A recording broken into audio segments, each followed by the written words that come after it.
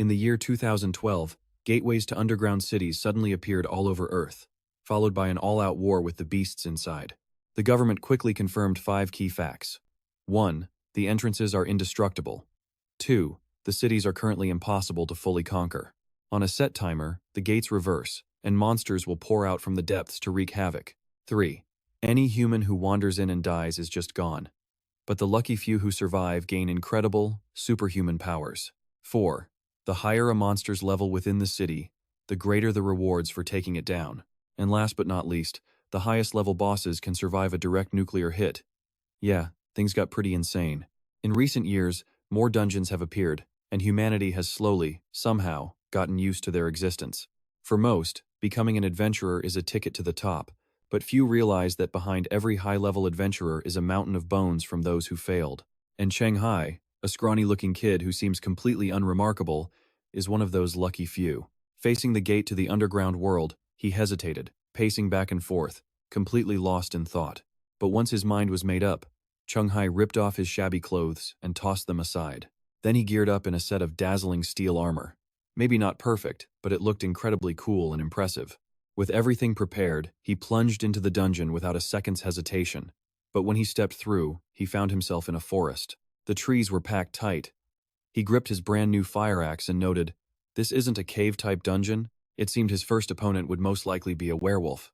Cheng Hai gave a quick stomp to test the new armor's flexibility, then yelled in excitement, "Hey, this suit was worth every penny."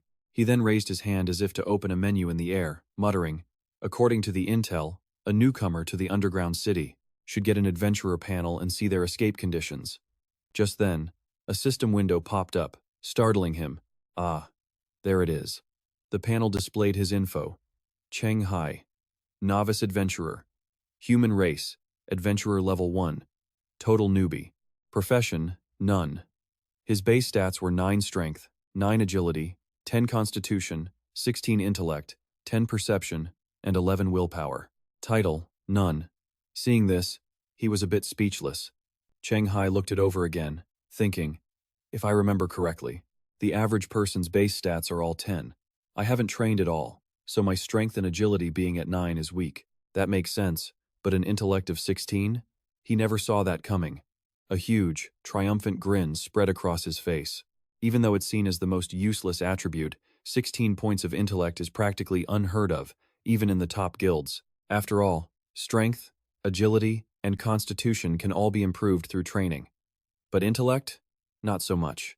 Cheng Hai gave a little cough, telling himself, "Don't get arrogant now. Stay calm, man." He then tapped on an icon, curious to see his escape conditions. The details appeared. Title Merman Hunting Season. Challenge Level 2. Current Challenger's Level 1 out of 5. Escape Condition. Kill any Title Merman. Clear Condition. Completely eliminate an entire squad of Title Merman. He had 9 attempts left. After clearing, the attempts would drop to 0. The gate would reverse in 26 days, 1 hour, and 42 minutes. This information sent a chill down his spine. Wait a minute. A moment later, his panicked scream echoed through the forest. Why mermen? I'm allergic to seafood. Can't I get a normal opponent? Seriously? His shouting quickly alerted a nearby monster. A merman holding a crude spear let out a gurgling sound. It moved cautiously through a thicket of bushes.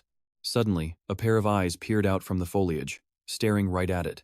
Cheng Hai's eyes burned red with killing intent. Raising his axe high, he leaped out from behind the merman with a ferocious battle cry, completely startling the creature. It nimbly jumped aside, dodging the main blow. Cheng Hai's axe only managed to graze its arm as he glared at it, grinding his teeth. The merman, however, looked utterly shocked and screamed. The captain was right. An adventurer really did come to this forest. Time passed, and the setting sun painted the entire forest red. Cheng Hai took off his helmet, wiping away sweat as he stood over the merman's corpse. Hold on. Is the difficulty setting in this dungeon completely broken? He stared at the creature's smashed head, thinking, a single stray merman nearly got me killed. If I had run into a whole squad, I'd have been toast for sure. Suddenly, a system notification popped up, making him wonder, what? Cheng Hai's information had been updated. He was still a novice, but his adventurer level was now 2. His profession was still none. His base stats were the same, but he had a new title, on par with the title merman. Seeing this, he absolutely lost it, shouting, "Are you freaking kidding me? That's just insulting. He picked up the merman's spear. Fine, that's enough for today. He trudged towards the exit, muttering to himself, I'll hire a trainer to boost my stats, then I'll come back for round 2. A little while later, he was back home. Cheng Hai collapsed onto his sofa, leaning back with a heavy, exhausted sigh. He was completely drained, having burned through half a year's worth of energy. Suddenly, the system interface popped up, leaving him confused. What now? It displayed a new notification. Tidal Merman Hunting Season, Challenge Level 2. Current challengers, 1 out of 5. And then, the escape conditions. Kill any tidal merman, a condition he'd already completed. He still had 9 challenge attempts left for this underground city. Once cleared, the number of attempts would reset to 0. The entrance was set to invert in 26 days, 13 hours, and 29 minutes. After reading it, Cheng Hai blurted out, "Oh, so the mission's done?" He seemed to recall that completing a mission meant getting a reward. Just then, the system updated. Detecting that the adventurer had exited the underground city, it began its calculations. This made him incredibly hopeful. His request wasn't anything fancy, he'd be happy with a simple stat-boosting potion. The system then announced the result. Calculation complete. Evaluation. Rank E. Could he be any more of a scrub? His reward was a white-grade supply item. It was just a normal thermos.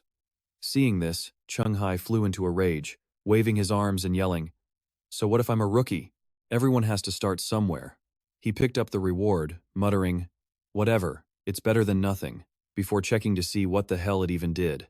A line of information about the item appeared, and Cheng Hai immediately slammed it to the ground, cursing up a storm. Who would even want this piece of junk? The next day, his voice rang out. "Hello. I have an appointment with Coach An." An assistant came out to greet him. "Ah, you must be Cheng Hai? Coach An is waiting for you in the VIP room. Please, follow me." Okay. As Cheng Hai walked, he thought to himself, he was surprised a place this small even had a gym for adventurers. Need supplies? He pursed his lips, even though it cost him an entire year's worth of his latest book royalties.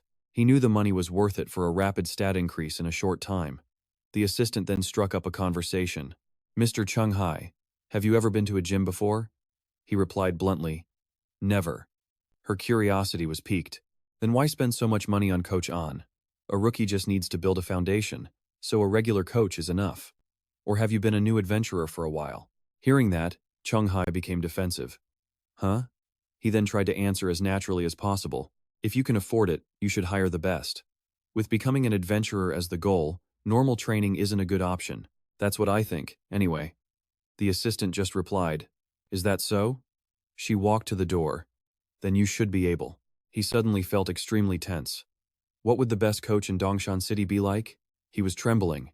She then announced loudly to have a chat with Coach An. But the person standing before him was Xu Mao. Cheng Hai felt a wave of disappointment. Huh? This is completely different from what I imagined. He'd been expecting some muscle-bound giant, not this pretty boy. But then, the real Coach An, the one Cheng Hai was waiting for, finally appeared. "My course is this expensive, and you still booked it?" He looked up in disbelief. "Are you kidding me?" And Ran, with a serious expression, asked, "You want to become an adventurer?" They immediately started with a 30-kilogram bench press. 3, 4, and Ran, arms crossed, had only counted to 5 when Cheng Hai was already completely exhausted. "I'm done, coach. I can't do it anymore." She helped him rack the weight and said, "Okay, that's enough. You worked hard." She added this while Cheng Hai was drenched in sweat and gasping for air. 30 kilograms for 5 reps means your maximum lift is about 35 kilograms. Yep, you're a complete gym newbie. Considering your current body weight, that performance is still a bit weak. Cheng Hai cursed to himself. Damn it, what the hell? He knew he was weak, but this felt pathetic. Even average guys could lift around 50 kilograms. Xu Mao, Coach An's other student, spoke up. Cheng Hai's foundation is too poor. 35 kilograms is his absolute limit. In adventurer stats, that converts to about a 9, right? And Ran agreed. A normal person's strength, stamina, and agility are all roughly equal. There isn't much of a difference.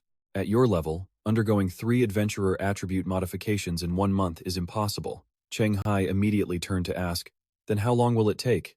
She replied, "If you train every day, it'll take about 1 quarter to reach 11 points for all stats. And that 11 is just an estimate from the chart. That would basically make him as strong as an average person." Cheng Hai wiped the sweat from his brow. Understood. And with that, they continued their discussion. Then let's start the 3-month training plan. Where do I go to pay? I'll take care of it now. Great. I won't be lonely anymore. Let's get acquainted. I'm Su Mao, a contracted adventurer with Snapshot Gym. It's a pleasure. I'm Cheng Hai, a novelist. Nice to meet you. Shu Mao started chatting with him. Speaking of which, as a rookie, why did you sign up for Coach An's class? While it's very effective, it's also incredibly expensive, and you don't seem rushed. You could just train at home or hire a cheaper coach. He said this while biting into a hamburger. Normally, unless you're super rich or contracted with the association, people don't seek out Coach An. If I wasn't contracted with Snapshot, I couldn't afford her either. Cheng Hai simply smiled. Because I have the money. I make a lot from my books. To be an adventurer is the goal, so I have to find the best training possible. After a moment, Shu Mao propped his chin up. I see. I thought maybe you discovered an entrance to the underground city, and that's why you became an adventurer. Suddenly, his eyes flashed with a dangerous light. But since you've set a goal like that, as his senior, the man offered to teach him some basic knowledge to avoid getting scammed. He explained that on a first dungeon dive, adventurers get a title based on their performance, which they can choose to display. But when a title's stat boosts are visible, it attracts other adventurers, some of whom are specialized hunters. These hunters often hang around low-level dungeon entrances with tempting titles, and Cheng Hai listened in silence. If a target is drawn to the title and acts unnaturally, the hunter knows they've found a new adventurer. By following them, they can discover the dungeon entrance. Cheng Hai pushed up his glasses, feigning curiosity. Is that so? I've learned a lot. No reaction? The hunter figured he wasn't a real adventurer, just some rich weakling who was basically worthless. Cheng Hai was secretly celebrating inside. Phew, good thing he'd unequipped that ridiculous title. My equal match. The title merman. It was just too embarrassing, but it would have given him away completely. The hunter got up to leave. Unran's contract is almost ready. Let's go. Cheng Hai jolted. Okay. At that moment, Unran was talking with his assistant about famous authors. One of them specialized in writing about adventurers. So that's how he has the money for my course. He wants to train to be a real one. The assistant added that the client had no specific requests, unlike someone who'd actually found a dungeon entrance. Someone who would need to clear it within a month. Unran muttered, Right. The chance that Cheng is an adventurer is low. The chance he found an entrance is even lower. Then he stood up, a dangerous look crossing his face. Turns out, his real identity was a newbie killer. Then when Shu Mao brings him back, make sure he doesn't see me. Just follow the usual procedure. Before the elite dungeon appeared, there was still time. A chance to squeeze some extra profit out of this guy was too good to pass up. Just then, Shu Mao and Cheng Hai returned to Wallet, and Rand spoke up. The contract's ready. If it looks good, just sign it. Cheng Hai scratched his head. Okay, he said, thinking to himself. Holy crap, they even have AAA level training here at Wallet. The assistant led him away, and Rand then turned to Shu Mao. The guy looked right at me with no reaction. His eyes didn't even linger on my title. He's no dungeon finder. Shu Mao, you didn't do anything unnecessary, did you? Shu Mao rubbed his neck. Of course not. I'm a contracted adventurer with Wallet. Hearing this, Unran left. Then we don't need to keep an eye on him. Cheng Hai returned with the contract. I'm done signing. The assistant handed him something. This is yours. Coach An will take you for a physical examination in a bit. Okay. The training session began. Anran watched Cheng Hai collapse, drenched in sweat, and offered some advice. Stop. It's just as I expected. You're incredibly weak. He continued. We'll skip the quick test.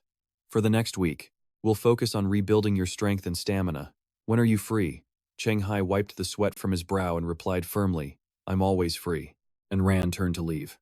Good. Be here at 10 a.m. tomorrow. Later, Cheng Hai lay exhausted on his bed, groaning. Man, he never expected a large-scale gym to be this kind of front a trap for luring in new adventurers. Using the excuse of training them, they fish for targets. If his acting wasn't perfect, he would have been exposed. No wonder this place had A-level coaches. He feared that places like this were all over the country. Suddenly, he froze. Wait a minute. He frantically grabbed his phone. This meant any service related to adventurers could be a trap. He scrolled back through his messages, including the shop where he bought armor. He realized how lucky he was. Buying everything in one place would have been a dead giveaway. He would have been caught right from the start. Cheng Hai shot up, staring at the dungeon before him. He'd clearly underestimated the danger of this job. It was time to change the plan. In a dense forest, Cheng Hai walked along a path, the dungeon looming behind him. His plan was to train until he was ready, but he never imagined the outside world would be this ruthless, with traps everywhere for low-level adventurers. He looked at his system, dejected. "I was lucky to escape the trap today," he said. "But that won't happen every time." He had to take the risk and level up inside. The system screen flashed. Tidal Merman hunting season. The challenge level was set 2 levels higher than his own level 5. The escape condition: 1 pair of merman eyes. The clear condition: completely annihilate 1 Tidal Merman squad. Number of attempts for this dungeon: 8. After clearing, the count would drop to 0. The entrance would reverse in 25 days, 20 hours, and 57 minutes. Cheng Hai read the details and scoffed. "So, I need a pair of merman eyes." Suddenly, an idea struck him. "That's it!" He immediately turned to leave. "I wonder if the eyes from that fish yesterday will work."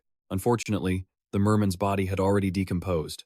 Flies swarmed it, and the stench forced him to cover his nose. Damn it, it's totally rotten.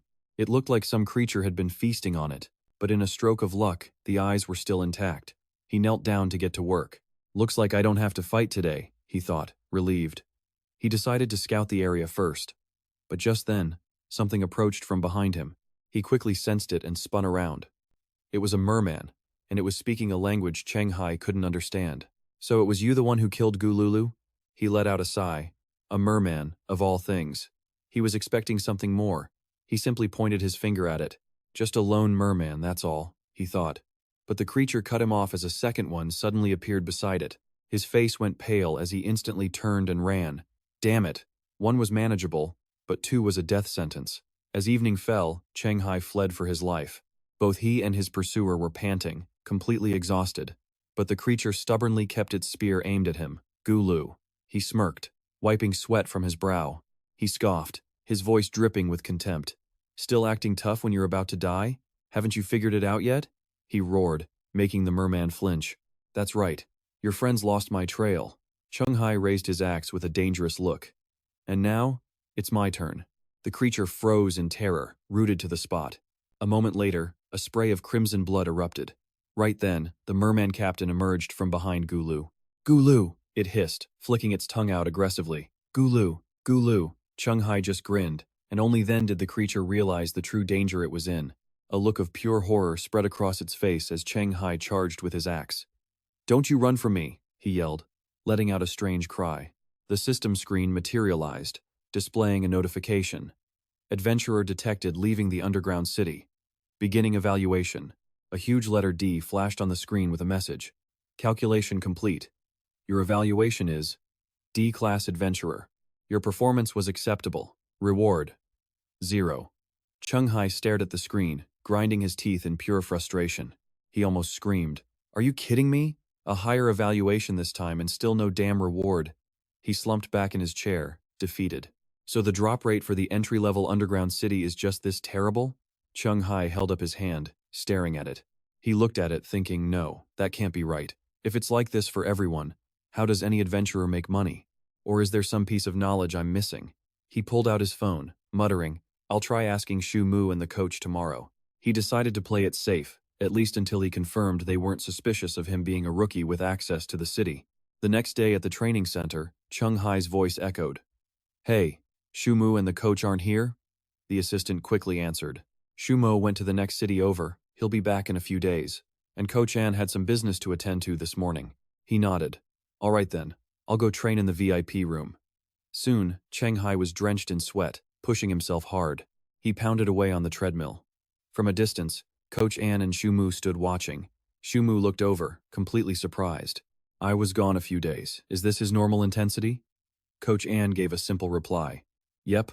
Shu Mu whistled. "He's dedicated. At this rate, his strength and agility will hit 11 soon." Cheng Hai, wearing a black mask, was completely zoned in on his training. Coach An observed him with a serious eye. If he maintains this pace and doesn't get injured, he could potentially reach a 12 in just 1 quarter. Shumo suddenly turned to the coach. "Speaking of which, has the Magic Guild tried to recruit him for Wave yet? A prospect this rich and motivated could easily become a core adventurer for them," and shook his head with a sigh of regret. "I asked him before you left, but he turned the offer down. He wants to become an adventurer through the black market route." Shumu shrugged helplessly. "Ah, Well, nothing to be done then. Meanwhile, Cheng Hai was still grinding on the machine, looking like he was reaching his absolute limit. His breathing grew heavier and more ragged. Finally, he couldn't take another step and just collapsed onto the floor. Shu Mu walked over. Cheng Hai. He offered some well-meaning advice. You're pushing way too hard. That's how you get injured. Cheng Hai sat up, managing a weak joke. The sooner the better. If I take too long, my money's gonna run out. Hearing this, Shu Mu thoughtfully stroked his chin. He mentally pictured a graph, plotting time against money to analyze the problem. The more time passes, the more cash burns. That's a fair point, he finally said. Later in the cafeteria, Cheng Hai was eating a hamburger, deep in thought.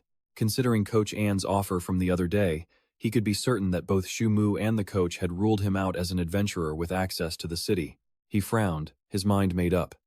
Next, he just needed to find the perfect opportunity. Just then, Shu Mu arrived with his food tray, his voice cutting through Cheng Hai's thoughts. Why are you spacing out like that? He sat down across from him. Thinking about something? Cheng Hai just gave a tired smile and a vague answer. No, I'm just exhausted, I guess. Shu Mu picked up a fry, trying to talk some sense into him. This isn't a good look, man. Training this hard will lead to injuries, and if you get hurt, it'll just derail your progress. Cheng Hai nodded in agreement. Yeah, I know. I'll probably scale it back a bit. Then, out of nowhere, Cheng Hai looked at Shu Mu with a direct question. Have you actually made any of your money back from this gig yet? Shu Mu shook his head, looking dejected. It's still too early. At the rate I'm going, I won't even start to break even until I hit level 11. Cheng Hai's eyebrows shot up in surprise. Why does it have to be after level 11? He crossed his arms and explained that at the lowest level, 15, it's incredibly easy. When a veteran leads the party to complete a quest in return, the mortality rate is practically non-existent. Adventurers without much ambition tend to choose this path, where mission difficulty spikes from level 6 to 10. Intel on monsters becomes more valuable, so most people just gather intel, even though the survival rate isn't as high. But they keep playing anyway, Tu Mao says, raising a finger. It's only at level 11 that the dungeon's difficulty becomes nearly impossible. That's when adventurers like me make a profit. At that stage, they're desperate for more power. Cheng Hai listens intently, a thoughtful look on his face. Tu Mao adds that equipment, artifacts, and skill books all raise survival rates, and they sell for a high price. At this point, Cheng Hai voices his question. I don't get it. If level 11 is so dangerous, why not just grind for power between levels 6 and 10? Before he can even finish, Tu Mao already understands Cheng Hai's point and begins to explain. There are a lot of reasons. First, the Adventurers Association doesn't actually force anyone to conquer the dungeons. So the vast majority of adventurers only start to seriously consider it once they hit level 11. They debate whether to return to a normal life. Besides, the loot from the dungeon is barely enough to get by. It's not enough to get a real foothold. In contrast, levels 11 to 15 are high risk but also high reward. He states that gathering intel and doing logistics from levels 6 to 10 only helps them make back their initial investment. Tu Mao pops more food into his mouth, calmly continuing. They don't have to risk their lives past level 15. Cheng Hai frowns, deep in thought. So that's how it is. Adventurers are already split into different paths from level 6 onward. Back at his apartment. After reading online comments, he exclaims, I get it. Cheng Hai sits with his feet up. No wonder I couldn't find any useful information or tips on the forums. It turns out that a large part of the adventurer community profits from it, so reliable tips and intel are kept behind a paywall. If a low-level adventurer with a private dungeon entrance gets discovered, they'll get scammed for everything they own. He thinks to himself, but the most shocking part is something else. Cheng Hai remembers what Tu Mao said. For any single dungeon, an adventurer only gets the clear reward once, no matter how many times they beat the mission. He mulls this over, looking toward the dungeon entrance right there on his apartment wall. He assesses the situation. So this dungeon will only give him that one-time clear reward, and it turns anyone who accidentally enters into an adventurer. That's it. A moment later, his clothes completely transform. Cheng Hai adjusts the belt on his waist, shouldering a pack full of gear and putting on his armor. Fully suited in iron, his face becomes determined as he sets a goal for himself. Considering he isn't short on money and how dangerous the outside world is for adventurers, he should focus on escaping this dungeon himself. He'll figure out the whole becoming an adventurer thing later. Cheng Hai quickly forms a plan in his mind. Okay, he'll use the method Tu Mao taught him. For now, he'll focus on gathering intel, then go for the clear. With that, Cheng Hai immediately runs into the dungeon. A system screen instantly appears. Tidal Merman Hunting Season. Challenge Level 2. Current Challengers Level 1 of 5. Escape Condition.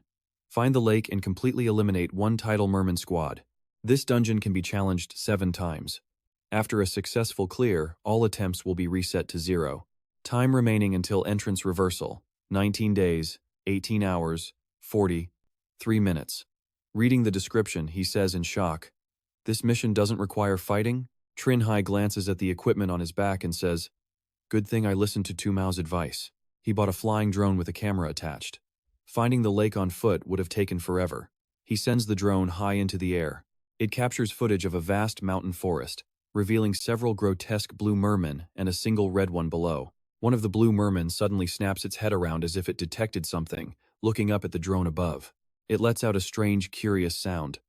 Cheng Hai, controlling the drone from a distance, wears a tense expression. The image on his controller shows 4 blue mermen surrounding a single red, elite merman in the center. The red merman throws its head back, opening its massive mouth to let out a deafening screech, a clear threat. Cheng Hai flinches, glued to the controller. He stares at the ferocious orange merman and thinks, is that thing a merman? Although its appearance and aura are completely different from the mermen he's seen, he's sure it's the same species, just a much higher class and stronger version. Cheng Hai looks up, quickly making a decision. Forget it, I'll deal with it later. He moves the joystick, piloting the drone away to a different area. He thinks, once I finish the escape mission, I'll come back for that orange one. Just then, the elite merman crawls out of a dense bush. Even though Cheng Hai's drone is moving forward, the creature whips its head back, silently staring off into the distance. A few minutes later, the drone finally arrives over a large lake. Found it, he exclaims happily, sitting under a tree as he watches the controller. So that's it. No wonder fishmen were spawning in this underground city's forest. There was a massive lake hidden deep inside. Just as he was smugly confirming this, his escape mission was marked complete. But then, the blue system screen suddenly flashed. It turned a blazing red, filled with strange characters, like some kind of warning. After a few seconds, the system announced its message. Map update in progress. Based on a comprehensive evaluation, this underground city is upgrading. Only then did Cheng Hai finally notice. He looked up, completely confused. In that instant, an elite fishman leaped out, getting right in his face with a screech. Their eyes met. His face froze, his mouth clamped shut as a slow thought formed in his mind. Is that the special orange-red fishman? Before Cheng Hai could even process it, the elite creature let out a piercing shriek. With a ferocious look, it lunged forward like a flash. One swipe completely shattered his control device, leaving Cheng Hai with no time to react. He stumbled backward, losing his footing, but Cheng Hai managed to stabilize himself. He put some distance between himself and the elite fishman. Gritting his teeth, he gripped his axe tightly. A close call. If he hadn't reacted so fast, he would have been dead meat. Staring at the shattered components on the ground, Cheng Hai still had a moment to mourn his loss internally. His brand new flight controller. Gone. But Cheng Hai snapped himself out of it. This was not the time to be worrying about that. This fishman was too fast. He had to be extremely careful. To make matters worse, his luck was about to run out. It wasn't just the elite, a horde of regular fishmen had shown up too, and they had Cheng Hai completely surrounded. He stared them down, silently counting. 1, 2, 3. And then his eyes shot wide open in horror. Cheng Hai had only looked away. For a split second, but the elite fishman seized the opening, lunging at blinding speed and tearing clean through his arm. A deep gash appeared, blood pouring out. So dangerous. The elite fishman turned its head, letting out a gurgling sound as if to ask, what just happened? Cheng Hai glanced at his wound, frowning as he thought to himself, if it weren't for this iron armor, he would have just lost his entire arm. This thing, he wondered in disbelief. Was this really an opponent a rookie adventurer was supposed to face? The elite fishman gurgled again, as if saying, strange, why is this human so hard to kill? Then it shrieked to its kin, gulu gulu, which meant, get over here and help. The normal fishmen seemed to obey its command, slowly closing in on Cheng Hai. He clenched his jaw, glancing at the elite, his mind racing for a plan. The orange-red one alone was a problem, but the real issue was being distracted, dealing with all these minions swarming from behind. Cheng Hai cursed internally. The difficulty in this dungeon was absolutely insane. He suddenly noticed a purple light glowing in one direction. An idea sparked, what if he ran for that light? That had to be the exit. But of course, life's not that simple. The system screen reappeared, glowing an ominous red. The blood-red color startled Cheng Hai. A line of text appeared. Fishman, Underground City. Tidal wave. The system continued. Challenge level. Increasing. Exit gate quests are being reset. At that exact moment, somewhere else entirely, countless monster corpses lay scattered before a cave, with the crackling of flames echoing from within. A powerful punch slammed into the cave wall, shattering rock and stone.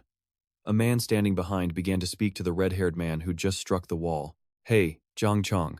It was Bo Ziming, a level 5 contract adventurer for the top 500 global company Daewoo Technology. Title: 5 Fireballs of Destruction. He closed his book with one hand and said coldly, "This looks a lot like you're just venting on corpses." The red-haired man, Zhang Chong, also a contract adventurer for the global giant Daewoo Technology, level 5, with the title Thunderous Fist, turned back and replied, "You think so?" The thing he had been relentlessly punching was a giant goblin. It was now riddled with holes all over its body. Fresh blood splattered everywhere. Zhang Chong scoffed. "It's only over because this goblin was too weak. It couldn't even take one of my punches."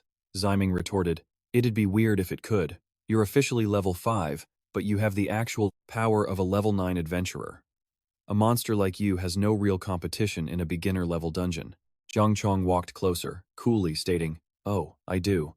This left Ziming pretty confused. Zhang Chong walked right past him, saying excitedly, "If I run into the legendary glitch, I'll face a monster that only appears in a higher level dungeon." As he strode forward, he revealed with a confident smirk, "Win or lose, as long as I can survive the encounter, I'll get a special reward to upgrade a legendary artifact. When that happens, I'll be one step closer to becoming a legendary ranked adventurer." Ziming quietly glanced at him, thinking he must be nuts. As expected, they were both level 5, but he was already aiming for the legendary rank. There was just no talking to this guy. His expression turned thoughtful. Ziming wondered to himself, still, about that artifact upgrade and how to get it. No matter how you look at it, it's all just a rumor, isn't it?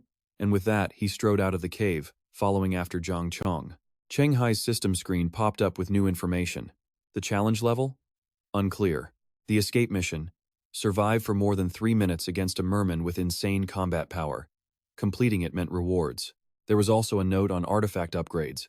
He had 7 attempts left in this underground city, which would reset to 0 after clearing the challenge. He glared at the screen and cursed out loud.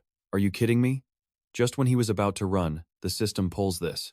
Is it trying to kill him? Just then, the elite merman leaped high into the air like a rabbit, letting out a gurgling cry, a signal that it found an opening. Startled, Cheng Hai snapped his head up to look. It raised its claws, aiming to strike him down. Cheng Hai tightened his grip on the axe, standing his ground, his face a mask of pure tension. But as the elite merman's claws were about to hit his face, Cheng Hai still hadn't moved. He just stared, eyes wide. In a flash, his helmet was sent flying, and bright red blood sprayed everywhere. The gruesome splash of blood was blinding. A single thought ran through Cheng Hai's mind. Yep, this is probably how I die. Cheng Hai knelt on the ground, his blood-soaked head tilted back, eyes lifeless. He thought with despair, I'm cornered. The elite merman turned to its underlings, gurgling sounds meaning, this human is all yours. The merman's spears were pointed right at Cheng Hai as he bowed his head.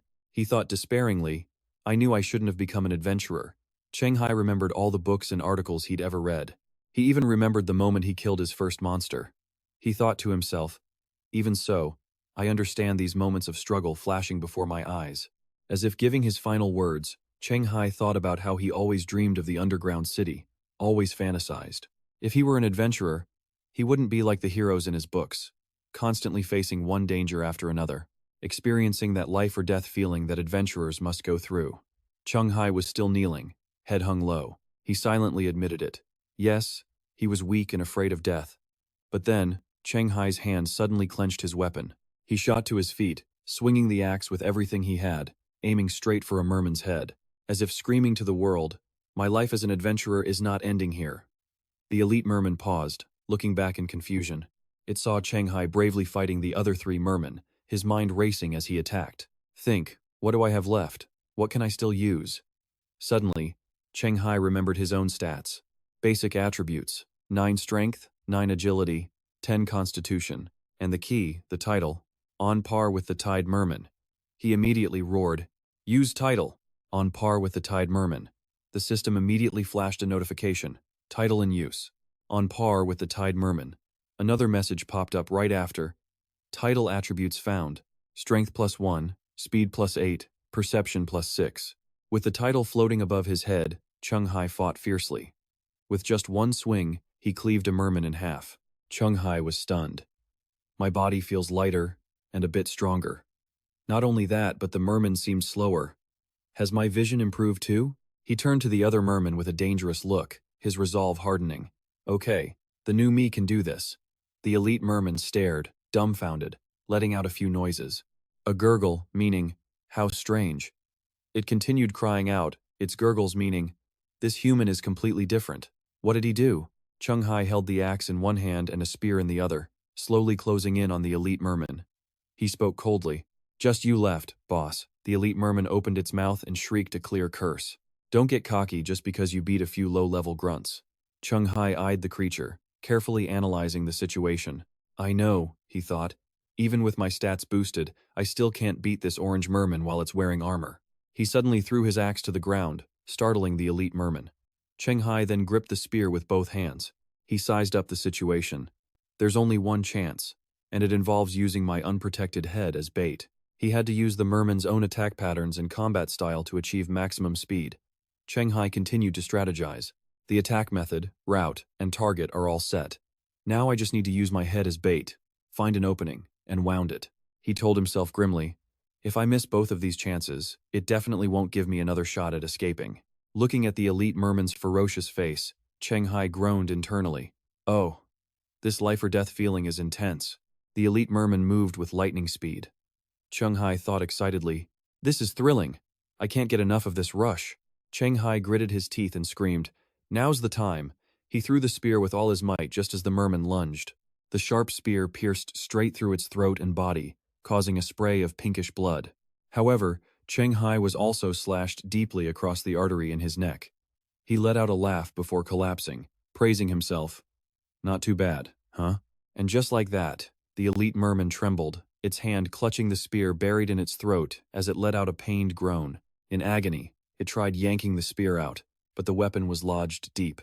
The merman roared in fury, screaming, a joke, to be defeated by this weakling. It hissed, its eyes fluttering shut. In the end, the elite merman couldn't fight it any longer. It collapsed.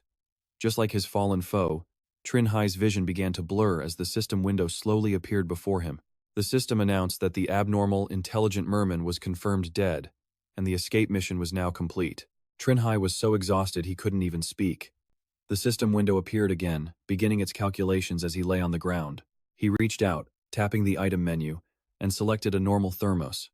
Holding it, he ordered the system to use his artifact upgrade ticket on it. The simple thermos immediately began to glow. In a flash, it transformed from a mundane container into a vial of red, glistening liquid. The system described it as a new type of supply, a strange, rare healing potion. Its effect? It produced a different flavor every day. It could heal wounds and restore stamina.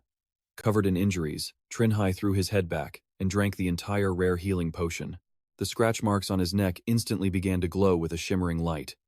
After drinking, Cheng Hai collapsed backward, arms spread wide. I'm alive, he yelled in pure joy.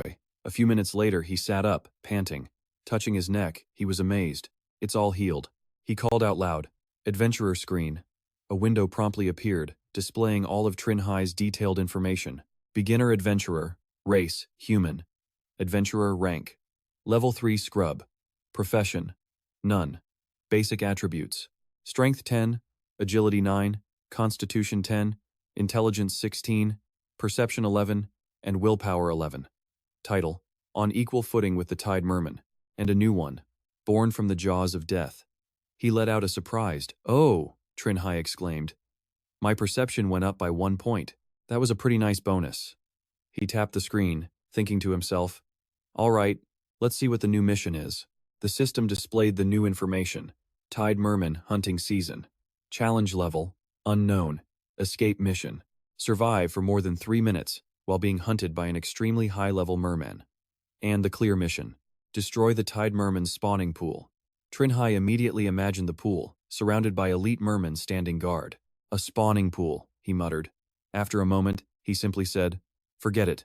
Cheng Hai slung the spear over his shoulder and walked to the exit. "I'm still not strong enough for that mission," he told himself. He stepped into the exit, leaving the underground city, only to stop and look back. Staring at the shimmering purple of the portal, he wondered, is that an illusion?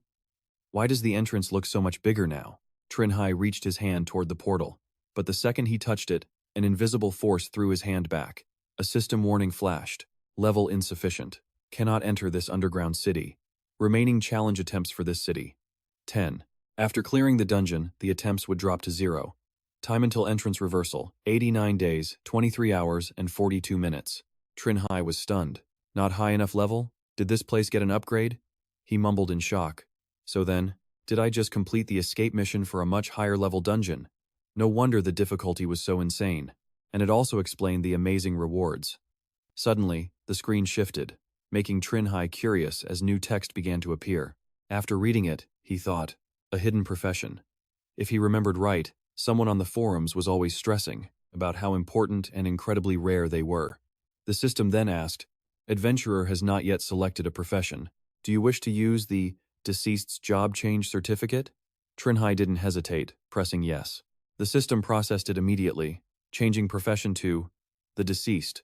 A purple circle materialized at his feet. Dark purple energy erupted from the circle, wrapping itself around Cheng Hai's entire body as the system updated his info. Cheng Hai, beginner adventurer, human, level 3 scrub. Profession, the newly deceased. Basic attributes, strength 10, agility 9, constitution 10, intelligence 16, perception 16, and willpower 11.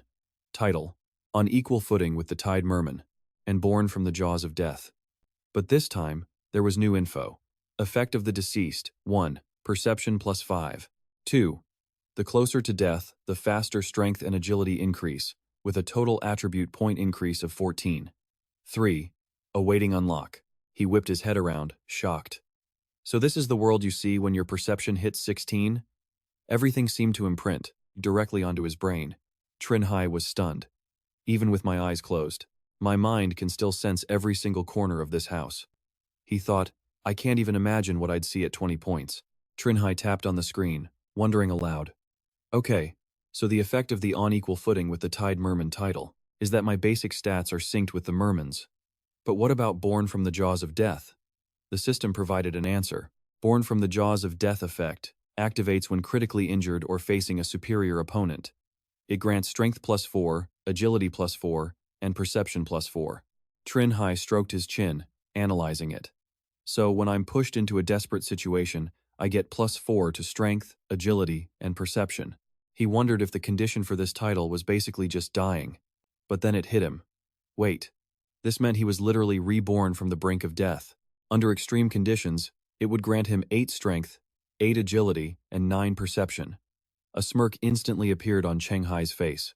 His expression was pure delight, so happy he could just curse. Holy crap, this is beyond insane, he thought, letting his imagination run wild.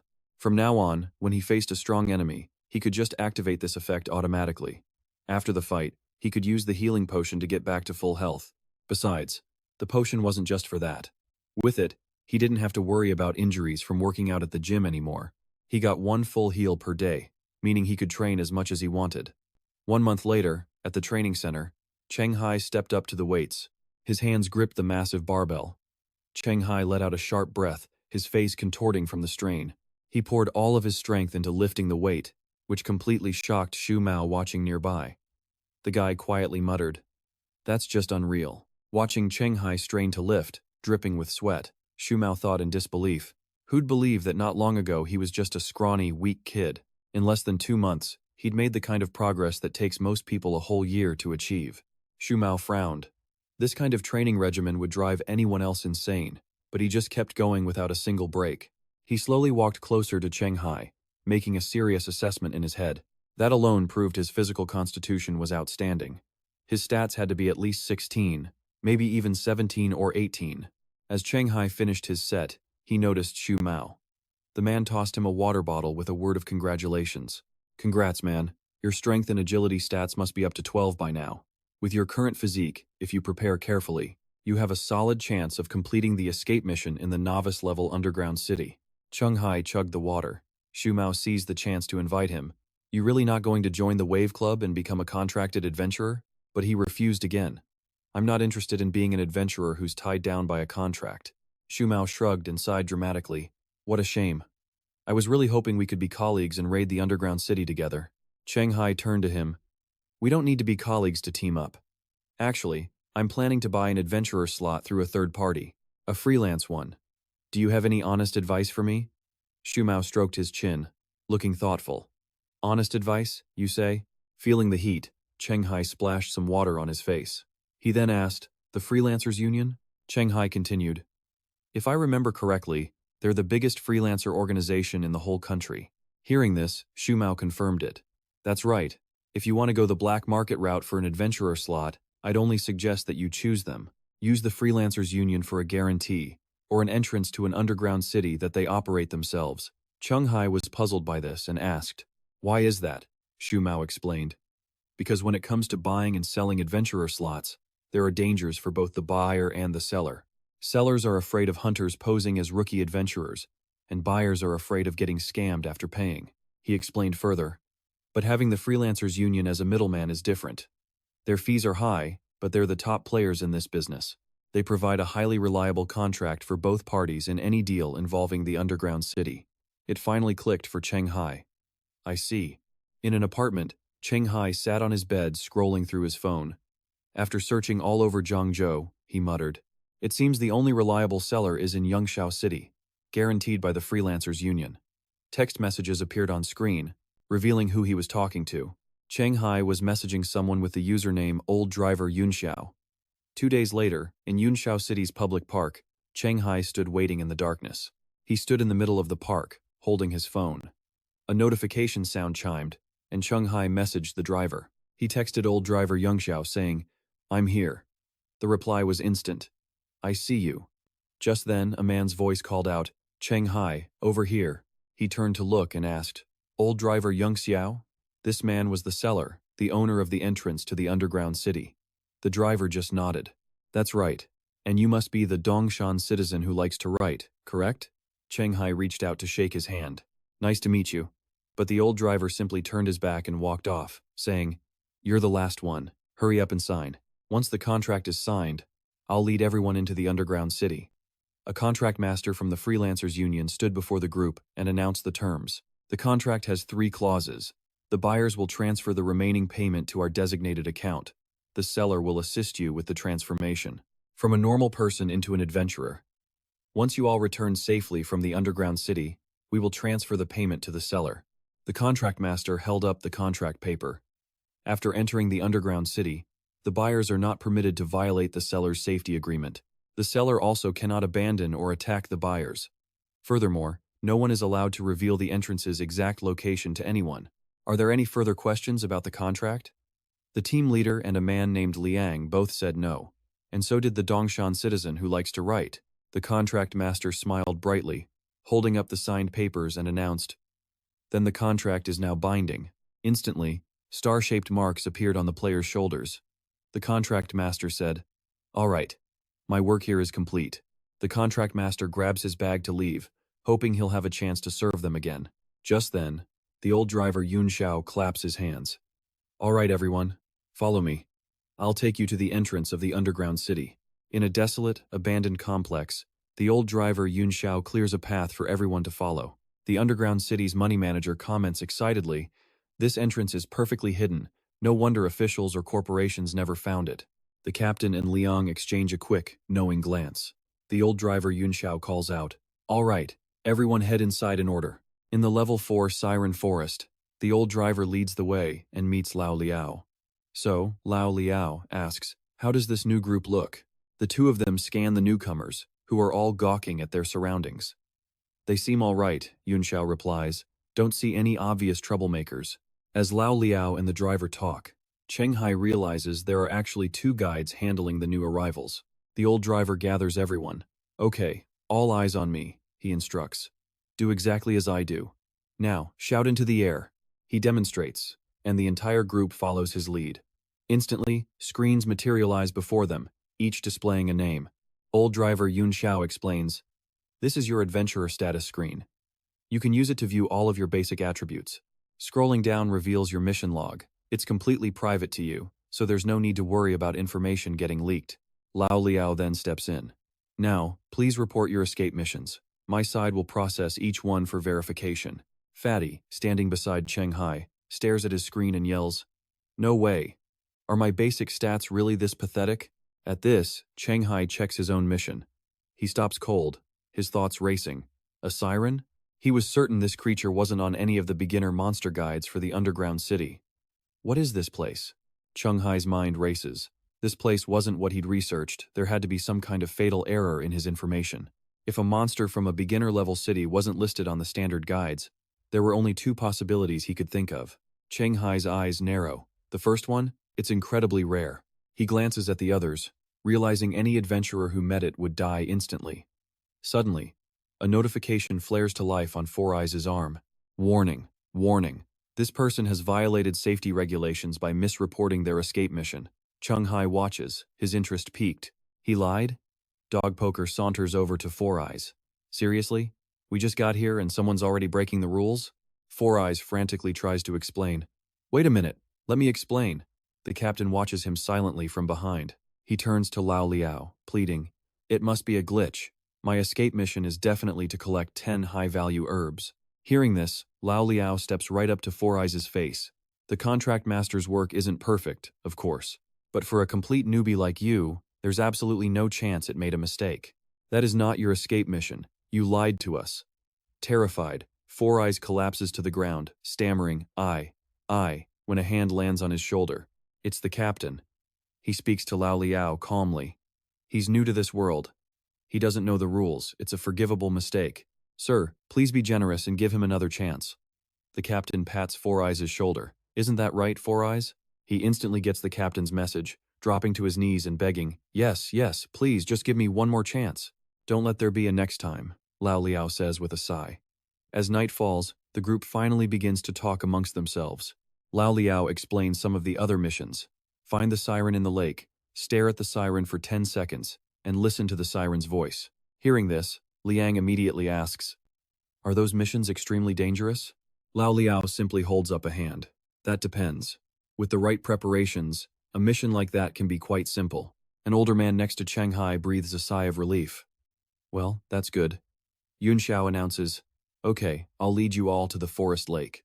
It's where the siren appears. Everyone stick close and don't get separated." The moon shines brightly as they arrive at a riverbank. Lao Liao brings up his adventurer screen and pulls out a bizarre-looking object. Dog Poker turns to the driver, confused. What's he doing? Summoning the siren from the lake, the driver replies flatly. Lao Liao begins playing a strange horn, but Dog Poker isn't finished. How does he know that will summon a siren? The driver just smirks. That's a trade secret. The horn's note echoes, and a siren emerges. Someone in the crowd points and yells, "The siren, it's here!" The captain immediately looks down at his control panel. "My escape mission is complete," he declares. "Mine too," Four Eyes adds. Cheng Hai anxiously glances down at his own screen. A notification flashes. Escape mission complete. Old driver Yun Xiao shouts a warning. "Everyone, cover your ears now. The siren's about to sing." Fatty immediately asks, "What happens if we don't?" The old driver's reply is chilling. Her song will literally destroy your brain. A level 1 adventurer who hears the whole song dies on the spot. Lao Liao continues playing as the siren opens her mouth to sing. Blood starts dripping from the noses of the people nearby, including Cheng Hai's. He thinks in pure shock, "I'm bleeding, just from hearing a few notes?" He figured it was a good thing one of his ears was covered, or he'd be dead for sure. No wonder this underground city creature wasn't in the standard guidebook. This thing was dangerous, terrifying. Just then, Lao Liao stopped, and the siren monster froze solid in place. Lao Liao turned back to the others. "Has everyone completed the escape mission? If so, we're heading back the way we came." But the group was confused. "Go back?" The loudmouth, overestimating himself, stepped up to Lao Liao. "I did my research. The plants and minerals in this underground city are worth a fortune. Are you trying to rush us out just so you can claim it all for yourself?" In an instant, Lao Liao's face darkened with pure rage, but the troublemaker wasn't scared at all. He kept running his mouth. We paid our fee. Why can't we take a few valuable things back to sell? The old driver, Yun Xiao, angrily shouted back. Hold on, that was never part of our contract. But the loudmouth just shot back. Well, it also doesn't say we're forbidden from picking things up, especially not after we've already cleared the escape mission. Hearing this, Cheng Hai turned and asked Liang a question. Can adventurers really just gather herbs and minerals from the underground city like that? Liang simply replied, You didn't know? The truth is, most adventurers don't have the power to actually clear these places. Their main income comes from transporting supplies and gathering intelligence on the monsters in the city. Meanwhile, Lao Liao was confronting the troublemaker. So, you think just because the escape mission is over, we can't touch you? Is that why you're trying to give us a hard time? The guy just gave a wicked smile, thinking to himself, Obviously, you idiot. At this point, Lao Liao's anger finally boiled over. His face twisted into a mask of pure fury. But there's one thing you forgot to consider, he growled. Liang immediately realized what Lao Liao meant as he grabbed a long staff. He marched straight for the loudmouth, saying, And that is, I never signed any contract with you. But suddenly, 2 hands shot out, blocking him. It was Liang and the captain. Seeing this, Lao Liao demanded, What is the meaning of this? Liang answered calmly, No reason. Just don't like what I'm seeing. The captain added, I think our friend here has a valid point. It's just a few herbs and minerals. Why get so worked up? The old driver, Yun Xiao, furiously tried to explain, but, according to Article 1 of the contract, if he doesn't make it out of the city alive, then we don't get the rest of our payment. If you all die gathering materials, it'll cost us a huge amount. But the captain simply told the driver, You can just protect us. In return, we'll give you a cut of whatever we find. The old driver forced a laugh, waving him off. Sorry, but we're not willing to take that risk. And then, the captain's tone changed. Are you really just not willing to take the risk? Or perhaps, the captain began, this underground city has other secrets that you're afraid we'll discover while gathering herbs? Hearing that, the driver was completely stunned into silence. He'd been exposed. The old driver Yun Xiao was furious. He snarled, I get it now. You're no rookie. You're here on a mission to actually clear this place. Just then, Lao Liao faced off against Liang, simmering with rage, which made the driver shout, Lao Liao, what are you doing? Liang provoked him. You should be able to sense which of us is stronger. Lao Liao glared back, grinding his teeth. But then, he did something unexpected. He turned his back. Let them have the city, he told the driver. We're leaving. This stunned the driver, and the old man was completely baffled. Watching them leave, he asked the group, They really just left. That's when Four Eyes spoke up. Isn't it obvious? The super nice guy and his friend who kept sticking up for us are actually 2 adventurers, even stronger than those 2 guides. The captain turned back with a polite smile. You flatter me. My friend is the strong one, not me. At that moment, Cheng Hai was thinking hard with his eyes closed. Wait, something's not right. Based on what Xu Mao taught me about adventurers, the freelance union's contracts would never make a basic mistake like letting imposters infiltrate a team this easily. It just doesn't make sense. Just then, the captain pointed to himself and addressed everyone. You all can choose freely. Go on your own, or come with us. If you go solo, you keep everything you find. But if you come with us, we'll split the final clear reward 50-50. The old man yelled out, 50%? That's a huge cut. The heavy-set guy spoke up. You think that's a lot? It's half of the clear reward. These 2 are aiming to actually beat this dungeon. He explained to the old man, the clear rate for rookies is incredibly low. Even if we split it in half, we'll still be ahead of 90% of the new adventurers. So stop acting like you're being robbed. Four Eyes couldn't believe it. Who would have thought that a civilian like me, blacklisted by all the banks thanks to my corrupt boss, would in just 2 months get a chance to completely change my life in this city? It's unbelievable. The old man was finally starting to understand. So, this is actually a good opportunity? The captain began to work the crowd. In a way, whether a new adventurer passes or fails really just comes down to luck. The sooner you get that clear reward, the easier your future will be. The old man, however, still looked skeptical. So, he wonders, even if he only gets half the clear rewards, will he still be stronger than most level 7 adventurers? The captain confirms it as long as he doesn't waste his resources. Hearing this, the whole team gets fired up. Everyone is pumped to join the fight. But elsewhere, old Liao and his driver are having a different conversation. The driver complains about their old partners. They only promised an escape route, and now that the job's done, they've turned their backs. Old Liao just cuts him off. They're far enough away that no one's following them. Time to drop the act. The driver flashes a sinister grin. He admits old Liao's acting was pretty good, saying he almost believed he'd actually lose to that guy with the title, the so-called combat expert. But old Liao's response is grim. "Oh, I really did lose to him," he says. "But," he adds, "the expert was clearly wary of him, otherwise he wouldn't have tried so hard to make him leave." The driver nods, finally getting it. As the two walk on, the driver asks if the main group can even clear the stage. Old Liao's answer is blunt: impossible. He explains that the combat expert title is completely useless against the siren, and the captain is likely a charisma build, both of them only level 5. They just don't have the skills to pose a real threat. His prediction? At most, only 1 or 2 of them will make it out alive. The driver just scoffs. So, no different from all the other teams that tried, huh? Back with Cheng Hai's group, the captain and Liang are sparring.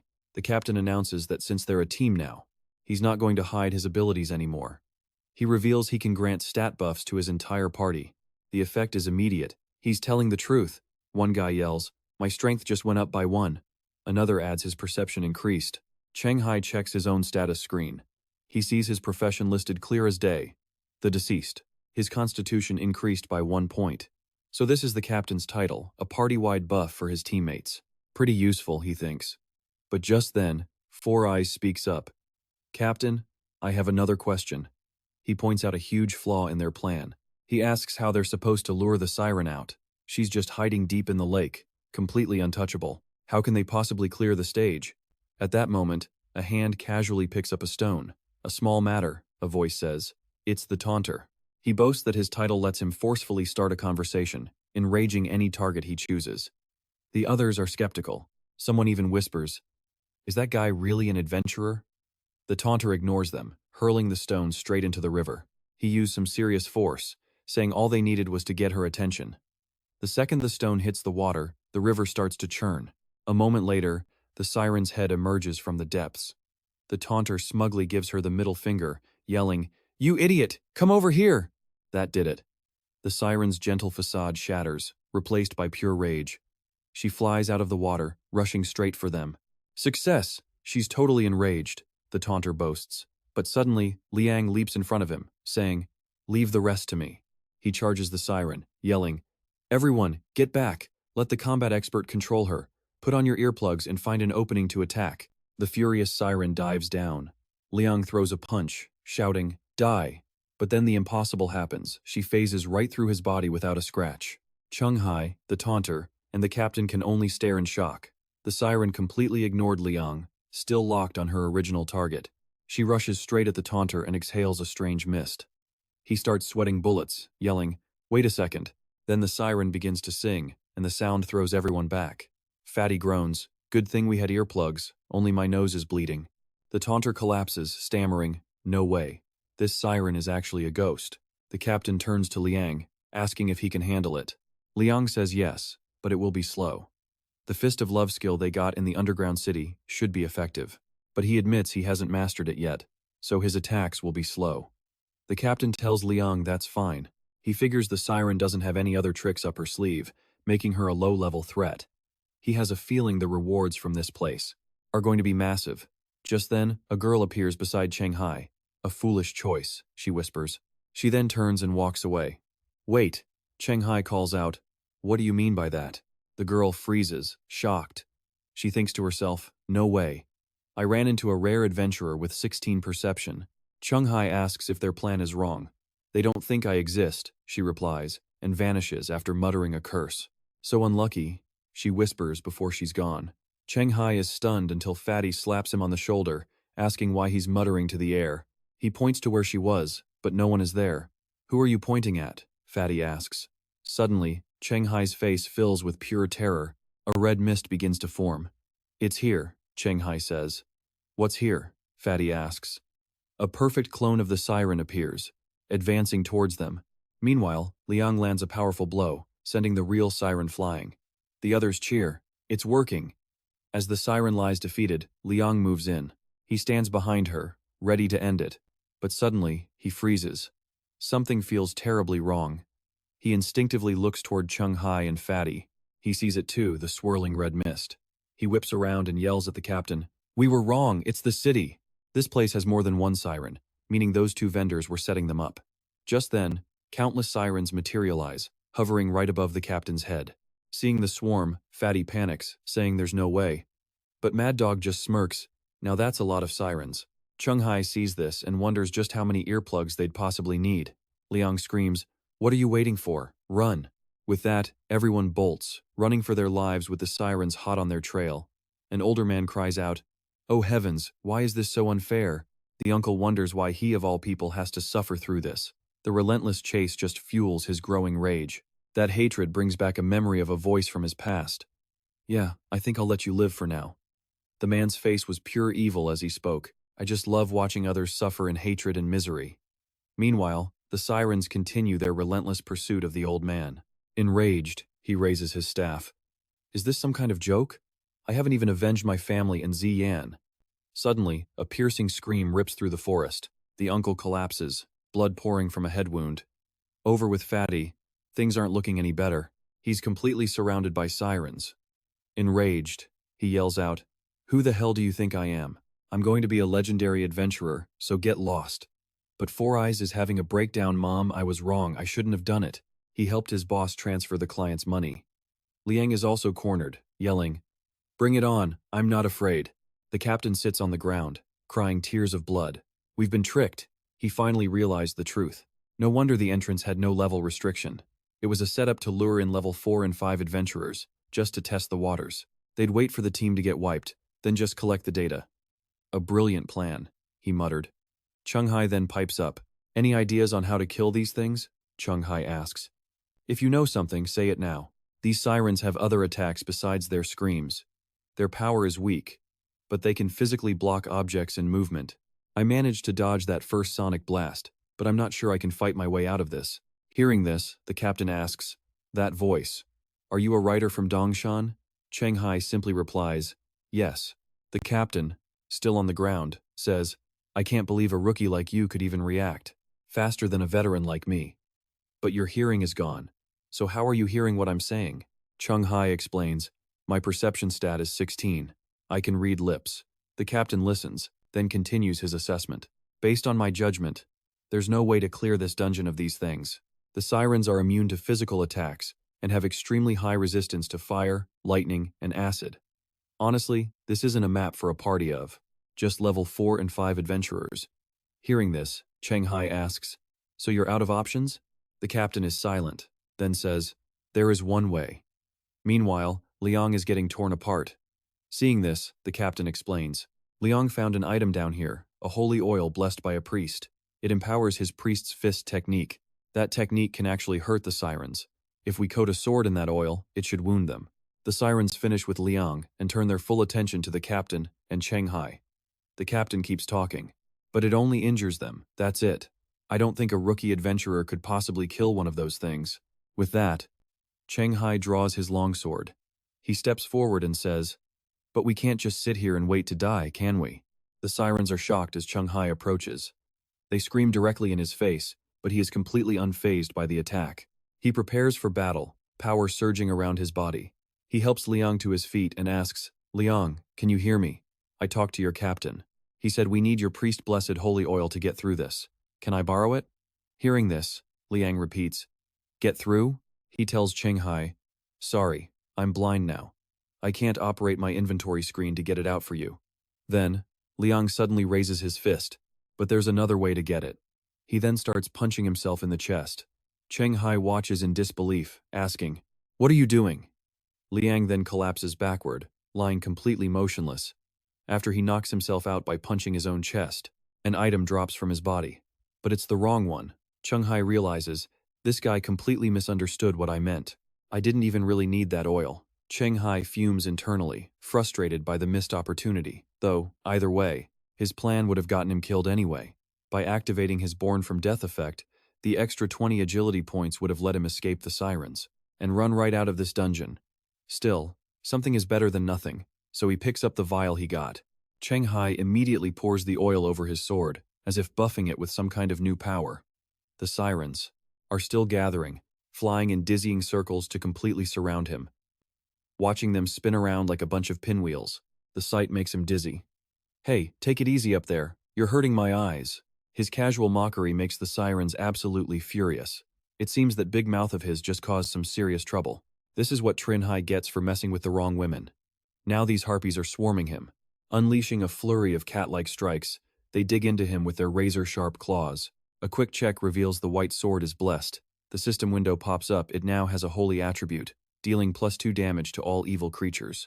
But these guys are still amateurs. It was time for Cheng Hai to teach this so-called demoness some manners. +2 damage against evil, you say? 3 streaks of light suddenly flash through the air. If that's the case, he's done wasting time. Time to get serious. It's counterattack time.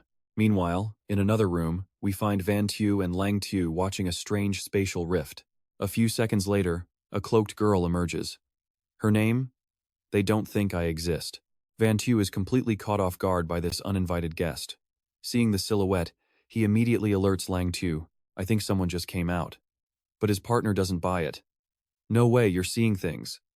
But Van Tu is certain. No, it's for real. She steps out with a dazed expression, looking like a lost soul, just as she thought. They use these uncleared dungeons as a trap, luring in adventurers only to have the mission itself kill them off. Then, they loot the dropped items or finish off wounded survivors for their gear. They don't think I exist, pulls out a phone. Her client's son must have been killed the exact same way. She sends a text. Scavenging vultures. These are adventurers who exploit high-difficulty dungeons just to murder their peers and steal all the loot they drop. Back with Cheng Hai, his sword is glowing brightly. With a few picture-perfect slashes, he sends the harpies flying. And just like that, they vanish into thin air. After dealing with the demon women, an exhausted Cheng Hai collapses to the ground. In this vast, empty space, he's the only one left standing. That was way too close. A few more of them and he'd have needed a potion. Suddenly, a flood of system notifications appear. He sits right up. His top-tier performance just earned him a massive wave of incredible rewards. Looking at this loot drop, Cheng Hai can't help but feel absolutely stoked. A one-time immunity to a fatal blow?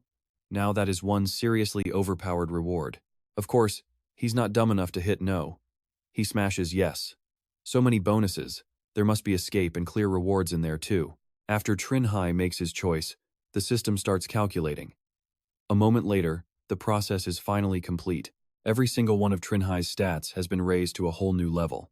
He scrolls through, completely ecstatic. On top of rare items and a new title, he also got 2 unique skills. The rewards from this dungeon are insane. No wonder it was so damn hard. Suddenly, the captain's voice cuts in. Why is it so quiet? East Mountain's writer. Are you still alive? What a mess. Cheng Hai was so lost in his rewards he completely forgot the guy even existed. He almost forgot about him. Ignoring the loot, he scrambles over to the captain's side. How are you feeling? Can you stand up? But the captain's condition has clearly worsened. It's difficult. Those harpies injured my internal organs. Cheng Hai looks at the captain's state and has no idea what to do. Is that so? The captain then asks about the others. Everyone else is dead, right? Though it stings, he confirms the grim news. Yeah, 4 Eyes, the old man, and your 2 squadmates are all dead. Having seen everything Cheng Hai just did, the captain makes a guess. This isn't your first dungeon run, is it? Not only that, you probably have a powerful title or class, maybe even both of them. He thought the captain wouldn't notice, but he was dead wrong. I didn't think you'd expose yourself so openly. Then, he explains, it's just me left, so talking is pointless. But if I help hide your identity, and give you all the rewards from this dungeon, would you let me live? If you don't trust me, you can use the contract scroll my teammate dropped to bind me. Cheng Hai doesn't seem to like that option, pointing his sword forward. Your death would also keep my secret just fine, and I wouldn't need any contract. But the captain doesn't give up and keeps trying to persuade him. Then you won't get this dungeon's rewards. A scroll versus the loot from a nearly impossible clear. The choice is obvious, isn't it? But even then, he doesn't change his mind, keeping his sword aimed right at the captain. With nothing left to lose, the captain spills everything. That driver, Van Tu, and his partner are definitely waiting at the entrance. They're camping the exit, waiting to pick off survivors like us. Trust me, those scavenging vultures are not to be underestimated. I can create a diversion for you, giving you a chance to either take them out or escape. The 2 of them were still waiting at the entrance, looking for the perfect chance to swoop in. When they saw movement up ahead, they got ready to pounce. See? Told you someone was coming out. Maybe he was wrong before, But check this out, the space behind the two is slowly shrinking in on itself. The underground city gate is closing. Wait, did they already get through? Cheng Hai decided to trust the captain, helping him up. But before they could react, he shot forward, his eyes burning with a fiery red glow. Something's not right. Careful, the guy on the right is no simple foe. But Yun Xiao was just unlucky, becoming Cheng Hai's first target to be taken off the board. Ling Xiao froze, watching his partner get run through with a sword. Blood splattered across his face as pure killing intent took over. He was becoming a killing machine, taking out the weaker one first. With Yun Xiao out of the fight, Cheng Hai yanked out his blood-soaked blade. Now, he was ready for a real showdown with Ling Xiao. Seeing his partner get taken out by this stranger, Ling Xiao was absolutely furious. A citizen of Dongshan? You've got a death wish. But Cheng Hai didn't hear a single word, firing right back. What is this? You really think you can betray people forever and the victim isn't allowed to get revenge? What kind of logic is that? A system notification popped up, urging him to escape. But Ling Xiao wasn't about to do something so cowardly and pulled out a poisoned dagger. Shut up. At that moment, his title's effect activated. With no teammates around, his strength and agility both increased by 2. Now they stood facing each other, ready to unleash hell in an all-out battle. But a normal fight is no fun. Cheng Hai had to taunt Ling Xiao a little to spice things up. Oh, I'm so scared. While the captain sat huddled in a corner, the two of them instantly vanished into the air. Using his incredible flexibility and light-speed movement, Ling Xiao and Cheng Hai became 2 lightning bolts, playing tag across the sky. The two of them unleashed blows that exploded like fireworks in mid-air, illuminating the entire space. The captain could only watch from his corner, completely stunned. He always thought of himself as knowledgeable. But these two were fighting on a level that was completely beyond the comprehension of a level 5 adventurer like him. This was the kind of speed a level 7, or maybe even a level 8 adventurer couldn't possibly achieve. Now he understood why people say you can tell if an adventurer will become a legend before they even hit level 5. After a brief game of cat and mouse, Ling Xiao let his guard down for a second and was hit by a powerful blow. He collapsed, stunned by Cheng Hai's absurd power. Damn it. Even with a title boost, I'm still no match for you. This is impossible. Absolutely ridiculous. He grabbed his sword, slowly forcing himself up to confront him. Your agility is 17, or maybe even 18, isn't it? But to make the game more interesting, Cheng Hai let him wonder. Why don't you take a guess? Ling Xiao seethed, furious at being toyed with. Seeing things were going south, he decided to play his trump card. The adventurer's screen appeared.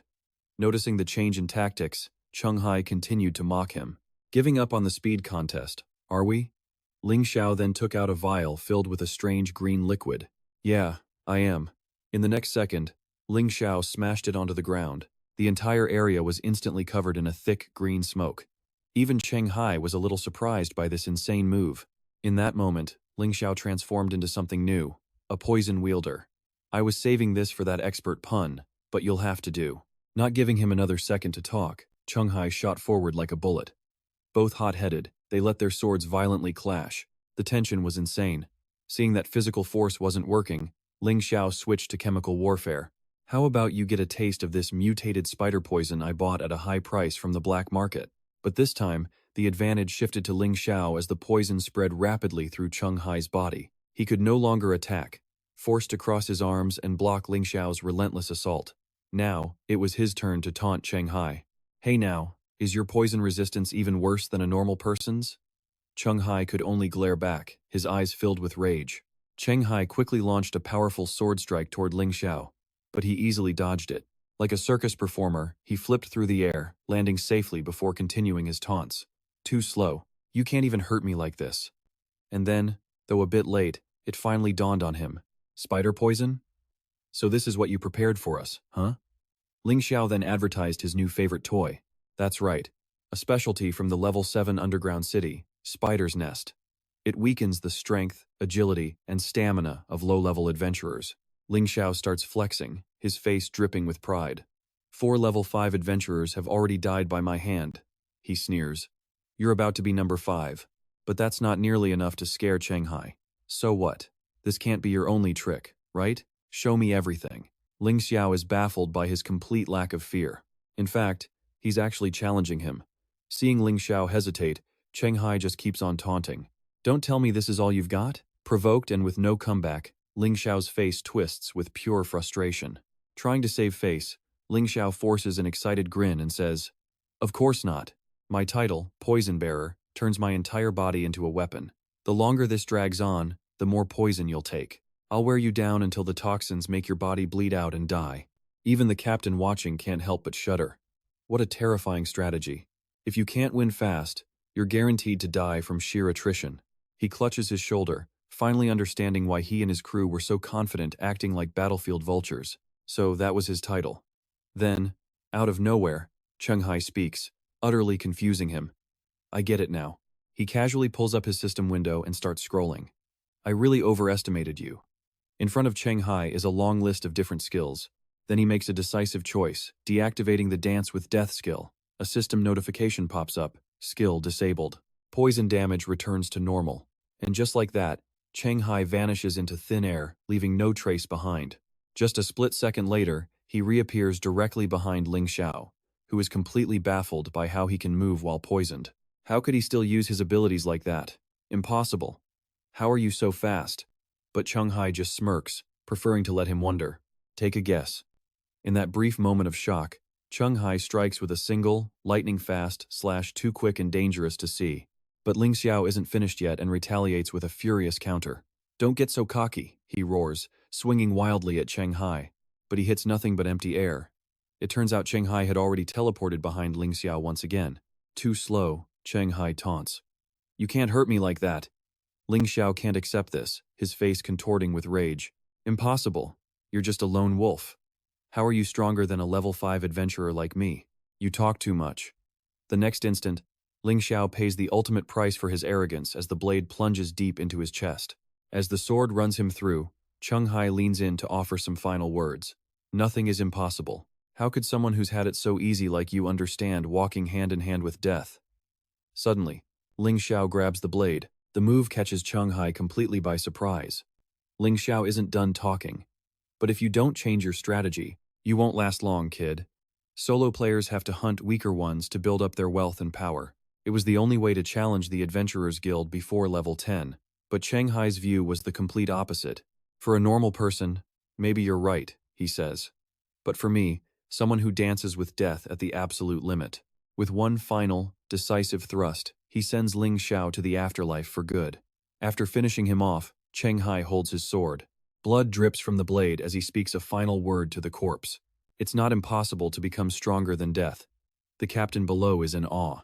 He's stunned by Cheng Hai's incredible power. No way. A guy that strong was killed so easily? Suddenly, Cheng Hai turns and looks right at him. The captain flinches, startled by the intense gaze. But Cheng Hai just raises a single finger to his lips, giving him a clear signal. "Keep your mouth shut." After all those dangerous battles, it was finally time for some rest. Cheng Hai was taken to Yunxiao City Hospital to recover. While he was lying on the hospital bed, enjoying the quiet, a voice came from the door. "You sure have some rotten luck." He looked up to see Shu Mao enter with a fruit basket. He was a bit surprised. "Shu Mao?" His visitor then began to recount the insane journey Cheng Hai had just been through. "Your first time in the underground city, and you face a monster immune to physical attacks. Then you barely survive, only to be ambushed by vultures. But there was a silver lining to all that misfortune," Cheng Hai explains. "Thanks to this, I managed to get a new title. Risen from the dead." Shu Mao nods in total agreement. "Exactly. A blessing in disguise. Besides, what legendary adventurer hasn't fought an opponent way above their level before even hitting level 5? He then gives Cheng Hai a little tip, suggesting he keep his main title a secret. Leaked intelligence can be fatal for any adventurer. Touched by Shu Mao's concern, Cheng Hai smiles and rubs his head. "I see. I'll keep that in mind." At that moment, Shu Mao looks at Cheng Hai with a fond expression. Though authorities said the Banshee Forest keyholder was killed by another survivor, his own investigation revealed that person had a title better suited for group combat. Their individual fighting ability likely wasn't strong enough to kill 2 of those vultures at once. Lost in thought, he continued to stare at Cheng Hai.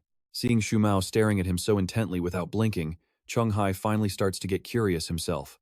"What's wrong? Is there something on my face?" But he doesn't say what's on his mind, changing the subject instead. "No, I just remembered Coach Cao is returning to Dongsun at the end of the month." Before leaving, he made sure to warn Trin Hai. Shumu tells Cheng Hai to report to the gym once he's healed. His training plan? It's about to enter phase 2. With her message delivered, Shumu takes her leave. The moment she's gone, Cheng Hai's expression hardens, his eyes darting around the room. He glances at the empty bed next to him, remembering last night. He and his captain had shared a room, a rare moment for a heart-to-heart between them. So you don't want to be a power-type adventurer? The captain's question echoed in his mind. His captain had admitted, "When I first came to this city, I realized I could never become a legendary adventurer. If I grow normally, my absolute limit is between level 11 and level 15. Instead of risking my life in high-level dungeons, I'd rather just make some cash clearing dungeons from level 6 to 10. And then, I'll retire." But that was just the captain's story. He had much higher hopes for Cheng Hai. But you're different. You have the potential to become a legendary adventurer. Cheng Hai, lost in the memory, wondered why his captain believed that so strongly. Why's that? The captain hadn't hesitated to explain. Going solo boosts your mission scores, escape rates, and overall clearance. You can get more rare items, titles, and skills, but that strategy only works for dungeons below level 10. From level 11 to 15, the difficulty skyrockets. You can't conquer those alone. If you want a shot at legend status, you have to build your own team before level 10. Otherwise, you'll be left behind when you hit those higher levels, completely losing your chance to grow. Morning had arrived, but his mind was still stuck on those words from last night. A team, huh? A beautiful sunny day like this was perfect for a coffee and a little chat. Huo Che Wang and the figure known as They Don't Know Me seemed to agree. The two met at a cafe, where the old man slid 2 photos across the table. "My son is dead," he said flatly. "His killer is one of these 2. This man, it turned out, was the Fujian tycoon, Huo Che Wang. Who do you think can avenge my son?" The woman studied the 2 photos, thinking for a moment. Before They Don't Know Me, finally gave her answer. Him. Meanwhile, back at the Yungshao City Hospital morgue, something was going horribly wrong. Bright blue lightning suddenly erupts from drawer number 26. In a flash, the entire compartment explodes, revealing an empty slab. A countdown appears for the inverted underground city. 16 hours and 28 minutes remain. A new day begins. Feeling cooped up in his room, Cheng Hai headed down to the park for some fresh air. But just as he started to relax, someone called out his name. Cheng Hai turns to see a heavily tattooed guy who just screams trouble. "You're Cheng Hai? The one who cleared the Enchantress Forest?" This was Little Bro of the Fist Brothers gang, a level 5 adventurer. "We're extremely interested in how you cleared that dungeon. Name your price." But despite the guy's intense energy, Cheng Hai's answer was ice cold. "Not for sale." Little Bro completely freezes, while Big Bro next to him doubles over, roaring with laughter. He said, "Not for sale," Big Bro sneered. "Did you really think we were negotiating with you?" But Cheng Hai just gave them a look that screamed, "And you think I care?" Little Bro, clearly not done yet, sat down and slung an arm around his shoulder. "Let me put it another way. Hand over what you got from the Enchantress Forest right now." Just then, as if on cue, an Anne appeared like a saving grace. "What are you 2 doing? Get away from him. You can't harass our hospital's patients." Big Bro, the level 5 adventurer, realized this was more trouble than it was worth and decided to back off. "More trouble, bro, let's go." And just like that, at her words, the 2 thugs actually turned and left. Anne seemed more than happy to help him out. "If they bother you again, just tell me. My brother is a level 10 adventurer. They won't dare touch me." But before Cheng Hai could even process everything, she suddenly grabbed his hand tightly. "No, I should be thanking you." Then, to his shock, Anne's eyes welled up with tears of gratitude. "My friend died in the Enchantress Forest. By escaping that dungeon, you and Mr. Wang got justice for everyone. My friend's family and I, we're all so grateful." Finally, Cheng Hai started to understand the situation. He just managed a weak smile. So that's what this is about. But back in the morgue, time had just run out. A seal was broken. In that moment, the entire hospital was engulfed. A strange blue energy swept through the building. Anne, mid-sentence, simply dissolved into the light right before his eyes. Cheng Hai was left completely frozen in shock. He looked up at the chaos unfolding around him, his eyes wide. What is this? He came to the hospital to heal, not to get dragged into more chaos. A dungeon overflow? Randomly pulling people in? And of course, Cheng Hai was no exception. He was the next one to be dragged right in. And just like that, the world around them vanished, replaced by an empty void that pulled Trin Hai into another place entirely. In a flash, he was slammed onto the hard ground. It looks like he won't be getting out of the hospital anytime soon. Now he's injured all over again. The pain was sharp, but Trin Hai barely had time to register it before his eyes shot forward. What a disaster. Of all the places, they'd been dropped right into a graveyard. A 5-star challenge-level graveyard, with an escape mission.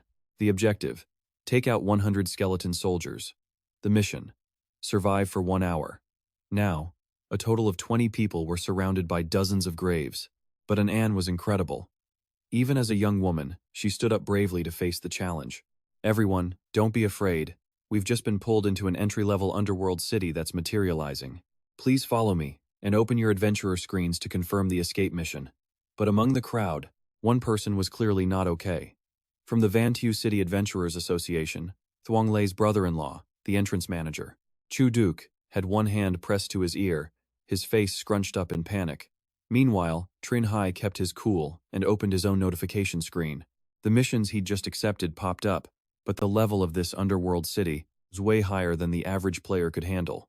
A 5-star city. This was bad. How many people were going to die here? The news spread like wildfire to the Vantu branch of the Adventurers Association. What?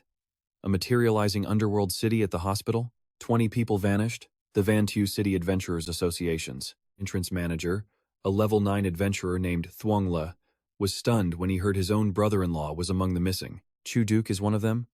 The hospital was immediately locked down, surrounded by a massive crowd of onlookers. Thuong Le arrived on the scene in moments. What's the situation? Someone quickly briefed him on the details.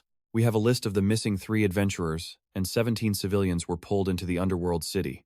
We've located the unstable entrance, but time is running out. Thuong Le didn't want to waste another second and demanded more info. Meanwhile, inside the dungeon, the trapped survivors were comparing their given missions. What's your escape and clear mission? Kill 10 skeleton soldiers and survive for an hour. You? Same here. Looks like we all got the same objective. But who would have thought 2 brothers would also get dragged into this mess? Hey bro, our mission is different from theirs. That guy Cheng Hai must have been pulled in here, too. That's normal. Missions in a survival type underworld city are scaled based on the challenger's strength. But the younger brother still couldn't let it go, glaring in his direction. What about that Cheng Hai guy? While everyone else was panicking, he stood calmly in the center, drawing all the attention. We'll deal with him after our mission's done. Too many people around to make a move now. Everyone, listen to me. Cheng Hai spoke up, wanting everyone to survive this crisis. This underworld city is extremely dangerous. Grab the weapons on the ground, form groups of 3 to 5, finish your escape mission, and get out of here. But of course, some guy with an attitude had to start trouble. Finish the mission and leave? Who the hell do you think you are, ordering us around? And it didn't stop there, as another agitator added fuel to the fire. He's probably just trying to take everything for himself, get us all to leave so he can hoard the treasure in this city. But ignoring their accusations, Cheng Hai stated it again. No, this underworld city is seriously dangerous. And An, as always, came to Cheng Hai's rescue, pointing and defending him. He's an incredibly strong adventurer. A few days ago, he cleared an underworld city, an entry-level one with high difficulty, and even teamed up with another adventurer to take out the vultures, who were preying on people at the entrance. The crowd's opinion started to shift. Is that true? Come to think of it, I think I read about that. At that abandoned building, right? 2 guys were using the dungeon entrance to rob and kill people. I heard they killed dozens of victims. Please, trust his judgment. But hearing the whispers about him, Cheng Hai still looked a little annoyed. Chu Duke, however, was still panicking as he asked a crucial question. Wait, if this place is as dangerous as you say, do you really think we have the ability to complete the escape mission? Never mind the difficulty of killing the skeletons. Even if we listen to you and form groups to hunt them, what happens in the end? The young people will team up, and the elderly will be left behind. Hearing this, others quickly agreed. That makes sense. 10 skeleton soldiers already sounds tough. If we split up and run into a whole legion of them, we're dead for sure. Right, we should stick together to be safe. I've seen guides from other adventurers, and they all say normal people who enter an underworld city must move in a large group. Yeah, a lot of people went monster hunting solo, and now they're dead. They thought Chude was some good guy, but he was anything but. What a bunch of morons. His brother-in-law wasn't wrong. Down in the underground city, you have to use the people to gain power. So what if you use that influence to force other adventurers to be bodyguards for a high-difficulty dungeon clear? The moment he starts caring about these fools is the moment he becomes a pawn. Seeing everyone gossip, Cheng Hai could only let out a heavy sigh. Cheng Hai then turned to Anan and asked, "Do you two trust me?" At his question, she stood there for a moment, deep in thought. Taking their silence as agreement, Cheng Hai turned to leave. "All right. Follow me." I'll take you two to the escape quest. Okay, they replied in unison. But of course, Chude, always looking for trouble, stepped in to stop them. Who said you could leave? At those words, Cheng Hai stopped dead in his tracks. Chude pressed his advantage, his voice dripping with mockery. You're the only adventurer here who can clear this city. Shouldn't you stay and protect us? The others, completely buying it, started voicing their support for the idea. That's right. With great power comes great responsibility. He should help us finish the escape quest and see us all the way to the end. After patiently listening to their nonsense, Cheng Hai finally spoke up, shattering their delusions in an instant. I'm not a government-sanctioned adventurer. I have no obligation to protect any of you. Hearing this, Chude got visibly annoyed. This isn't a joke. Cheng Hai's tone turned ice cold. Don't you dare try and pull a moral high ground on me. I wouldn't hesitate to snap your legs before I go and leave you here to die. At this, the crowd exploded in protest. What is wrong with this guy? Protecting the weak is basic decency. No wonder he isn't a government adventurer, the man has no morals. But then, all of a sudden, instead of waiting around, two people made a break for it in another direction. Chuda was stunned, not understanding what on earth they were doing. Another young adventurer realized he couldn't just wait to die either, so he decided to make his own escape. We think he's right, he said. If the clear condition is to survive for 1 hour, it's only going to get more dangerous from here. For normal people, the smart move is to finish the escape quest now and get out of here. And right at that moment, he knew staying meant becoming Chude's personal bodyguard, so the kid flat out refused. At the same time, over at the corpse house, the source of this whole disaster, a terrifying wave of energy erupted. Cheng Hai was completely shocked by what he saw. Why is that here? The girl next to him asked.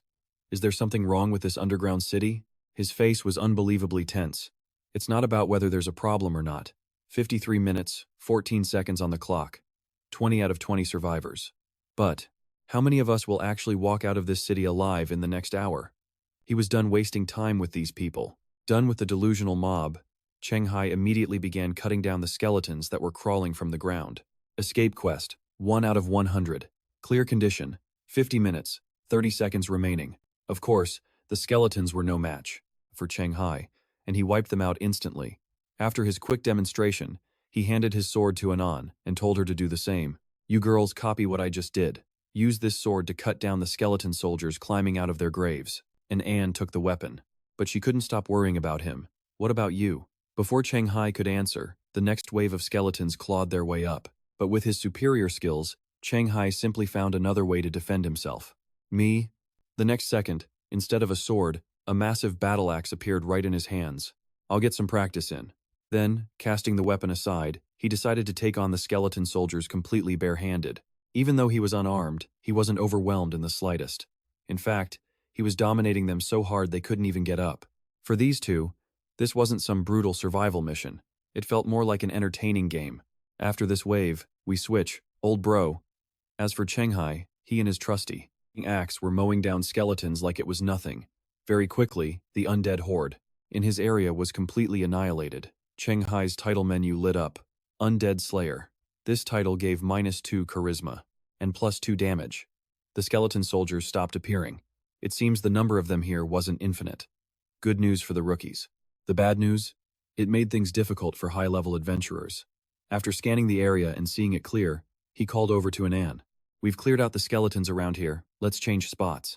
The other survivors, no longer content to wait, also grabbed swords to fight. They began fighting the skeletons themselves. Chude thought he'd be protected, but it turns out he was the one giving orders. Injured, fall back. Everyone else, form teams of 2 and clear out the skeletons crawling from this spot. Just hang on for 40 more minutes, and we can all go home. In what felt like a flash, 10 minutes passed, and the skeleton soldiers were completely wiped out. It was a total, messy annihilation, after easily teaching these skeletons a lesson in proper etiquette. And just like that, their entire view on being an adventurer started to shift. They thought the job was supposed to be hard, but these skeleton soldiers? Turns out, they weren't the slightest bit dangerous. But their incredibly naive thinking was starting to seriously tick him off. Fools. What they were seeing was only the beginning. This was just the surface. The real challenge was far, far deeper. Just because these skeleton soldiers were weak didn't mean this city was a walk in the park. It was the exact opposite. The weaker the mobs, the deadlier the survival game becomes. Something here could threaten even high-level adventurers. He pulled up his system panel. It was completely empty. How annoying. There were fewer monsters here than he thought, even after he'd convinced nearly half the adventurers to sit this one out. And yet, he'd only managed to kill 4 of them. Jude could feel a fire of anxiety building up inside him. In 10 more minutes, the difficulty of this underground city was set to spike. If no new monsters appeared within that time, he'd have to hunt down 6 more of these skeletons himself just to meet the objective. Damn it. The countdown timer now read just 35 minutes and 43 seconds. All around them, the ground was littered with the broken remains of skeleton soldiers. Cheng Hai's side was done. Now they were just waiting on Anan. All done with your escape mission, kid? Gripping his sword, the boy flashed a huge grin and replied, all done. Seeing such a talented kid, Cheng Hai turned to Anan with a very suspicious look on his face. How many more do you need? Though it was a little embarrassing to admit, Anan had to tell the truth. 8.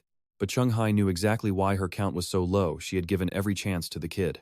Keeping the boy with them now was just asking for trouble. So he made a quick call. You head back first. We'll continue killing the skeleton soldiers. Once we finish the escape mission, the 3 of us will meet up outside. However, as for the people waiting on the outside, they were currently stuck dealing with the door to Morgue 15. Hasn't anyone come through the gate yet? Faced with this bizarre situation, Shang Li couldn't help but feel it was all wrong.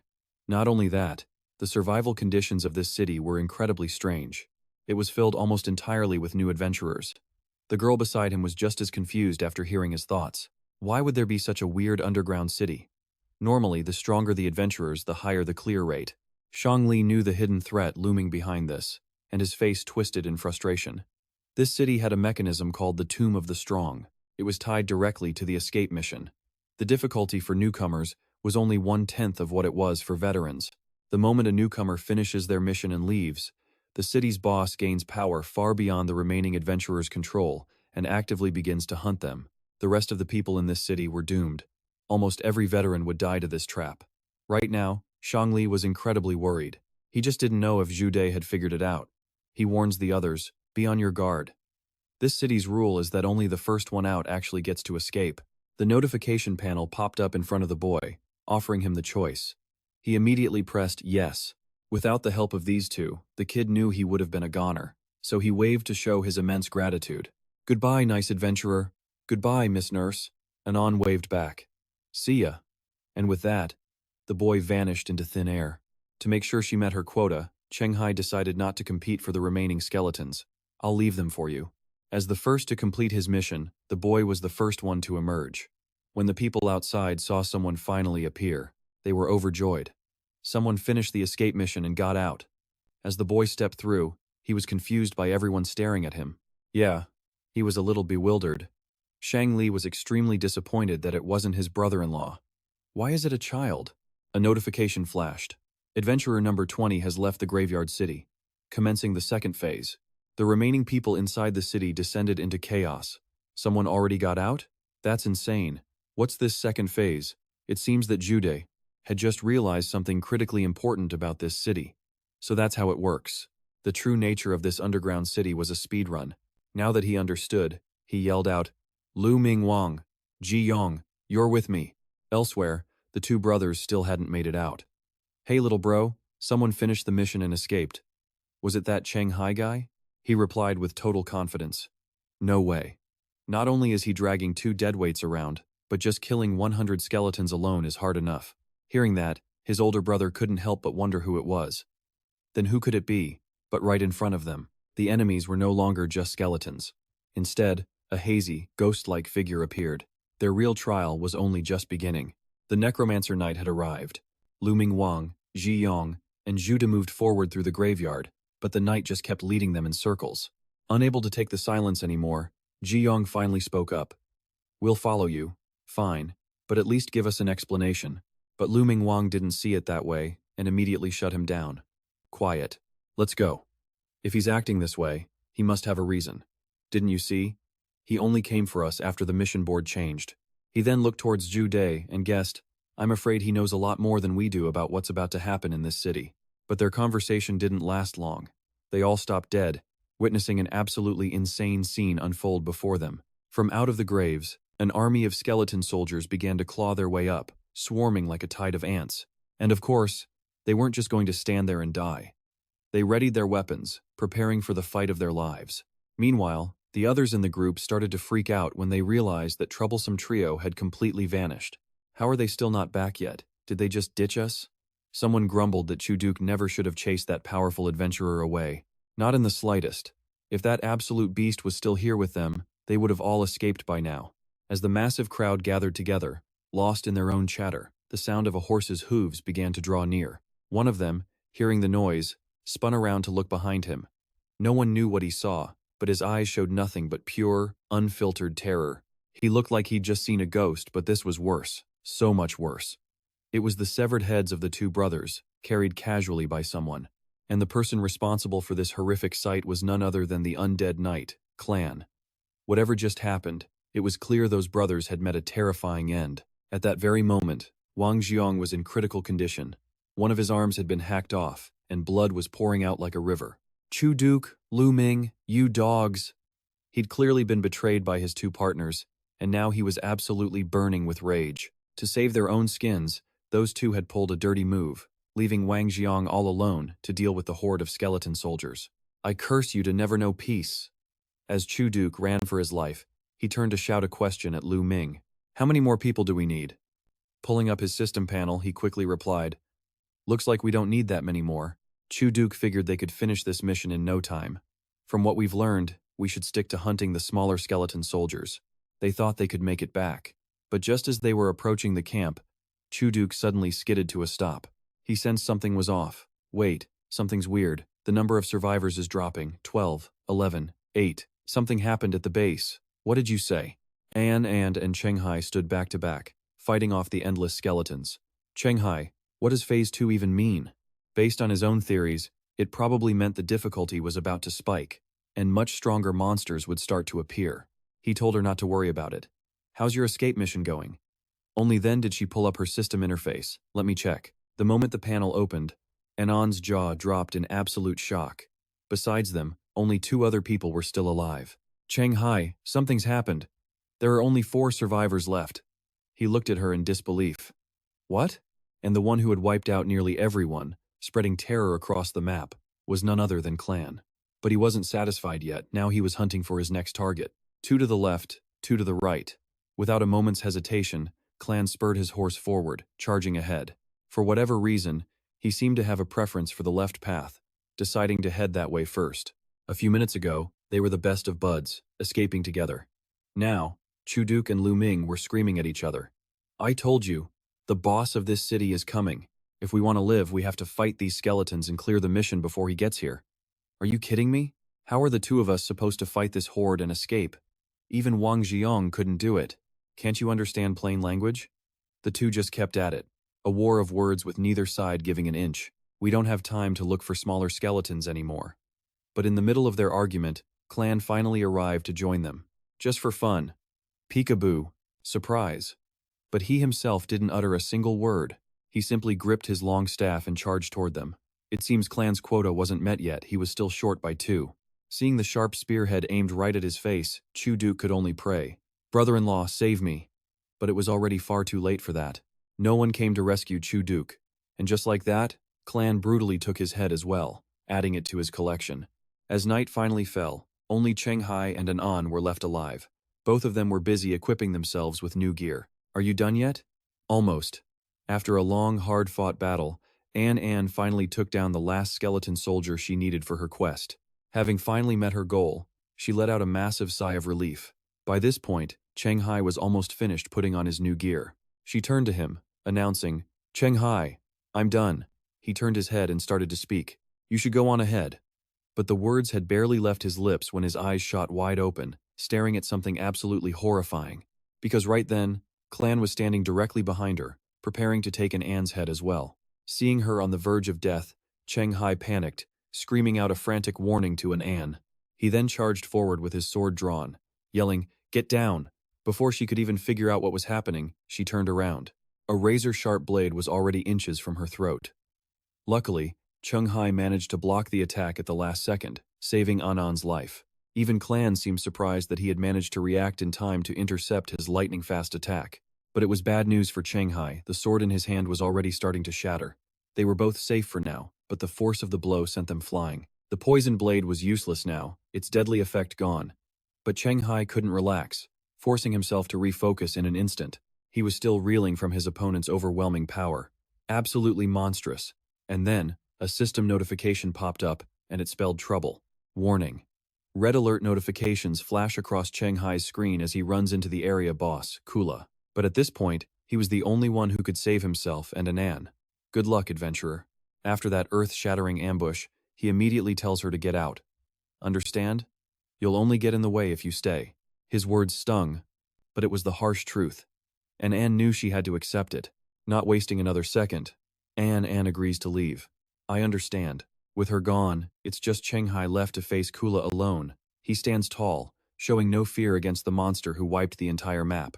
Cheng Hai readies his blade, prepared to go all out. All right, now it's just the two of us. Guessing you won't just let me leave, right? Of all the players who entered, Cheng Hai is the last one standing. He just has to survive for 15 minutes and 7 more seconds to escape. The excited kid's eyes go wide, calling out for the nurse sister. But unlike him, Wu An is in the middle of a complete breakdown. Is anyone else still alive in there? Despite her exhaustion, she still manages to reply, yes, there is. They're so distracted, they don't even notice Shangli getting closer. But Cheng Hai, what about him? And just as they feared, Cheng Hai is deep in the fight, desperately parrying every single one of Kula's attacks.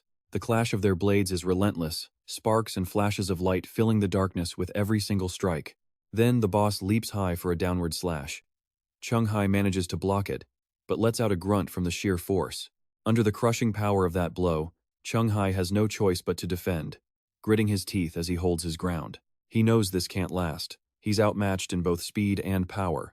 Even if he predicts the next attack, one mistake could be fatal. Suddenly, Kula raises his sword.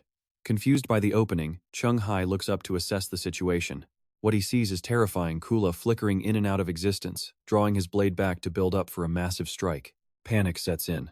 Drenched in sweat, Cheng Hai desperately braces for the inevitable impact. But in the end, he wasn't fast enough. The sword slams right into his waist. No escaping this one. No time to block, either. The attack sends him flying, carving a long trench in the ground as he skids to a stop. As the smoke rises, Kula lets out a few surprised, guttural sounds. Because after a monstrous hit like that, Cheng Hai is somehow, impossibly, getting back to his feet. To survive that with such a gap in power. Not bad. From inside the cloud of dust, he refuses to surrender, using his sword to push himself up. He's on his feet, but the wound is severe. Cheng Hai coughs up blood, and a sharp ringing tells him his hearing is shot. He thinks the boss is talking to him. But no. Now is not the time to get distracted by useless thoughts. He clenches his jaw to stop the bleeding, his mind racing at full speed. Think, he commands himself. Come on, think. Facing the overwhelming power of Kula, Cheng Hai stubbornly searches for a way out, determined not to surrender. How in the world can he possibly survive this boss? Elsewhere, someone else stares at a watch displaying 5 minutes and 3 seconds. It's none other than Shangli, his face dark as he looks at the timer. It's hopeless. Then, he immediately issues an order. Report to the Zhangzhou branch. 17 civilians were caught inside the Yungshao Hospital underground city. 2 survivors. 3 low-level adventurers were unfortunately caught in the incident and have passed away. Hearing this, Wu An screams, refusing to believe it. What are you talking about? It's not time yet. It's only been 5 minutes. The kid agrees, his eyes wide with conviction. That's right. But Shang Li's reply is completely merciless. I understand how you both feel, but please, stop clinging to unrealistic fantasies. He stares at the shimmering barrier, separating the real world from the dungeon. This underground city has a boss at the entrance. Even as a level 9 adventurer, I couldn't guarantee I'd survive in there for more than 15 minutes. Shang Li pictures Cheng Hai getting run through, then continues. The person you're waiting for, even as a skilled level 55 adventurer, could last 5 minutes in there at most. It's already been 5 minutes since you got out. The fact that he hasn't escaped yet. You understand what that means, right? His words hit Wu An like a physical blow. She collapses to the ground, trying with all her might to deny what she's just heard. With a look of pure shock, she whispers, "Impossible." Her whole body starts to tremble as she covers her ears. If we hadn't dragged him into this, Mr. Cheng Hai would have definitely survived. He would have made it out. This is all our fault. Seeing her break down, the kid rushes to her side. Nurse, sister, And yet, Shangli watches her collapse without a shred of sympathy. His face is like ice as he agrees with her internally. Yes, it is all your fault. If that meddling adventurer hadn't helped you two with the escape mission. His face grows darker, his brows furrowed as he gets lost in his own thoughts. Chude had the best chance of getting out alive. With that thought, Cheng Hai slowly relaxed his tightly clenched jaw. A decision made. The man coldly turned away, announcing, "I'm stepping out for a smoke. You help the two newcomers get processed." "Yes, sir," the assistant replied. But just as Shang Li pulled out a cigarette, she called out to him from behind. "Sir, what about the entrance to the underground city?" He glanced back. When a low-level survival gate destabilizes, it pulls in civilians and adventurers. After everyone inside is dead, it seals in 30 minutes, then reappears somewhere else in the world. The association's protocol for this kind of dungeon is spelled out clearly in the internal training manual. Just log the information of any survivors. Nothing else matters. Shang Li had to give her one last reminder. But if you're worried, feel free to monitor it until the end. The assistant agreed. Just as he predicted, Cheng Hai was being lifted high. A spear was shoved straight through his heart. Kula watched the body in front of him go limp, then gave a nod. "You have proven your worth." But the only reply from Cheng Hai was silence. As he took what looked like his final breath, not a single sound could escape his lips. Seeing this, Kula tossed Cheng Hai's body aside without a shred of pity. His face was cold, expectant. "I'm looking forward to your performance," as one of the undead. And with that said, Kula crushed the spear in his hand, and it exploded into a purple smoke that instantly spread everywhere. The smoke reformed into a new sword. Without any hesitation, he swung it behind him, unleashing a wave of dark purple energy. Tiny sparks of lightning crackled in the air. A portal ripped open right in front of Kula. He didn't even think twice. He stepped right through, leaving Cheng Hai's body behind in a rapidly growing pool of blood. But incredibly, Cheng Hai wasn't dead. He lay motionless on the ground, his thoughts dark. "I lost." Cheng Hai watched the portal seal shut and made a decision. For a boss like that, his corpse needed to be valuable before he comes back.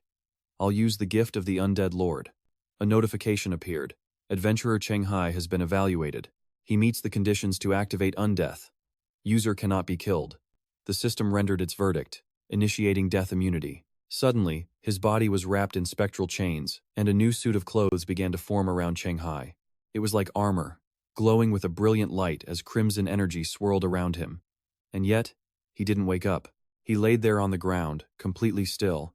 In the low-level dungeon, the undead kingdom of the Skeleton King, a light began to glow, forming a gateway. Kula stepped out with his pet, looking annoyed. Suddenly, a streak of pure dark energy shot down in front of them. It landed with incredible speed, right in their path. A new figure. Heian. Challenge class. Level 16. Legendary creature. The newcomer grinned slyly. "Kula, I thought the Earth Lord sent you to the graveyard. Why are you back already?" But even as he smiled, Heian thought to himself, "Chach, what a wasted trip this was. I really thought someone had activated the Skeleton King's special dinner invitation." Hearing this, Kula immediately responded, "I found a new adventurer worthy of joining our ranks. Letting him start as a mere skeleton soldier would be a waste. I plan to request a Black Knight's helm from the Legion to make him a candidate." But as Kula finished, Heian asked, confused, "Join our ranks? If I remember right, the level limit for that graveyard is only 5. An adventurer at that level? He hasn't even found his true class yet, and you're sure he'll become a legendary?" Despite Heian's words, Kula was certain. He had found him. Meanwhile, after the death immunity kicked in, Cheng Hai managed to sit up, his face still pale with fear. That was far too close. If that monster hadn't left on his own, even an extra life wouldn't have been enough to survive. But then, a new notification popped up in front of Cheng Hai, and he stared at it in complete confusion. It was a system window. "Gift of the Undead Lord has been used. You cannot be killed." Seeing this, his mind reeled. Huh? The mission was already complete, so where was the exit button? Cheng Hai's expression grew darker by the second. His face was a mask of pure frustration, his brow furrowed in annoyance. "Don't tell me I have to meet another condition before I'm allowed to leave?" He immediately pushed that thought away, grabbing his sword to continue the fight. Might as well make the most of this. Cheng Hai stood tall, his gaze fixed forward with renewed purpose. "Before that monster knight realizes I'm not dead." Half an hour later, Wu En and the kid were still waiting, refusing to give up. Then they saw it, the dungeon entrance hadn't closed. Cheng Hai is still fighting. He's still alive. Hearing her shout, the assistant scrambled away. I'll go inform the team leader. Meanwhile, Shang Li was sitting on a stairwell alone. He takes a drag from his cigarette, his mind racing. With Chuta dead in the underground city, his wife is definitely going to unleash hell on the survivors. This had to be handled carefully. But before he could even finish the thought, she was already there, rushing up the stairs toward him. Across from him, team leader Shang Li noticed his assistant's terrified expression and immediately asked, "What's with the panic?" With her eyes wide in shock, she replied, "The dungeon entrance, it hasn't closed. The timer has clearly run out, but it's still there." The moment she finished speaking, Shang Li was stunned, his mouth hanging open in disbelief. Meanwhile, Cheng Hai was fighting to the point of absolute exhaustion, with piles of scattered bones covering the ground beneath him. The system then prompted him, asking if he wanted to do a batch settlement. A friendly tip noted that batch settlements yield better rewards than individual ones. It gave 2 buttons, a yes and a no. Seeing this, Cheng Hai's face showed a flicker of hesitation. Batch settlement it is. He decided to hit yes, and the system immediately began its calculations. A moment later, the results were in. He was the only level 4 survivor against the legendary undead, Kula. Although the Death Lord's gift played a decisive role, his spirit on the path to becoming a legend was not diminished. New title acquired, Miracle Survivor. New title acquired, Solo a Legend. New title acquired, Self-Adaptive. New title acquired, Undead Overkill. Hidden class obtained, Trial Medal of the Valiant Knight. Hidden skill, Death's Companion acquired. He received an absolute invitation to Kelton King, a special dungeon, and an item to upgrade artifacts. He got a rare artifact, the Contaminated Sword Nightmare Weaver, and an epic artifact, the legendary Undead Kula's Knight Helmet. Looking over all the items he received, Cheng Hai couldn't help but feel confused. So, that undead knight's name was Kula. But legendary class? He was pretty sure only the highest level dungeons were supposed to have monsters of that rank. Why would a new level 5 graveyard have such an insanely powerful boss, he wondered, tapping on the system panel. With a boss this strong, had anyone ever actually cleared this place without cheating? The scene shifts. Outside the exit, Shang Li was staring, not even blinking, at the portal that was still open. The assistant quickly pointed toward it. She called out to team leader Shang Li. "Look at this." With a stunned expression, she continued her question. Team leader Shang Li. After a low-level survival dungeon goes berserk, if it stays open past its close time, what exactly does that mean? His expression grew darker as he answered, "There are 2 possibilities. 1, the adventurer inside completed the clear mission but hasn't finished the exit requirements. 2, the dungeon itself has leveled up." The moment he finished, Wu En immediately jumped in to insist. "It's definitely the first one." The kid aggressively agreed. "That's right." But Shang Li disagreed without a second thought. "Impossible. The World Adventurers Association has long considered this graveyard an almost unbeatable dungeon. So compared to someone actually clearing it, he'd sooner believe that something changed, causing the dungeon itself to upgrade." Hearing him say that just made her and the kid absolutely furious. They didn't have to wait long, as a flash of lightning erupted from the portal's entrance. Someone was coming out. He slowly stepped through, looking confused as the assistant shouted excitedly, "It's Cheng Hai! It's him!" Hearing her, he just calmly replied, "You guys are still here?" This only made Shang Li's irritated expression even more obvious. "What the hell?" Wu En ignored him and rushed over to Cheng Hai, saying, "Man, I was worried sick about you. If you hadn't made it out because of me, I would have regretted it for the rest of my life." Cheng Hai quickly replied, "It wasn't that serious." Seeing Cheng Hai walk out without a single scratch, Shang Li simply couldn't believe his eyes. He actually cleared the graveyard. Castle Kelton King, a place with a terrifyingly dark and gloomy sky.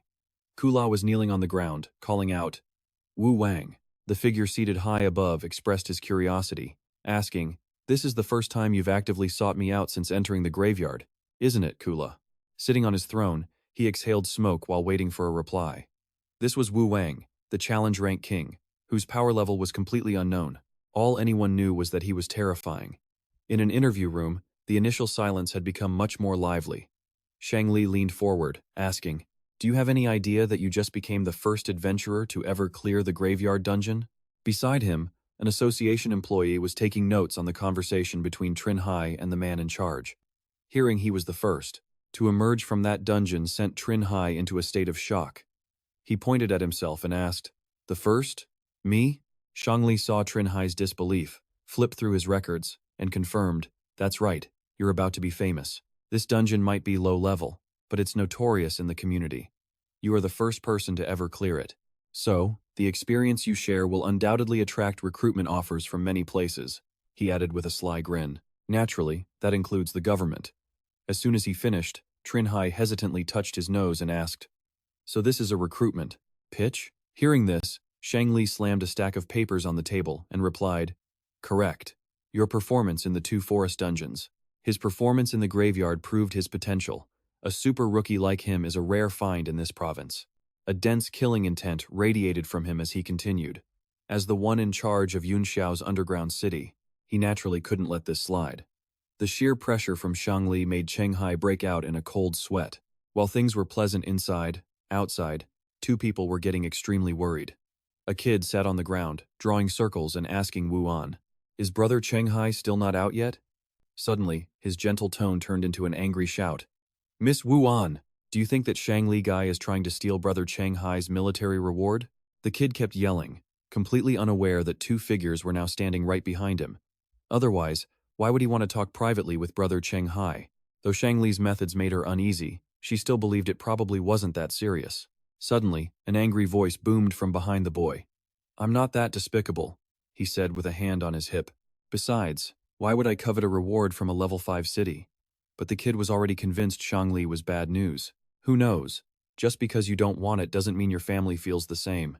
The words hit a nerve, and Shang Li thought to himself, this little brat. Seeing the situation was getting tense, Cheng Hai stepped in and ruffled the boy's hair. Don't talk nonsense. We were just discussing the benefits of joining the Adventurers Association. But the kid still looked annoyed, changing the subject. No way. Is brother Cheng Hai going to become a public servant? Hearing that, Cheng Hai didn't know how to reply. He just scratched his face. I get the feeling you have a problem with the association. The conversation quickly moved on, with the kid asking Cheng Hai. It's not that. I just think someone as strong as brother Cheng Hai could go solo, like Zijian. You don't need to be tied down by the association. Who is Zijian? The main character from the novel Immortal Adventurer. No way. You're an adventurer and you haven't read that book? This annoyed him. He thought, what does being an adventurer have to do with reading that book? You brat. Should I tell them I wrote it? And with that, they quickly changed locations. At a restaurant, the kid shouted in shock. You're the author of Immortal Adventurer? No way. No way. In response, Cheng Hai's face lit up with absolute pride. 100% guaranteed. If you don't believe it, I'll show you the manuscript for part 2 I'm writing. The kid immediately beamed. Really? But while talking to the boy, Cheng Hai noticed Wu An biting her lip, as if she had something to say. Hey, he asked, what's wrong with you? Why aren't you eating? She quickly blurted out her request, Brother Cheng Hai, can you please not join the association? His expression instantly turned serious as he asked her, why? With that same look, Wu An replied, I heard my older brother telling his friend that most people who become adventurers and then join the association end up regretting it. Hearing this, Cheng Hai got straight to the point without any hesitation. Did your brother say why? Recalling the scene, her face quickly twisted in fear. He didn't say, but I remember their expressions. It looked like they were talking about something truly terrifying. The room fell silent. Not a single sound could be heard. After a few seconds, he broke the tension with a bright smile.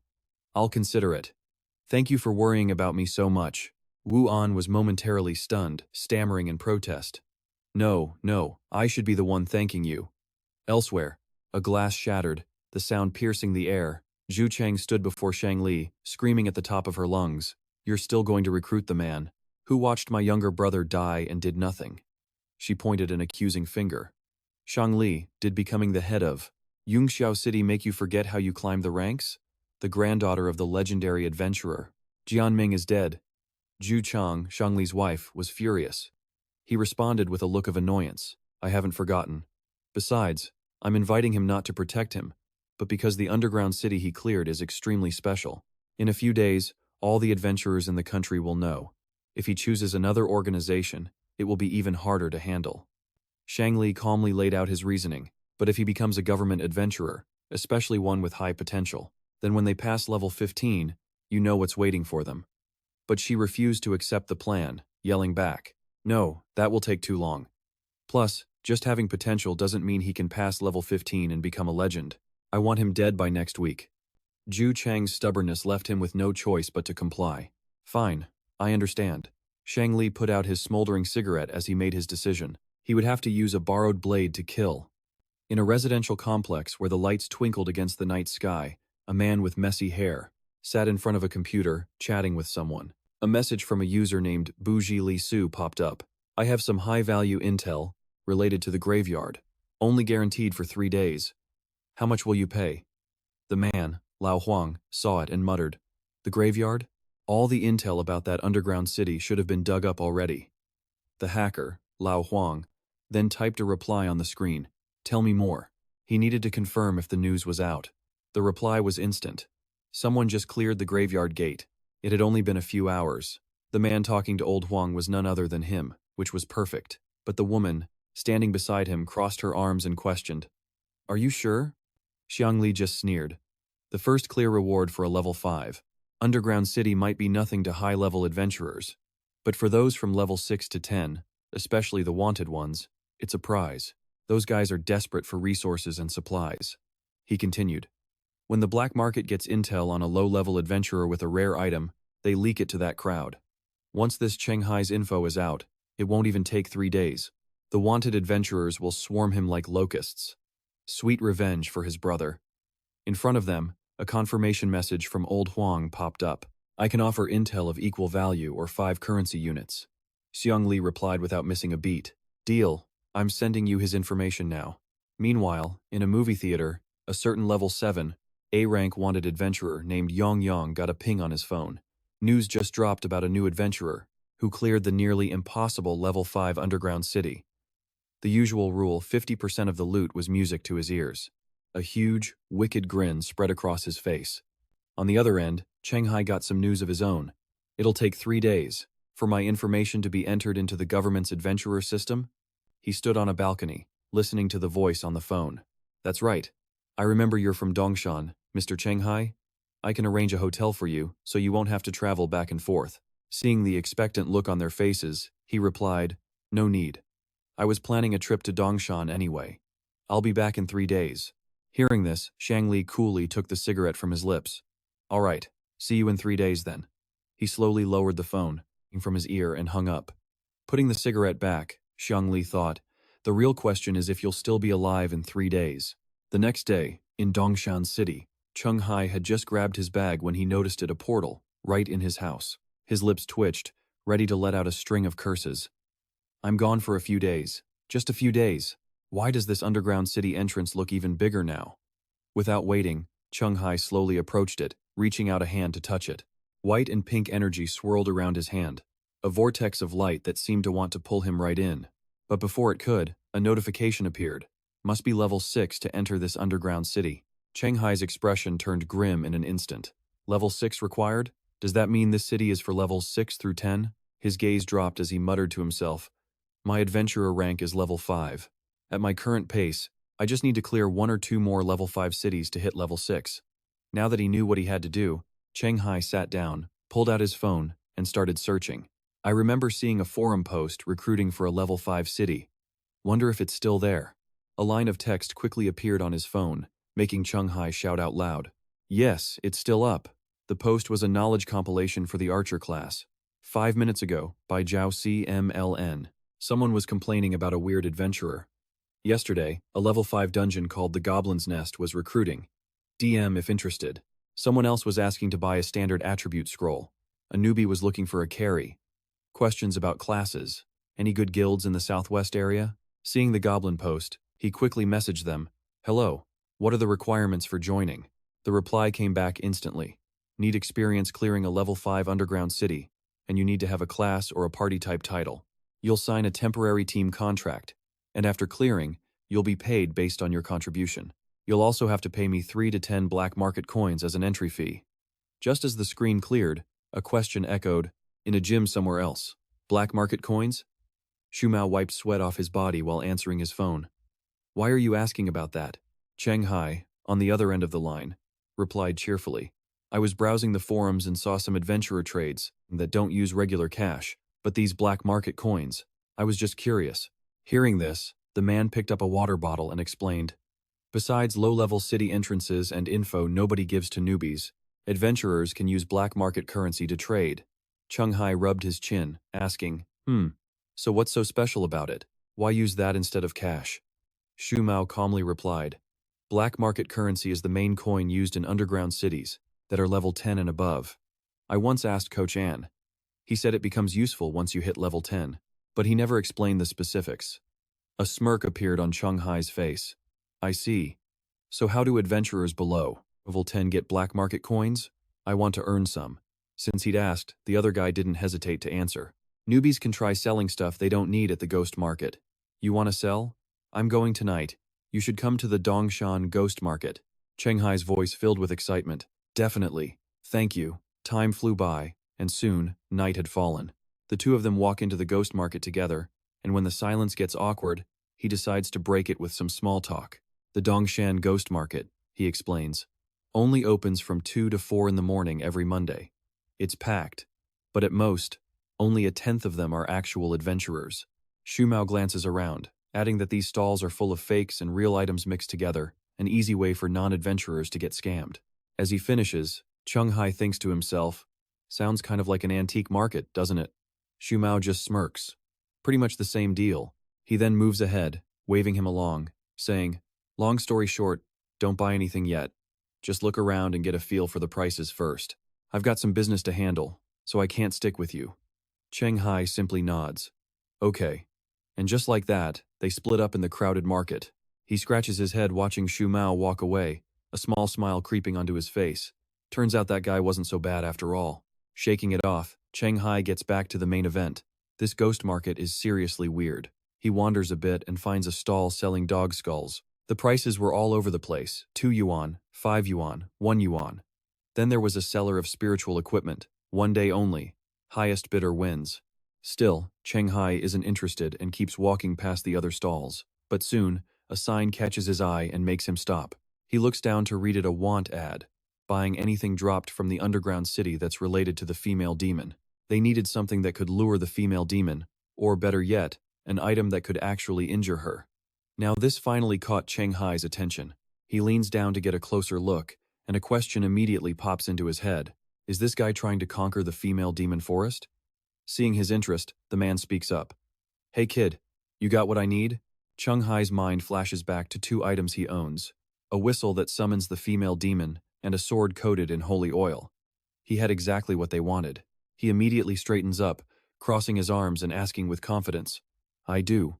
So what are you paying?" Cheng Yong's lips curl into a triumphant smirk, his goal in sight.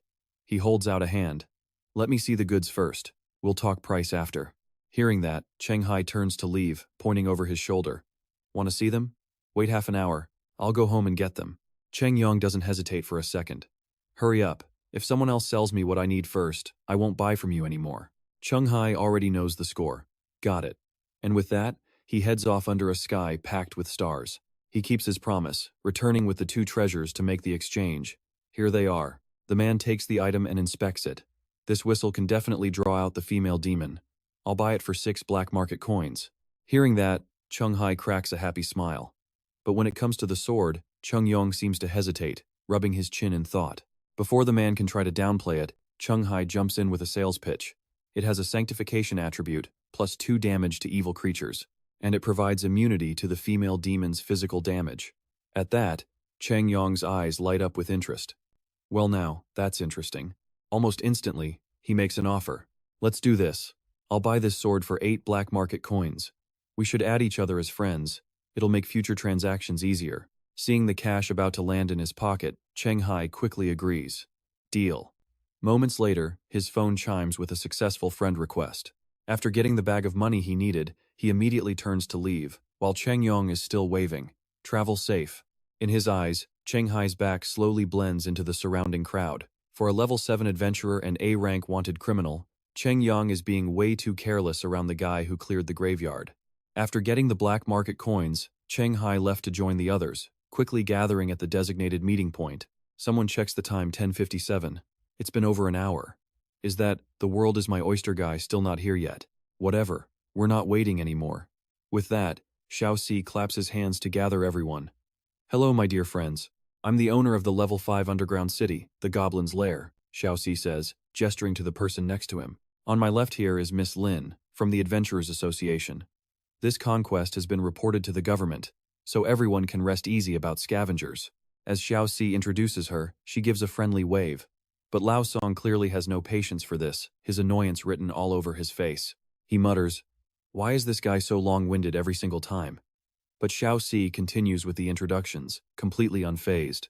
Their strength and character are both excellent.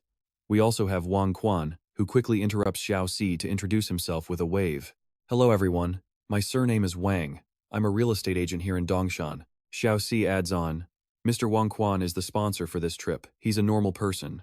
After a bit of a wait, it's finally Cheng Hai and Su Mao's turn. And last but not least, our new friend, a writer from Dongshan who is also feeling very lazy today. They're all adventurers, level 3 and above, so they can provide support. At that, Cheng Hai gives a quick wave. "Hi." But internally, he's pursing his lips wondering, why do all the underground city owners insist on meeting up in this park model? This was getting intense. Without giving the man another thought, Xiaoxi took off, turning back to shout at the group. "All right, introductions are over. Now follow me to the underground city entrance, the Goblin's Nest," he called out, leading the way. He told everyone to pack snacks for the long trip ahead. But from the shadows, Chung Young watched them go, a nasty smirk on his face. He knew it. The guy sold off his loot but didn't buy any new gear. He was definitely saving that cash for a low-level underground city ticket. And sure enough, this was ID 47 from the forums. Just as he predicted. Moments later, the party boarded a bus, heading for the Goblin Lair. The bus took off without delay. Before long, the group had stepped off the road and headed deep into a silent, ominous forest. But for a regular person, keeping up with seasoned adventurers was tough. The old man tiredly wiped his sweat and asked, "Hey, how much further is this place?" Hearing him, their guide Xiaoxi just rubbed his head and said, "We're almost there, the entrance is right up ahead." Another party member couldn't help but ask, "Xiaoxi, how'd you even find this place? It's incredible." Seeing the group's patience wearing thin, he decided to explain. "It wasn't me. An old buddy of mine discovered it and sold me the location." Hearing this, Old Tong chimed in. "Seriously? You're not kidding, right? People still find new dungeons and just sell the info instead of clearing them?" Chung Hai listened grimly as Xiaoxi began to explain the whole story. "This goblin lair is tough for rookies. My friend wasn't alone when his team found the entrance, but they went in to complete the quest anyway. When it was over, only one person made it out alive." He kept walking as he spoke, adding that the others were also experienced adventurers. So he sold the location to a dungeon he couldn't beat, in exchange for intel on a few different ones. Whatever money was left over, he split between the families of his fallen comrades, which was only fair. The other guy nodded in agreement. "That makes sense. Still, I don't think this is as simple as you or the seller are making it out to be." At that, Xiaoxi exploded, shouting, "Are you for real right now? We've partied up how many times, and you still doubt me?" But suddenly, Miss Lin spotted something up ahead and called out to the group, "We're here!" Before them was an entrance, concealed by a shimmering green barrier. She pulled out a book, quickly flipping through pages to confirm the shape, color, and size of the entrance. It perfectly matched the description for a jungle-type underground city. A lair. Level 5. Miss Lin closed her book and turned to the party. "The risk assessment is done, we can go in now." At that, Old Tong immediately cheered up. Xiaoxi just pointed at the portal with an annoyed look. "You satisfied now?" And with that, the team finally stepped through, ready for danger. But unexpectedly, as Cheng Hai and Su Mao tried to enter, they were stopped. Xiaoxi's expression turned grim as he spoke up. "Let's get one thing straight. Once we're inside the Goblin City, my team handles the assault. Your only job is to protect Mr. Wang Quan. Any objections? You two need to remember who paid your way in. The only reason your fee was so cheap was thanks to Mr. Wang Quan." At this, the two turned to look as he added, "This 100-kilo VIP is all on you." Seeing the old man's completely harmless face, the pair fell silent. After a moment, the woman adjusted her collar and asked a question. "What about our exit quest? The entry mission is the same for everyone. But what if ours is to hunt goblins?" Before Su Mao could even finish, Xiaoxi offered a deal. "Fine, we'll prioritize helping you two complete your exit quest first, then we'll do ours." That was all she needed to hear. Without another word, she stepped inside. "Fine by me, then. An easy reward? I'm more than happy to take it." Her partner quickly agreed. "Me too." And so, The rest of the assault team quickly entered the dungeon. Their leader turned to his two companions and asked, "What's your exit quest?" He answered, "Kill 2 goblins." The other guy chimed in, "Same here." Hearing their responses, Old Tong immediately put it all together. "Looks like our quests are all the same, just with different kill counts." Meanwhile, Xiaoxi was happily explaining the dungeon's quest to Wang Quan. This dungeon assigns them based on an adventurer's level. For rookies, the exit quest is usually just to find the goblin lair itself. Level 2 to 3 have to enter the lair, while 4 to 5 must kill a set number of goblins. The old man nodded, starting to understand. He glanced over at Su Mao. "So that's it. No wonder my quest is different from hers." Just then, Xiaoxi clapped his hands, getting everyone's attention. "All right, listen up everyone," he said with a grin. "Considering Cheng Hai and Su Mao are here as bodyguards for Boss Wang Quan, when we run into goblins, we'll give them priority to clear their exit quest, all right?" The other 4 members of the team immediately agreed. "Sure." Hearing their agreement, Xiaoxi smiled, satisfied. "All right then, let's move out." But none of them noticed Cheng Hai, awkwardly lagging behind the group. The reason? His quest was for a level 5 goblin lair. Party size 8 out of 10. His exit quest wasn't just to kill goblins. It was to fight the goblin champion. The clearance quest? Help kill him. 2 hours later, the forest was filled with the sounds of slaughter. The party crushed another goblin underfoot, making it spew blood as the ground buckled. One of the fighters put his hands in his pockets, turning to Cheng Hai. "You don't need the kill?" Startled, he nervously replied, "No, you go ahead." Watching the goblins die so easily, Wang Quan wiped the sweat from his face. "Are these really monsters from a level 5 dungeon? They don't seem that strong." But Old Tong was quick to shut that idea down. "That's because these are just the minions. To find the boss, you have to go way deeper." Another fighter, cigarette dangling from his lips, added, "Normally the boss is a goblin champion. It usually takes a full party of about 35 people just to take one down. These regular goblins are nothing as long as we don't get swarmed." Hearing this, Wang Quan's eyes widened in excitement. "Is that so?" But then, he suddenly looked embarrassed, probing further. "What if the lair has 2, or even more, goblin champions? Can we still win?"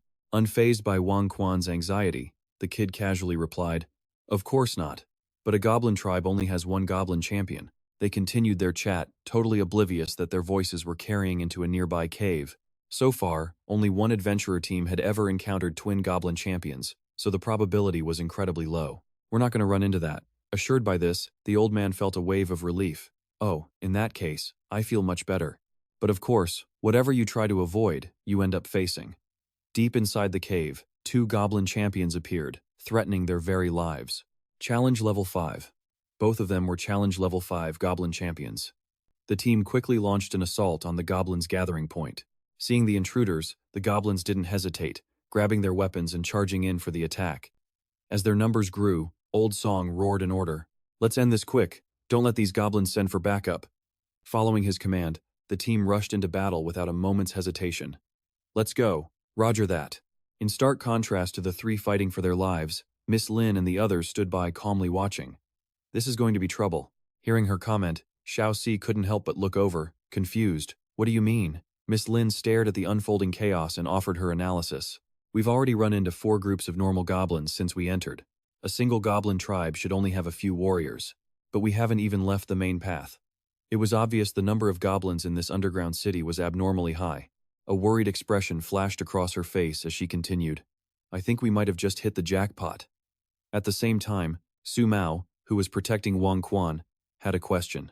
"Uncle, you have so much money, why do you still want to be an adventurer?" She found it strange, seeing as there were so many other options. "If you don't want to miss out on the underground city, you could just invest in a promising adventurer." Hearing Su Mao's logic, he just rubbed his head and spoke sheepishly. "It's a little embarrassing to say, but I want to be an adventurer too." "Lose weight." The moment Wang Quan finished, she shouted in shock. "Lose weight?" A wave of awkwardness washed over Su Mao, but she still had to press for an answer. "Wait, what does losing weight have to do with being an adventurer?" Her question hit the nail on the head. Wang Quan's eyes lit up as he eagerly replied, "They're definitely related. I've asked lots of people. Right now, among all the known professions, there's one that doesn't require any training. You just sit still, burn off excess energy, and you get stronger." He then turned towards Su Mao, adding, "Don't you think a profession like that is perfect for a rich guy like me who hates hard work?" Hearing that, she could only turn away in silent disbelief. her face turning purple as she mumbled to herself. Spending so much money just to lose weight. The world of the rich is truly hard to understand.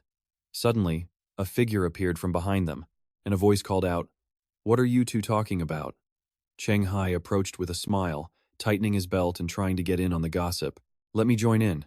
As he said that, Wang Quan cheerfully gave him a thumbs up and shouted, "You even brought a full suit of iron armor? Mr. Cheng Hai, you're a true professional." But unlike the old man, Su Mao looked even more helpless upon seeing Cheng Hai. "Did you wear this outfit into the underground city before?" He didn't seem to notice her sarcastic tone at all, stretching his arms and legs as he replied, "Yeah, without this armor, I would have been dead a long time ago. On the contrary, I don't understand why you guys don't wear any." Hearing Cheng Hai say that, she was left without a comeback. She could only stare at him in silence. While her group was having a lively chat, Old Song's team was still busy slaughtering goblins. Holding his weapon, he wiped the sweat from his brow and announced, "Okay, we're done." After finishing his task, Old Song turned around and told the other two, "Time to switch. You guys handle the next wave of goblins." Hearing this, the kid got fired up, rubbing his hands together. "Okay, leave it to us." On the other side, Cheng Hai was gaping in shock. "An evaluation mechanism?" Su Mao blurted out without any hesitation. "You don't know?"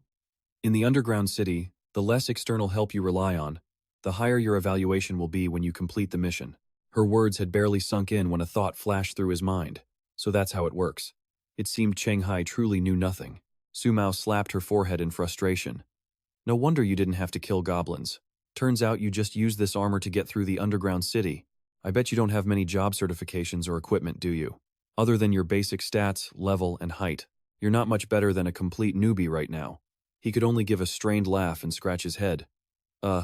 Well, actually," but she was already overwhelmed with helplessness. Su Mao didn't let Cheng Hai say anything more and just cut him off. "This is tough. I knew random parties were unreliable, but I never expected this."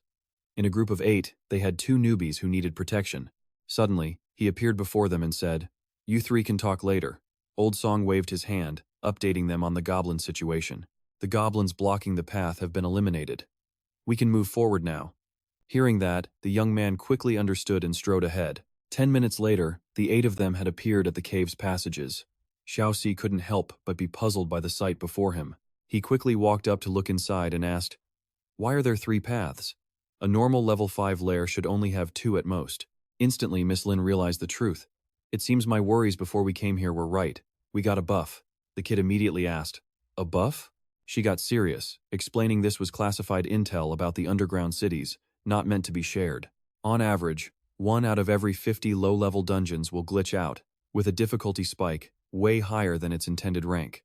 Miss Lin held up 3 fingers, explaining there are 3 types of glitches. First, an increase in the number of monsters. Second, more bosses. And third, a much stronger boss. She figured they were dealing with a situation very similar to the first type. Hearing this, Cheng Hai stroked his chin, realizing the dungeons he'd cleared before probably had the same kind of issues. Getting the main point, Wang Quan asked, "So if we go deeper, we're probably going to face way more goblins?" She simply answered, "Correct."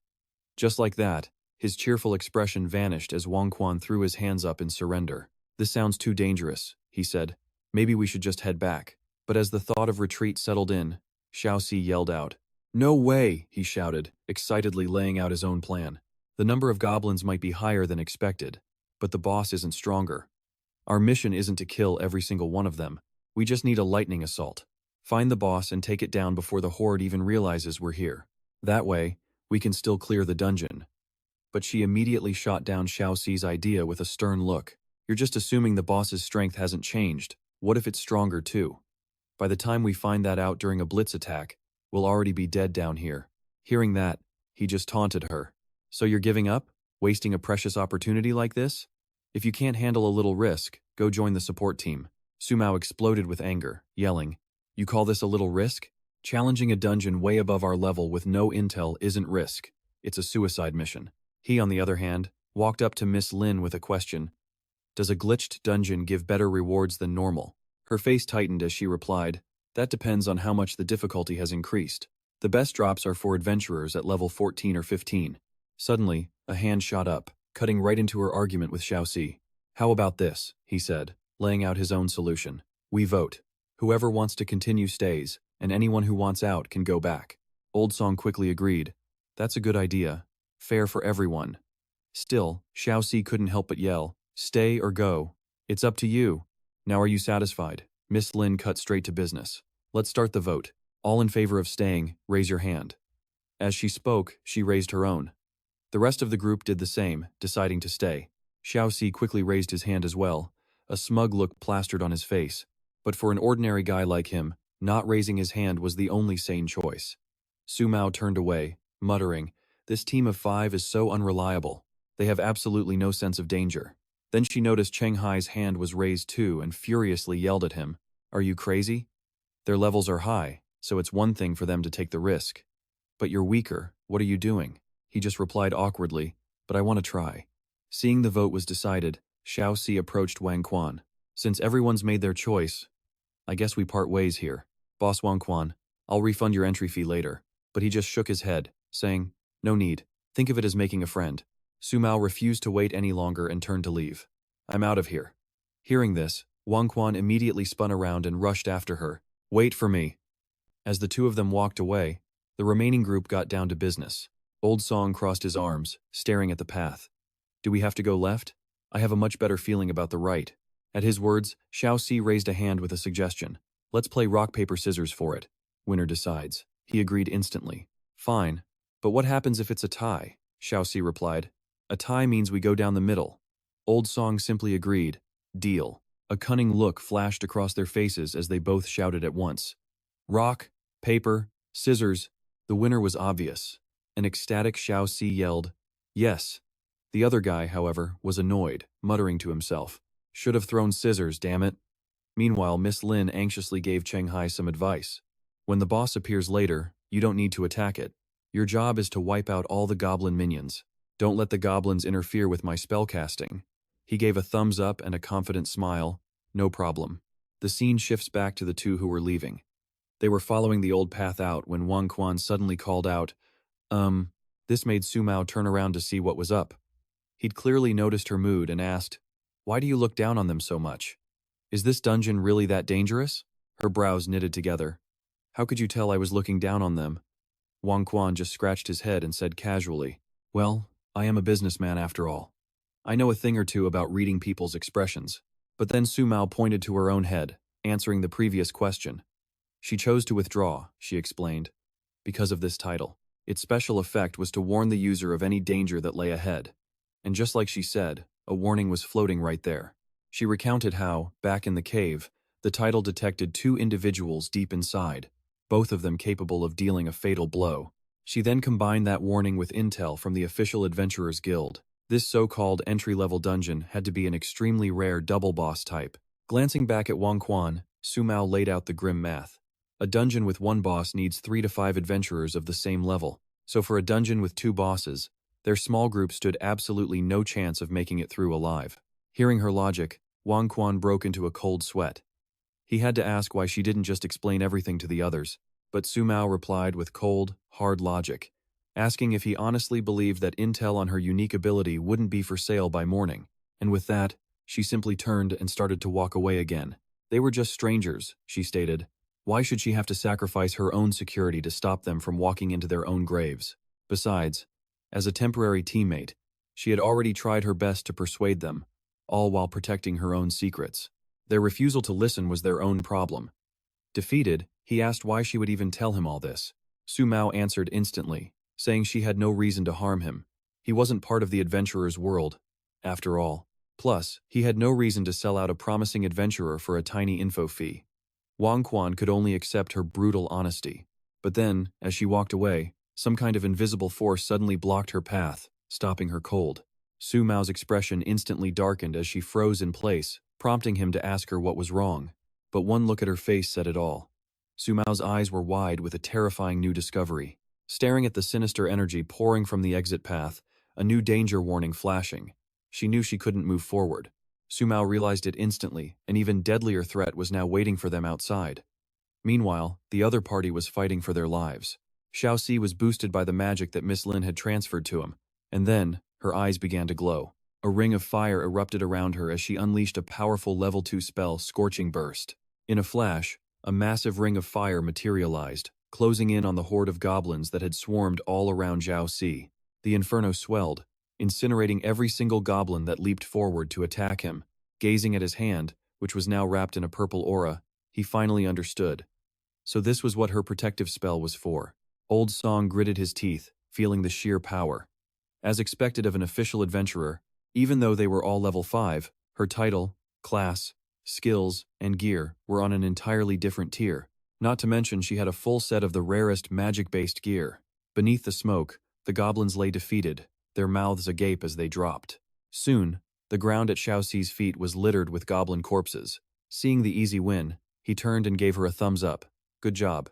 But the fierce look on her face was gone, replaced by a deep, bone-weary exhaustion. Miss Lin rubbed the bracelet on her wrist and made a call. Time to switch. The next wave of goblins is all yours. Hearing that, the others roared in agreement. But when their turn finally came, their luck instantly ran out. A goblin shaman slowly revealed itself from the shadows. In a flash, a warning panel popped up right in front of Cheng Hai. It read, "Unrecorded boss has appeared. The dungeon's overall difficulty has risen far beyond all expectations." And there it was, right behind Xiao Si, a level 6, challenge-grade goblin shaman. Seeing it, someone immediately shouted out, asking if that was the boss, since it looked way different from the normal goblins. Another adventurer squinted, shaking his head. It was too small to be a goblin warrior, he decided. But suddenly, Miss Lin realized exactly what it was. "Wait!" she screamed, already stumbling backward in pure terror. "Everyone, be careful. That's a shaman, not a goblin warrior." The creature saw that they knew. A twisted, mocking smile spread across its lips. Then, with a single point of its bony finger, the other goblins understood the command and charged forward instantly. Miss Lin barked out her own orders. "We end this now. Fast." They had to finish this fight before the warrior boss showed up, or they would all be in grave danger. One of the guys stepped up, ready. But then, a deep rumbling sound came from the nearby dirt wall. Something was digging, trying to break through as the earth began to crumble. Sensing a monstrous power approaching, Cheng Hai whips around to look. And yeah, talk about out of the frying pan and into the fire. Debris exploded from the hole at an incredible speed. To her complete shock, the warrior appeared, diving down from above with an ice-cold expression, ready to strike. This made Miss Lin grit her teeth in frustration. What a joke. Since when did goblins start using actual tactics? But that thought was cut short as the goblin champion swung its massive sword. A near-death scene played out in a flash. He didn't hesitate, rushing forward to block the deadly blow aimed right for her. "Get back! I'll handle this one," Xiao Si yelled, sizing up the situation while still fighting off his own enemies. "Looks like Miss Lin's in trouble over there. Someone get over there and help her out." But Old Song was completely tied down, with no chance to break away. "Are you kidding me? Look at all these goblins. None of us can move." Meanwhile, Cheng Hai was still struggling, using his small sword to hold off the champion's relentless attacks. Yet he was still trying to get her to leave. "Go help them. I've got this on my own." But Miss Lin couldn't just leave him. Before she could say another word, Cheng Hai made his move. He swung his sword, making up an excuse on the spot. "You're just standing there, getting in my way. Go." Hearing that, Miss Lin had no choice but to listen. She bit her lip, her body trembling. After a few seconds of silence, she made her decision and turned to leave. "I'll take out the shaman as fast as I can, then I'll be back to help." But just as she left, the champion's enormous sword crashed down on Cheng Hai. The impact sent a massive cloud of dust and debris flying everywhere. Thinking it had finally won, the goblin champion cracked a triumphant, ugly smile. But its joy was short-lived. It had only smashed the ground. As the smoke cleared, Cheng Hai's voice cut through, his face dark. "Now there's no one left to bother us." In an instant, his entire aura shifted as he slowly raised his sword. Then, with a grim look, Cheng Hai pointed his blade at the champion. "Now, let's dance with death." He willingly entered his hair-trigger state. The drawback? Any damage taken would be tripled. Each step, each feint, drew him deeper into the state. Hair-trigger. A state where, once his perception stat exceeded 18, he could see his opponent's next move. Seeing him alive, the champion's face twisted in annoyance. Its fangs began to show. Then, fueled by pure rage, the goblin champion leaped high into the air. It swung its sword for the finishing blow, but at the last second, Cheng Hai slid right between the champion's legs. He slashed its leg, sending a spray of blood into the air. Mission accomplished. He immediately spun back around. But Cheng Hai didn't get up right away. instead staying low to the ground, watching the champion. A thought crossed his mind. This boss's power is insane, but it's an absolute idiot. Even without using my skill, I could probably dodge most of its attacks. On the other side, the champion was seething as its leg bled out. To Cheng Hai's surprise, its entire body suddenly turned bright red. It had just entered a berserk state. This enhanced its pain tolerance and boosted its speed and power, but at the cost of half its reasoning. Seeing this, Cheng Hai couldn't help but let out a small gasp. Oh, going berserk now, are we? But the champion gave him no more time to think. It gripped its sword and charged, a crimson blur of fury. Yet Cheng Hai dodged every single blow with ease. Way too easy. Even though your speed and power have shot up since you went crazy. After going berserk, you attack with no plan at all. It's actually easier to dodge now. He casually glanced at the blade that just missed him. He wondered to himself, so this is the normal difficulty for a level 5 underground city boss? Cheng Hai's face was now a mask of pure boredom. All his initial excitement was completely gone. To be honest, this is a little disappointing. Without another moment's hesitation, he smacked the champion's sword clean out of its hands. The weapon went flying, and the creature's trembling hands clenched in rage. Cheng Hai was done playing around. His face was ice cold. With your level of skill, you're not even worthy of being my appetizer. A terrifying pressure began radiating from his sword. Now unarmed, the champion's face finally showed a flicker of fear, and under that overwhelming power, it turned and fled in terror without a single look back. This just annoyed Cheng Hai more. He rubbed his neck. Don't even have the guts to fight to the end? Cheng Hai decided not to give chase, simply watching the champion's figure disappear into the darkness. Looks like I shouldn't get my hopes up for any level 5 underground cities from now on. At the exact same moment, Miss Lin and the others were fighting for their lives. The sheer number of enemies was overwhelming, forcing one of them to cry out. Just how many more goblins are in this cave? If this keeps up, I can't hold on. Seeing how desperate the situation was getting, the team leader turned and shouted, Miss Lin, use your flame magic one more time. But she was struggling. You think I don't want to? Glancing at the enemy shaman, she continued. It's that shaman. It keeps interrupting my casting with low-level spells. But then, a notification screen slowly materialized right beside them. Xiaoxi's jaw dropped. Wait a second, he stammered. The mission is already complete? Old Tong was just as shocked. Huh? Mine too. Hearing this, the girl using magic to hold off the horde shouted an explanation. It was the guy from Dongshan. He took care of that other powerful monster. Everyone just hang on a little longer. He should be here to help us any second. But another man wasn't convinced, shooting back. I wouldn't be so sure. He already cleared his mission. There's no reason for him to risk his neck coming back to help us. He immediately urged, Then we should retreat, too. The mission's over. Hearing this, Miss Lin immediately fired back. Impossible. If we don't kill this shaman right here, it'll just ambush us with its horde of flower spirits when we try to escape. They'll hunt us to our deaths. Realizing the grim truth, the man grimaced. Miss Lin's right. We can't fall back yet. Everyone, hold the line. But the skeptic just yelled back, Easy for you to say. Before they could argue further, a massive crash echoed through the chamber. The dividing wall was smashed to pieces, leaving both the shaman and Old Tong completely stunned. And just as they'd hoped, a figure emerged from the dust. To everyone's shock, the monster was suddenly left wide open and defenseless.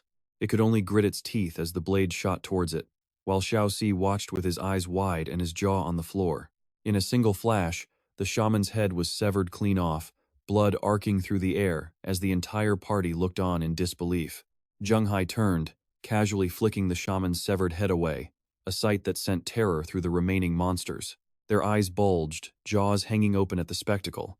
Without him lifting another finger, they broke ranks and fled in a terrified panic. Old Tong's mouth was a perfect circle. Where in the world did you find a guy like this? The two bosses of the underground city. He just killed them with a single slash? Hearing this, Xiaoxi pouted and began to explain. It wasn't me who found him. Suddenly, the silent hero himself spoke up. About what I did. Cheng Hai rubbed the back of his head sheepishly. Could you all please keep this a secret? Miss Lin immediately understood. Got it. With his kind of potential, she knew he would attract the wrong kind of attention. It's better to lay low before leveling up more. Seeing that she understood, he beamed. Understanding is the best. But then, Cheng Hai noticed something, his expression shifting. Huh? Before them stood the two party members who had abandoned them earlier. The scene flashes back. A moment ago, Su Mao stared at the exit. We can't leave. There's an even deadlier threat out there. Hearing this, Wang Quan immediately questioned her. Deadlier? A flash of fear crossed her face. Yes. There's an adventurer out there whose threat level is far greater than both of the city's bosses. He's waiting for us. If we go out there, we'll be killed. Unsure of their next move, the man pressed her for a plan. So what do we do now? Su Mao answered without hesitation. We go back, find the others, and convince them to fight their way out with us. Back in the present, she stared in utter disbelief at the massacre before her. You already killed both of the bosses? The other man pointed towards Cheng Hai. Not just that. It'd be more accurate to say he took care of them both, single-handedly. We barely had to lift a finger. Hearing this, Su Mao was lost in thought. How could it have been him? She'd clearly used her title to check him earlier, and he registered as no threat. But before she could process this, Miss Lin shouted. Hold on. Miss Lin crossed her arms, her voice stern as she stared Su Mao down. How did you know there were two bosses here? Don't tell me you were just following us after we split up, watching the entire battle from the shadows?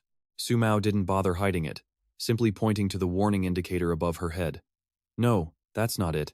We had already reached the exit long before you even encountered the boss. As for how I knew there were two of them, it's because of this title I have, she explained.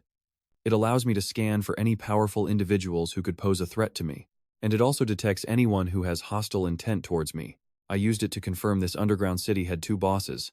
The moment the words left her mouth, Xiaoxi exploded. Are you kidding me? You have a skill that useful and you didn't think to mention it to us earlier? She replied, her expression completely unfazed. I didn't warn you, but I did advise all of you not to go any deeper into the cave. Didn't I? Hearing this, Cheng Hai looked confused. Then why did you come back? Su Mao's voice turned cold as she answered. Because at the exit, there is a high-level adventurer who is far stronger and far more hostile than both of this city's bosses, and he's blocking the only way out. The moment she finished speaking, a wave of anxiety washed over the entire group. Miss Lin stepped forward to press her. A high-level adventurer blocking the exit? Are you sure? Su Mao's confirmation was immediate and firm. 100% certain. Suddenly, Old Tong grabbed Xiaoxi by the collar, his voice booming with anger. First, the difficulty of this dungeon was way off the charts. Now there's a high-level adventurer blocking the exit? Too many suspicious things are going on. Spit it out. Was this your doing? He demanded. She shot back instantly. It wasn't me. If you don't believe me, let's sign a one-way contract to prove it. But while they argued, his mind was already elsewhere. Wait a minute, a high-level adventurer is blocking the exit. Could it be that guy, 4Cs, the one who broke his promise and never showed up? That means he must have been on site the entire time. He was just perfectly outside the range of his senses. With that realization, Cheng Hai spoke up.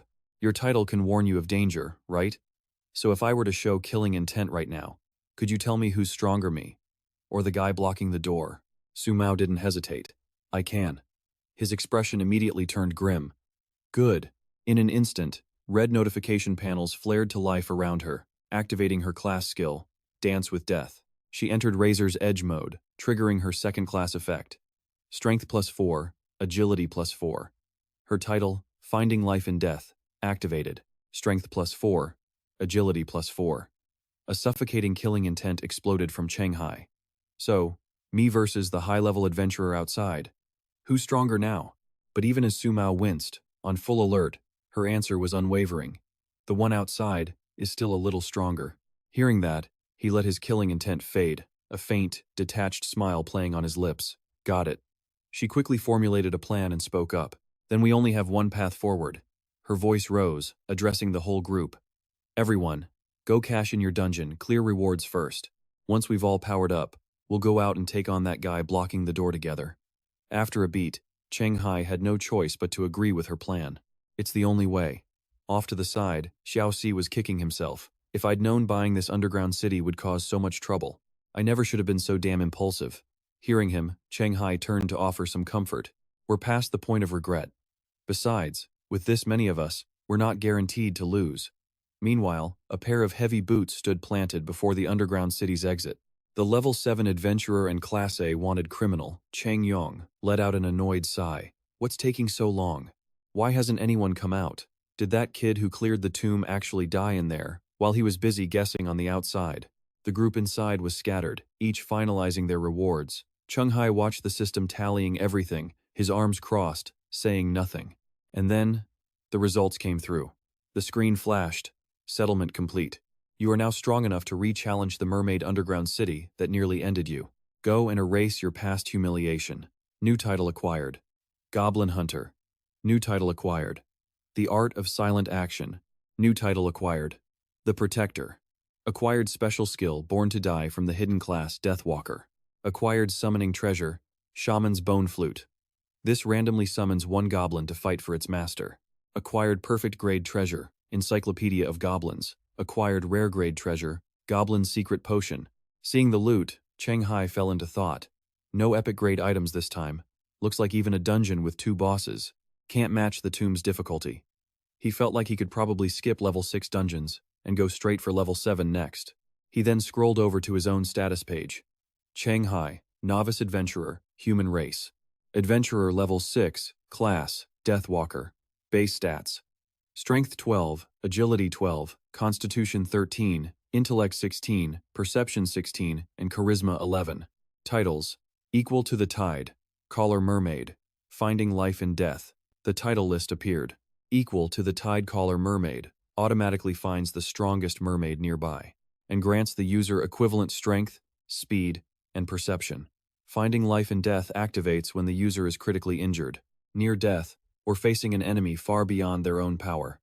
His mind immediately zeroed in on the useful parts. Putting Finding Life in Death aside for a moment, he considered the other titles he could actually use right now. For the coming fight, his best options were likely Wolf in Sheep's Clothing, Miraculous Survivor, and Clash with a Legend. Then there was Self-Adaptation, The Art of Silent Action, and The Protector. Cheng Hai continued to strategize, setting aside utility titles like Wolf in Sheep's Clothing. That left Miraculous Survivor, Self-Adaptation, Clash with a Legend, The Art of Silent Action, and The Protector. Each one had a very clear purpose. To him, Clash with a Legend was basically a replacement for Finding Life in Death. It meant sacrificing 4 strength, 4 agility, and 2 perception, in exchange for locking his stats at their absolute peak. A plan started clicking into place. As for the Art of Silent Action, the best way to use it would be in combination with Wolf in Sheep's Clothing, using that title to get into a target's blind spot, then switching to The Art of Silent Action to close the gap. For the finale, he'd switch to Finding Life in Death and activate his class skill, Dance with Death. 1 step, 1 strike. A perfect assassination, a guaranteed 1-hit kill. His mind kept racing. And then, there was the Protector. The most logical way to use that one would be to quickly switch between Clash with a Legend and the Protector mid-fight. He'd rely on the +2 perception from Clash with a Legend to activate the future side effect of his 1-step, 1-strike skill. First, he needs to predict the target's next move. If they switch targets, he'll activate the Protector title to intercept them. This strategy is safer than his Dance with Death ability, even if it's not as flashy. No need to gamble with his life. It offers a higher margin for error. Both titles, and the tactics built around them, seem pretty solid. But if he had to choose just one right now, it wouldn't be easy. For a moment, he puts that thought aside. Cheng Hai decides on a temporary plan. He'll first check out his new class skills and treasures to see how effective they are. After that, he'll make his final call. Decision made. Cheng Hai switches to the Novice Adventurer class, just as he planned. The class skill Dance with Death puts him in a high-stakes state where every hit he takes triples the power of his next move. But there's a critical note. Entering this state with a perception stat over 18 allows him to predict his opponent's next move. Then there's Play Dead, a skill that lets the user erase all signs of life. His heart will stop beating for a short time. And Born to Die, the closer he is to death, the more his body's toughness and agility will skyrocket. Seeing this, a look of pure shock crosses his face. This Born to Die skill, it's not bad at all, he mutters. Just the fact that it boosts his agility and toughness is incredible. Combined with his other skills, he can see it now. He could dodge and counterattack an enemy's weak points all at once. An image of himself playing dead flashes through his mind. And that play dead skill in the real world, adventurers don't drop loot when they die. He could totally use this to fake his death, then wait for the perfect moment to launch a sneak attack. He imagines the enemy shouting, "You coward," while he just grins back. In a real fight, you do whatever it takes. As long as the high-level adventurer blocking the door isn't crazy enough to dissect a corpse, then he could give that guy a nasty surprise. But Cheng Hai knew, deep down, this was a desperate move. Of course, this was a last resort, a choice born from desperation. Even with a plan, a part of him felt uneasy. If possible, I'd rather win fair and square. Plus, he wasn't even sure about the guy blocking the exit. What if they deliberately keep them alive just to steal their items? But even as he thinks this, Cheng Hai's hands are already moving. He immediately clicks to check his other loot. A strange recovery potion, an equipment prayer ticket, an artifact upgrade ticket, an equipment forge, a mermaid's long spear, and the voice of the sea. This last one lets him breathe and speak underwater. He can even communicate with sea creatures. Despite all the amazing items he got, he just calmly says, the loot drop this time is decent. A bone flute, a shaman's flag, a book of inheritance. This means he'll have a new goblin follower in the underground city, and it's the type that can actually grow stronger. Plus, the goblin's secret potion could solve his current problem. Combined with the bone flute, he might even summon a warrior follower if he's lucky. Cheng Hai quickly makes his decision, raising his hand to gather power. The enemy at the exit is probably 2 or 3 levels above him. To be safe, he's not saving the artifact upgrade ticket, the prayer ticket, or the equipment forge for later. He has to max out his combat power right now. And the best intermediate artifact he currently has is this. Using the artifact upgrade ticket on it is definitely the best choice. The protective helmet of the legendary ghost Lao Day. His expression suddenly turns grim. He'll do it. Even if the upgrade makes the helmet unsuitable for him. He still has an artifact exchange ticket he got from someone else, so he has one more chance to get it right. Yeah, this is the way. Finally, Cheng Hai decides to use the ticket on the helmet. A brilliant light flashes as he confirms the upgrade. A system notification pops up almost immediately. The artifact has reached the epic level. It can no longer be upgraded with this ticket. Seeing this, he can't help but wonder in shock. It can only be upgraded to epic tier? He puts the helmet on, thinking aloud. Then I'll just have to use the equipment forge on my other useless gear. After that, he'll decide whether to use his other ticket on the tainted famous sword or the newly forged equipment. Without any more hesitation, Cheng Hai taps the forge icon. A prompt immediately appears. Use equipment forge? Of course, he chooses yes. But when he clicks it, another message pops up. Forging failed. The arsonist tools, the voice of the sea, and the ghostly easel are not considered equipment. This failure won't count against his forging attempts. Cheng Hai looks completely stunned. Artifacts that aren't equipment can't be used as materials? That means his only spare gear pieces are 2 low-level items. The mermaid's long spear and a regular long sword. Even if he forces a forge with these materials, he feels like he won't get anything decent out of it. He picks up the sword, sighing. No choice then. I'll use the upgrade ticket on the tainted famous sword, even though you're already pretty useful as you are. Under the power of the upgrade ticket, the tainted famous sword erupts in a blinding light, illuminating the entire space. When it fades, it has been reborn as an equipment-type artifact, the Sword of the Black Knight. Wielding this sword against a tough opponent was a game-changer, slightly boosting the user's physical power. But that boost had a limit. Cheng Hai couldn't help but admire the sword's brand-new form. So cool. He then looked down at his own gear, helmet, and weapon were officially ready to go. That meant the equipment prayer ticket would be for his armor, a perfect upgrade for the old chainmail he bought on Taobao. In a flash, the ticket was used, vanishing from his inventory. A second later, his outfit morphed into a perfect set of armor. Best part?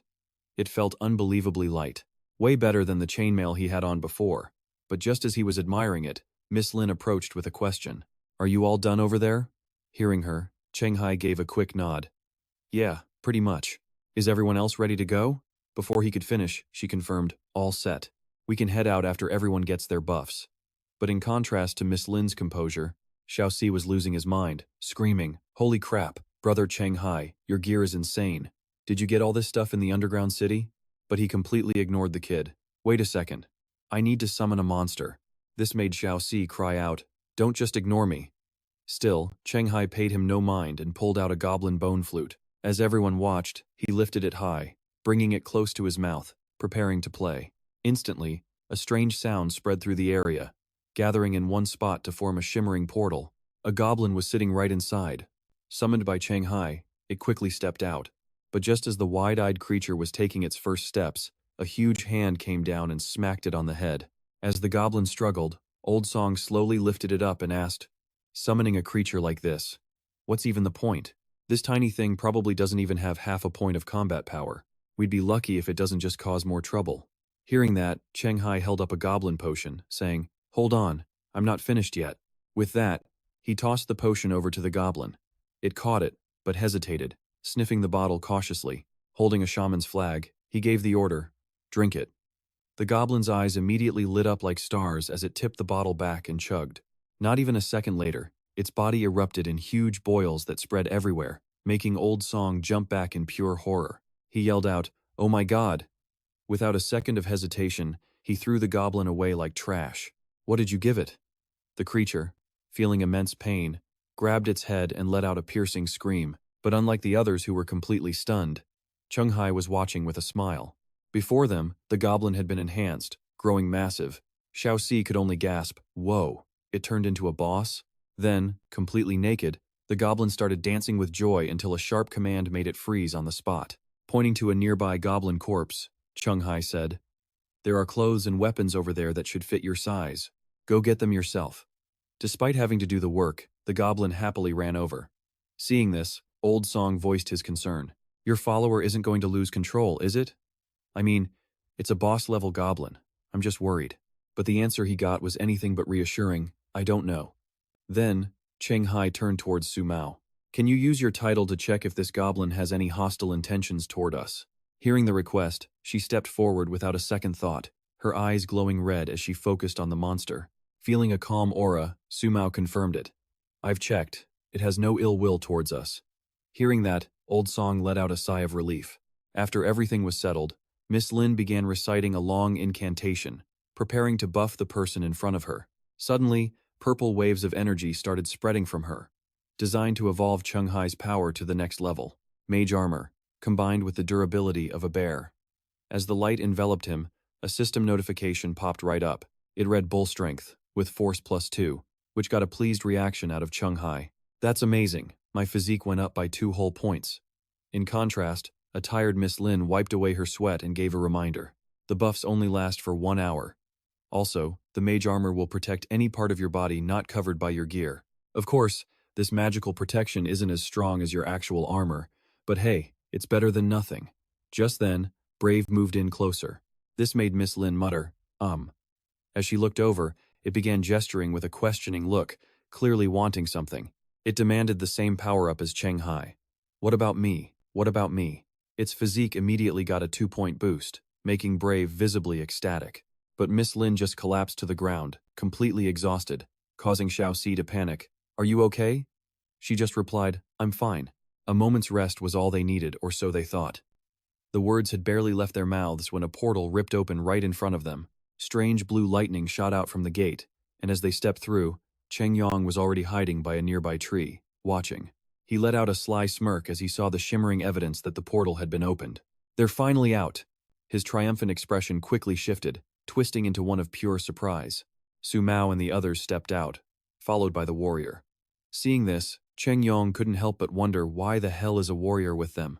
Meanwhile, another team member was looking around, completely lost.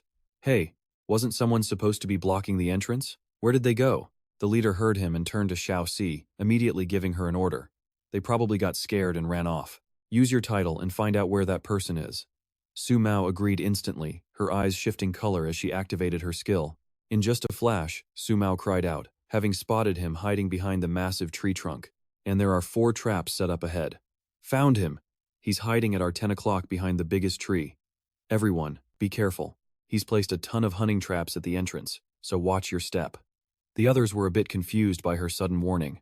"Traps? What traps?" Hiding off to the side, Cheng Yong clicked his tongue in annoyance before slowly stepping out from behind the tree to speak. An investigation-type class title. One of Cheng Yong's hands touched the brim of his hat, the other touched the tree. A nasty, condescending smile on his face. This is truly annoying. Cheng Hai was on high alert, his eyes sharpening as he thought. So it was him. Then everything makes perfect sense.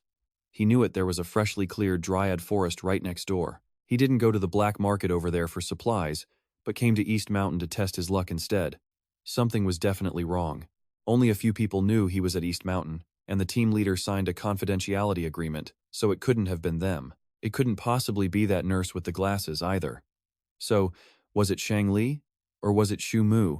Meanwhile, Miss Lin stood quietly to the side, cautiously observing him when she suddenly realized Cheng Yong looked disturbingly familiar. This person? And then, the memory clicked. Miss Lin pointed at him from behind the group and shouted, "Wait a minute, are you Cheng Yong?" Wang Quan, who was next to her, immediately asked, "Is he supposed to be famous or something?" Miss Lin explained, "Famous is an understatement. He's the most notorious wanted criminal in both Fujian and Guangzhou." Recalling his face, she continued, "Even though his adventurer level is only 7, dozens, maybe even hundreds of adventurers have died by his hand. Rumor has it he's so bloodthirsty because he wants to steal the loot drops from other people's dungeon clears.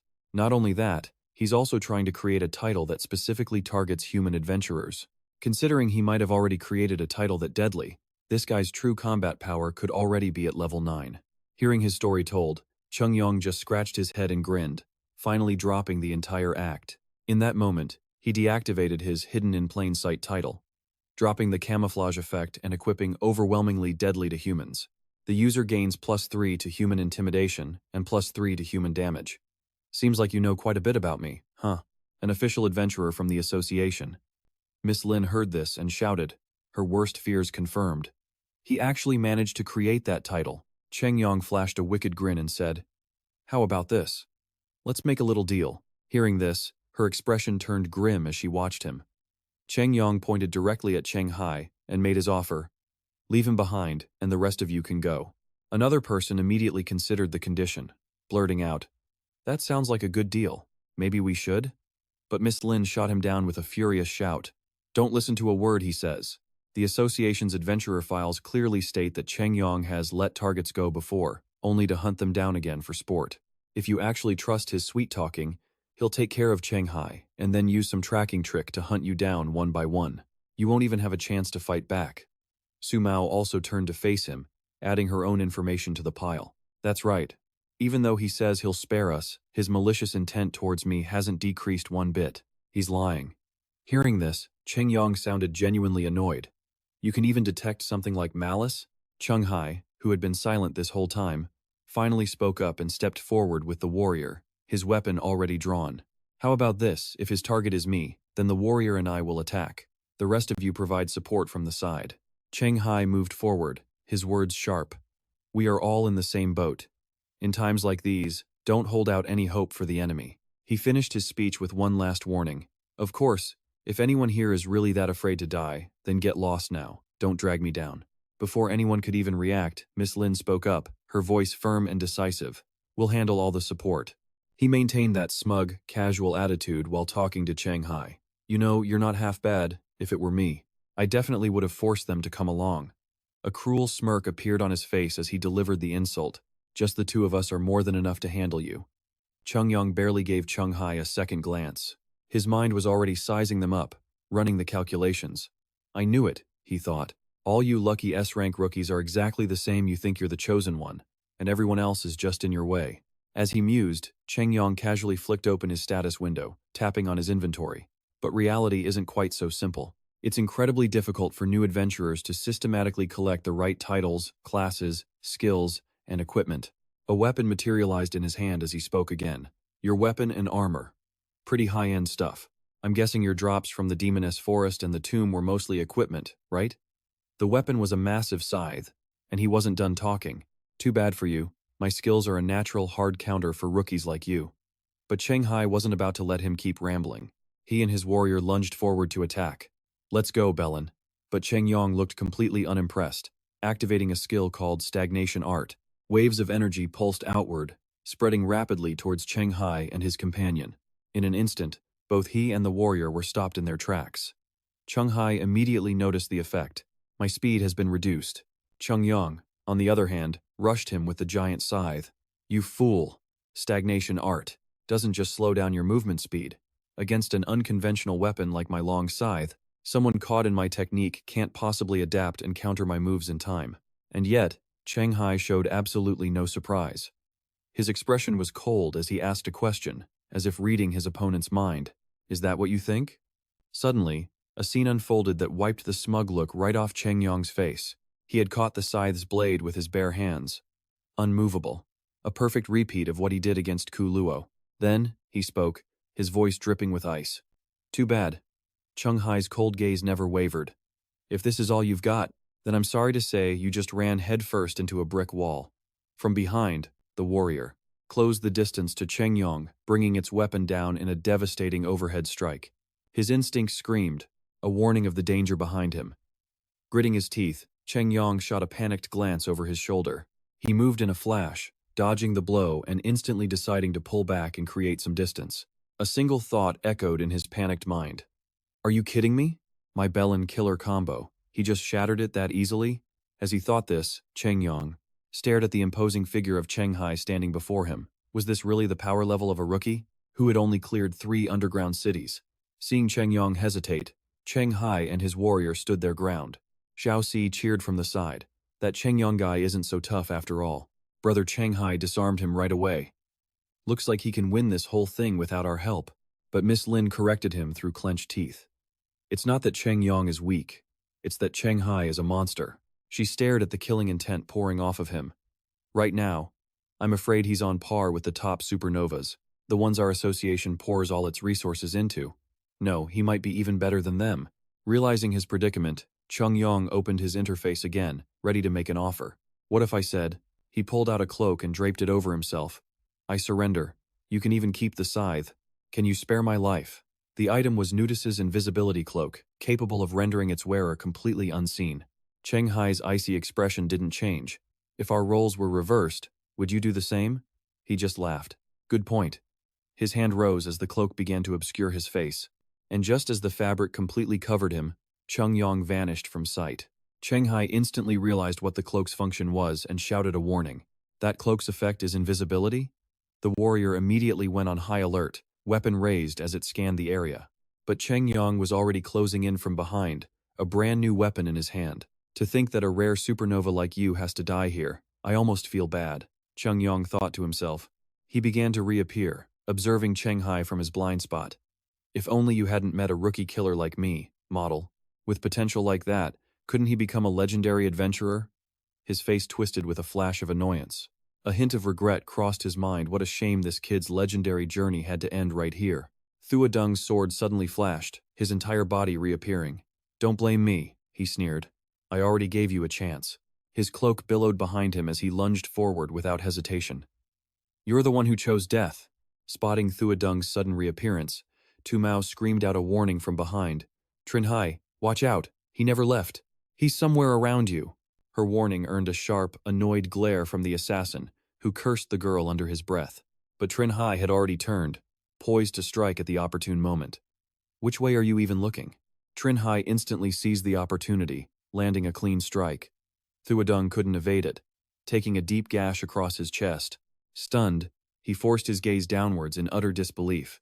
Impossible. The force of the blow sent Thua Dung staggering back, a question burning in his mind. He couldn't help but gasp out the words, How? How did you know I was here? Trin Hai slowly advanced on him, ready to explain. Because my perception is at 20. Looking down at the fallen assassin, Trin Hai added, I can read your every single move. Lying on the ground, the life fading from his eyes, he still couldn't process it. A perception stat. That high? Trin Hai turned to his champion and gave the order. You finish him. The creature responded with a vicious grin and an agreeable roar. The champion stood over the dying Thua Dung without a shred of pity, raising its weapon for the final, life-ending blow. As the final blow landed and ended his life, one last thought crossed Thua Dung's mind. Fate is truly unfair. With their work done, Trin Hai and his champion turned to rejoin Miss Lam. He removed his helmet, standing proudly before her with a confident smile. If a freelance adventurer wanted to join the guild, how long would it take to get them registered? Miss Lamb's gaze immediately returned to her usual, professional seriousness. On a business day, about half a day. The answer made Trin Hai's gaze drop as he fell deep into thought. So that was it. This wanted criminal was likely after him because someone inside the Vantu City Guild leaked he'd cleared the graveyard dungeon. With that realization, his cheerful demeanor returned. Oh, right. The other day I verbally agreed to join the Vantu City Adventurers Guild, but they still haven't officially registered my personal information. So, what if I were to change my location to Dongsun City? Would that follow the proper procedure? Miss Lam hesitated for a moment, but replied, Of course it would. On behalf of the Dongsun City Adventurers Guild, I welcome you. Elsewhere, in a high-rise building, a phone began to ring. It rang loudly. Hearing it, Thuong Lei immediately picked up the call. Hello? Manager? Back at the Vantu City Guild entrance, it was Cheng Hai on the other end. He watched the corpse being carried away and got straight to the point. I've thought it over, and I've decided not to become an official adventurer for Vantu City after all. His refusal immediately set Thuong Lei off. What? Why? Your personal information was scheduled to be updated tomorrow. Why the sudden change of heart? Cheng Hai kept his eyes on the ambulance as he prepared his answer. He calmly replied, because I just took down an A-class wanted criminal named Thua Dung. After the Dong Sun Adventurers Guild found out, they invited me to become one of their official adventurers. Thuong Lei's expression darkened instantly. Is that so? Well, that's just great. It'll be more convenient for you, working as an official adventurer in your hometown. Cheng Hai agreed without a hint of politeness. Exactly what I was thinking. Well, I'm hanging up now. Thuong Le forced a calm, friendly tone into his voice as he replied, Okay, let's keep in touch. The moment the call ended, he slowly lowered the phone from his ear, and then his rage exploded. Thuong Le slammed the phone down onto his desk, roaring out a curse. Back with Cheng Hai, Miss Lam spoke up as he lowered his phone. Finished your call? He tapped the screen off, then paused, puzzled. He saw Tu Mao approaching from a distance. Yeah, I'm done. Why are you still here? At his question, she simply lowered her head, silent for a moment. Finally, Tu Mao decided to answer him, because Miss Lam invited me to join the Dong Sun Adventurers Guild too. I'll be registering my personal info with you shortly. Cheng Hai's face lit up. Oh, really? Then he couldn't resist throwing a jab at her. But honestly, if they're inviting you to join, it makes me seriously start to question the quality of the adventurer title itself. Tu Mao fumed internally. She'd only teased him a little bit back in the underground city, hadn't she? Did he really have to be so petty about it? The scene shifts to the Dong Sun City Adventurers Guild branch. The guild official stood beside a large red device. Please disable all your titles and class skills. Then, just hit this with your raw strength. Hearing that, Cheng Hai's excitement grew. He settled into a stance and replied, Got it. The moment he spoke, his eyes sharpened with concentration. His expression suddenly went blank, completely focused. Then, he unleashed all his power, slamming his fist directly into the red panel before him. The number 12 flashed on the screen. He grinned, clenching his fist in satisfaction. This official guild equipment was the real deal. The equipment here was way more professional than at Quio Gym. He heard this association even had dedicated trainers. Looks like those old Quio Gym workouts might still come in handy. But while Cheng Hai was lost in thought, his goblin warrior was just munching on popcorn. He wondered what his score was. Just then, Miss Lin finished her work and walked in with Su Mao, asking, Are the tests finished? Hearing her, Wenjong looked at the results board. All done. His strength and agility are both 12. As they were talking, another voice suddenly shouted in pure disbelief. No way! 17 points? On the other side, Miss Lin heard the results and looked confused, asking, Only 12? She tried to recall what she saw, but a 12 in strength and agility? That was nothing compared to his performance back then. She thought for sure his base stats would be at least 14, maybe even 15. But, for them to be this low, and still dish out the power of a level 9 adventurer? It meant Cheng Hai's class and title skills were compensating for at least 2 or 3 missing stat points. She was just as surprised as everyone else. Su Mao thought to himself, watching Cheng Hai, mainstream classes could never pull that off. Could it be that he actually has a hidden class and a purple rank combat title? Completely ignoring their serious analysis, the other guy was confidently trash-talking the goblin. Don't get cocky. Wait till I activate my class and we go again. I'll definitely be stronger than you. But as the two were about to argue, a figure approached and called out to them, Mr. Cheng Hai. The voice made him turn around instantly. It was Miss Lin, holding up a data slate with a serious expression. Your personal information has been recorded. Here is your certification card. Hearing that, Cheng Hai rubbed his head as he took the card. That was fast, wasn't it? She replied. Special people get special treatment. The man who single-handedly defeated 2 dungeon bosses and took down Cheng Yong all by himself? You've more than earned it. He listened to her voice, his eyes fixed on the new ID card, deep in thought. Seeing this, Miss Lin began to explain the details. Additionally, official adventurers from level 5 to 6 to level 10 must clear at least 2 association-designated dungeons of the same level each year. Failure to do so will result in a transfer from the combat division to either intelligence or resource gathering. Considering your base stats still have a lot of room to grow, my recommendation is that you don't rush to raise your dungeon difficulty for the next 2 years. Her gaze was sharp as she continued. Just clear one designated dungeon of your current level every 6 months. Spend the rest of the time on body conditioning and combat training. Cheng Hai didn't hesitate for a second. No problem. Miss Lin's tone remained serious. One more thing. Headquarters may issue temporary deployment orders from time to time. During these deployments, you'll be rewarded for capturing or assisting in the capture of wanted criminals or monsters that have escaped from dungeons. The mention of rewards definitely got his attention. These rewards are all converted into contribution points. You can use them to exchange for title clues held by the association, class-specific certification items, or even artifacts. However, she added, temporary deployments are usually reserved for adventurers level 9 and up, so you don't need to worry about that just yet. Hearing all this, something clicked for Cheng Hai. He raised a hand and said, I have a question. She nodded. Go ahead. With a mix of curiosity and confidence, he asked, what exactly is a title clue?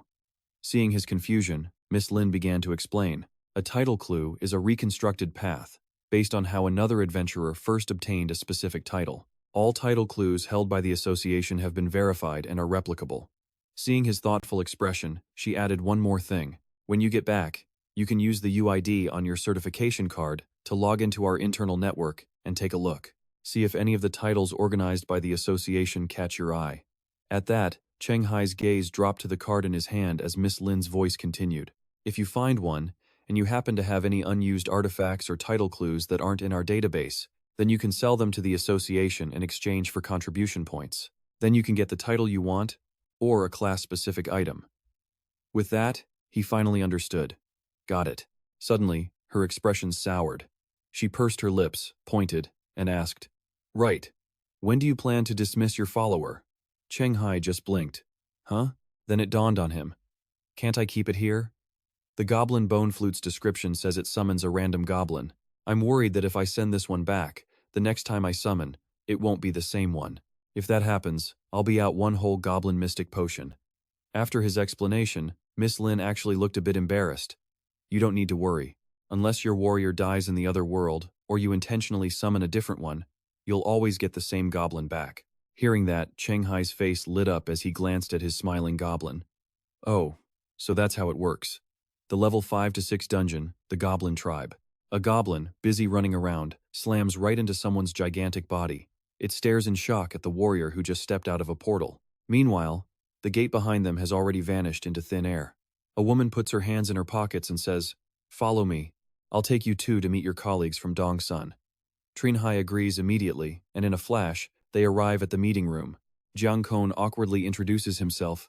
Hello, I'm Jiang Kone, a reserve adventurer from Dongsun. At present, his agility stats are as follows.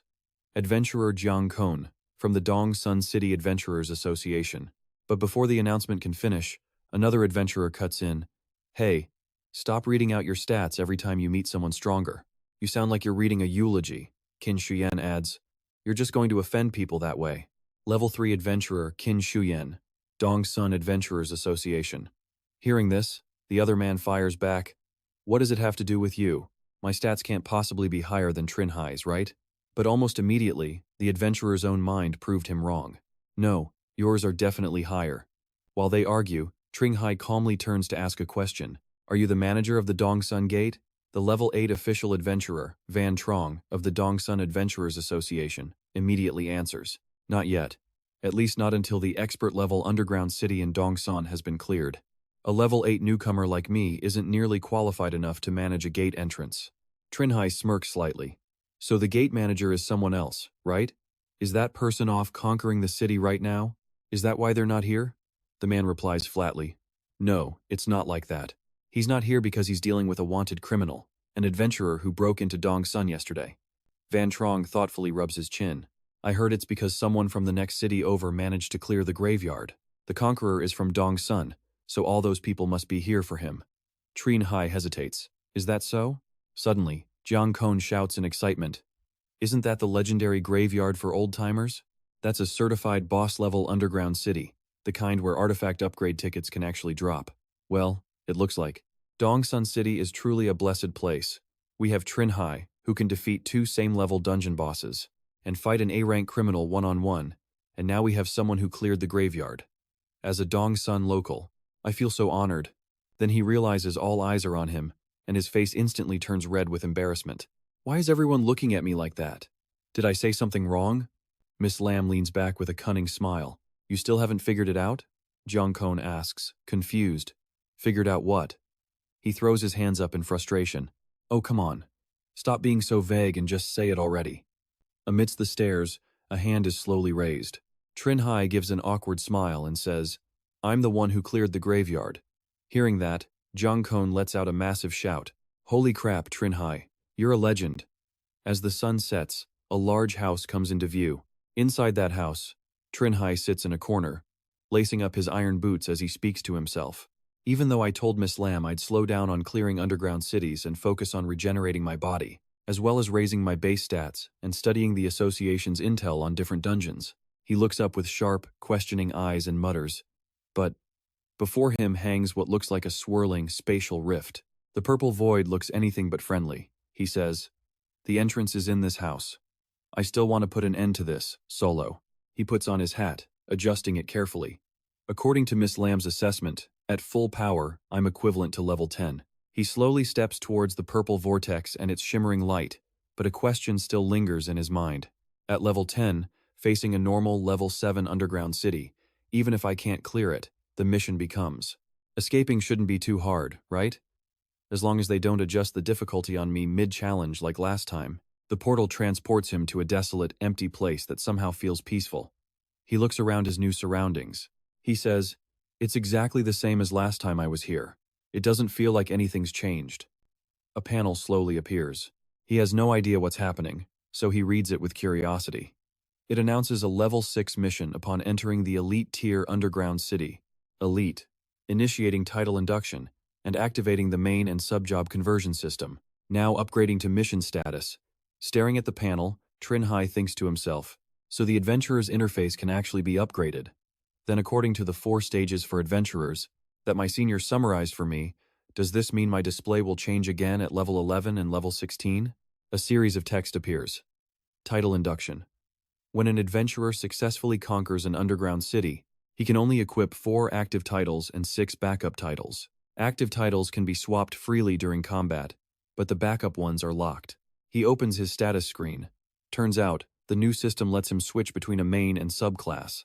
Before tackling a dungeon, adventurers now have to lock in their main and subclasses.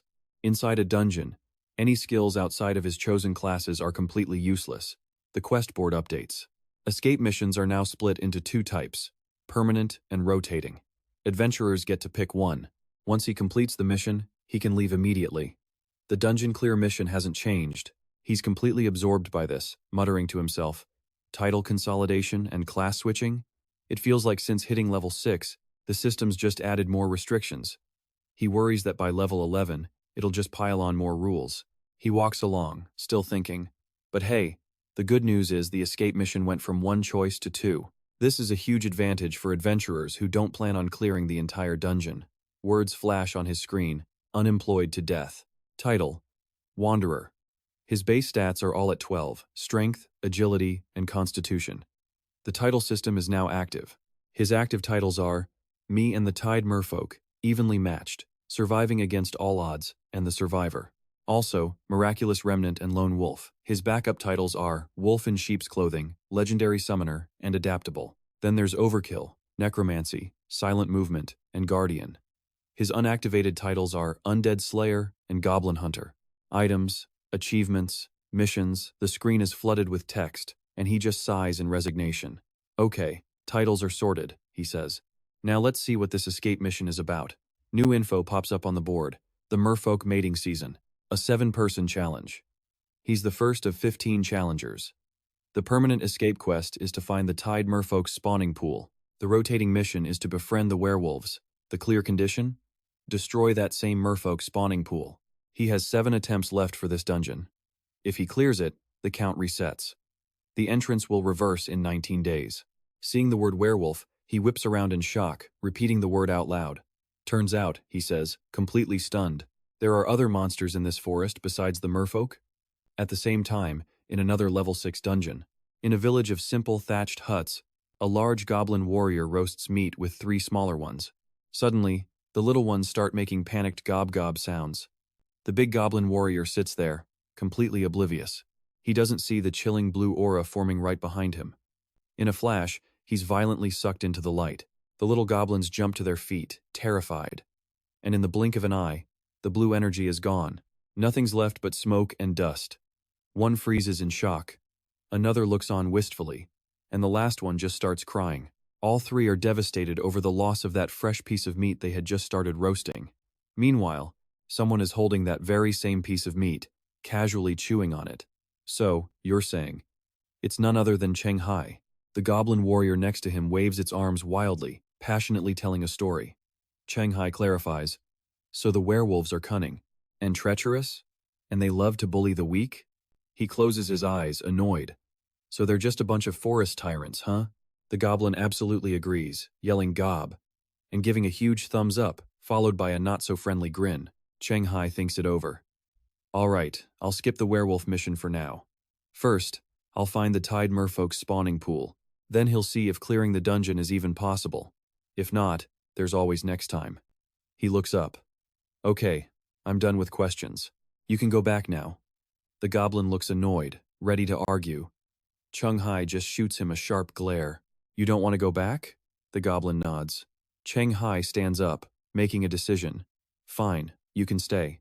The goblin clenches its fist, overjoyed. It lets out a few happy gob-gobs. As they walk, Cheng Hai sets some ground rules.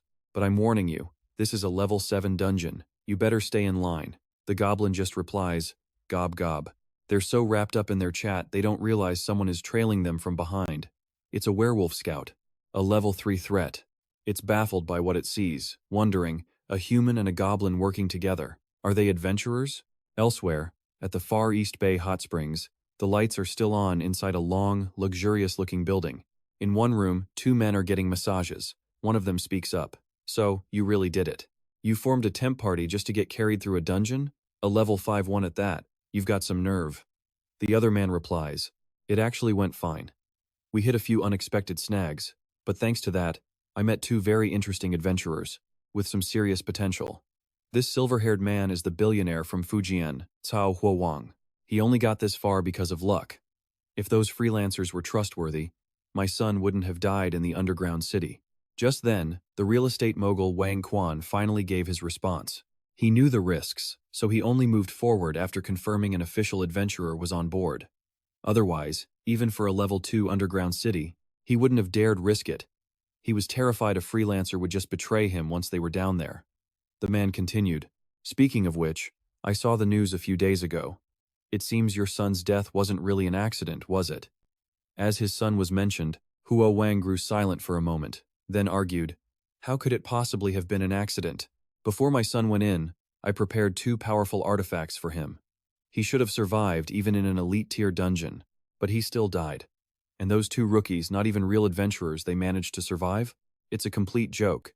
He only regrets that those 2 didn't live long enough for him to get his own hands on them, since they were killed by someone else.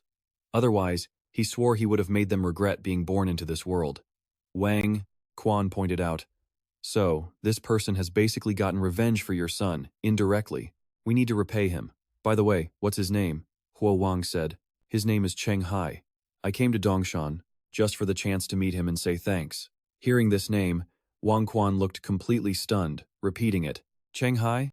Seeing his friend's reaction, the man next to Huo Wang glanced over. What is it, you know him? Wang Quan looked awkward, scratching his cheek as he replied, the temporary team I put together. There's a young man named Cheng in it. It's probably him. This news made Huo Wang's jaw hit the floor. Elsewhere, a Tier 3 Challenger Fishman captain led 3 others from behind. He dragged a knife along the ground. The captain grunted a few times, trying to get his squad to focus. He warned them that werewolf scouts could be hiding in the nearby bushes. Their laziness, he said, was incredibly dangerous. A fishman's voice called out, all right, Captain. And just as predicted, in the bushes they'd just passed, 2 pairs of eyes appeared from the shadows, watching their every move. Before they could do anything, a fishman looked up and saw Cheng Hai shouting, Hiya! And the goblin champion yelling, Gob, gob! Both of them were raising their sharp swords, aimed right at him. He glanced back in shock, but it was too late. A brutal brawl erupted in an instant, and it ended just as quickly, with all 4 of them beaten senseless, tied up, and sitting in one spot. With them captured, Cheng Hai turned and asked, By the way, do you know their language? The Goblin Champion replied with total confidence. Of course. He even offered, do you need me to translate? For you? But Cheng Hai cut him off with an annoyed look. Not right now. He then lowered his voice, boasting, I have an artifact that can be used for this. He held up a necklace with a beast's head on it, and thorns all around it. This is called the Word of the Sea. After you put it on, you can breathe and speak underwater, and you can even talk to sea animals. He sat down in front of the captain and the other fishmen, who all glared at him with pure hatred. He stabbed the Black Knight's sword into the ground and ordered, Tell me where your spawning pool is. He started to say, I can spare your lives, but before he could finish, he got a face full of spit. The fishman captain was the culprit. He shrieked a few garbled noises, basically yelling, You think I would betray my own tribe, you errand boy for that green-skinned fool? By now, Cheng Hai and the Goblin Champion had backed away from the captain, as he kept screaming, If you've got the guts, then kill me. It seems those words angered Cheng Hai, as a purple glow appeared on his hand. And yeah, that challenge was a big mistake. The captain was sliced clean in two, pink blood spilling all over the ground. Seeing this, the others screamed, The captain is dead! The tied-up fishman yelled in fury, Don't get cocky, our army's leader will avenge us. Without a second thought, he cut another one of the fishmen in half. Terrified, the next one finally broke, saying, At the bottom of the lake, there's an underwater cave. Go through it and you'll find a natural grotto. Our spawning pool is there. The last one screamed, You traitor! And Cheng Hai swiftly dealt with him. He turned to the Goblin Champion and said, Keep this one alive, but tie him upside down to a tree. We'll go find the pool after we're done. When he got no response, he turned and asked, Hey, why'd you run so far away? The goblin just looked terrified. After they hung the last fishman up, they said, Okay, let's head out. Two pairs of feet began walking down the path together. The goblin's gob sound rang out again. From behind them, two towering figures emerged, and a deep voice rumbled, That adventurer is very strong. Hearing the voice, the hanging fishman twisted around. It was the werewolf warrior Hot, a legendary Tier 8 challenger. The Tier 3 werewolf scout gasped. Oh no, it's the warrior Hot. Hot gave his order, Tell the guerrilla team to lure the fishmen out of the lake. Create an opening for this adventurer to destroy the spawning pool. The werewolf scout replied, Yes, Big Brother Hot. Then he looked up at the captive fishman. As for you, in an instant, the merman's head went flying, revealing a breathtaking scene of lush trees surrounding a brilliant blue lake. Cheng Hai marveled. Wow, this place feels even bigger than it looked from the drone footage. But then he wondered about the massive lake. According to that merman, he had to find an underwater cave first, then pass straight through it. There was no telling how long he'd have to swim to reach the spawning pool. That fact alone would eliminate 99% of all adventurers. He thought back to the deal he'd struck with the werewolves.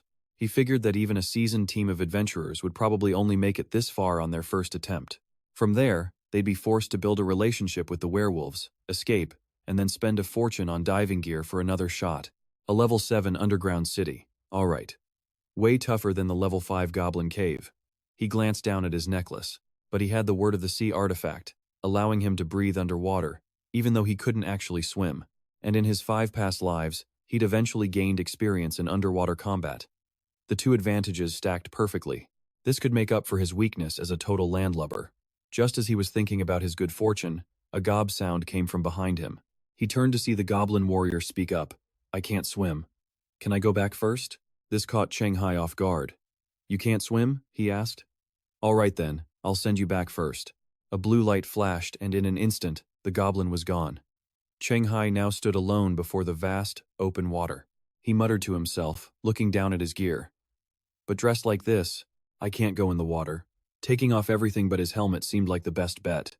He stretched, letting out a few grunts. Standing up, he declared, Okay, warm-up complete. He crouched down and then launched himself straight into the lake. Let's go! As he sank beneath the surface, he realized the Word of the Sea and the Salvation helmet worked as expected. Even a terrible swimmer like him could move freely down here. Suddenly, something emerged, a merman guard. Challenge level 4. From the terrifying depths of the sea, Cheng Hai slowly began to swim his way toward the surface. With a determined gaze, he swam upward through the lush green seaweed, a thoughtful expression on his face. He broke the surface with a splash, creating ripples across the water. His sharp eyes immediately scanned the entire area. Before him was a massive cavern, filled with hundreds of softly glowing blue orbs. The sight was incredible, but also eerily silent. Suddenly, two of the eggs hatched, revealing two baby mermen, both challenge level 1. The area was littered with unsettling skeletons. Cheng Hai watched as a notification panel started to appear, a look of confusion on his face. A big question mark, indeed. The notification fully materialized, updating his permanent escape mission. Find the tidal merman spawning pool. Complete. At the same time, a voice echoed. The permanent escape mission objective is complete. It turns out, that was his own voice. This had to be the spawning pool. His eyes drifted over to the mysterious eggs on the shore. He then wondered aloud, but why don't I see any guards? Floating there, he began to think. Did the mermen of this city think their spawning pool was just that well hidden? Or maybe they figured no adventurer could ever hold their breath long enough to swim here, so guards were unnecessary. Or perhaps, there were guards, but for some reason, they just happened to be away from their post right now? He paused, lost in thought. With a determined look, he slowly waded out of the water and onto the shore, saying, "Forget it. Whatever the reason." Once he was on dry land, a pair of magnificent swords materialized in his hands as he spoke. This is the perfect opportunity to clear the stage. There's no doubt about it. But then, from out of nowhere, two merman silhouettes were clinging to the rock formations right above his head. He continued walking forward, completely oblivious. He had no idea that at least 4 pairs of menacing eyes were tracking his every move. And then, they leaped from the rocks. They landed with a heavy thud, a sound so loud it made him spin around instantly. 4 lair guards stood before Cheng Hai. Blades pointed his way as they gurgled at each other. "Is that it?" "Just one," one of them seemed to say. "There's not enough to go around." Another one chimed in. "It's been so long. I can't believe there's still a fool reckless enough to cause trouble at the spawning pool." The one who just spoke was a lair guard, challenge level 6. Another one added, "I know, but I never expected that this time it wouldn't be a werewolf, but a human." Facing them, he tightened his grip on the Black Knight's sword. Looking at them, he realized the truth. The guards were hiding up there the whole time? He thought to himself, 1 versus 4. They probably wouldn't give him time to gear up. He let out a grunt, deciding on a new plan, a desperate, all-out blitz to win fast. Meanwhile, on a quiet sea surrounded by dense trees, merfolk guards began to surface, their sharp, terrifying teeth on full display. 2 of the guards rose with the waves, gradually making their way toward the shore. With all their might, they let out a massive shout, a piercing gulua. That cry traveled with shocking force, hitting the coastline at an incredible speed. There stood the merfolk army leader, knife in hand, looking powerful, a dead wolf lying at his side. The wolf's blood still stained the ground as the leader, a level 7 challenger rank, seemed to hear the distant report. His eyes narrowed and he frowned, bracing for a fight as he yelled, "A human has entered the birthing lake?" Out of nowhere, the sharp whistle of an axe cut through the air. It was hot. He swung his axe hard into an elite merfolk, sending the creature flying backwards. It sprayed a painful-looking pink fluid as hot, eyes cold as ice, charged straight at it. With his axe ready, he sent the merfolk horde scattering in fear as a werewolf scout called out, "Lord Hot." The merfolk are pulling back. The lake guards must have discovered that human adventurer. Hot gave his orders, "Send someone sharp to watch the lake. If that human adventurer gets out, report back to me." The werewolf scout replied, "Yes, Lord Hot." Just then, a system panel appeared announcing the Black Knight's sword effect. Defeated a strong enemy. Adventurer Cheng Hai's constitution permanently increased by 1. In a starkly different scene, we're at the headquarters of the Daewoo Group. It's one of the top 500 enterprises in the world. Here, a voice explains that the underground city bosses for levels 6 to 10 are usually split into 2 kinds, a team buff type and a high combat type. Meanwhile, Cheng Hai stands surrounded by defeated lair guards. He had just logged out, letting out a sigh. The intensity of these guards is way higher than any goblin warrior. They have to be the bosses of this underground city, right? He wondered, raising a hand. He wiped the sweat from his forehead when suddenly, a sound from the water behind him made him whip his head around. It was the merfolk army leader, a level 7 challenger rank and a team buff type boss. He was flanked by 2 level 6 elite merfolk, and his buffing skill raised the overall combat power of all allied merfolk units by 1 level. In a classroom somewhere, a teacher explained the concept. This type has average strength but can greatly boost allies of the same race. A solo player facing this kind of boss has almost 0 chance of clearing the dungeon alone. In that class was Bai Zuming, a level 8 adventurer contracted to Daning Science and Technology. He held the title Mage of Baoyuan, and he was listening alongside Quan Chong, another adventurer from Daning Tech. Quan Chong was also a level 8 adventurer, with the title Fist of Raging Destruction. He let out a huge yawn, clearly annoying his teacher. The teacher turned around. Every time you're in my class, you're either skipping or yawning your head off. Is my lecture really that boring? He snapped, throwing a pen at Quan Chong, who caught it effortlessly. He clenched his fist, crushing the pen. But haven't you already taught us everything you're covering today? He said boldly. If you taught something about level 11 and above, maybe I'd actually pay attention. Hearing this, the teacher's anger flared up. He slammed the table hard. You think I like teaching this stuff? It's all because of you, reckless punks. If CG's rising star hadn't been so arrogant, trying to solo an underground city far above his level, he wouldn't have died to a team buff boss. The news hit Quan Chong hard. What? Shunshin is dead? Bai Zooming confirmed it. That's right. Haven't you been on the forums? Everyone's been arguing about it for days. Quan Chong replied with a razor-sharp glare. I honestly had no idea. Back in the fight, an elite merfolk leaped high. It lunged at Cheng Hai, who simply sliced it in two with his Black Knight's sword. A gruesome pink liquid sprayed out. Seeing his elite guards fall, the leader let out a guttural gulu. He was giving a warning. Newcomers, be careful. This human is an extremely rare, high-perception individual. Sneak attacks are useless on him. Everyone attack at once. He's alone and can't handle enemies from all directions. Understood, my lord, his soldiers roared back. Cheng Hai fixed his gaze on the leader. He was already covered in cuts from the merfolk as he yelled, What's the deal with that merfolk boss? I've killed so many of his elite soldiers, yet he just stands there watching. He muttered to himself. Could it be that these merfolk, all stronger than goblin warriors, are just weeds in his eyes, meant to be cut down and regrown? A new notification popped up. The Black Knight sword's strong foe slash effect had activated. The knight had hit his stat limit. He dumped 2 points into agility and 3 into constitution, totally ignoring the forces around him. The merfolk commander just screamed at his troops. Keep pushing. He's getting impatient, so keep draining his stamina. We don't stop until he's completely exhausted.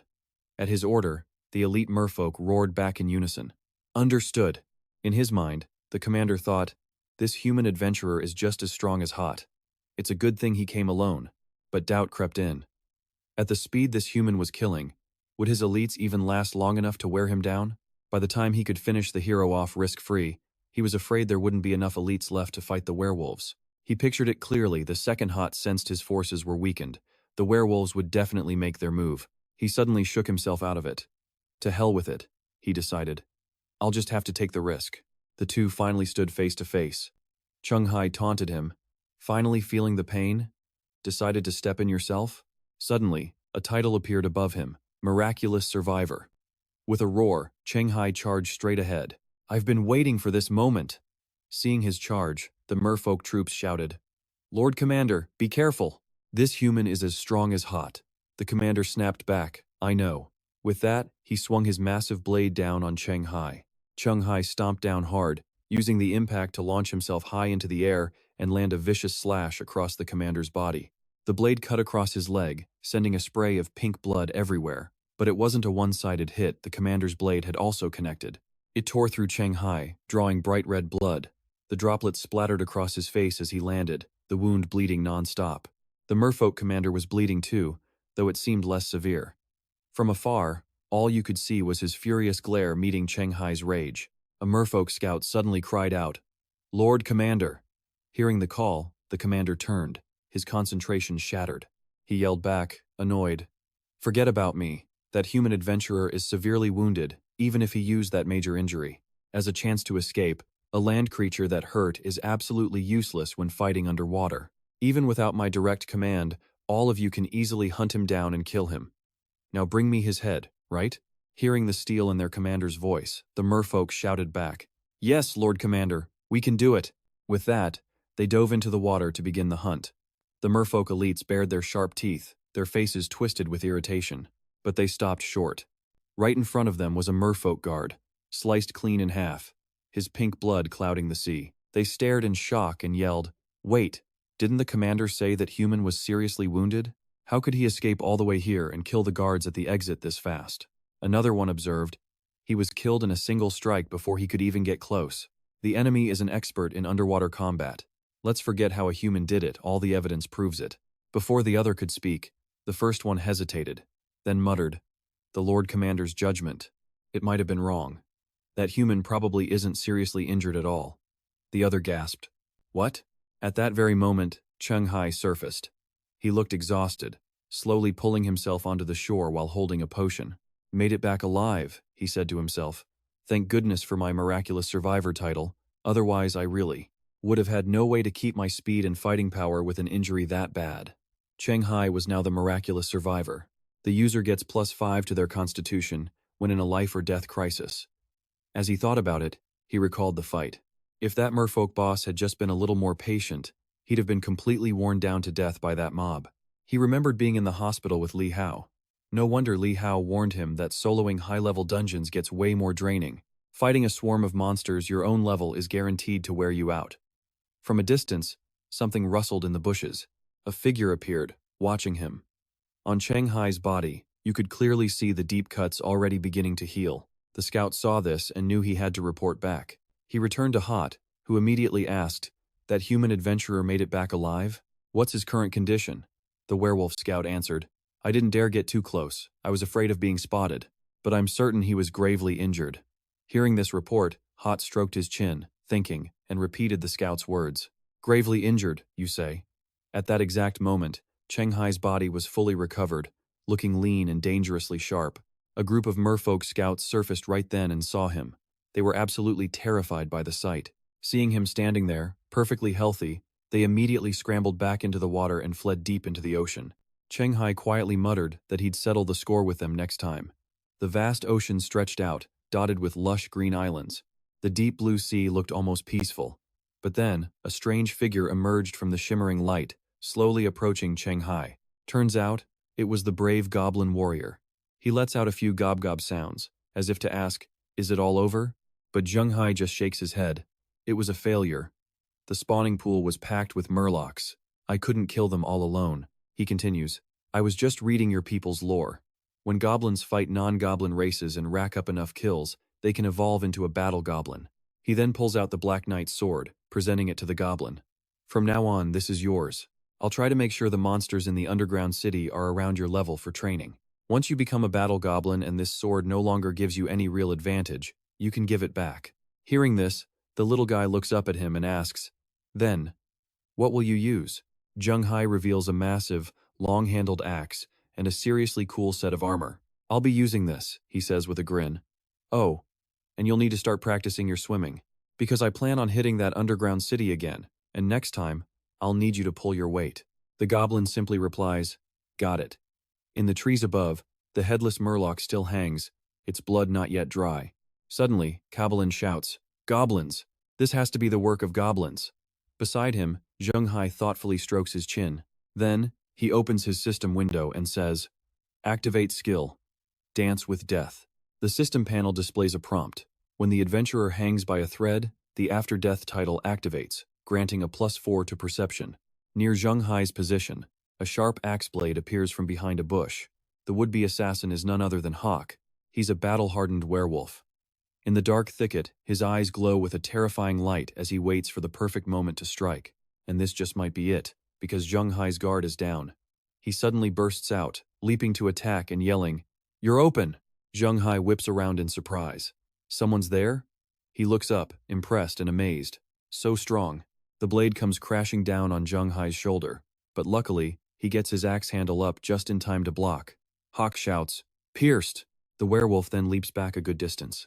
Seeing this, Cabalin shouts in alarm, "Goblin! It's a gnoll!" Cheng Hai breaks out in a cold sweat. That was close.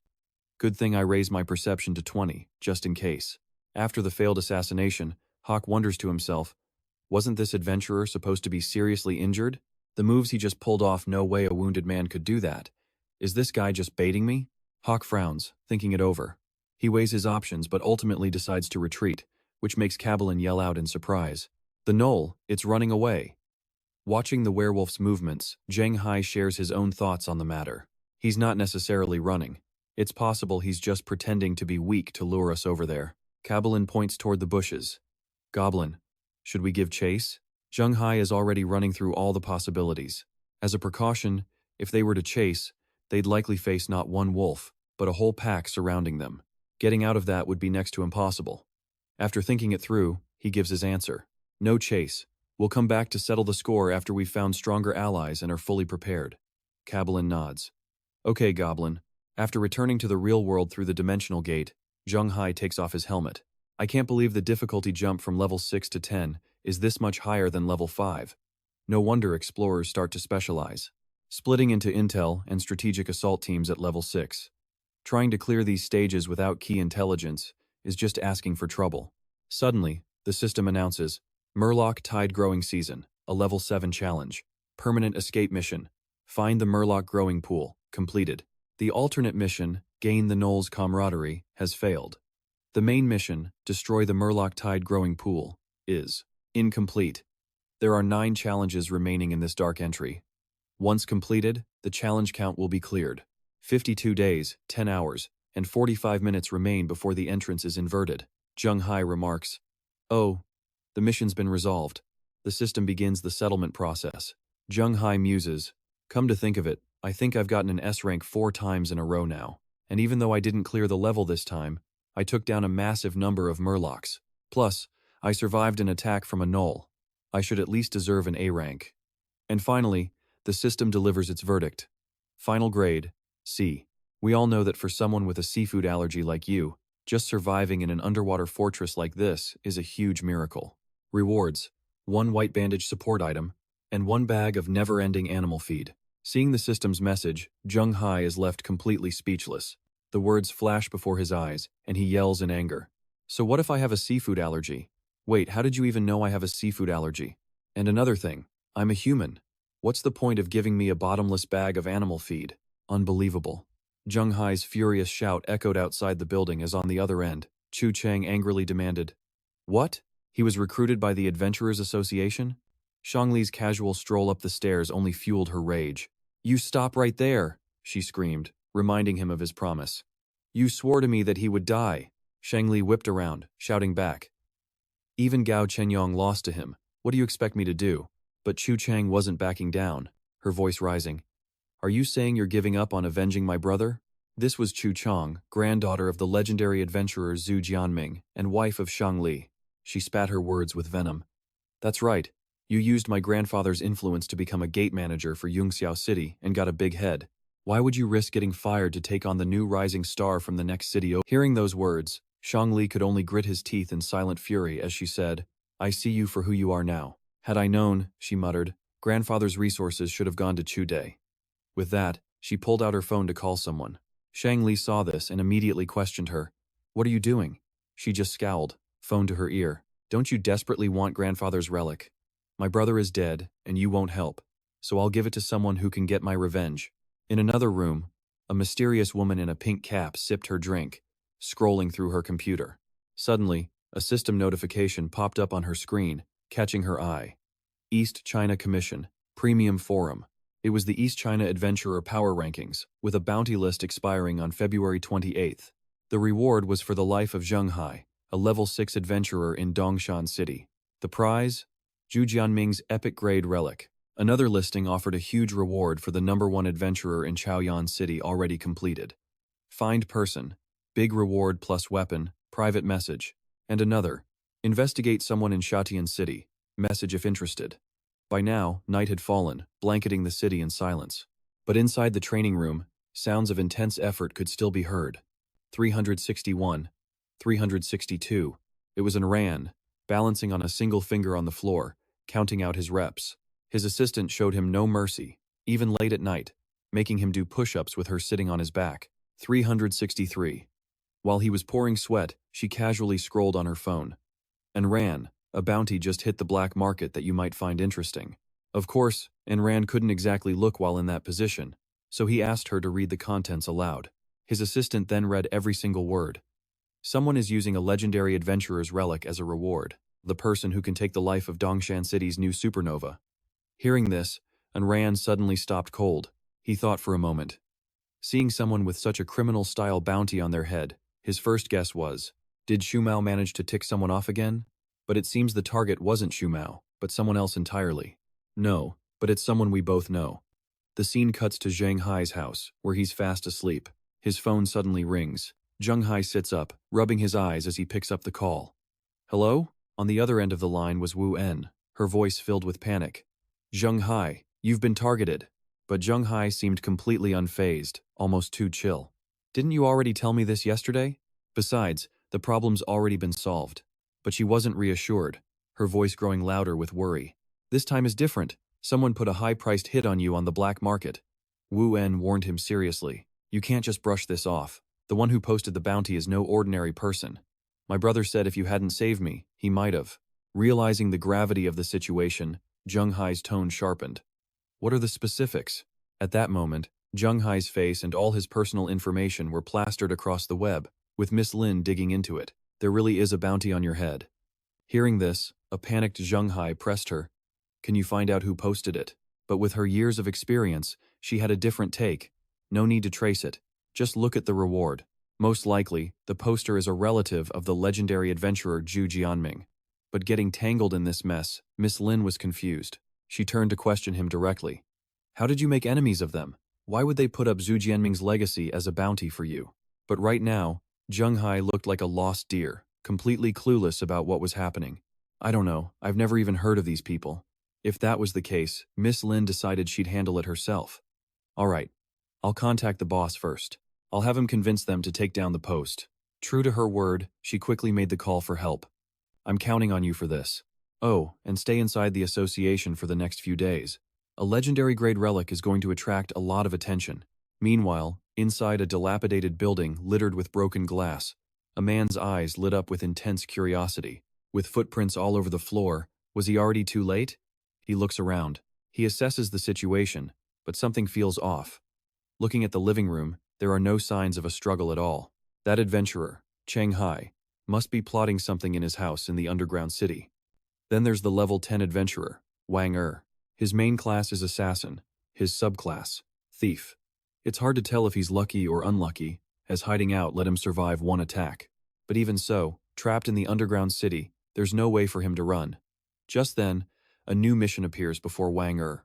He reads the information before him and considers his options besides himself and the target. 4 other people are in this city. He has no idea how many of these 4 are the target's friends, and how many are here to claim the bounty for themselves. At this moment, the man is completely under his control and absolutely furious. You're despicable. But he doesn't hear a word of it. Instead, he stomps on the man, making blood spray out like a fountain. You bastard, you deceitful piece of trash. By now, everyone has reached their limit and collapsed. They turn to the 2 scout wolves, questioning them. This adventurer must be sick. Didn't I post scouts to watch the exit? How did he manage to hunt us all the way down here? If that adventurer from yesterday returns, or the lake's mermen find out our current situation, we have to fall back. Where there's life, there's hope. They can't stay here any longer. The sky above is a brilliant blue with white clouds, and below lies the emerald green sea. It truly is a perfect day for a hunt. Standing in the middle of the forest is Wang Er, his eyes darting around to survey the area.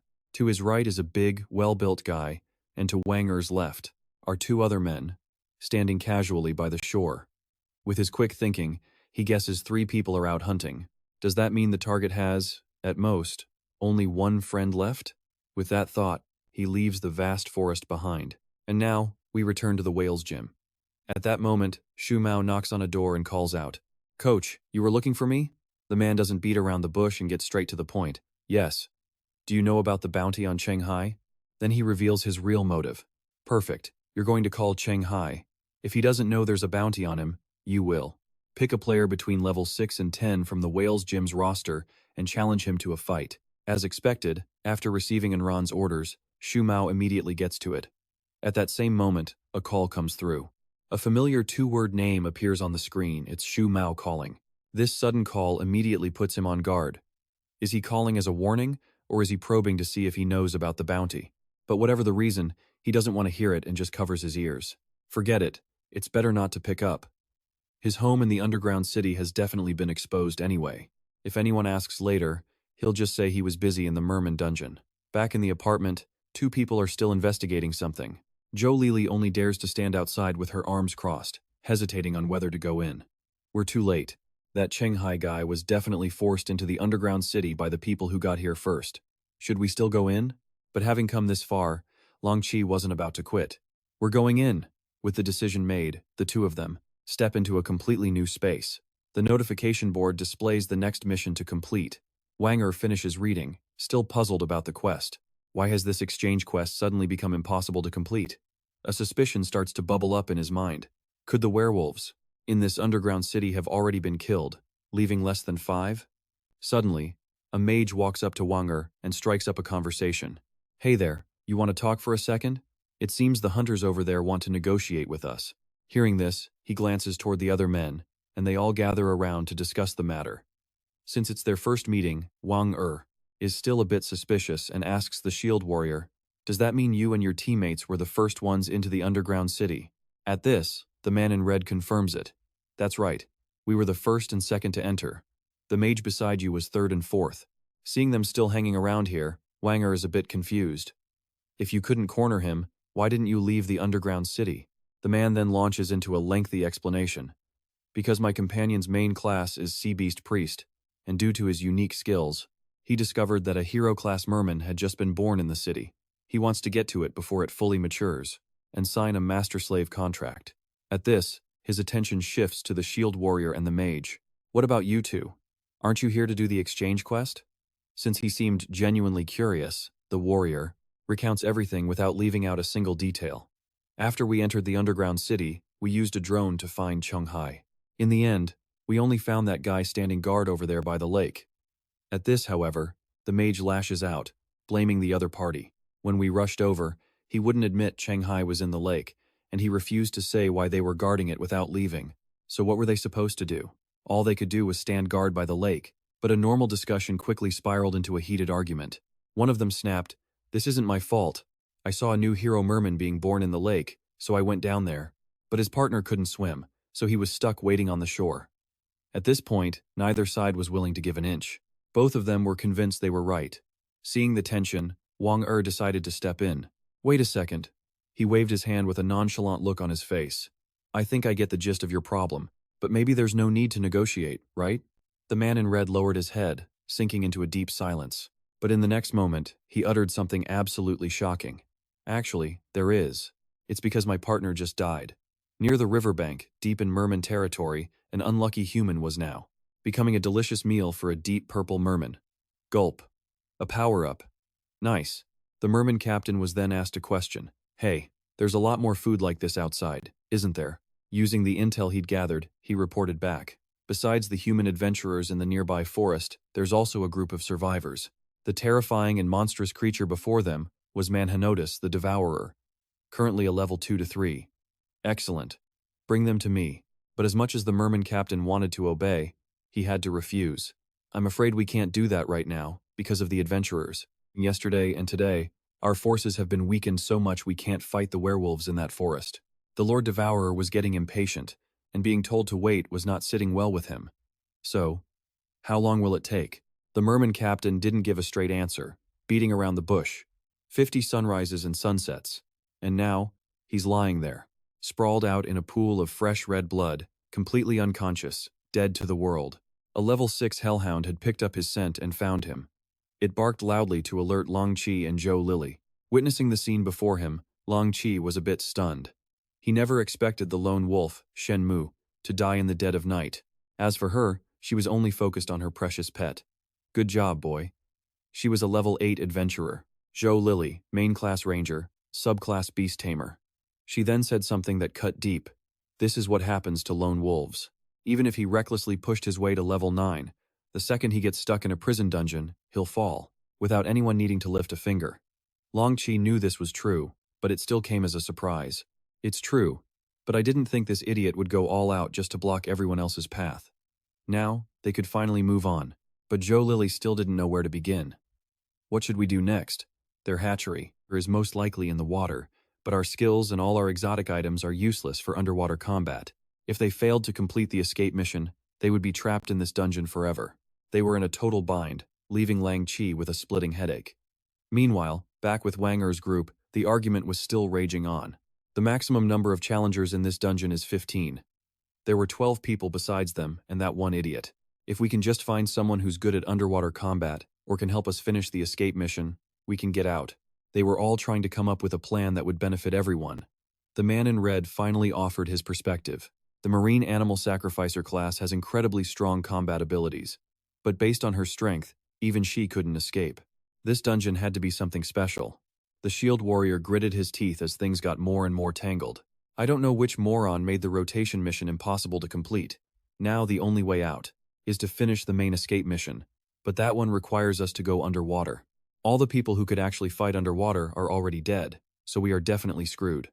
Seeing everyone stuck in a hopeless loop, Wang Er finally made a suggestion. Let's go back to the exit.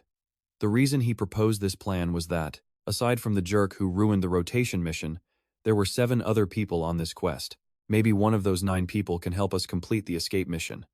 But little did Wang Er know, their entire conversation had just been overheard by the merman captain, who was following the Devourer's orders. He had been watching them this whole time, not taking his eyes off them for a single second.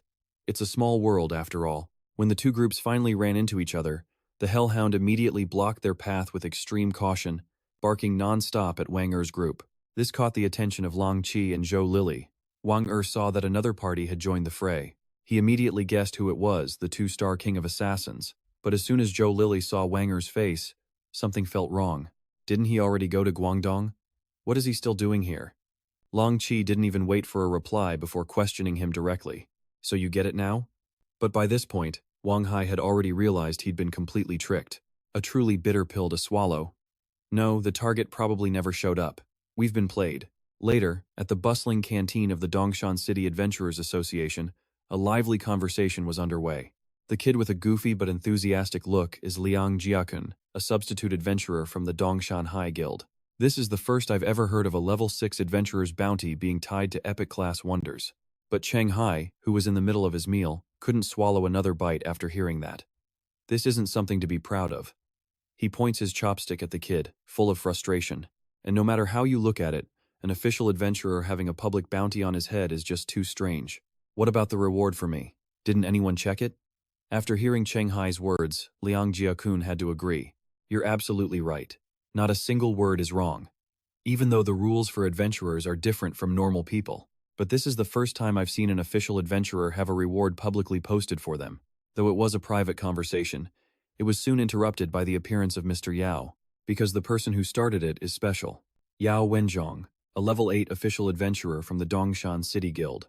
I've looked into it through various channels. The late adventurer Zhu Jianming was the one who witnessed the inversion of the Heaven's Gate entrance. The scene cuts to the Dungeon Lord, the Tomb of Fear.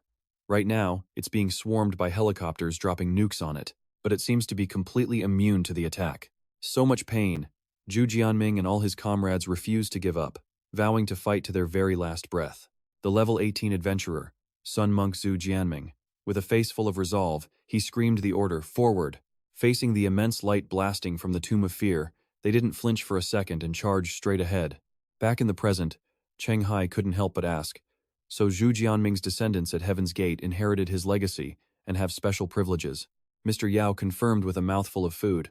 That's right, because Zhu Jianming's grandson died in the cemetery.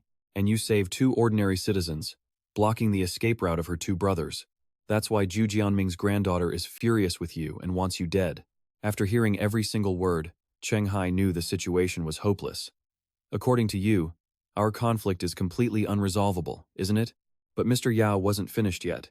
So, the boss scheduled a meeting with the head of Fujian province and Zhu Jianming's granddaughter to discuss this whole mess. And from what he'd heard, if things go quickly, it could be settled this afternoon. A 3-way meeting was now taking place, with Miss Renjun presiding. We're not late, are we? Both of them, looking annoyed for some hidden reason, replied coldly, No, you're right on time. The middle-aged man with long hair is Fujian's top adventurer, Huang Xuan, level 18, an assassin mage. And the last to arrive is the entrance manager for the Dongshan Adventurers Association, Zheng Renjun, level 14, a legendary candidate. Back at the familiar apartment, another young man tried to enter the space inside. But bad luck, he was blocked. Damn it, why can't I get in? He was furious, feeling like he was being singled out. That last guy just got in, so why are you pushing me away when it's my turn? Inside the forest, all the players had gathered and were talking amongst themselves. And the one shouting over everyone is Sheng Zihong, a level 8 adventurer. What? Cheng Hai isn't in this dungeon? Does the escape mission require us to go into the water? The shield warrior was furious. They should have been able to leave by now, but someone else reported them. That's right. The rotation mission didn't require going into the water, but that idiot Shenmue ruined everything. Now the mission can't continue. But now they faced a much more urgent problem. The issue was resources, like animals. The fruit in this forest might not be enough to last us until the entrance inverts. The other players, realizing their grim situation, began to panic. What should we do? Should we fight to the death for the resources in this forest? Does anyone have enough food and water? I can pay a high price. Hiding in a corner, witnessing the chaos unfold, was the level 8 adventurer Qiao Ming the Shapeshifter. Deep inside the lush green forest, the old man strolled casually with a cane, his hands clasped behind his back. I didn't have much hope, but I never expected a master assassin like Cheng Hai to be trapped here too. But of course, this old man wasn't human at all. He was a water demon in disguise. In just a flash, he revealed his true form. A few less rivals now. Just wait until I complete the escape mission. And then there's Zhao Ming, disguised as a level 6 Marauder Merman High Priest. His true face? Pure, unadulterated greed. He might even get a shot at Zhou Jianming's epic-level artifact. And yeah, just the thought of it had Zhao Ming absolutely ecstatic. He couldn't stop smiling as he walked away. Back with the Merman commander, though, an unexpected visitor had just arrived. A Merman tribe from a distant land sent an envoy to pay their respects to us. The Merman guards quickly relayed what they had seen just moments before. Yes, sir. He's calling himself the Marauder Merman High Priest. The commander was caught completely off guard, clearly flustered by this sudden arrival. But he couldn't make the call himself, so he had to ask the big boss for guidance. Lord Devourer, do you wish to see him? But his response wasn't exactly straightforward. Instead, he twisted his face into a terrifying scowl and demanded the meeting. But just in case, he ordered a recall of all mermen on patrol. It had been a long time, and Lord Devourer was actually curious to exchange a few words. A marauder merman? He was genuinely curious. How could one possibly get past the gnolls and those adventurers to make it all the way here? The old man had been waiting outside the cave for hours. Once Lord Devourer gave the okay, the merman guard finally swam out. After delivering the news, the guard quickly beckoned him inside. The commander will see you now, so follow me. But strangely, Zhao Ming didn't rush inside. He just stood there, waiting for a specific signal. Then, the notification panel popped up. Escape mission. Complete. He saw that everything was going according to plan and couldn't help but feel smug. So, the escape mission's finally complete? Totally worth the effort. Seeing him distracted, the guard got curious. What are you looking at? Zhao Ming immediately snapped his head around. He played dumb, acting like he had no idea what the guard meant. Then, out of nowhere, a purple notification screen, blaring with non-stop warnings. Warning. Adventurer has encountered a chieftain-level boss. Just when things were going perfectly, it all came crashing down, and absolute panic set in. A hero-level unit? How can a level 7 underground city even have a unit like that? Zhao Ming's weird behavior was starting to raise red flags for the merman commander. What are you just standing there for? Lord Devourer is asking you a question. The situation was getting dangerous, and to keep his whole plan from collapsing, he had to get it together. Right now, he absolutely could not panic. After all, the dwellers in this underground city couldn't see his nameplate. He just needed a plausible excuse. And with his cunning mind, Zhao Ming quickly cooked up a solid cover story. This priest has visited countless merman tribes, but this is the first time I've seen one place its hatchery where no other living creatures can reach. The merman commander was surprisingly gullible. Hearing that explanation, he immediately backed off. Is that so? Then you can't be blamed. But Lord Devourer was far too experienced. Nothing could get past his piercing gaze that easily. Something's not right. There's a problem with him. At that moment, he was the only one who noticed the flaw in the old man's act. His innate talent never lies. The moment he came into view, his gift started screaming warnings at him. It said eating him would raise his level by 1, and his gift never, ever triggers for his own kind. And now, Zhao Ming was trapped. Even if he wanted to escape, there was simply nowhere to run. He was deep in the lion's den. This man is no merman. Cutting back to their incredibly heated meeting, Zhou Cheng's face was a mask of pure fury as she screamed. My little brother could have escaped. He would have, if it weren't for that monster. Cheng Hai. My brother was the one with the best chance of completing the escape. Agent Renjun then presented a small booklet, the Adventurer's Emergency Protocol Handbook. Government Regulation 4. When drawn into a survival situation in the underground city, one must prioritize helping the weaker members complete the escape mission. But incredibly, he actually started defending Cheng Hai. Cheng Hai's actions were completely by the book. It wasn't his fault. But she wasn't having it, stubbornly arguing back with everything she had. But at the time, he wasn't a government adventurer. Huang Xuan saw she was only making things worse, and gently tried to warn Zhou Chang. Please hold your tongue. I just want to ask one thing. Figuring it couldn't hurt to let him speak, the other man nodded. Please, go ahead. And with that, Huang Xuan finally voiced the question he desperately wanted answered. Assuming he develops smoothly, how far do you believe Cheng Hai can actually go? An elite corps member? An independent regional director? Or maybe, a living legend? This question was exactly what Agent Renjun had been waiting for, and he launched right into a full breakdown. He started as a bottom-tier adventurer. He shot up to level 6 in under a month, while also taking down the infamous Zhao Yong in a 1 versus 1 fight. At every single turn, Cheng Hai has shattered my expectations, especially if you look at his performance in that underground city. Someone noted that in terms of both morality and ability, he was more than qualified to be the regional director. There was even hope he could reach the legendary tier. Huang Xuan quickly agreed with the idea, saying, "All right, transfer him here. My department will push the East China Commission market supervisor to take that reward down." Hearing this, Zhu Chang loudly protested, "Uncle Huang!" But once he made a decision, it was final. He told her she wasn't a child anymore, and that he'd only tolerated the two of them out of respect for brother Jianming. But that kind of special treatment has to have a limit. He wasn't holding back anymore, just laying it all out. "Our legendary seed cannot be lost because of you. I'm sure if brother Jianming were here, he would feel the exact same way." Just then, a grinning Liang Jiakun ran up to them. "Cheng Hai, brother Cheng Hai, I've got great news." Cheng Hai was busy lifting weights to improve his physique, so seeing him act like this was a bit of a surprise. But in the next second, after hearing the good news, a huge smile spread across his face. The bounty on him had been removed. At Wells' gym, the news about his bounty had already spread. The reward for Cheng Hai is gone? An assistant, sitting on a desk and scrolling through her phone, gossiped about the news. It disappeared in less than 24 hours? Who on earth could be that efficient? Still, just to be safe, Xu Mu texted Cheng Hai to get the full story, then showed the message to everyone. It seemed it was just the reward that was taken down. He hadn't gotten into any trouble, and Ran now saw him in a totally new light. So, did Sister Renjun step in to save him? She never expected him to value a newcomer that much. Now, after class, the two were sitting together in a car. Zhu Chang couldn't contain her fury, interrogating Huang Xuan. "Uncle Huang, I only posted that reward after you agreed, so why did that Renjun woman say a few words and you just backed down? Does she really have that much power? If she was going to be like that." He decided to just tell her the truth. If it was only pressure from Dongshan, he could have stalled for her for a few more days. But now, pressure was coming from everywhere, not just from inside the association. Big surprise. The next words out of his mouth left Zhu Chang completely speechless.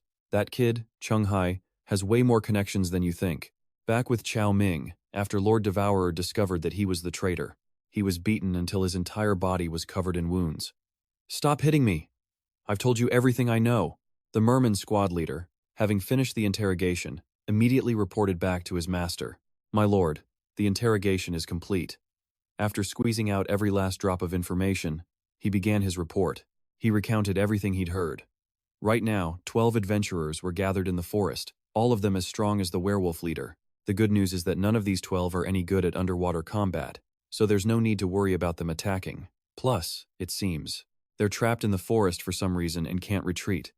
On top of that, because of our war with the werewolves, right now, there isn't enough food in the forest for them to survive for 50 days. When Lord Devourer heard the full report, he found the whole situation absolutely fascinating. How interesting.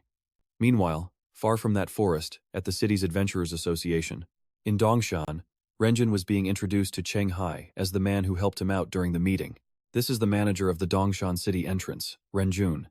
He was the one who stepped in to mediate your situation." Knowing this, Cheng Hai was incredibly grateful. "Thank you, sir." But to show his goodwill, he offered Cheng Hai a bit more advice. "Even though the East China Commission market took down the bounty on you, to be on the safe side, you shouldn't leave this building for the next 2 months." Renjun seemed very concerned, speaking with a serious tone. "We can't guarantee some high-level wanted criminal won't decide to take a risk. They could hunt you, then find someone else to claim the reward." Cheng Hai saw the logic and agreed. "Good point. I'll stay inside." But Liang Jiakun, who ranks number 1 when it comes to holding a grudge, wasn't about to let the bounty poster off the hook. What about the person who posted the bounty on brother Cheng Hai? Shouldn't someone who breaks the rules like that be punished? Renju knew exactly who was responsible, but the harsh reality was that they couldn't lay a finger on her. The person who issued the order is the granddaughter of the late legendary adventurer, Zhu Jianming. The government can't really punish her, but her husband, Shang Li, will face punishment soon enough. As for the rights to protect Zhu Jianming's relics, those now fall into the hands of Huang Xuan, the head of Min Province. And while their ultimate authority is still Zhou Tong, all future transactions and transfers will still require Huang Xuan's supervision to move forward. After listening for a while, Cheng Hai finally got the picture, but then, a sudden thought struck him, something he probably should have kept to himself.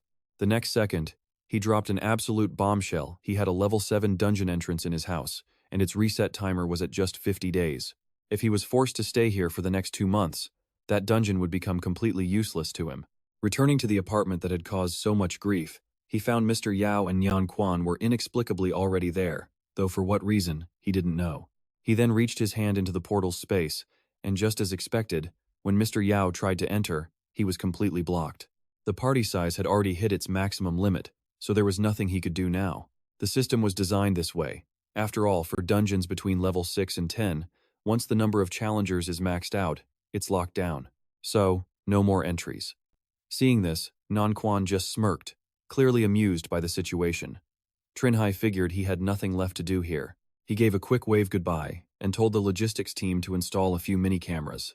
If anyone manages to escape from this dungeon in the future, let me know. But this just left Mr. Yao even more confused. What about Cheng Hai? Nan Quan didn't waste any words, simply telling him to follow the official adventurer's handbook. Meanwhile, Cheng Hai was in a private meeting with Miss Lam. Hiding a dungeon entrance was a clear violation of adventurer regulations. But considering he'd joined the association midway and had never received any formal training, they decided to take it easy on him. As a result, his punishment was the absolute minimum. When he reaches level 9, he'll have to accept one extra mission from the association.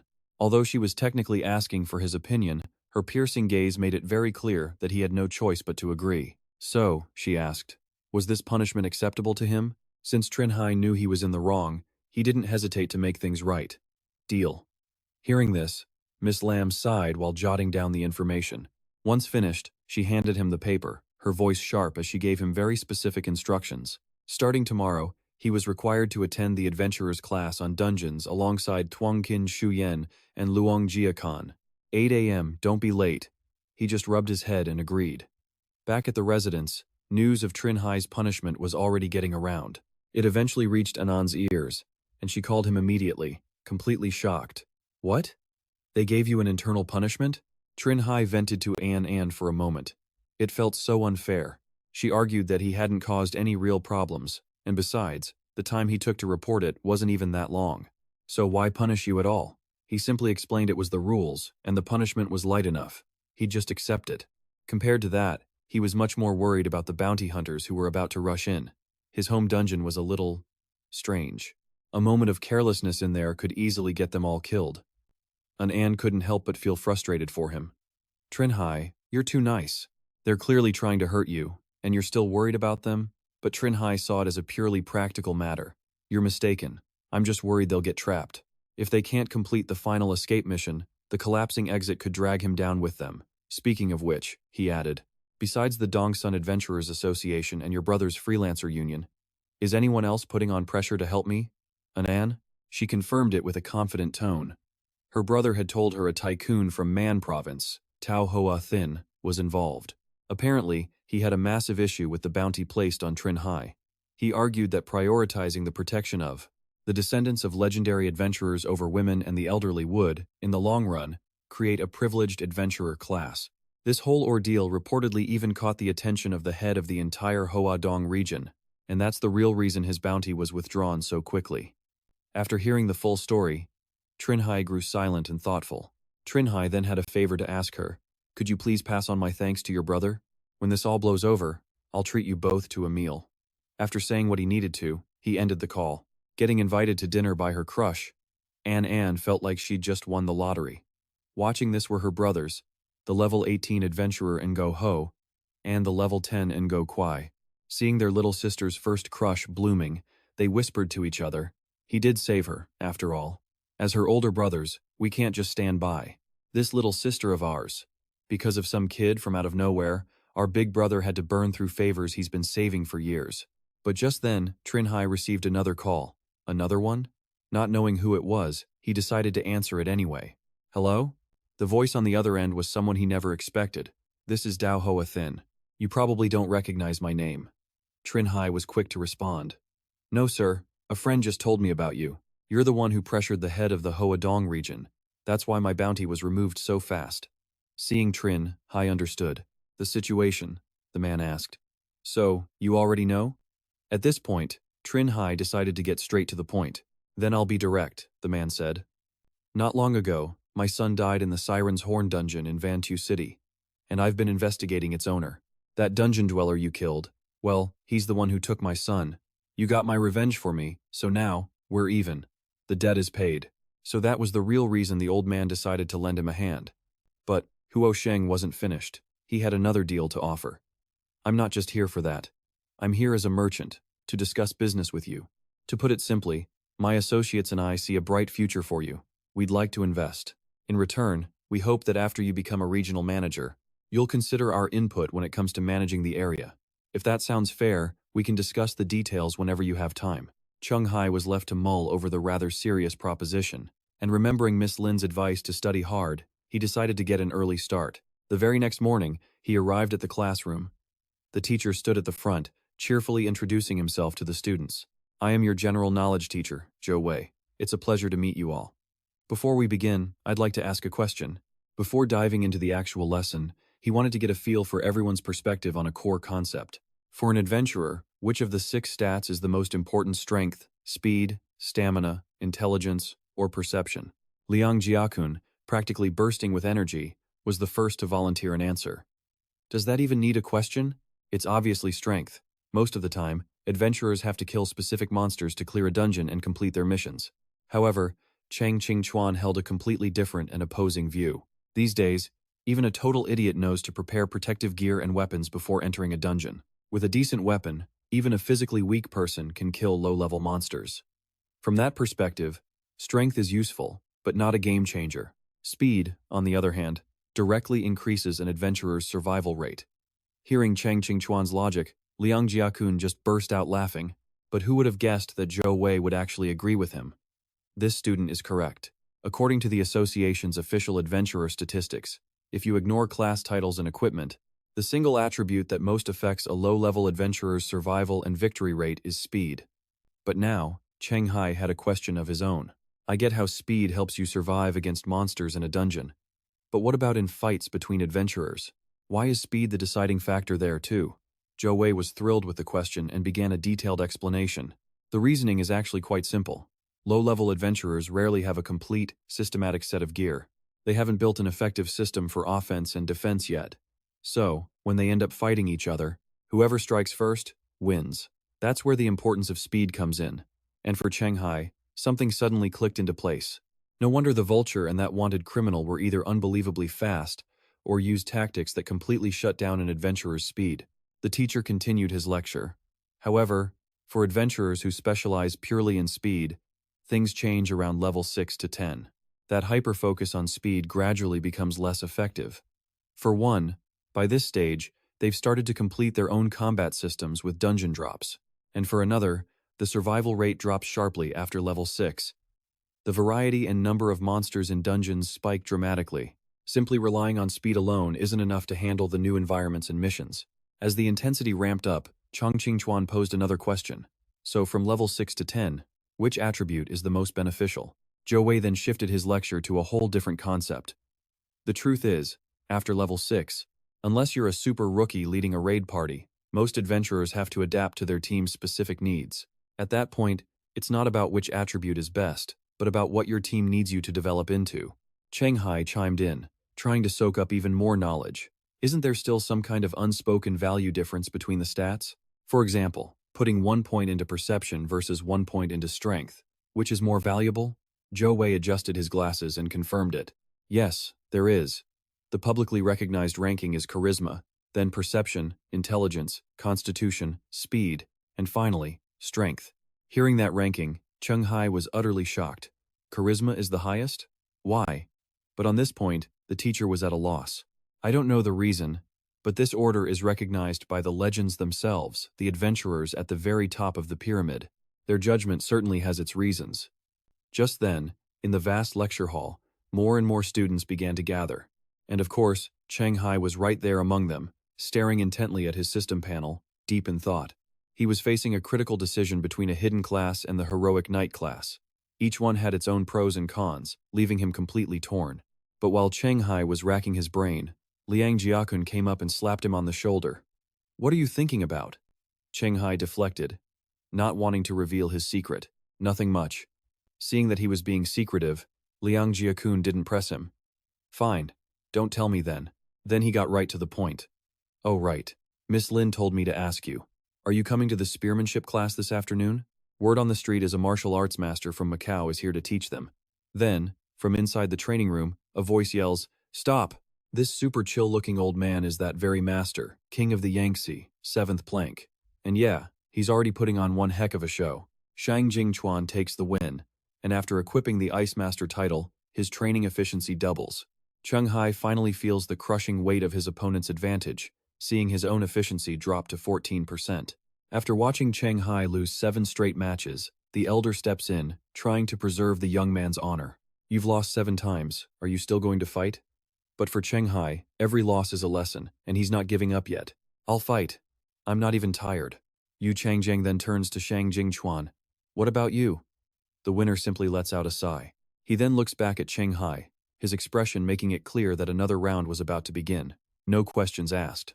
Turns out, Shang Jingchuan was more than happy to keep going. And right on cue, Yu Changjiang makes the announcement. A 3-minute break, then we continue. From the sidelines, Liang Jiakun can't help but worry about Cheng Hai's losing streak. He's not using his titles or skills. He's performing worse than me, isn't he? Miss Lin also notices something strange. Cheng Hai was relying on the most basic physical conditioning, the same stuff he used to clear the Enchantress Forest dungeon. Even though that dungeon made him the top new adventurer in the region, in terms of raw fundamentals, he was still lacking. Liang Jiakun could hardly believe it. Is that right? That's when a Yao chimes in with her own expert take on the situation. His weapon display is already outstanding for a rookie. In these 7 rounds, Cheng Hai went from getting steamrolled to holding his own. Now he's exploiting openings to attack. His rate of improvement is something you can literally see with your own eyes. I estimate Cheng Hai's intelligence is over 17. If I'm right, he'll start winning within the next 5 rounds for sure. And that was a Yao's bold prediction. Back in the training area, Yu Changjiang's voice suddenly rings out. "Stop." The match ends just like all the others for the 8th time. Shang Jingchuan is victorious.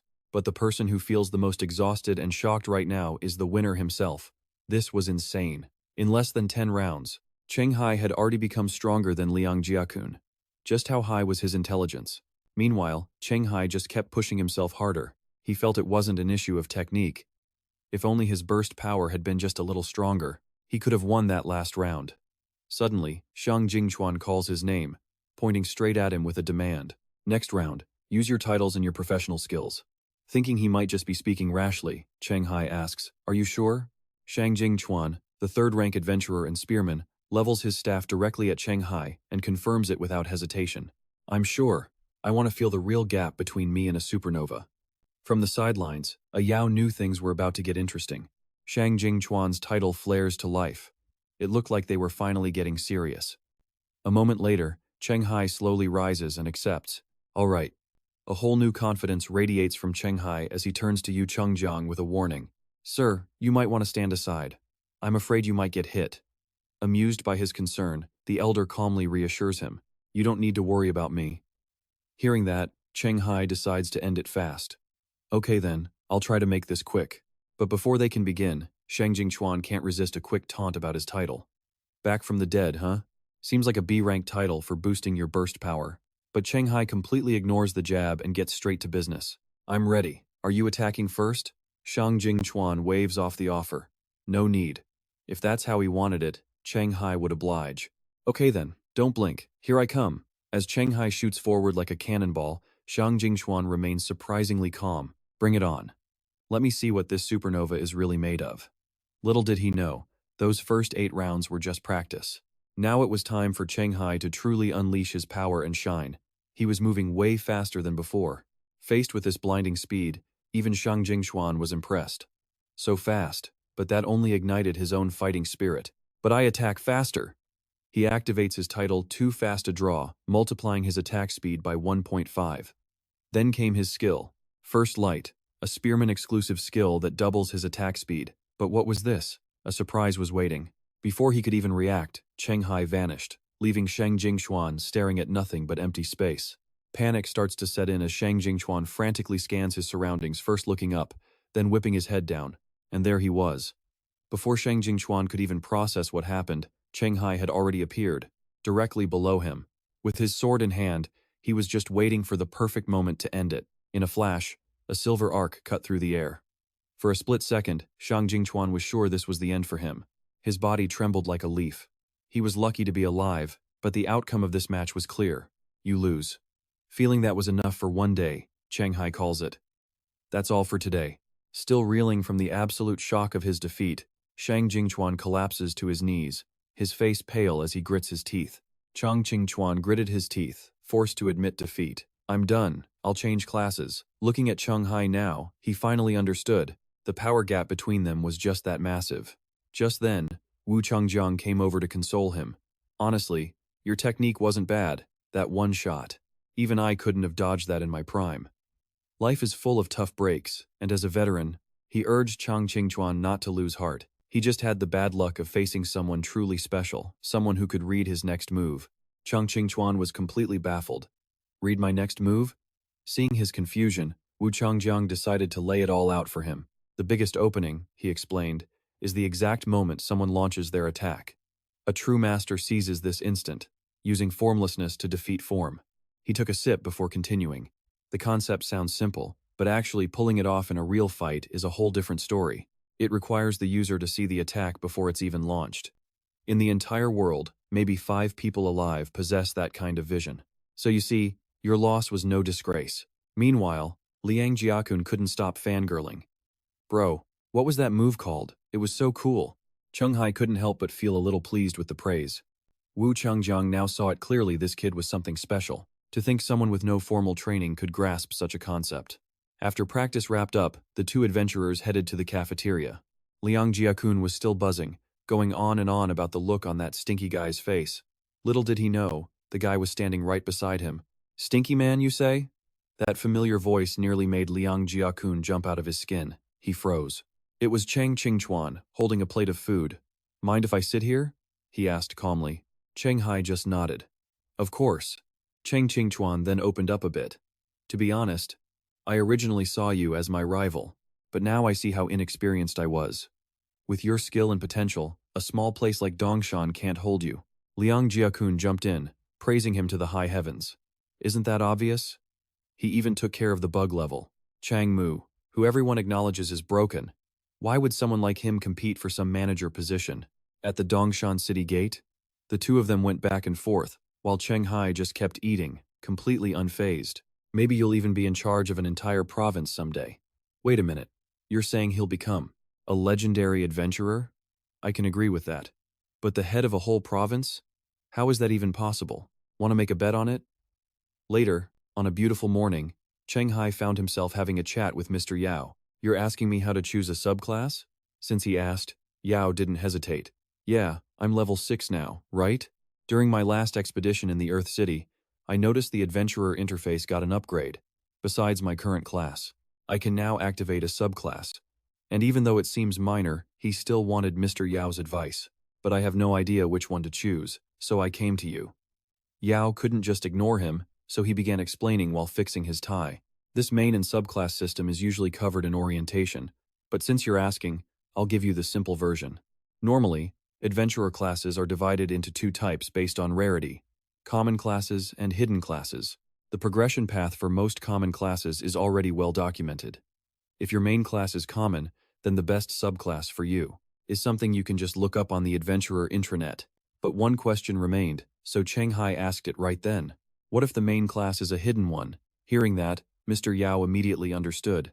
Of course, this kid had a hidden class.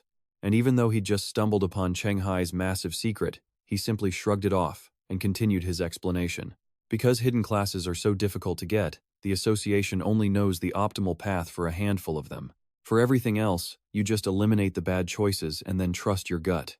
But Cheng Hai's curiosity wasn't satisfied just yet. He pressed on, asking, "So if I choose wrong, will my development end up being weaker than a common class that followed the optimal path?" Mr. Yao remained incredibly patient, answering every single question. Even a common adventurer who reaches legendary status is only considered mid-tier. So, if your main is a hidden class, as long as you're careful not to pick a subclass that holds it back, then your ultimate potential is guaranteed to be much higher. After hearing the advice, Cheng Hai fell into deep thought. Seeing this, Mr. Yao decided to continue. There are even some hidden classes that don't need a subclass at all. They can become legendary on their own, and top-tier legendaries at that. Cheng Hai couldn't hide his surprise. Oh, but in the next second, Yao adjusted his glasses, a dangerous glint in his eye. But those are extremely rare, even among hidden classes. Some of them are even completely one of a kind. Later, Cheng Hai was back in his room, scrolling through his tablet. It turned out he was searching for something specific, but coming up empty. No results for Death Walker anywhere on the web? Instead, the search pulled up results for the Valiant Knight. That class change item he got from his first clear of the Changmu Earth City was apparently something sought after by countless adventurers across the globe. It was even famous. Now, this was getting interesting. Reading the comments, it seemed the metal trial had only one flaw besides its insane difficulty. If he could successfully change his class, becoming a high-ranking legend was guaranteed. The thought alone sent a thrill right through him. Then, for reasons unknown, Cheng Hai suited up in a full set of iron armor and held a single medal in his hand. The trial item looked ridiculously powerful. Cheng Hai wasted no time, pointing the medal forward to activate its effect. Instantly, a massive portal ripped open, leading to a new space. At that moment, his Die and Live Again title began to glow. With no time to waste, Cheng Hai strode forward with unshakable confidence. "Let's go." The gate opened, and he stepped into the massive hall of some castle. But Cheng Hai wasn't alone. Waiting for him inside stood another figure, clad from head to toe in brilliant, golden armor that screamed power. This was the legendary unit Valo, a level 19 challenge. Cheng Hai's status window flickered before finally appearing. His next mission was displayed. Class Change Quest earned the acknowledgement of the legendary unit, Valo. The countdown was 10 minutes, but the system jumped the gun, immediately ticking away the first full minute after the announcement. 9 minutes and 59 seconds. Valo was no longer standing still. He raised his blade, ready for battle. But Cheng Hai was still trying to wrap his head around the objective. The mission description was so vague. Was he supposed to survive for 10 minutes? Or did he only have 10 minutes to earn Valo's respect? Something felt off, but while he was chilling, Valo was already right on top of him. Valo was just a breath away from turning Cheng Hai into paste when the system suddenly lit up with a series of urgent warnings. He brought his massive axe down in a strike meant to send Cheng Hai to the afterlife, but luck was on his side.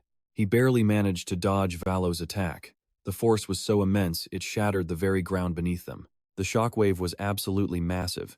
Realizing the situation was dire, Cheng Hai knew he couldn't just think his way out of this. He drew his sword, ready for an all-out fight. After that earth-shattering attack came down on him, Cheng Hai was genuinely terrified. He thought to himself, Valo's strength is the real deal, no joke. He might even be stronger than Crode. But once you're in, you're in. No matter how strong Valo was, Cheng Hai was ready to take him on. Whatever. First round is just a test. He studied Valo closely, trying to figure out what he needed to do. He had to see just how big the gap was between him and a legend. But life doesn't always go as planned. Cheng Hai returned alive, but barely. His arm was broken. Valo had also given him a few bruises on his cheek, leaving his pride completely shattered. Man, who could possibly last 10 minutes? With his gear, he barely made it 3. He couldn't believe anyone could actually complete this trial. At this point, Cheng Hai didn't know if he was winning or losing. He felt like he had to change his title, switch to one that boosted his survival. But that would drop his perception below 18 points, disabling his one-step, one-kill hidden effect. But then, Cheng Hai suddenly remembered something and shot right up. Wait a second, don't I still have that thing? The portal opened once again, and standing inside was Valo, as always. But this time, no one seemed to have entered. He stood in the middle of the hall, completely baffled. The door opened, but not a single soul came through. Little did Valo know, Cheng Hai had used a special item to turn himself invisible. Turns out he's pretty smart after all. Desperate times call for desperate measures. This big guy's weakness was his perception. He couldn't see him while he was cloaked, but his moment of triumph was short-lived, as another brilliant light suddenly filled the room. Surprise! Valo had spotted Cheng Hai, probably thanks to the glowing orb he was now holding in his hand. In the next second, he clenched his fist as if giving a command. And just like that, the orb, it blazed as bright as the sun, its intense light completely exposing him. Cheng Hai just had the absolute worst luck. He'd been discovered by Valo yet again. Things were already bad, and now they were a total disaster. This was nothing short of a spectacular self-own. Still refusing to accept defeat, he thrashed around in frustration. How does he have a skill that can see invisible units? But Cheng Hai tried to console himself. Whatever, he's a legendary unit. I'll just have to spar with him a bit more. I'll adapt using my survivor titles. Right now, Valo and Cheng Hai were locked in an incredibly tense, fiery battle with no clear winner. But Valo lost his patience and threw a punch straight at his face. And with Cheng Hai's current power level, of course, he was no match for Valo and got sent flying straight into the air. That single powerful punch sent him soaring. He flew backwards at the speed of light. But that was just the opening act of this fight. And before he could even reorient himself, Valo was already standing right behind him, axe in hand. Wasting no more time, he unleashed a fatal blow toward Cheng Hai. The entire space was now filled with Cheng Hai's agonized screams. But really, what did he expect? But that wasn't nearly enough to stop him. Cheng Hai just kept pressing forward. He'd been in this fight for a while, yet he remained completely unscathed, ready for more. Looking this cool, his title practically glowed. Facing a legend, Cheng Hai refused to give up and continued the battle. Cutting to another location, Yao's voice rings out. Are those adventurers still at my place? Did none of them complete the escape mission? While Cheng Hai was in the middle of training, Yao appeared to confirm things. Confirming what he'd heard, he relayed the information. He didn't know the details, but before time ran out, none of the adventurers had managed to complete the escape mission. This meant they needed to gather more intel. They needed intelligence on this dungeon city to handle the upcoming entrance shift. Realizing this wasn't so simple, Cheng Hai paused his workout, walked over to Yao, and suggested they talk somewhere else. Back in the forest where the adventurers were trapped, someone was approaching Ling Qi and Zhou Lily. Seeing him return alone, a question was raised. You still haven't found Q Dan? The man was stumped by the mysterious disappearance, admitting, No, I've searched everywhere. Ling Qi stood there, deep in thought. It seems he either went down to the lake, or went further out to find the werewolf. I hope it's the latter, otherwise we're in big trouble. But their whole conversation was being overheard by Wanger, hiding behind a tree. He was slowly starting to understand the situation. So Ling Qi's group noticed it too. The difficulty of this dungeon increases over time. While waiting for the merfolk mentioned in the quest to complete their own escape mission, the large gathering of adventurers had now attracted the attention of the merfolk. With most of them here, they were likely all going to die. After hearing this revelation, Sister Renjin was completely shocked. Your mission to clear this dungeon is the title merfolk's hatchery? Seeing her look of absolute disbelief, Cheng Hai only grew more confused by the situation. Is that right? So what? But she was too stunned to speak, turning to Miss Lamb. Let me calm down. You explain it to him. Before saying more, Miss Lamb asked Cheng Hai a probing question. What do you know about the official rules for shifting dungeons? He gave her the answer he knew. I know the basics, like when the entrance shifts, the positions of the dungeon's inhabitants and ours are swapped. They get a limited time opportunity, and a limited number of slots to come to our world to plunder and grow. Also, when a hunting type dungeon shifts, it remains a hunting type, and the same goes for survival dungeons. Hearing this, Miss Lamb understood how diligent he was. It seems you've done your homework. But did you know that dungeon's inhabitants also need to meet specific conditions to return to their world? The question stunned him. Then, a look of absolute panic crossed his face. Wait, you mean, the native inhabitants of the dungeon also have escape and clear missions? Miss Lamb confirmed it, and added more. That's right. And in most cases, the missions for both sides are very closely related. For example, the hatchery. For us, the equivalent mission would likely be to destroy critical human equipment. But by now, Cheng Hai had turned to stone. He sat there, completely motionless. Hey, are you listening? Oh no, this is bad.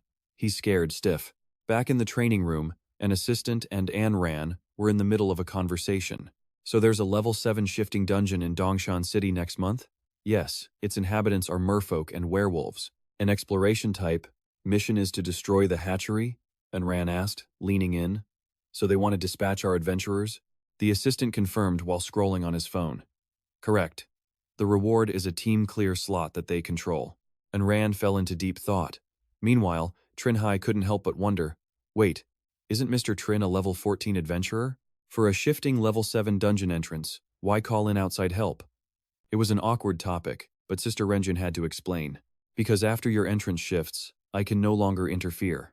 Yao saw Cheng Hai's totally lost expression, and decided to explain. This relates to one of the unpublicized rules about shifting dungeons.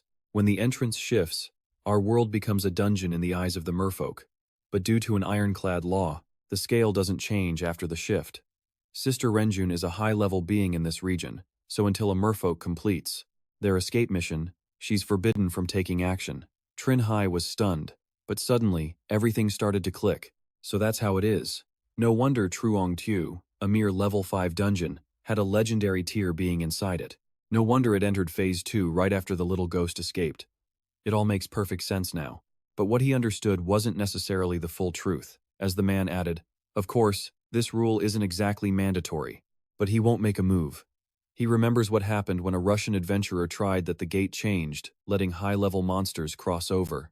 Miss Lin then simplifies his explanation, basically saying they need to use adventurers of the same rank to handle the problem. After tons of trial and error, the Adventurers Association finally figured out the most effective plan for these shifting gates. But at that moment, Cheng Hai voices his disagreement. Is this really the best plan we have? What about the army? He asks. He gets why a high-level adventurer can't step in, but modern weapons should be far more reliable. Renjun's face darkens as she answers seriously. Using the military and firearms is, without a doubt, the most efficient method. But, over the last 15 years, every single nation that tried it has lived to regret it. And that's exactly why the plan is off the table. The deeper this gets, the more questions Cheng Hai has. They regretted it? But why? Before Renjun can explain, Miss Lin jumps right in. Because it means a system bug is about to appear. Due to the mirror principle, the gate should be stable before and after a shift. But military intervention shatters that balance, causing the dungeon's actual difficulty to skyrocket far beyond its original level. Mr. Yao chimes in, adding that this makes the true difficulty of every gate in the area far higher than what's displayed. He pushes up his glasses, a dangerous glint in his eyes. If the army quickly suppresses a dungeon after it shifts, then the next dungeon's difficulty will just keep escalating, on, until it matches the entire region's defensive power. But what Mr. Yao just explained, that's only the surface. The hidden dangers run much, much deeper. Besides, starting from level 11 dungeons, the effectiveness of guns begins to plummet anyway. Never mind level 16 to 20 dungeons. At that point, you start seeing monsters that can only be killed with nuclear weapons. After that long-winded explanation, they finally land the point. Your idea won't work. The army might solve the immediate issue, but the problem doesn't vanish, it just gets delayed. If they keep relying on heavy artillery, the moment this powder keg finally blows, they'll be facing monsters that can go toe-to-toe with their most advanced weapons. Do you get it now? It's not that we can't use the military to solve this problem. Even now, lying back at home, Cheng Hai can't get that conversation out of his head. A deep unease settles in his heart. For a country as densely populated as theirs, the price for that mistake would be devastating. To face the coming threat, Cheng Hai pushes himself relentlessly, battling a ridiculously huge tire in his yard. Sweat pours down his face, but he refuses to give up. Watching from the sidelines, Liang Jiakun can't help but worry. Cheng Hai is pushing himself way too hard. He wipes his own brow, his stomach churning with anxiety. Training like this every day. Can his body even handle it? Suddenly, Chang Qingchuan turns to ask him, "Didn't Miss Lin tell you?" Liang Jiakun looks confused. "Tell me what?" Clearly, he's completely out of the loop, but when he hears the answer, his face drains of all color. The dungeon in Cheng Hai's house is shifting next month. Back in the familiar forest, a different group knows that even if they're trapped, they've got to eat well. Ling Qi and Zhou Lili are busy cooking up some amazing hot pot. Just then, Wang walks over to one of his comrades. "Any news?" The man just shrugs his shoulders. "Still the same. The fishmen in the lake won't come ashore. I think the boss knows we're trapped in here. Usually they'd launch their final attack in the last few days." The two of them begin to go over the current situation. What about the others? How are they holding up? Still optimistic. Xiao Ming's disappearance hasn't made them any more cautious. Hearing that, Ling Qi turns his head, his expression sinking into deep thought. Meanwhile, back at the gym, After a brutal workout, Cheng Hai sits down to catch his breath. As he's panting, a cold can of water suddenly appears in front of him. Looking up, he's surprised to see Su Mao standing there. "It's Thursday," he says. "Don't you have school today?" But her next sentence makes him do a full-on spit take with the water. "Of course I do. But I wonder who caused all this trouble, making the dungeon inside his own house shift." The scene changes. This captivating woman is Han Chu-mei, a level 12 contract master. She's a government-sponsored adventurer. Following a request from the Dongshan City Gate Management staff, the scheduled classification lesson has been swapped for a special tutoring session, one that contains a ton of classified information. So, before we begin, I'll need everyone to sign a non-disclosure agreement with me. Liang Jiakun, as always, is the eager one. He shoots his hand up first with a massive grin, signing the contract without a single hesitation. After Liang Jikun finished signing, she immediately asked the others, "I'm done, who's next?" "I'll go." After Su Mao signed, the last one to complete the agreement was Cheng Hai. Unlike the others, he actually took a moment to read it before signing, but it was her name that really caught his eye. So her name was Su Mao. When he teased her, she snapped back, pointing right in Cheng Hai's face. "Shut up and just sign it." Before starting the lecture for real, Han Chu-mei gave them a little preamble. "And one last thing, I'll say it again. The information I'm about to share must not be leaked to anyone outside this association. If you do, our instructors and enforcers will hunt you down. Believe me, you will deeply regret ever breaking that secret." Everyone broke into a cold sweat at her words, not daring to make a sound. With the warnings out of the way, Han Chu-mei cheerfully began.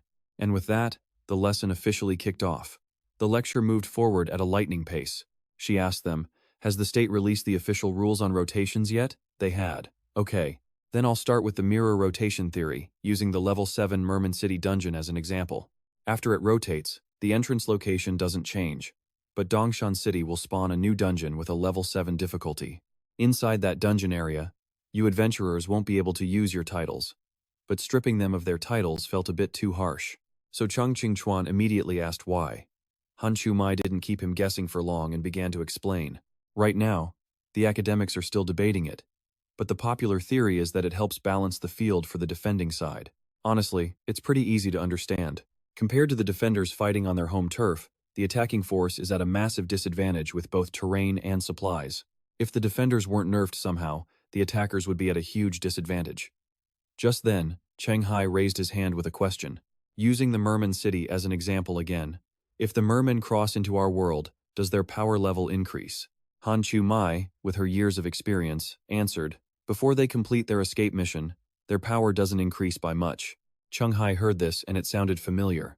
This meant the mermen who completed the mission would get a power-up from the rewards that dropped. It made them even more driven to clear their mission. The whole system was just like a beast hide. Su Mao, getting bored, raised her hand to ask something. "Can't we just solve this whole entrance rotation event with guns?" And while that might sound like a pretty reasonable plan, it actually comes with a whole lot of risk. Using guns would cause the dungeon's actual difficulty to skyrocket, becoming much higher than its displayed level. If you don't want to deal with even more of these rotating dungeon events, then don't even think about using firearms. Just then, Liang Jiakun piped up with an incredibly bold idea of his own. "So what if we get 2 level 9 or 10 masters? We have them kill one, another comes, they kill that one too. Simple, right?" Receiving one question after another, Han Chu-mei patiently explained each point. After a rotation, the area around the entrance becomes the enemy's absolute territory. Defenders in this area not only lose the use of their titles, but even the basic stat boosts from their profession stop working. For instance, if a level 9 or 10 adventurer enters this zone, their combat power will be drastically reduced. Their power would drop all the way to level 7, making a gate defense incredibly risky. Hearing this, Cheng Qingchuan suggested a new strategy. "What if we just throw more bodies at it? 5 level 9 adventurers should be enough to hold the line, right? For a level 7 dungeon, the boss might be level 8, but you'd never see a level 9. Han Chu-mei had to admit his plan was reasonable, but it wasn't a sustainable solution. People had tried it before, but the dungeons themselves had a major disadvantage. The attacking side would just switch tactics to survival mode. And due to the Crimson Mirror Law, when our side's dungeon turns into a survival type, a brand new survival type dungeon of the exact same level will spawn somewhere else in our world. She pointed to the Burning Fields and the Tomb of Fear as classic examples.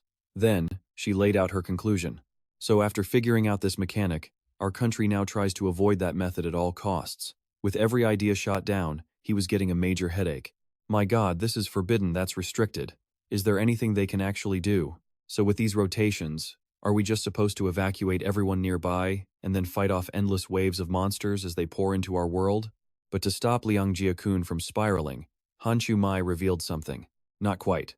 The truth is, we have already found a way to resolve these rotation events quickly. Hearing this, Cheng Hai immediately asked, "What is it?"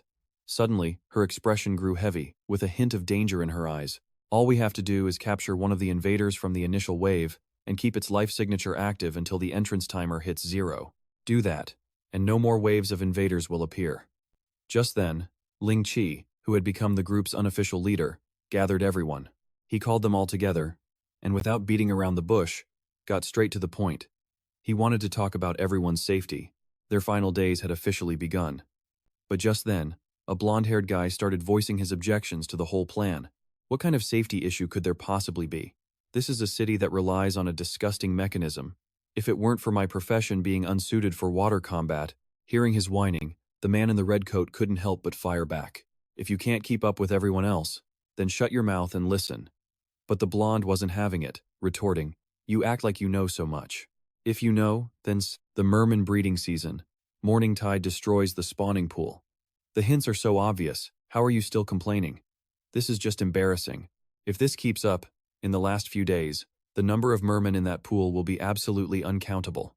And if their boss is a team buffer type, then any idiot who didn't group up is dead for sure." Cheng Hai was finally starting to understand their point. "So you gathered us all here to discuss how we're going to defend ourselves when the mermen come ashore in the final days?" Wang Hai confirmed it. "Correct. Last month, I went to the Adventurers Association in Zhejiang City. I helped Yue Province handle a level 10 shifting dungeon entrance incident and learned some classified intel. The government discovered something. Shifting dungeons have a rule that benefits the attacking side. He didn't keep it a secret, deciding to reveal everything. Basically, with the entrance as the center, the defending side's strategy is severely limited within a certain radius. Based on a similar principle, I believe the dungeon city we're in now operates under the same kind of rule." Cheng Hai then asked for specifics. Where exactly, and how severe are the limitations? The man immediately answered, but his face was grim. "Take us human adventurers, for example. If we're on the defensive side, then the moment we step into the zone that benefits the attackers, we can't use our titles. Even the basic attribute boosts from our classes get stripped away. On the flip side, for the mermen, I'm guessing even if their boss has team buffs, those effects will also be suppressed in the attacker's zone." His body had returned to the familiar comfort of his room, but Cheng Hai's mind was still stuck on that meeting. Not being able to use titles was one thing, but getting close to the entrance and having even his basic class attributes erased, he couldn't help but feel it was unfair that restriction was just way too harsh. He originally thought if titles were useless, he could just pick a subclass with perception boosts and low requirements, killing one enemy with every step. But Cheng Hai's face fell as the harsh reality sank in. That was clearly not an option anymore. Thinking about all this was giving him a headache. So he took out his trial metal to get his body moving. "Forget it. I'll use Valo to get used to fighting without future vision first." The crimson door opened, revealing Valo, who was already waiting for him. What better way to start a new day than with a good old-fashioned brawl? "Good morning, Valo." The knight seemed confused by his actions, as if thinking, "What's wrong with this guy?" But with his notoriously short temper, Valo was about to bring the pain. His fighting style today caught Cheng Hai a little off guard. In a mere instant, Valo was right in front of him. But for some reason, Cheng Hai just stood there, completely frozen. "Hey, you've got to be kidding me." And so, the two clashed. After a brief scuffle, he ended the match in just 18 seconds. Without future vision and my title bonuses, my strength drops this much? The realization hit him hard. He couldn't survive without those two things, and his resolve hardened. Looks like I definitely need a subclass that can boost perception, at least enough to unlock future vision. The scene shifts to the Adventurers Association, where Cheng Hai was looking for someone. Miss Lin saw him and asked, "Are you looking for Yao Wenzhong?" Cheng Hai had a few things to discuss and confirmed, "Yes, I'm looking for a subclass that adds 2 perception points. I wanted to ask for his recommendation. And within the association, I can exchange contribution points for subclass change items, right?" Miss Lin didn't deny it. "You can, but those subclass items related to intelligence, perception, and willpower cost a ton of contribution points. Even after adding the points you got from Gao Chenggong, You definitely won't have enough. Cheng Hai then laid out his plan. I know. I already checked before coming. I have 2 titles that haven't been recorded in the state's title map yet. I can submit the clues on how to get them in exchange for more contribution points. If that's what Cheng Hai wanted, she wouldn't argue. All right, then I'll ask Mr. Yao to help you out. Just then, Yao Wenzhong himself walked up and asked, You want to decide on a subclass now? Can't you wait a little longer? There's still half a year before you're forcibly summoned to the dungeon city. But Cheng Hai was in a hurry. He couldn't wait any longer. With his dungeon's rotation stripping away his stat bonuses, Cheng Hai was in a bind. His main class needed 2 more perception points just to activate its core skill, 2 points that were absolutely essential. Hearing this, the man stopped trying to convince him. All right. He then handed Cheng Hai a file. These are the subclasses that can give you those 2 perception points. Take a look. Cheng Hai grabbed the list and glanced over it. His eyes immediately locked onto one specific job title, Treasure Hunter. He picked it so fast that Mr. Yao had to double-check. Are you sure? Just this one? You don't want to change your mind? But Cheng Hai was clearly thrilled about this role, and sealed the deal without a second thought. Yep, I'll take it. After confirming with Cheng Hai, Mr. Yao gathered the documents and prepared to leave. All right, I'm off to contact the Fuzhou Adventurers Association. He was going to have them send an appraiser to evaluate Dongshan and see how many contribution points his title was actually worth. If the value was higher than the treasure hunter's professional certificate, he would send the application directly to headquarters. Hearing this, Cheng Hai's face lit up. Then I'm counting on you, Mr. Yao. The next day, an 11th level adventurer, Tai Ji, arrived. The appraiser spoke first. You must be Mr. Cheng, right? You can call me Tai Ji. My secondary profession is an appraiser. He continued, Next, I'll be assessing the value of your 2 titles. Cheng Hai smiled warmly and extended his hand for a shake. Sounds good.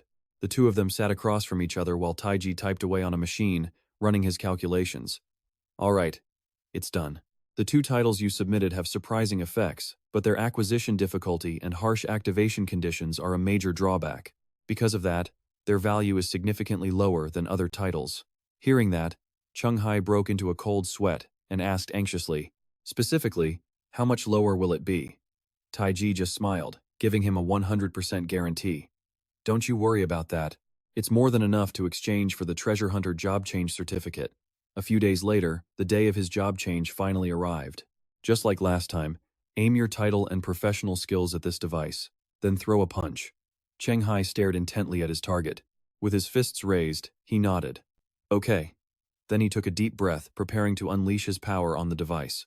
Without any more hesitation, Cheng Hai pulled his arm back, pouring all of his strength into one final decisive blow. His powerful fist made contact with the device, and a number flashed on the system screen. 13. Seeing such a low score, Liang Jiakun couldn't hide his shock. How is Mr. Cheng's base strength only 13? I expected him to be at least 14, but seeing how naive the kid was, the man next to him explained, Don't just look at his 13 score now. When his Fishman Dungeon City is in rotation, he could probably train up to 14.5. It's not impossible. But as he said that, Liang Jiakun was suddenly baffled. Huh? Even though Mr. Cheng is a risk-taker, it takes Mr. Yao 2 months to get through the 13 to 14 phase. Even if Mr. Cheng is faster, he won't hit 15, will he? Just then, Miss Lin walked past him, her eyes glued to his gear. To be honest, I'm quite jealous of your Superman belt. When you're done using it in the future, would you consider selling it to us?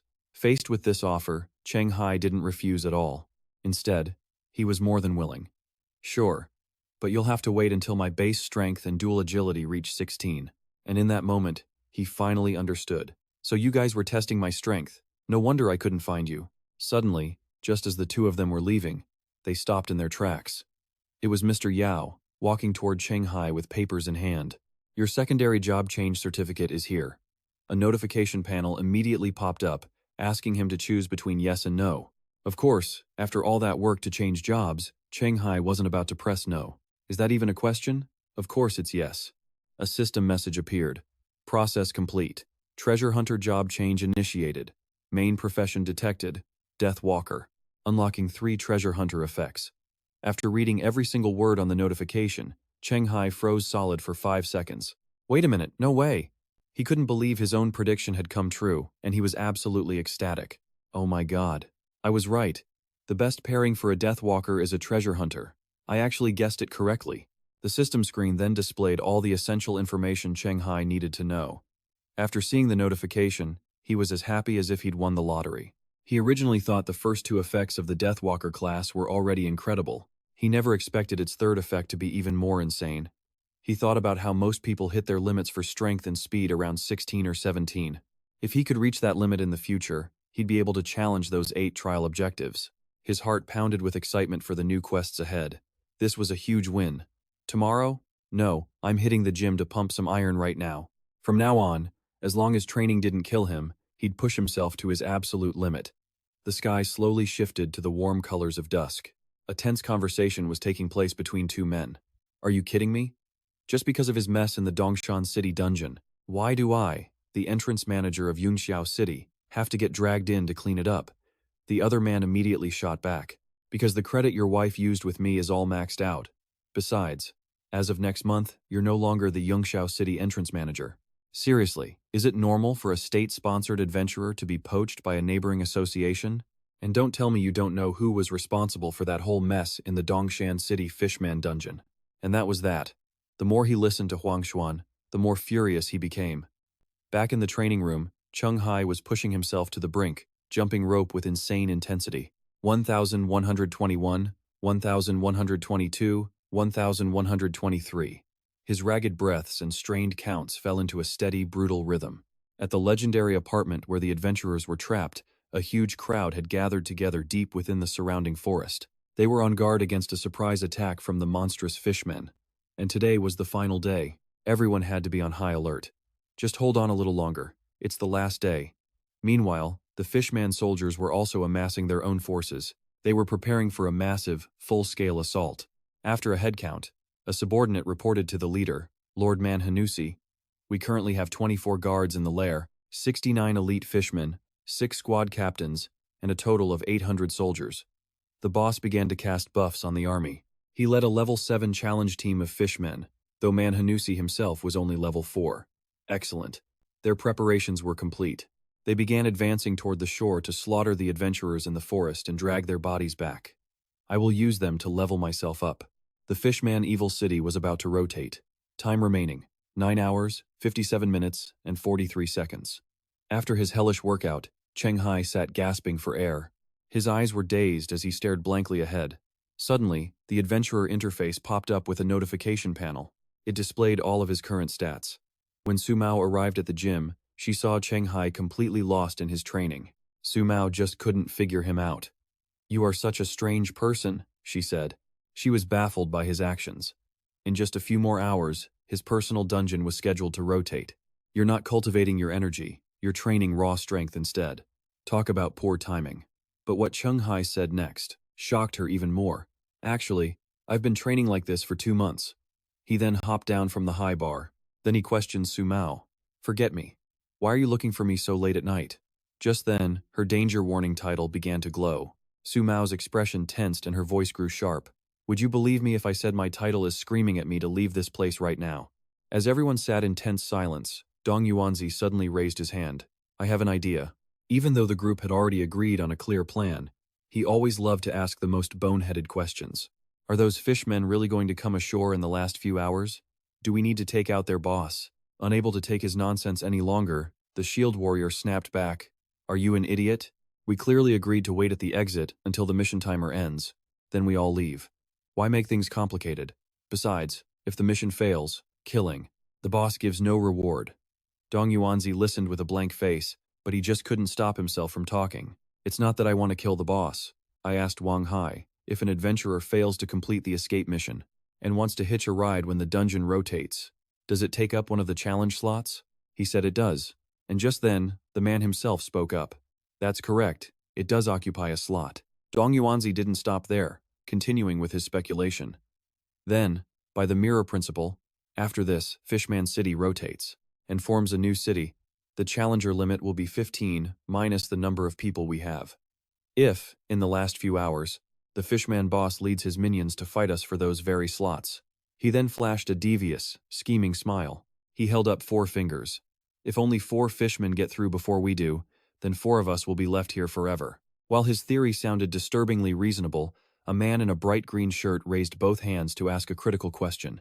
Wait a minute, you can't just assume that. What if the fishmen never show up? What if we could have all escaped safely? But then, Zhang Jixing joined the conversation, holding up a single card. No, he said. They will definitely come. He was a level 8 adventurer, the magic bullet marksman, Zhang Jixing. His subclass was Tarot Diviner. I just did a reading for the next few hours, he said. My fate is looking grim. At that very same moment, Cheng Hai was having his own serious discussion with Su Mao. When did this start? He asked. She got straight to the point. 2 hours ago, but a sudden doubt surfaced in his mind. Wait, I thought your title could only help you find individuals who pose a direct threat to you. If not, during the Gao Chengyang incident, you would have sensed the danger and retreated. So how did you detect a threat to the entire city of Dongshan this time? Seeing his suspicion, she quickly clarified her point. Because that time, I realized my title's warning had a blind spot. So I joined the association, using my title's clues about potential risks, or to exchange for contribution points. On the association's shop page, I traded for an artifact that could cover that exact weakness. Cheng Hai couldn't understand how he got dragged into this mess. He's thinking, wait a second, what does this have to do with me? But Su Mao wasn't surprised by his reaction at all. Turns out, just like Sister Lin, Cheng Hai had no idea about the true nature of his home. Su Mao made him think it through. She wasn't summoned, and was clearly outside the association's official risk zone.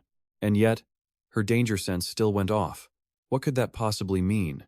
Cheng Hai immediately understood the implication the defense line couldn't actually stop the mermen. Their operational range was about to expand all the way to Dongshan City. Su Mao nodded in complete agreement. Exactly, which put her in a terrible spot. The association would absolutely force her and Chang Jingzhou to go stop them. This was also why her unique title was urging her to flee Dongshan City. At this, Cheng Hai's expression turned grim. He asked if she told Yao and Lin her theory. Su Mao didn't hide a thing, telling him exactly what went down. She had, but they argued that even if you ignored the 15 trapped adventurers, very few would even make it back alive. In the end, they figured only about 15 mermen would actually get out.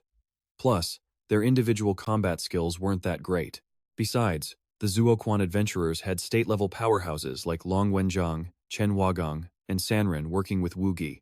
Even if a few mermen broke through the line towards Dongshan, there was more than enough power to quickly hunt them down. So, she asked, who did he believe them? Or her? Cheng Hai weighed both arguments before finally giving his answer. He wanted to believe her, but what could just the two of them do? Su Mao told him not to worry, she could handle it. With her precognition and his invisibility cloak, they could pick off the stray mermen one by one. That way, even if things spiraled out of control, they could at least limit the destruction the mermen brought to their world. Finally, night fell, blanketing the forest. For those trapped inside, the decisive moment had arrived. The three of them couldn't help but feel anxious. The cards they had drawn were the Hierophant and Death. Neither were good signs. But the man in red was a man of science, not one for magical mumbo-jumbo. Don't tell me you guys actually believe that, he scoffed. If Zhang Zixing is so great, why is he trapped here with us? But the shield warrior shot back, immediately leaping to Zhang Zixing's defense. Didn't he already explain it? The card he drew before we left was the Fool, but he completely misinterpreted it. Otherwise, we could have avoided this whole mess. Nearby, Wang Hai and Ling Qi were discussing their own tarot results. And look, he said, Wang Hai and the Ling Qi couple are the strongest, and their cards, the Empress and the World, both signal success. The tarot reading wasn't done with the drama yet, because just then, someone drew the tower. And the person who drew it was Dong Yuanzi. He knew nothing about tarot, so he had to ask Zhang Jixing. So this card I drew, does it mean if I keep doing what I'm doing, I'll end up just like you? Though he hated to say it, Zhang Zixing forced a grim smile. Yes. It's very likely we won't make it out of this undercity. Hearing that, Dong Yuanzi quickly came up with another scenario and demanded he do another reading. Okay, do it again. If we follow my plan, kill the boss, and chase the merman back to the lake, does my luck get better? Just as Zhang Zixing agreed and prepared the cards, Ling Qi stepped in. Wait, don't do the reading yet. He explained that the plan was too reckless. The mermen in the undercity could have already multiplied into the hundreds of thousands. If their boss was a buffer type, charging in blindly would be a death sentence for nearly everyone. As a careful strategist, Ling Qi saw the immense risk. Dong Yuanzi, however, shot back with pure sarcasm. So what's your idea? We do nothing? Just sit at the entrance and wait for them to come to us? Right, easy for you two to say with your safeguards. Seeing he completely missed the point, Ling Qi explained again. My point is, we need a plan based on the type of boss we're actually up against. For a regular boss, his plan might work. But for a buffer, they'd need bait to lure most of the mermen away. Then, an elite team could execute a precision strike on the boss. They also needed scouts to identify the boss and a signalman. Wang Hai immediately volunteered. I'll take that part. I've got the toad step skill. Ling Qi then explained the rest of their battle plan. This way, they could identify the boss type beforehand. Then they could execute the appropriate pre-planned strategy. Zhang Jixing saw that Ling Qi's plan was completely solid. He reconsidered. Ling Qi's plan felt far more reliable.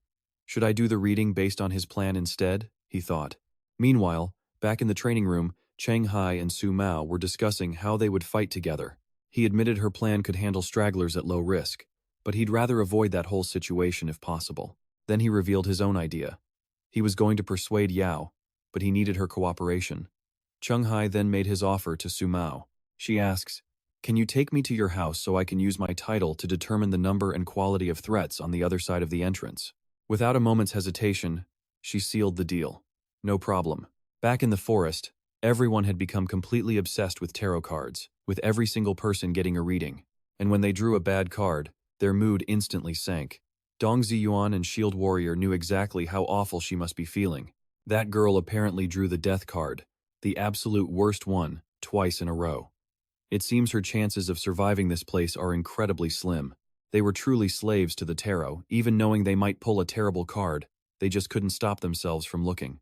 When Dong Ziyuan drew a card, he held it up, asking someone to explain its meaning. Zhang Jixing immediately explained the hidden message. In this situation, drawing this means you will use your own power, and the people around you to achieve your goals. Hearing that, a cunning and savage look crossed his face, like he'd just hit the jackpot. Afterwards, Ling Qi clapped his hands to gather everyone. Even he was a big believer in the tarot, using it as a basis to reassure everyone. The results of the reading are in. Besides those who drew death or the tower, everyone else's luck is actually improving. This proves it. Attacking proactively will bring a positive change. And since that benefits the majority, my opinion is to proceed with the plan. As for the unlucky ones, he requested that anyone who drew the death or the tower card be looked after by those nearby. Spare some of your energy to watch over them. After he finished briefing everybody, Ling Qi called out a name, Wang Hai. Receiving his signal, Wang Hai didn't hesitate for a second. Understood, I'm heading out now. Before he left, Ling Qi added a final warning. One more thing, if the boss here is a group buff type, then we will need to split half the people to act as bait, creating an opportunity for the others to strike it.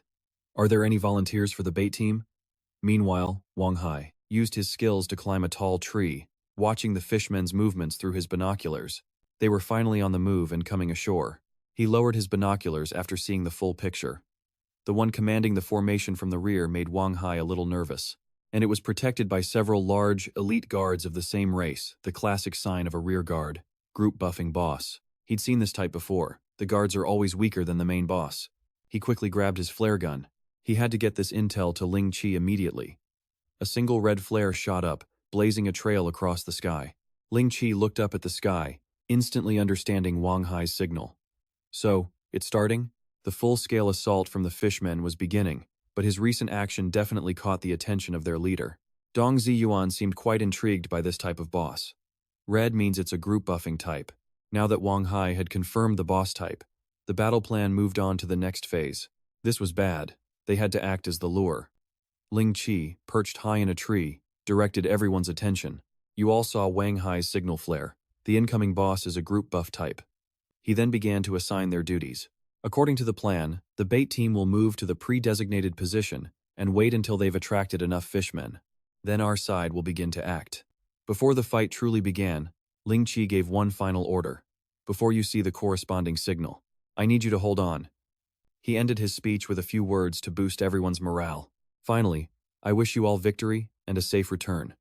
Meanwhile, time was rapidly running out, and the situation was incredibly tense. 6 hours, 40 minutes, and 29 seconds remained before the city shifted. The three of them stood ready, now in the middle of a deserted clearing. We're the bait here? That's right. Shield Warrior then took out his flare gun. After confirming their location, he announced, All right, I'm firing the signal. Go ahead. But then Zhang Jixing spoke up. He seemed to have something on his mind. Can I discuss something with you guys? He asked, holding a bow and offering a nervous smile. My main class is Magic Archer, so my direct combat ability is pretty weak. Can I just hide in a tree nearby? Shield Warrior was completely blown away by his nerve. Hold on, your class is a ranged attacker, so why are you even on the bait team? Zhang Ziqing could only scratch his head and offer an awkward laugh. Finding himself in an impossible situation, he explained. I didn't want this either, but Ling Qi said my class overlaps with the others who drew the tower card. His team only needed one of us, but since I drew a bad card, I couldn't be on any other team. Seeing his point, Dong Ziyuan relented. All right then, get over here. Thanks.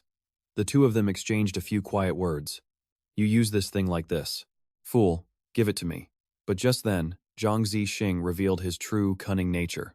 He had been lying. His subclass wasn't a fortune teller, but a mimic that could copy other classes. The class he chose to copy? Fortune teller. If he changed his side job, his tarot readings would lose all their mystical power. No one ever expected him to be this cunning. Zhang Zixing even used the job swap to manipulate the draw, making an adventurer pull the deadly tower card. This move added weight to Dong Yuanzi's argument, baiting the adventurers into attacking first on their own. The reason for all this? When Zhang Zixing read his own fortune, he also drew the death card. To change his own destiny, he was the one who pushed Dong Yuanzi's boss-killing plan from the shadows. His goal was to drive the fishmen back to the lake, and obviously, it's working. Now 11 adventurers are helping him out. With the fishmen distracted, Zhang Zixing can casually stroll back to the entrance and wait for the dungeon to shift. He's a true sly fox, a master of psychological manipulation, even after completely screwing them over. But Zhang Zixing feels no shame, not a single shred of guilt. Besides, with Dong Yuanzi's power, he could probably survive the next few hours anyway. The guy could definitely protect himself. So why propose a plan like this? And then there's Ling Qi and Wang Hai. It feels like they're secretly helping Dong Yuanzi, even though it offers them no clear benefit. Whatever, not his problem anymore. It has nothing to do with him. And while he's making his grand escape, the fishman horde has finally reached the shore. They stumble upon something mysterious, picking it up and inspecting it with intense curiosity. It appears to be a single-use item from another world. The fishman leader is surprisingly sharp. He instantly grasps their plan. That red glowing object from before was clearly a signal sent by the adventurers' lookout. Its purpose must have been to warn their allies that the fishmen had come ashore. The sentry of the lair. Just then, he spots something and points to the sky. My lord, look up. A green light now streaks across the heavens. He sees the entire picture now, and he is absolutely furious. So that's it. Is this their declaration of war? A tense silence falls over the area, making everyone's hair stand on end. They strain to hear any sound. Husi is on edge. He's burning with impatience, his face twisted in a scowl. It's been this long. Why haven't any adventurer corpses been brought back? His terrified subordinate shrinks back, trying to defuse the situation. Maybe the adventurers are just hidden too well, my lord. It must be taking a while just to find them. Please, wait a little longer. Husi's anger cools ever so slightly. Fine, we'll wait a bit more. If nothing happens, I'll go hunt them myself. Elsewhere, a shield warrior and a mage move as one. Watching each other's backs with extreme caution, the shield warrior voices his concern. You think maybe they didn't see our signal flare? Behind him, the mage is just as worried. No way, right? It was pretty hard to miss. But just then, the mage senses danger, his brow furrowing in concentration. As expected, they're ambushed. A massive horde of fishmen suddenly appears, attacking in overwhelming numbers. They're surrounded. The mage panics, screaming wildly. Protect my rear! The fishmen are here! Far away, Hani suddenly lets out a vicious growl, barking his head off at something nearby. Woof, woof, woof. He keeps barking toward the base of a tree, putting the entire party on high alert. All eyes lock onto a single spot. The tension is so thick it feels like the air has frozen solid, sending a chill down everyone's spine. To break this heavy silence, Wang Hai casually peeks out from behind the tree. Everyone breathes a collective sigh of relief. Ling Qi, shaking off the tension, quickly asks him, "Where's the boss?" With his hands in his pockets, Wang Hai calmly points the way. Walk in this direction for 5 minutes and you'll see it. He snaps a twig in half, offering some friendly advice. But I don't recommend you go fight it. It's still protected by a ton of fishmen. With a group this small, a direct fight would never be over quickly. Seeing Ling Qi's confused expression, Wang Hai doesn't hesitate, immediately crouching down and using the stick to sketch out the situation. With this density of guards and patrols, it'd be hard for even me to get close to the boss with my flash step skill, let alone you guys. A direct assault means a protracted war, and the longer the battle drags on, the higher the chance that the fishmen dealing with the decoys will return as reinforcements. Dong Yuanzi, who was listening intently, confidently chimes in with a new strategy. Then how about we split their forces? You guys draw the fishmen's attention. Create an environment where I can fight the boss one-on-one. He lets out an arrogant smirk and makes a bold claim. 5 minutes. Just give me 5 minutes, and I can take down that boss. Ling Chi strokes his chin, looking back with a healthy dose of skepticism. 5 minutes? Although he doesn't seem convinced, he still turns to ask the other members of the group. What do you guys think? No one on the team objects. They all happily agree to the plan. I'm fine with whatever. We can give it a try. With the plan approved, Ling Chi wastes no more time and gets straight to business. All right, we'll do it your way, but let me say this first. You only have 5 minutes. If you haven't succeeded by then, we are retreating, at all costs. Yuanzi arrogantly agrees to help hold off these fishmen. Understood. The guards focus, putting everything they have into their watch. But one of them is already falling asleep on the job. He lets out a huge yawn when suddenly, the captain appears out of nowhere, smacking him right on the head. The poor guy is absolutely stunned, but the captain's not done, and his angry shouting just confuses the entire squad. Every single one of them looks completely dumbfounded. They can only whisper in fear as the captain's rant suddenly stops cold. He's frozen solid, unable to react. It seems man's plans are no match for fate, because while the fishmen were bickering, an ambush, the adventurers strike out of nowhere. The captain, pale with fear, screams out the order light, the smoke signals. The adventurers are here. A massive explosion rocks the area, filling the sky with smoke. The fishman commander just stares into the chaos. His mind races. He's a brilliant tactician, able to see through any deception. He grits his teeth, just as I thought. Those 2 challenge letters were bait to split our forces. They plan to weaken us, then strike the final blow. Cunning, just like Hwoge. The guard beside him is seething. He asks furiously, "The enemy is here. Should we send half of our lair guards as reinforcements?" But the commander immediately shuts him down. No. The ones we see aren't necessarily their main force. Hwoge used this exact tactic, a large decoy, to draw out my elites, while he snuck in for the kill. These humans could be doing the same, but he has no idea that from the cover of the dense bushes, a pair of eyes is watching his every move. And those eyes belong to Wang Hai and Yuanzi. Wang Hai is using his flash skill, supporting the team from the shadows. Hearing the commander's plan gives him a headache. Things just got way more complicated. Meanwhile, Hu Si is losing his patience. Forget this. I'm not waiting any longer. He stands, ready for battle, but his subordinate frantically tries to stop him. Sir, don't be reckless. It's too dangerous out there. But his pleas are completely useless, and he's only managing to annoy Hu Si. In fact, he gets so annoyed that he sends his subordinate flying with one punch, knocking him out cold. The Devourer Lord is not known for his patience. He glares back, snarling. Dangerous? You think I'm any less of a threat than those pathetic adventurers out there? Night falls. On the calm surface of the water, shadows begin to emerge, making their way silently to the shore. Hu Si leads the charge, radiating pure killing intent. He's ready to crush anyone in his path. But then, a scent drifts through the air. He stops, sniffing curiously. He can't help himself. The smell is completely intoxicating. He starts walking towards the source of the fragrance, muttering, "Smells incredible." All sense of dignity is gone as he begins to drool. His mouth hangs wide open. The scent drives him mad with hunger, all rational thought gone, and he breaks into a dead sprint. Mine. That delicious smell is all mine. Meanwhile, in a hidden corner, Zhixing is just chilling, casually chewing on some grass. He wonders how Yuanzi's team is doing, but figures the 2 guys from his own squad are definitely goners by now. He smugly plans his excuse for when Ling Chi and Wang Hai get back. There were too many fishmen. My teammates died. I barely made it out alive. I had no choice but to retreat. Yeah, that sounds believable. Unfortunately for him, a fishman has appeared out of nowhere. It's watching him from the shadows. Meanwhile, Zhixing is still patting himself on the back, smiling. The death card? So what? I still found a way to cheat fate, didn't I? He's feeling on top of the world when suddenly, his smile vanishes. His face turns dead serious, his eyes locked onto a single spot. The fishman's heart stops, it's sweating bullets now. It knows it's been spotted. Without a second thought, it turns to run for its life, and Zhixing immediately gives chase.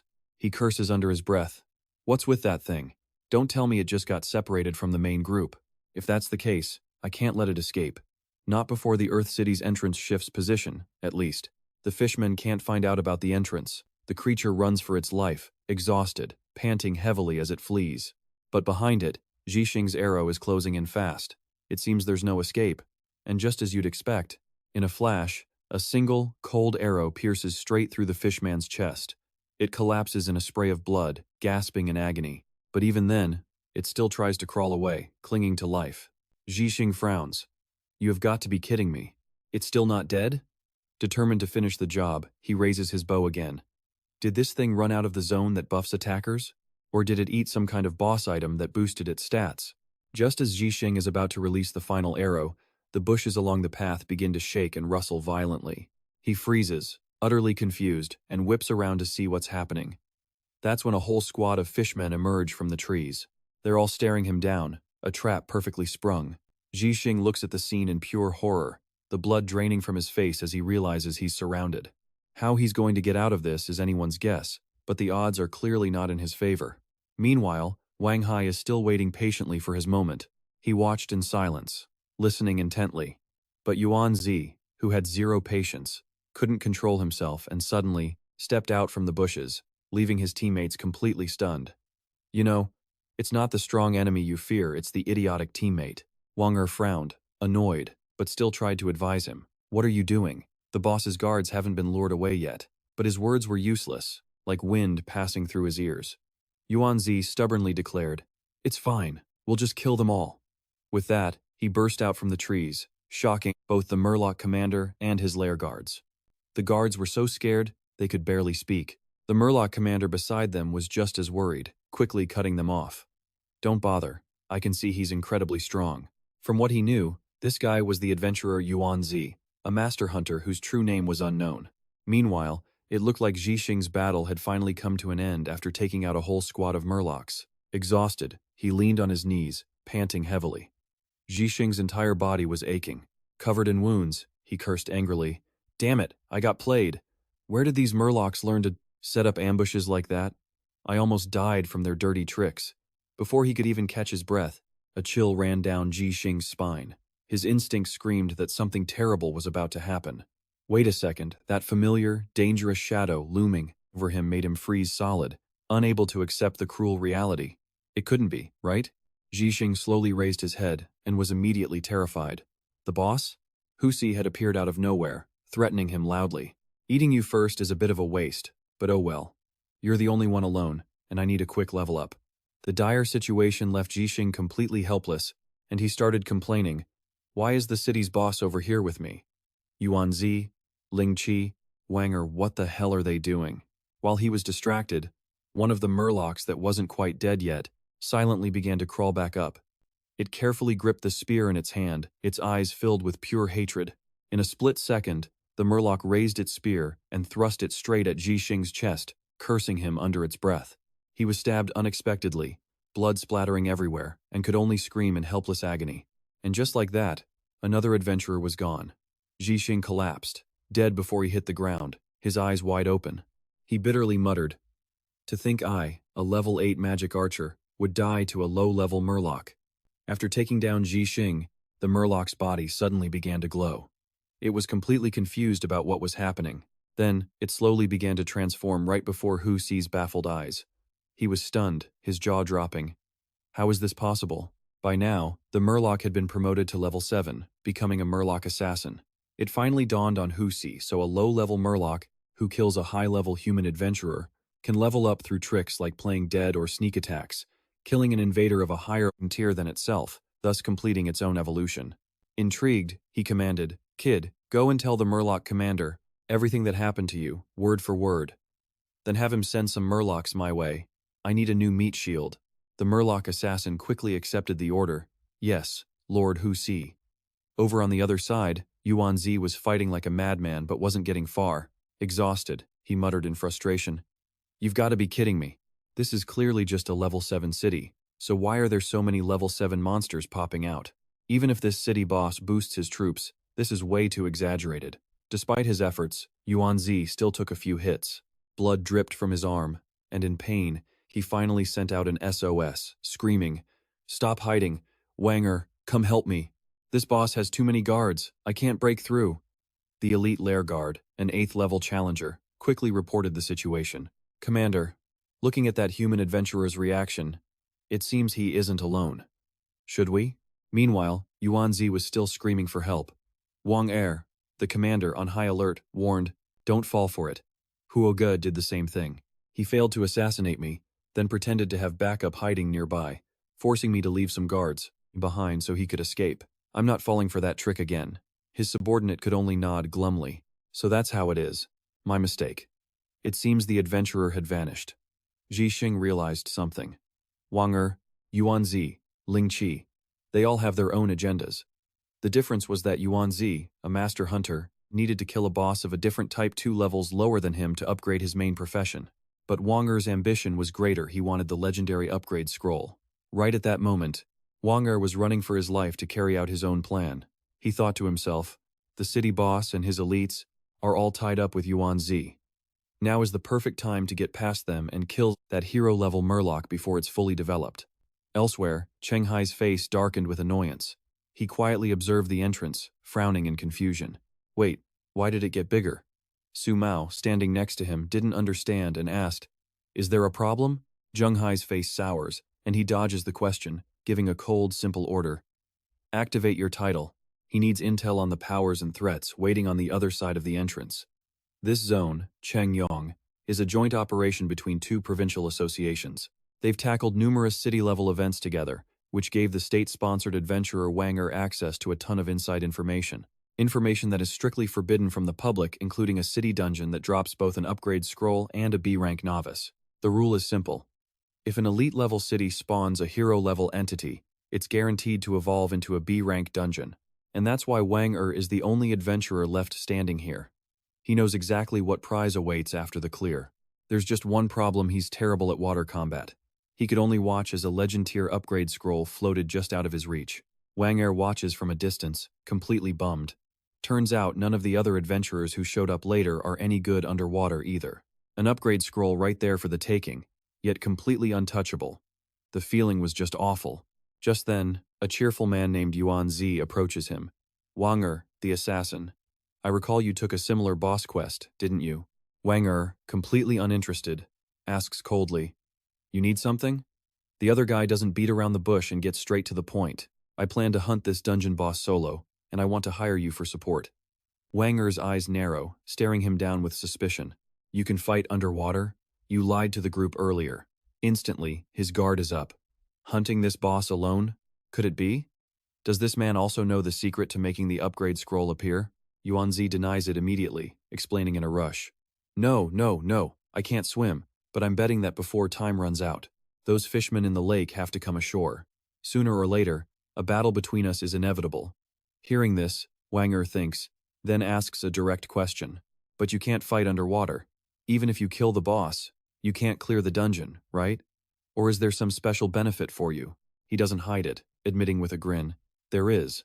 My main class requires me to solo hunt a boss in 3 different environments: land, water, and air, one of each type, to upgrade. This dungeon boss perfectly fits my class advancement, and it's a fishman type, and they're usually not that strong. I don't want to pass this up."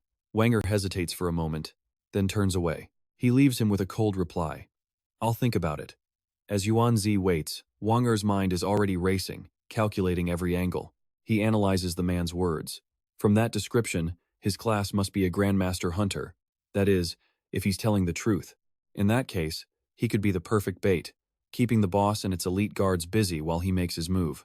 Right here, in this dungeon, all he needs to do is lure those fishmen onto this very platform. That would give even him a chance to dive into their nest and assassinate the hero-level fishman before it fully matures. After a long pause, Wang Er finally agrees to the deal.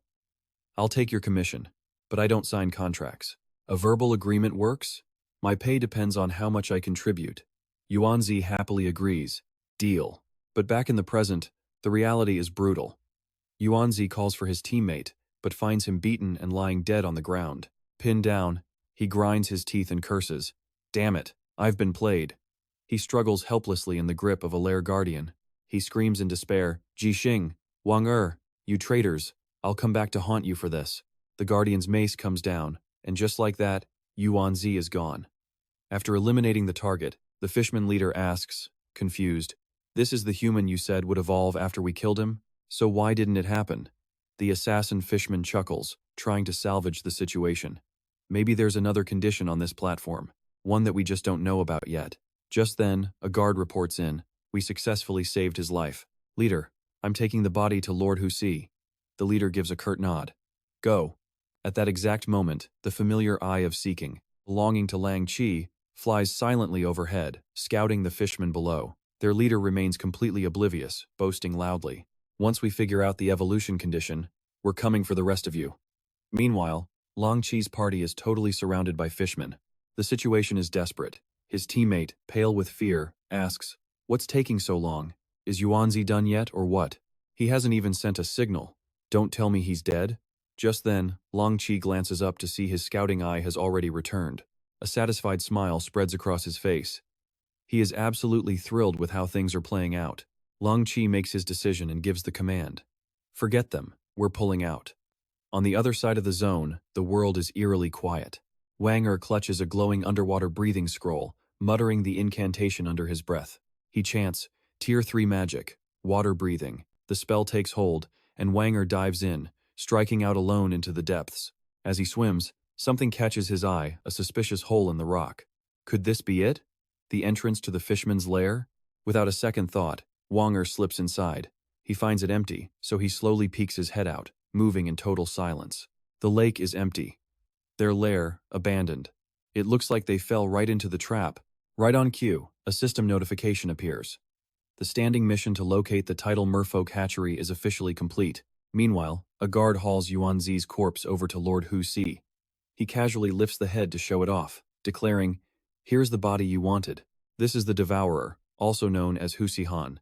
He speaks, "You have my attention, but where is the artifact I need?" Elsewhere, Ling Chi's squad is scattered, running for their lives. From a tree behind them, a merfolk scout takes aim. An arrow flies, striking an adventurer who screams in agony. Ling Chi, running ahead, frantically shouts orders over his shoulder. "Split up and run." A few might escape, but the rest aren't so lucky. The number of fallen adventurers is growing. The merman fire mage smirks with satisfaction. "So, killing human adventurers, it makes us evolve." The merfolk begin leveling up to level 7, but the poison master complains, "It's a shame the one in the hat got away." It's 3 a.m., and darkness blankets everything. But in Cheng Hai's room, the lights are blazing as he speaks urgently on the phone. "Brother Yao, is the second phase evacuation of Jinnuan Bay complete?" Yao Zhong immediately replies, "It's done. I'm just double-checking everything now." "What's going on in your sector?" But Cheng Hai's next request leaves him completely puzzled. "Can you pause your work and come over to my house?" Cheng Hai continues, "Su Mao and I found a dungeon under my house. In the last 2 hours, 3 monsters have emerged, each as strong as Cheng Yong's merfolk boss. On top of that, another, very unique source of danger inside that dungeon is rapidly growing stronger. The mage and the shield warrior still haven't escaped the merfolk. They're completely surrounded, with no way out. The mage whispers in despair, "It's over. I'm completely out of mana." The warrior helplessly curses, "Damn it, Xing. You said your class was perfect for ambushing from the shadows, so we let you take cover. But the second the merfolk showed up, you disappeared. To hell with you." Just then, a rescuer appears. He rushes toward them, shouting with relief, "Thank God, you're alive." It's one of the adventurers from Ling Chi's party. A lucky survivor, he charges in to clear a path. But the shield warrior isn't grateful, he's furious. "Where have you been? Weren't you supposed to fire a signal flare when you knew the outcome?" The man's blood boils at the accusation. "That was if we succeeded or had an orderly retreat. You idiot. We were being hunted by elite merfolk. It was every man for himself. Only a moron would fire a signal to attract more of them." The warrior is left completely speechless. Back at Cheng Hai's house, the call with Brother Yao ends. Su Mao, waiting impatiently, asks right away, "What did he say?" Cheng Hai scratches his head sheepishly. "He said that he and a level 10 adventurer from the Longwenjiang district, Zhou Chen Huagong, are already downstairs waiting for us." Su Mao seems a bit relieved. "Fine. But before we go," Su Mao states her condition plainly. "Let's be clear, if you can't convince them, then for this whole dungeon incident, you're doing things my way." Cheng Hai simply agrees. Deal.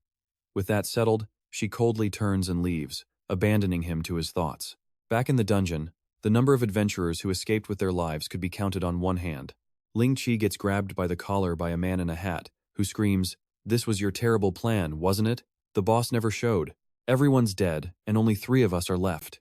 He rages, tightening his grip. "We were supposed to be guarding the entrance. Everyone could have gone home." But Ling Qi, feeling no remorse, just snaps right back. "You can't blame me for this. Yuanzi was the one who suggested fighting the boss. I just optimized the details of his plan. Besides, the strategy I proposed. You all agreed to it, didn't you?" The man in the hat is suddenly at a loss for words. Nearby, the merfolk are just enjoying the show.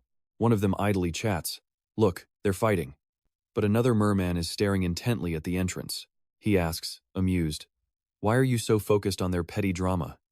Isn't that dimensional entrance far more noteworthy than the infighting between these adventurers?" The merfolk assassin flinches, squinting to get a better look. Suddenly, he shouts with glee, "Lord Commander, an evolved merman is returning with the corpse of an adventurer." The poison master brings his prize back, reporting happily, "Lord Commander, this is the body Lord Husi requested." But the commander's expression suddenly turns grim. "What kind of merfolk were you before you evolved? And what are your new abilities?" The fire mage steps up to answer, "I was an elite merfolk. Now, I can unleash powerful fire magic." The poison master then takes his turn. "I was a merfolk captain. Now, I can secrete various toxins, each with a different deadly function." The commander frowns, confused. "If you all killed human adventurers, why is it that of the 4 guarding the lair, the strongest one didn't evolve?" Suddenly, the commander remembers something. He pauses, lost in thought for a moment. "Wait, the strongest one." After some careful thought, he quickly pointed and gave an order. "Go find one of the merman guards and bring him to me." This bizarre command left the merman assassin completely stunned. "Huh?" The squad leader saw his confusion and immediately snapped. "What do you mean, huh? Just go." A moment later, the assassin found his target, asking eagerly, "My lord squad leader, will this work?" The squad leader seemed pleased, replying with a grin, "Perfect." He threw an arm over the guard's shoulder. Pointing to the captured adventurer, he whispered, "Go on, kill that human." The guard accepted the order, advancing with a grim look on his face. "Yes, Lord Squad Leader." All the while, the helpless adventurer lay on the ground, groaning in total despair. Light finally dawned on the assassin merman, who muttered, "So the leader wants to watch the evolution process firsthand." The poison master next to him shot back, "He's testing the evolution threshold, you idiot." With that, the merman guard moved in to end his opponent. He drove his spear straight through the man's chest, sending blood flying everywhere. And then it began, the slow process of leveling up, as everyone watched, mesmerized. This time, the guard successfully evolved into a challenge level 7 merman chi master. Using his keen intellect, the squad leader quickly pieced it together. So that's it. Is the main condition for evolution a significant level gap? The leader stroked his chin thoughtfully. So even though I killed adventurers and defended the lair, I couldn't evolve myself. Because the power gap between me and those adventurers wasn't big enough to get the Sea Mother's attention. With his plan set, he raised his voice. "Call the mermen from the forest. I have something to tell them." The lair guard immediately rushed to obey. But he wasn't done. The squad leader pointed again. "And you, take the adventurer's corpse to Lord Hu Si." The assassin didn't hesitate for a second, his blood pumping with excitement. "Yes, Lord Squad Leader." Back inside the merman lair, Wang Hai set fire to everything, then coldly turned his back and walked away as the flames roared to life. Their entire home was reduced to a pile of smoldering ash. He felt a sting of regret. Too bad that hero-class merman wasn't here. Otherwise, the escape mission, the clear mission, and killing a hero-class target could have all been finished at once. He might have gotten not just a relic upgrade, but maybe even an epic grade item drop. But just then, a system notification flashed, stopping Wang Hai in his tracks. Notification. Due to an increase in the city's challenge difficulty, this has now become a survival-type zone. Escape and clearance missions have been specially adjusted. Reading the notifications, Wang Hai felt his world collapse. Outrageous! His face went pale as he screamed at the sky. "What is this? I just cleared the mission, and now it's reset? You can't be serious." A massive headache hit him as he sank into depression. This new, reset clearance mission. According to the official rules, a level 9 city has to have a level 9 boss, he muttered, running the calculations in his head.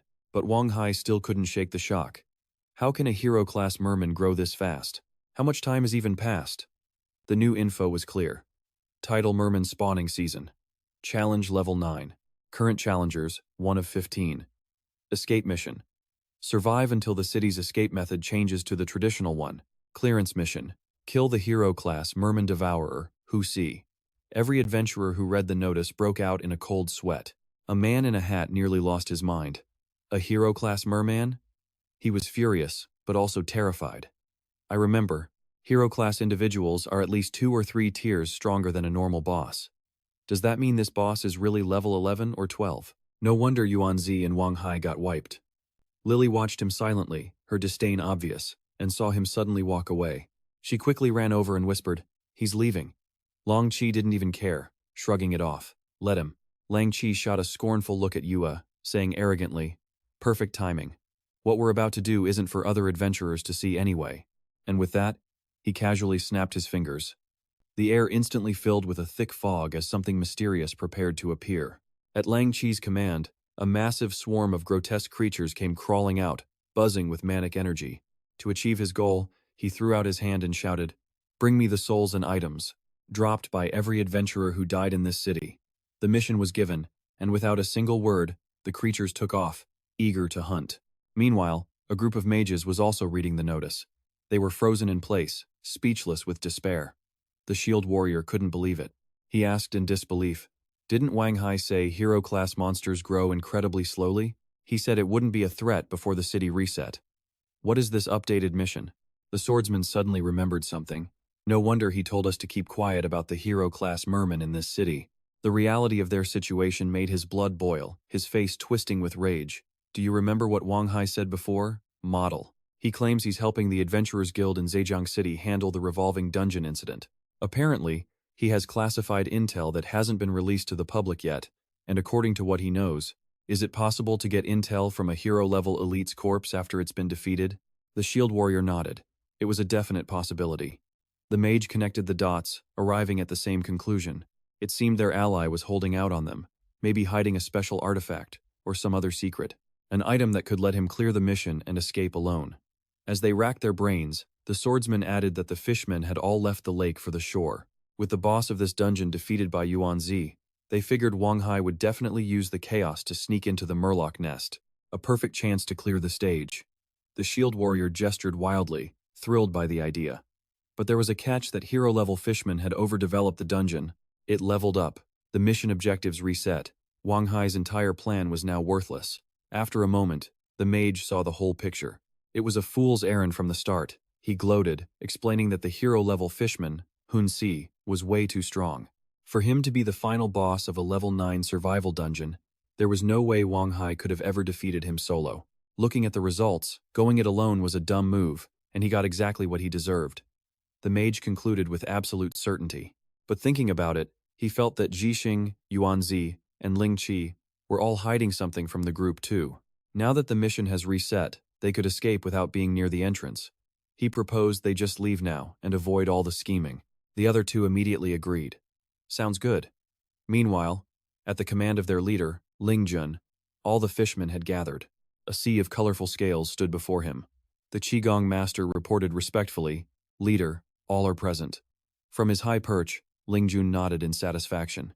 Good. Before laying out his plan, Ling Jun cleared his throat with a commanding cough, asserting his authority. He boomed to the thousands below. "The Mother of the Sea has once again blessed our people." Then, he suddenly pointed toward the Qigong master. The introduction startled the fishmen. "Our race has a new leader-class warrior, who not long ago was just one of you." He sold the idea with passion, firing up the crowd. Unlike before, evolving no longer required impossible, harsh conditions. The near impossible was now simple. All they had to do was find the human adventurers hiding in this forest. After his grand speech, Ling Jun drove the point home. Kill them, and you can become a leader-class fishman, just like us. And that wasn't all. They had also discovered an entrance to the adventurer's world. Just imagine it, a whole world filled with countless targets that could help them all evolve. But first, they needed to deal with the humans in this forest, evolve, and become strong enough to fight alongside him and the great Lord Hun Si. At this point, the fishmen were practically vibrating with excitement, as if they'd been shot up with pure adrenaline. The time was right. He raised his hand high and gave the order. So go, and slaughter them all. Go, use the blood of the adventurers to please our god. The moment he finished, the bloodthirsty mob surged forward. But just then, a voice cut through the chaos. Wait! Lingjun couldn't believe his eyes, crying out in shock. Lord Hun Si! He rushed over to the imposing figure, who wore a grave expression. There are 6 adventurers left. 3 of them are moving away from us quickly. If you want to hunt and evolve, he pointed, you should start with the solo adventurer in this direction. Lingjun's worldview completely shattered. He couldn't process it. Lord Hun Si, who had devoured so many adventurers, was suddenly acting, tactical and friendly. Tears welled up in his eyes. Overwhelmed with emotion, he began to weep. If Lord Hun Si could maintain this stable state, he could raise even more like him. More leader-class fishmen and a whole army of exiled title fishmen. Maybe, just maybe, they could actually return to the Fishman's Bai kingdom. Hun Si had no idea what was going on, asking bluntly, "What are you crying for?" The leader quickly hid his face, making an excuse. "I'm not crying. The wind just blew something in my eye." Back at Cheng Hai's house, a different group was gathered, deep in a heated discussion. Cheng Hai thoughtfully summed it up. So we suspect that the dungeon centered on my house will spawn more fully grown fishman bosses. Hua Gong offered a theory. What if those fishmen ate some kind of rule rose? He crossed his arms and explained calmly. It's a narrow rule, but June probably never mentioned it to you. When exploring a dungeon, if a weaker being kills a stronger one of a higher level, they receive a special reward. For the dungeon's inhabitants, that reward is evolution. For us, it's attribute points, rare titles, rare item drops. Something like an artifact upgrade card. Based on his knowledge, Hua Gong made a bold guess.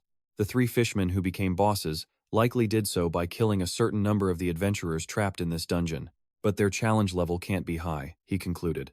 At most, it's equal to this dungeon's level, nothing to worry about. But Su Mao, standing nearby, raised a terrifying question. Wait, weren't there 15 adventurers trapped in here? If a large number of fishmen evolved, wouldn't we have to face 14 fishman bosses at the same time? But Hua Gong remained perfectly calm, simply reassuring her, it won't get that bad. The adventurers trapped in the dungeon are no joke, far stronger than others at their level.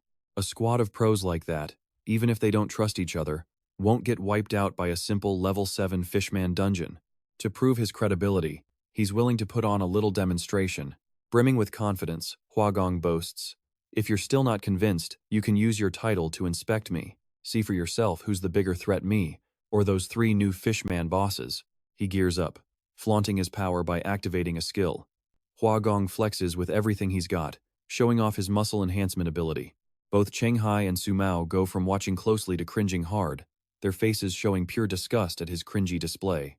Cheng Hai silently analyzes him. The physique is flashy, but his base stats and job bonuses only add up to 20 points. He wonders why his own titles and skills don't have such a dramatic visual effect when he activates them. Hua Gong grins proudly, asking, so, between me right now and those 3 fishman bosses you sensed, who's stronger? Though incredibly annoyed, Su Mao still admits, you're stronger. A lot stronger, actually. He slowly powers down to his normal state. See? Then there's no problem. Besides, some of the adventurers coming to help with the Dongshan City dungeon are even stronger than me. So Hua Gong doubles down, bragging, even if 15 all-boss level fishmen came out of there, we could crush every last one of them. Hearing that, no one knows what to say, and the conversation just dies in an awkward silence. Cheng Hai finally speaks up to end it. All right, fine. Elsewhere, inside the dungeon, the Eye of Collection has gathered all the artifacts, and Lily sighs in relief. This trip to Dongshan was way tougher than expected. Lang Chi says with satisfaction, carefully inspecting each item in his hand. Yeah. First, we found out our target wasn't even in this dungeon, and then we failed the escape mission. I thought this whole trip was a waste. Who knew we'd end up with the souls and drops from 5 elite adventurers? She's practically beaming, but perhaps celebrating a bit too soon. Plus the ones we took down in the last dungeon. We should finally be able to trade with the Eye Demon. Suddenly, Hani senses danger, baring its fangs and growling. It takes a fighting stance and starts barking like crazy. Woof, woof, woof. Lily, confused, follows its gaze. What is it, Hani? She asks gently. And just like that, fishmen charge in, led by Hu Si, who's launching a sneak attack to level up. Hu Si is ecstatic about his bright future. Just one more. I can feel it, I just need to devour one more adventurer of my level to evolve. Lily's face pales with fear. You mean the strongest fishman in this forest is closing in on us with minions who are almost as strong as him? Lang Chi is quicker to connect the dots. He's almost certainly targeting us. I asked the Eye of Collection. It said there's a monster in this forest that can evolve just by eating people. The mission briefing mentioned a devouring beast, Hu Si. It has to be him. The reality of the situation makes her face turn white. She turns to her husband in panic. What do? We can't beat this boss, let alone his whole crew. With no other choice, he decides to use his support skill. We'll have to focus on survival for now. After Long Chi sends the signal, a level 14 messenger of the Tyrant Eye and the Eye of Collection instantly appear. The messenger looks around, its interest immediately piqued. It narrows its eye, clicking its tongue in satisfaction. Looking at the souls they've collected, it confidently proposes, I can grant you the 4 path eyes of 4 units, summoning the army of the eye. But Long Chi quickly cuts the entity off. Wait, I'm not trying to expand my summons right now.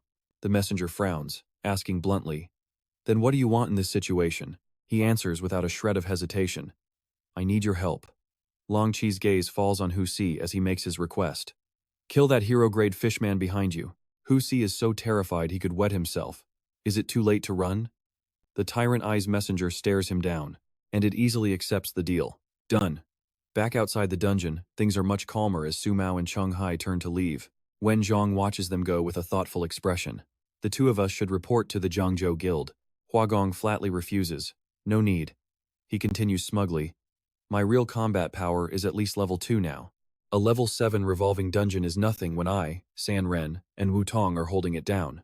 If you still don't think that's enough security, then how little do you think of us? Hearing Hua Gong's whiny complaint, Wen Zhong relents and drops it. All right, fine. On the way back to their rooms, Su Mao walks along saying, I just don't get that Mr. Yao or that adventurer named Hua Gong. Why not call for more help? Wouldn't an extra safety net be a good thing? Cheng Hai patiently explained, but there was nothing they could do. Other places were having their own dungeon shifts, and manpower was stretched thin. She still thought it was a bad idea, muttering to herself, this just can't be right. Suddenly, Cheng Hai's phone buzzed. He cut her off immediately. Hold on, I gotta take this. He answered the call. Hello? The voice on the other end was quick. It's me, Su Mao.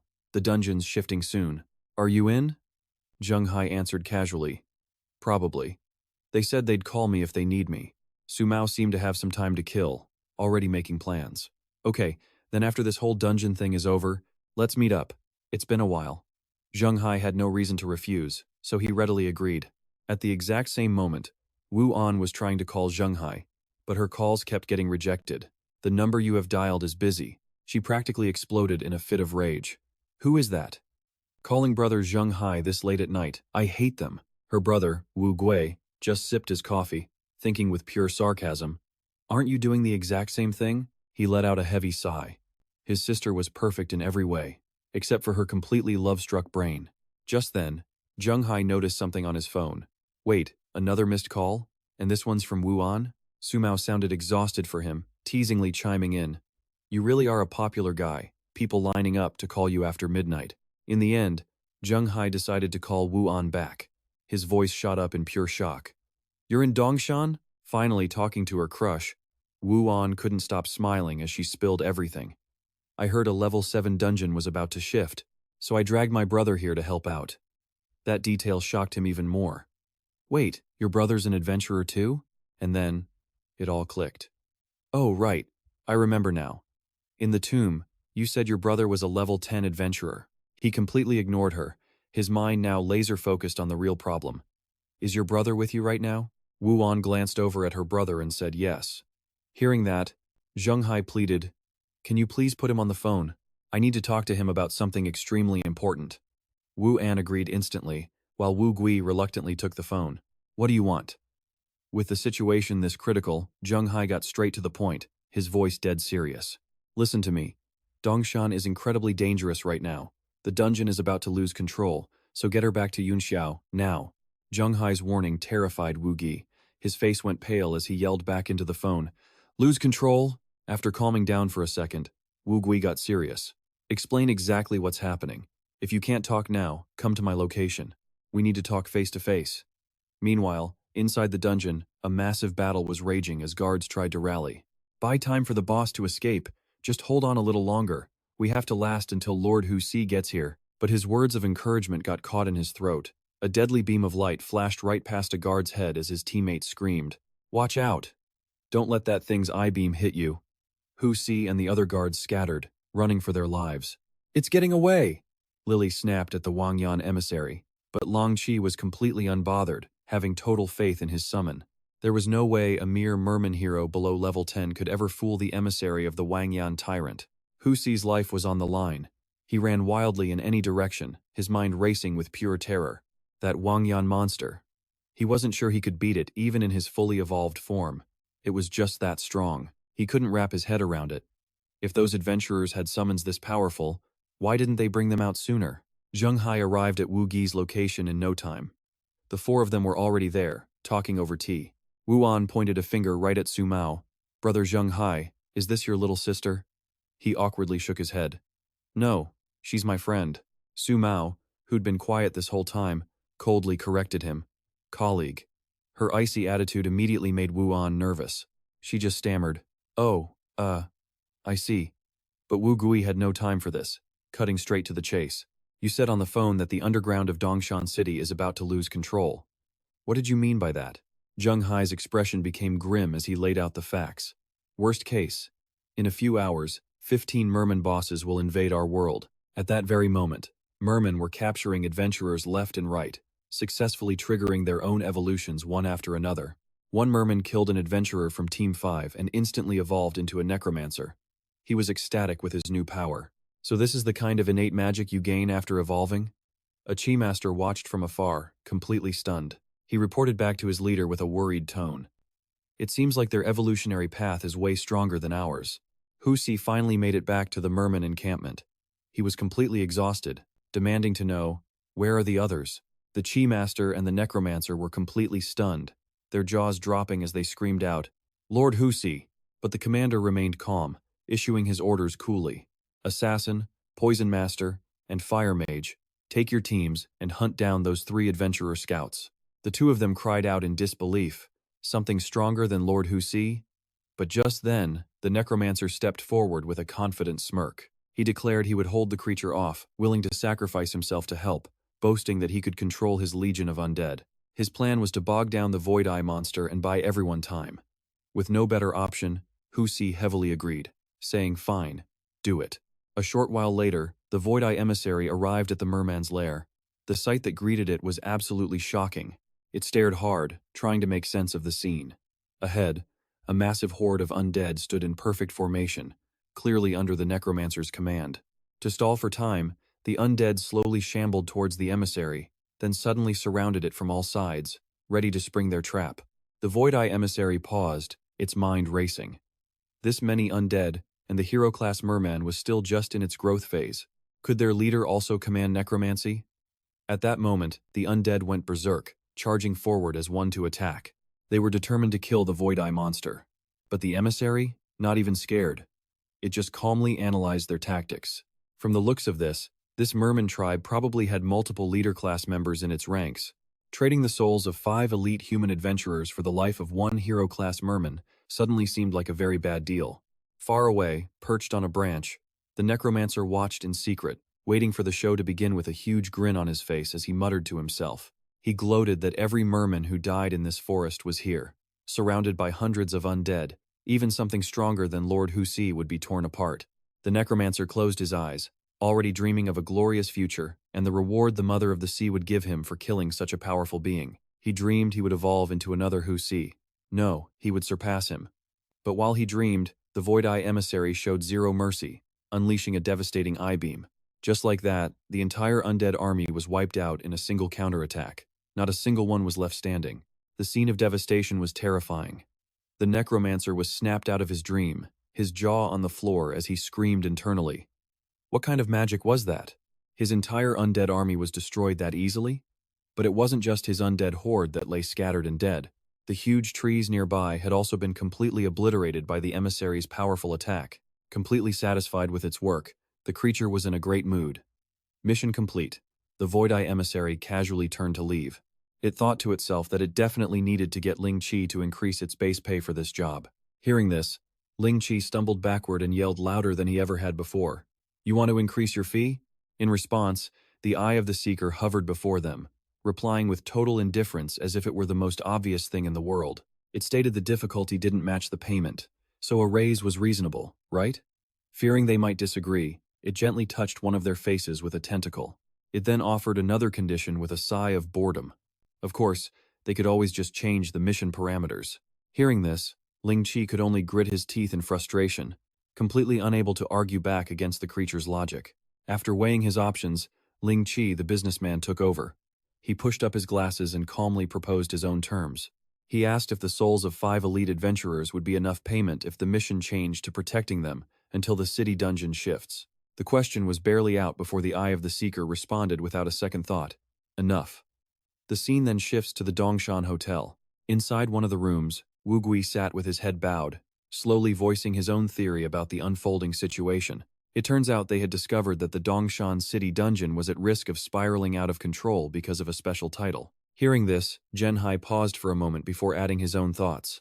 On top of that, 3 new bosses just appeared in this dungeon not long ago.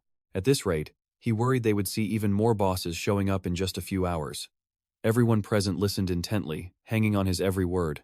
Wu Gui waited for him to finish, then raised a single finger and made a simple remark. That's a possibility, but it's nothing to worry about.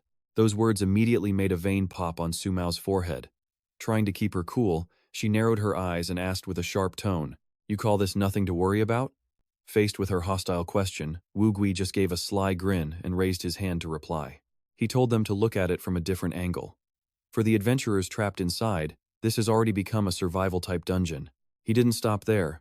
After a brief pause, he began to lay out his entire, detailed explanation for all of them. Based on the principle of equal exchange, when these mermen cross over into their world, they'll receive the exact same treatment. To balance out the difficulty, the title restrictions that were placed on them, the defenders, would absolutely be removed. You'd think he'd stop there, but Wu Gui was just getting started with his insane plan. But he said even that still wasn't balanced enough. This means the entire dungeon shift might just turn into a massive tomb. The second a merman completes the escape mission, high-level adventurers from their side will finally be allowed to join the fight. Hearing this, Ngo-on couldn't hold back her anger, shouting, "Why would you bring up the grave?" But no matter how furious she was, Ingo Kui couldn't care less, casually raising an eyebrow as he spoke. "Don't worry," he says. "This city will never become a threat to Dongshan." But seeing their silence, he narrows his eyes with suspicion. He stares them down, making a firm promise. "I guarantee it." Elsewhere, 3 monsters are locked in a tense standoff, the merman leader and his captain. Squinting at the figure opposite him, he asks a pointed question. "So, did it just ignore you?" At this, the necromancer can't hide his glee, laughing and waving his arms around wildly. "Yes, that eyeball monster wiped out my undead with snow and just left. It's like it has no interest in any merman besides Lord Mananusi." Hearing that name makes him realize something, and he quickly starts scanning the area. The merman leader quickly collects himself, his gaze sharpening as he begins to speak with hesitation. It's in some kind of stalactite cave. The scene shows a gigantic monster pacing back and forth. From behind a nearby boulder, Wang Ru peeks out, silently observing the entire situation unfold. Just then, a nest guardian stumbles out from the darkness, its voice a low growl. "I was wondering where one of the adventurers disappeared to. So you were hiding here, huh?" Every word from the creature makes Wang Hai increasingly wary. The scene shifts to the Dongshan Hotel. Cheng Hai and Su Mao finish their conversation and slowly walk out. After a few more steps, she hangs her head and speaks dejectedly. "Maybe I was just worrying too much." Hearing that, Cheng Hai replies bluntly, his hands stuffed in his pockets. "No. That's their problem." This simple response completely stuns Su Mao. Noticing her surprise, he narrows his eyes seriously, his voice turning cold as he launches into a series of explanations. The burial grounds is a survival-type dungeon, but the boss doesn't even appear until Phase 2. The actual difficulty of Phase 1 is even lower than a normal dungeon of the same level. If my dungeon has the same properties as the burial grounds after it shifts, Phase 1 will be an absolute nightmare for Dongshan City's elite adventurers. The scene cuts to another location where Miss Lin is already waiting, waving over a group of people in the distance. Over here, over here." As the group approaches, she puts her hands on her hips and gives them the vital information. In 10 minutes, the level 7 merman in this area is going to shift. The challenge is limited to 15 people. Considering the number of high-level adventurers left in this dungeon, A large and formidable group now stands before Miss Lin. Some look hesitant, others seem interested, but all of them are listening intently to every word she says. So after the shift, the number of mermen coming our way should be less than that. Just as she finishes, Shui Yong, a level 8 state adventurer, speaks up, looking utterly bored. Weren't Wu Gui from the Rogue Union and Chen Huagong from Zhangzhou supposed to be here too? Why don't I see them? And Anne, a level 8 cleric and state adventurer from Zhaoan City, quickly adds, and it looks like Su Mao from the Strange isn't here either. In contrast to the group's anxious chatter, Shang Li, a level 9 shadow mage and state adventurer from Yunxiao City, gives a calm reply. They're big-shot elite adventurers. They wouldn't bother themselves with difficult grunt work like paving the way for us. While everyone is busy discussing the situation, only one person remains completely and utterly silent. Not letting the conversation drag on, Miss Lin points to the drones overhead and continues with her instructions. Also, the moment someone successfully captures a merman, I will sync that information to everyone through these drones. With the information delivered, she gives a sly smirk and lays out some incredibly tempting conditions. The value of the first merman captured alive is equivalent to the dungeon's boss after the shift. Once that's done, I'll calculate achievement points based on the number of mermen you all manage to hunt. You can then exchange them for artifacts, clues, titles, intel, or job change items. As Miss Lin finishes, a system screen with all the details pops up. Reading every word, Ling Qi and his comrades can only wonder. So in the end, only 5 lucky people actually manage to survive? After thinking it all through, he turns to the Guardian Eye and says, "Thank you for your help." "You're welcome." The two of them then share a knowing nod. A few minutes later, their bodies begin to fade as they log out. Seconds later, they step out of a portal, only to run into another group. Seeing who it is, Ling Qi can't help but ask, "What are you guys doing here?" The ice mage calmly replies, "The 3 of us survived until the end. We're surprised to see you." Ling Qi just pushes up his glasses and gives a vague response. "No, I just never expected Wang Hai to die." This remark sends the Guardian into a rage. Wang Hai is dead? Impossible. He has the Toad's Luck skill. The more he talks, the more furious he gets. Even if that hero-class merman caught him, he should have used the forest terrain to escape. After defeating Wang Hai, the monster's power exploded, its strength continuing to surge endlessly higher. That monster was Manhanusi the Devourer, a level 10 challenge class threat. Its current status indicated it was ready to evolve. Under attack from all sides, she quickly realized the situation was spiraling out of control. Lily speaks up, trying to calm the tense atmosphere and offer her own counter-argument. "You guys clearly escaped, so why are you blocking the exit? Don't tell me you actually fought those merfolk." Even if the merfolk were invading their world, launching a preemptive strike, the black-haired man remained perfectly calm as he analyzed the situation. He explained in detail, "No, the main reason is that after we got back, we discovered our titles were still active. This was a little different than the attacker's advantage principle that Wang Hai had told them about." The second he finished, the ice mage beside him crossed his arms and launched into a furious, lengthy rant. "We suspect Wang Hai set us up, so we've been waiting here for him to come out and give us an explanation." On that subject, the guard who had been silent the whole time quickly jumped in to add a few words. "Who would have thought he'd die in this merfolk dungeon? So much for that. A dead man's responsibilities die with him. What a waste of our time." With that unpleasant conversation over, the 5 of them filed out of the building. Waiting for them right outside was Miss Lin. She held a small datapad, her face calm as she got straight to the point. "Are you the only survivors?" Faced with her question, Long Qi answered on behalf of the group. "Yes. Just us." Getting the answer she wanted, Miss Lin put her papers away, shoved her hands in her pockets, and turned to leave. "Understood. Follow me." The guard watched her go, overcome with frustration as he ran a hand over his face. "I knew this dirty business was risky. This is a disaster."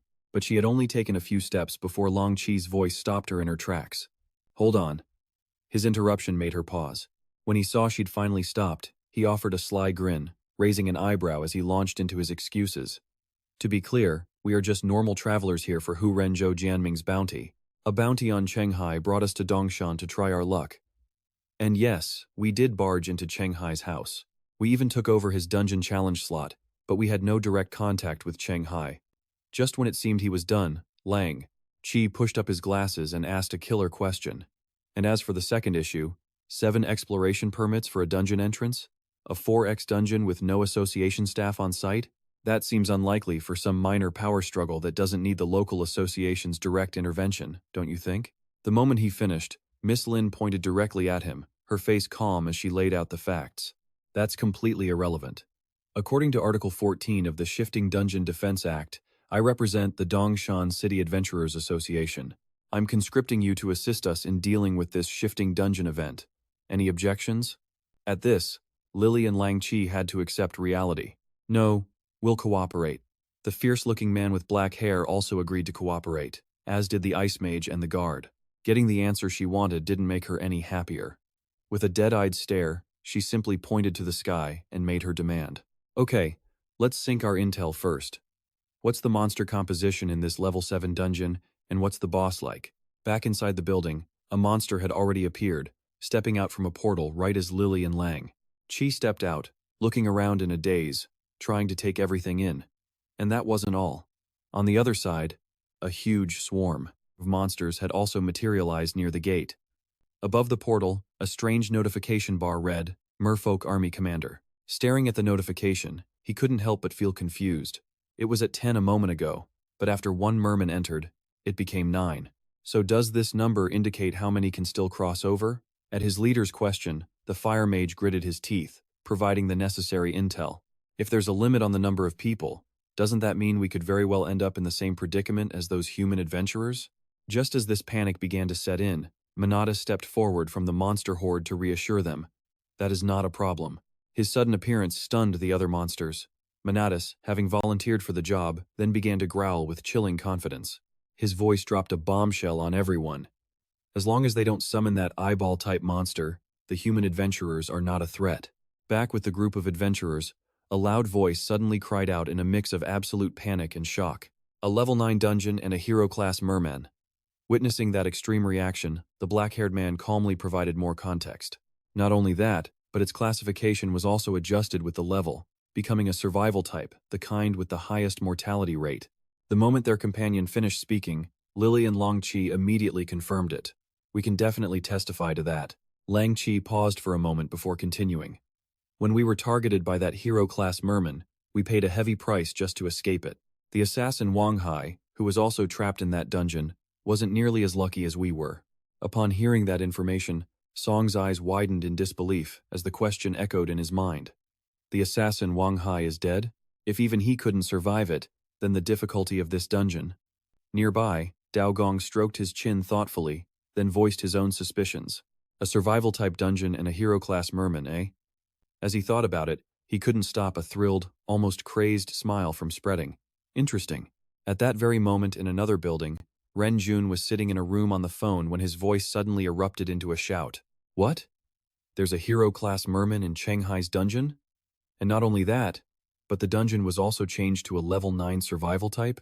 On the other end of the line, a calm voice replied, That's right. According to the challenge conversion formula, a hero-class individual's actual level is 2 to 3 tiers higher than a leader class. But he didn't stop there. The man's continued speculation made him silently grit his teeth. I have a feeling this city dungeon shift is about to spiral out of control. After taking a breath, Renjun quickly offered some reassurance. Don't panic just yet. A survival-type dungeon is still a survival type, even after a shift. To balance the difficulty, your titles will probably be removed. And without those restrictions, Chen Huagong and Wu Gui, who upgraded their main classes, should be able to take on that hero-class merman. And he didn't stop there, offering a backup plan in case they failed. If that happens, Onran from Weir City and I will step in to force it back. The man on the other end quickly agreed. Understood. With that, Renjun hung up. With everything handled, Renjun thought of Cheng Hai's goofy smile and ground his teeth. Why is it that whenever Cheng Hai is involved, things get so damn extreme? Is that kid some kind of walking disaster? Across the way, monsters poured out of a building, the gate ceiling shut behind them. The merman leader stepped forward to announce, Everyone is here, Lord Manahutu. A system screen suddenly materialized in front of every single monster present. Meanwhile, in a park somewhere, 2 figures stood ready. One of them was Cheng Hai, already clad in armor, a horn in one hand and a blood-red flag at his side. He raised the horn to his lips, puffed his cheeks, and blew. A single, soft note echoed, stirring a gust of wind, and just like that, a blue spatial gate tore open. A few seconds later, a creature with a bony head poked through, asking, Lord Cabo, you summoned me? Cheng Hai stared at the monster, deep in thought. That's right, the creature he just summoned was a challenge level 7 battle-hardened K-Bolin. But as he looked at it, he couldn't help but ask, "Why do you look so deformed?" The moment he asked, Su Mao, sitting nearby, answered for it. "It's evolved." Fearing he wouldn't get it, she quickly explained what she knew. "I've seen it before in the dungeon's monster illustrations for Carbon. This form, it's the superior version of a level 7 Carbon warrior." The information clicked for Cheng Hai. So that's what this is. But right then, a notification screen slowly faded into view before his surprised eyes. And he wasn't the only one. Su Mao received the exact same message. The screen displayed a full briefing because the Mermantide spawning season dungeon's actual challenge rating had just been raised. After the shift, the Steel Forest dungeon was now a level 9 survival type, with all restrictions on the defenders officially lifted. Special announcement. In another brightly lit corner, a shadowy figure stood coolly, one hand in his pocket while making a call with the other. "Hello?" The second the call connected, Anran immediately shot a question. "Where are you?" Shu Mao, on the other end, answered groggily. "East Ring Road." "What's up?" With the location confirmed, Anran's voice turned dead serious, getting straight to the point. "The situation's changed. The Dongshan dungeon shifted. There's a hero-class merman there now. I need you to just pick off 2 6-star mermen, then turn them in. Do not engage the hero class. That's an order." Shu Mao had no choice but to accept, though he had one more question. "All right. Any other requirements?" Anran answered honestly, adding a final warning. "No. Just stay safe." Back at the monster's hideout, a fire mage stared at the screen, unable to contain his excitement. He shouted out his theory. "I get it. The red dots are human adventurers 2 levels below us, and the black dots are their leaders 3 whole levels above us." Hearing this, a poison master quickly chimed in. "There are only 2 black dots. That's not enough for all of us." Just as they were processing this, a necromancer on the other side screamed, "Wait a minute. Why does my area only have red dots? Where are the black ones?" Before the panic could spread, a nearby chi master calmly explained, "Because you're a level higher than the rest of us." As soon as he said it, a merman assassin couldn't hold back his own excitement. He yelled, a wild realization dawning on him. "That means if we want to evolve, we can't just rely on Lord Lingjun's buffing aura. Otherwise, the level gap won't be big enough." The words were barely out of his mouth before the poison master agreed. "He's right. That must be it."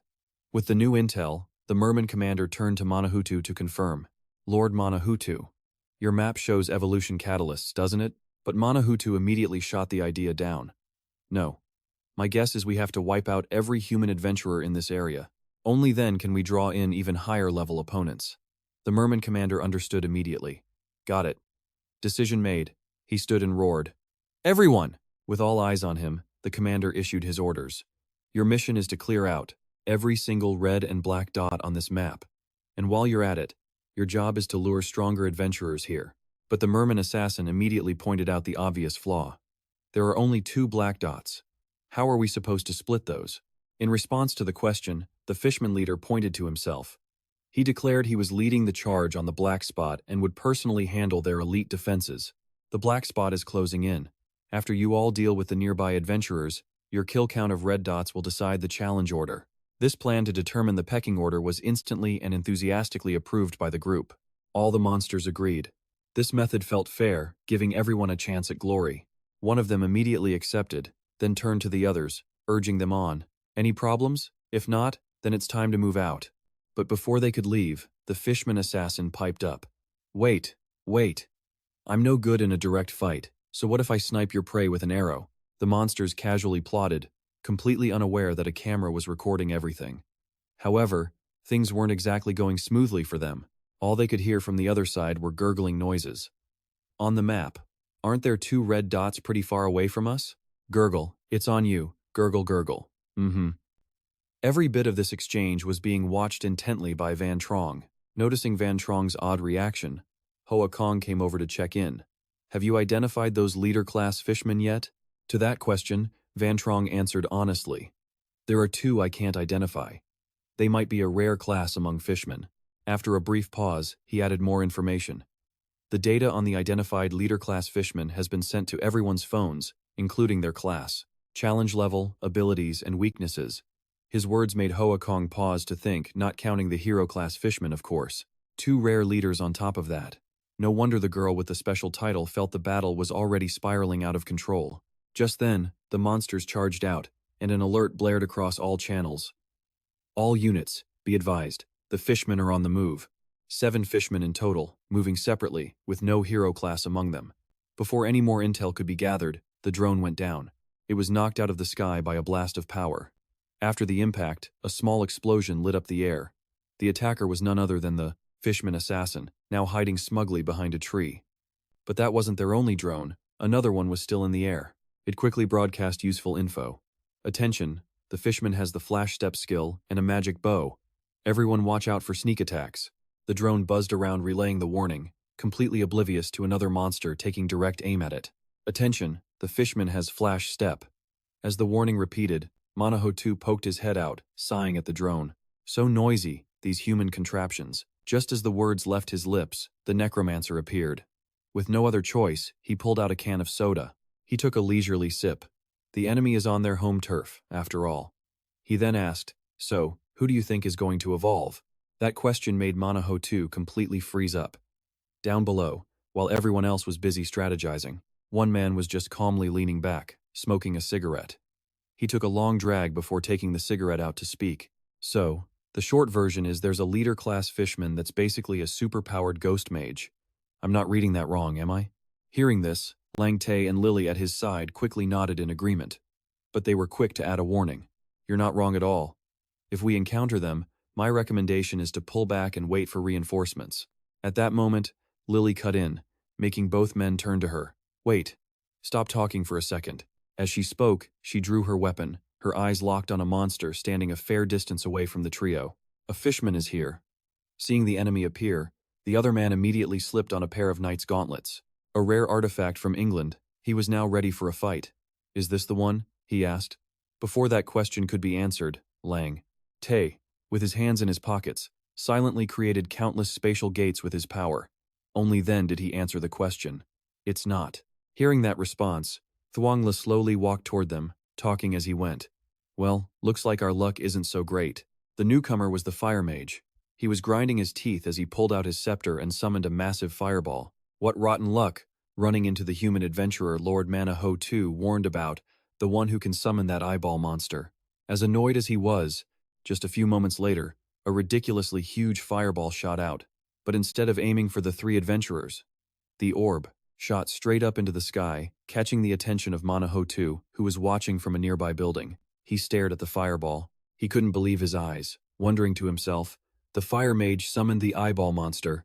However, Manhwa 2 quickly regained his composure, his mind already spinning. This was the perfect chance to see who was stronger, him after evolving, or that eyeball monster. With his decision made, he shattered the glass and jumped right out. Manhwa 2 landed lightly on the ground and immediately broke into a sprint. He ran in a specific direction, and everywhere he ran, the drone followed close behind, broadcasting the situation. All units, attention. The hero-class fishman has made an appearance. He's moving toward the west gate. Hearing the announcement, Lily summoned a ferocious hound and charged forward, shouting orders over her shoulder. You two behind me. This leader-class fishman isn't that tough, so don't let it get away. Faced with this scene, hey! The fire mage gritted his teeth, ready for a fight. He launched 3 fireballs, but the dog easily dodged them. Not giving up, the fire mage summoned another, much larger fireball and blasted it forward. At the same time, Thukan appeared to back him up, unleashing a psychic wave. Seeing help arrive, the dog barked an order. As the powers rained down, the fire mage raised his staff and yelled out a spell name, Refraction. Instantly, a barrier formed around him, deflecting the attacks harmlessly to the sides. Lily. She then whipped out a rare relic, lashing out at the mage with incredible speed. The whip finally coiled around the fire mage's arm, completely locking him down. Lang Tae. Seeing his chance, he pushed up his glasses and began a dark incantation, Tyrant of the Gloomy Depths. I asked to borrow your power. With his preparations complete, he aimed a hand glowing with violet energy. Straight at the fire mage, he screamed with everything he had, mind control. After his shout, his target was engulfed by a purple power. The energy faded moments later, and Lily turned, yelling the signal. Now's your chance, Thunglair. Getting the signal, he summoned the phantom of a queen, sword in hand, murmuring, "O Supreme Queen of the Shadow Water, please grant me the power to slay the enemy before me." The queen then held his face, whispering softly into his ear. Use it all, my knight. Now filled with the power he wanted, Thung Lair used every bit of his strength, unleashing a single, devastating slash.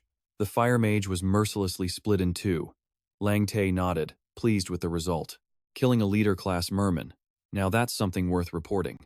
But just when they thought it was over, a drone appeared out of nowhere. It delivered a shocking message. Attention, Westgate adventurers. A hero-class merman is moving toward this position. And speak of the devil, a merman was already there. How did a hero class get here so fast? It was Manahan too. Staring him down, Lily grew nervous. What should we do? Fight or run? Lang Te just gritted his teeth, saying nothing.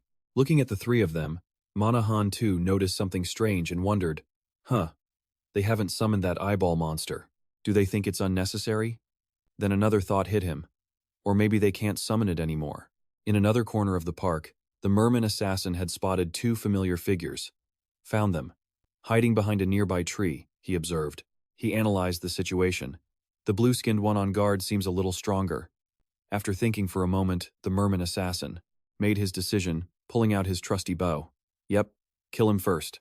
But from out of nowhere, a blade was already at his neck. In a flash of utter shock, his head was separated from his body. The monster who delivered the killing blow looked just as confused. Cabo! In the distance, a familiar voice rang out. Niece, a magic bow. Master, that voice belonged to none other than Cheng Hai. Do you want it? Asked that, Tomaro bluntly refused. No way, that thing's way too ugly. At her teasing, he could only offer a strained laugh. All right, he said, dropping the subject. Cheng Hai smiled and laid out his own idea. Right, these mermen are weaker than I thought. I'm going to hunt down stragglers. Can you feed me their locations? Tomar seemed helpless but still agreed. Fine. In another section, the fully armored Hoa Kong was excitedly battling a monster. Watching the two fight with neither gaining an advantage. The merman leader was sweating bullets. Observing the balanced fight from the sidelines, Vun Trong adjusted his glasses and gave his calm analysis. The merman's strength doesn't seem to equal a Cablin of the same level. In that case, the hero-class merman is probably not that strong.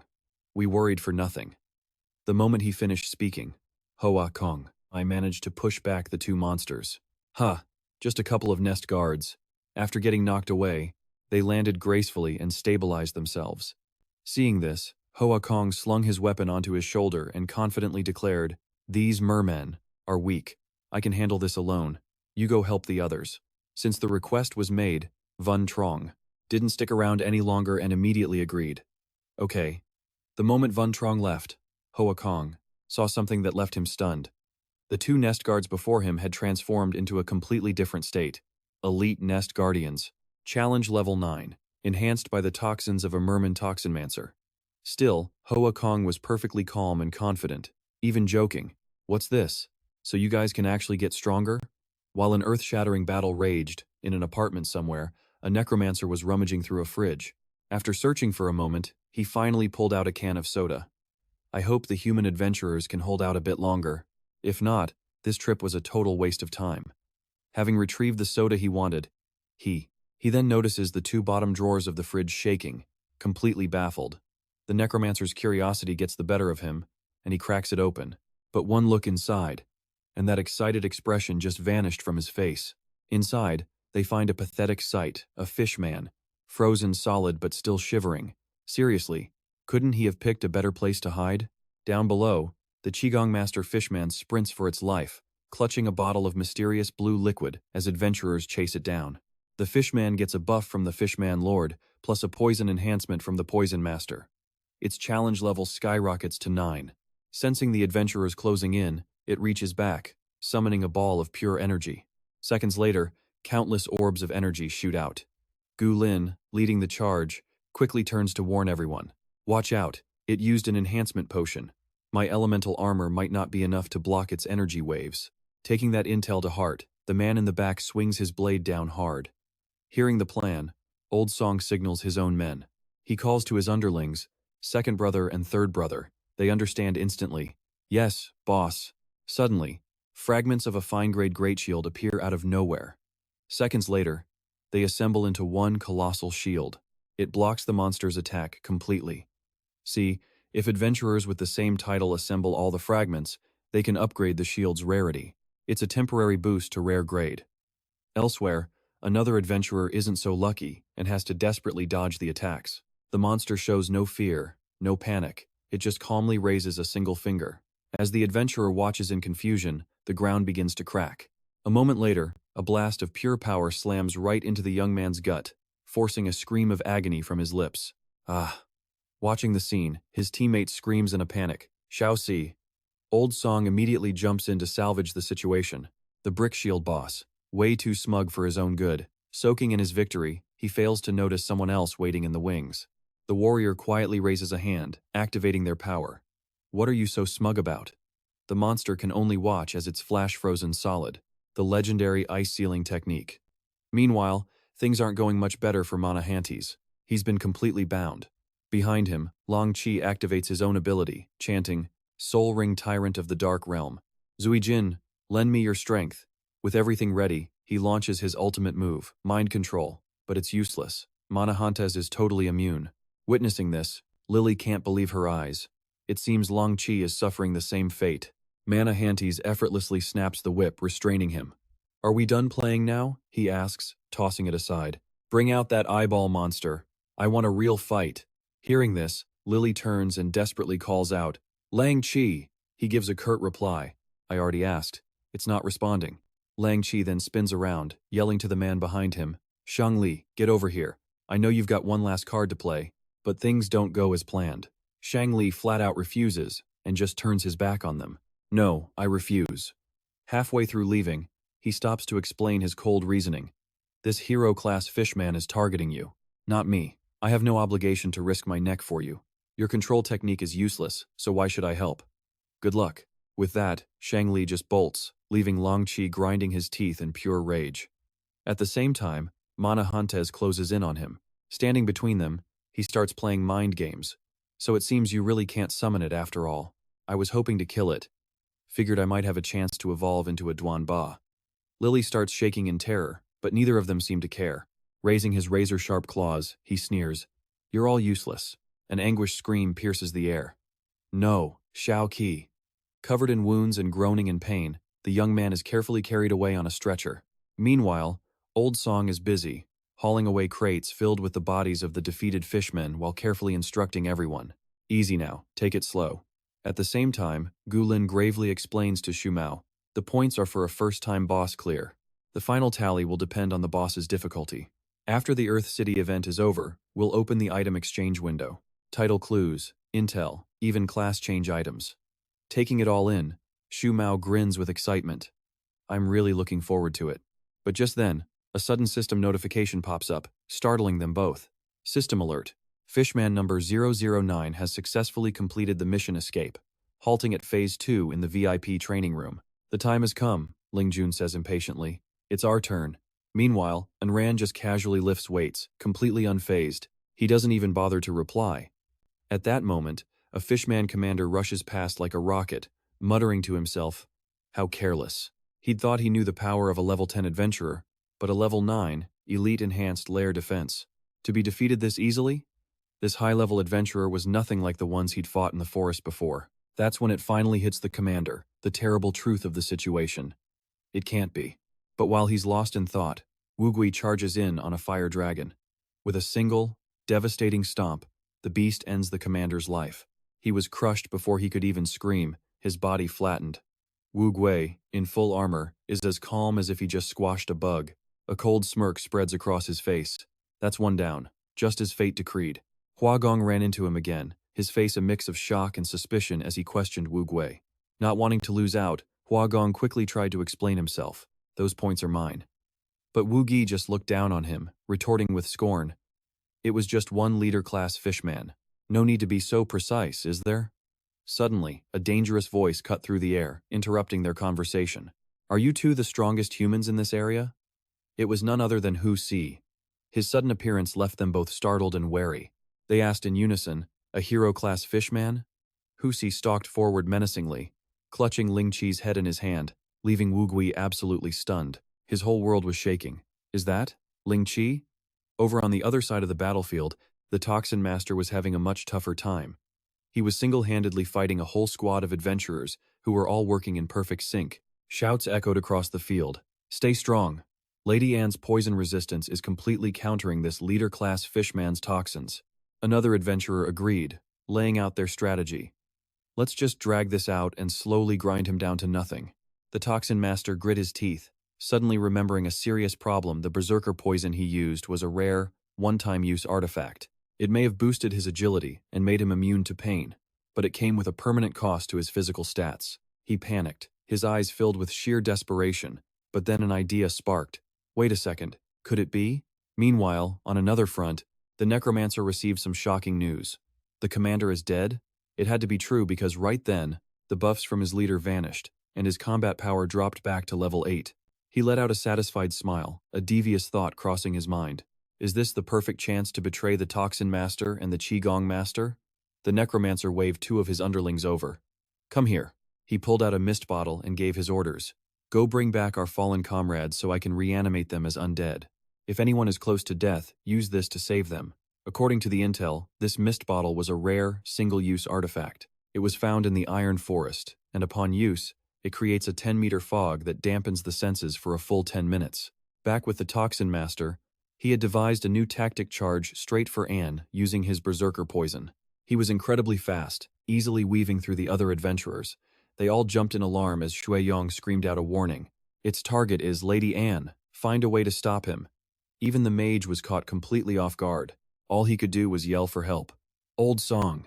The shield warrior got the message, leaping forward to block the path. He gave a powerful reply. I know, but the Toxin Master was still a step too slow. He slammed headfirst into the warrior's massive, unyielding shield. The warrior ground his teeth, declaring with absolute resolve, You think you're getting past me? The fishman was furious but utterly powerless to do anything. You damn humans. Suddenly, a beam of energy shot down from the sky, blasting the Toxin Master. He let out a blood-curdling scream as he was fried to a crisp.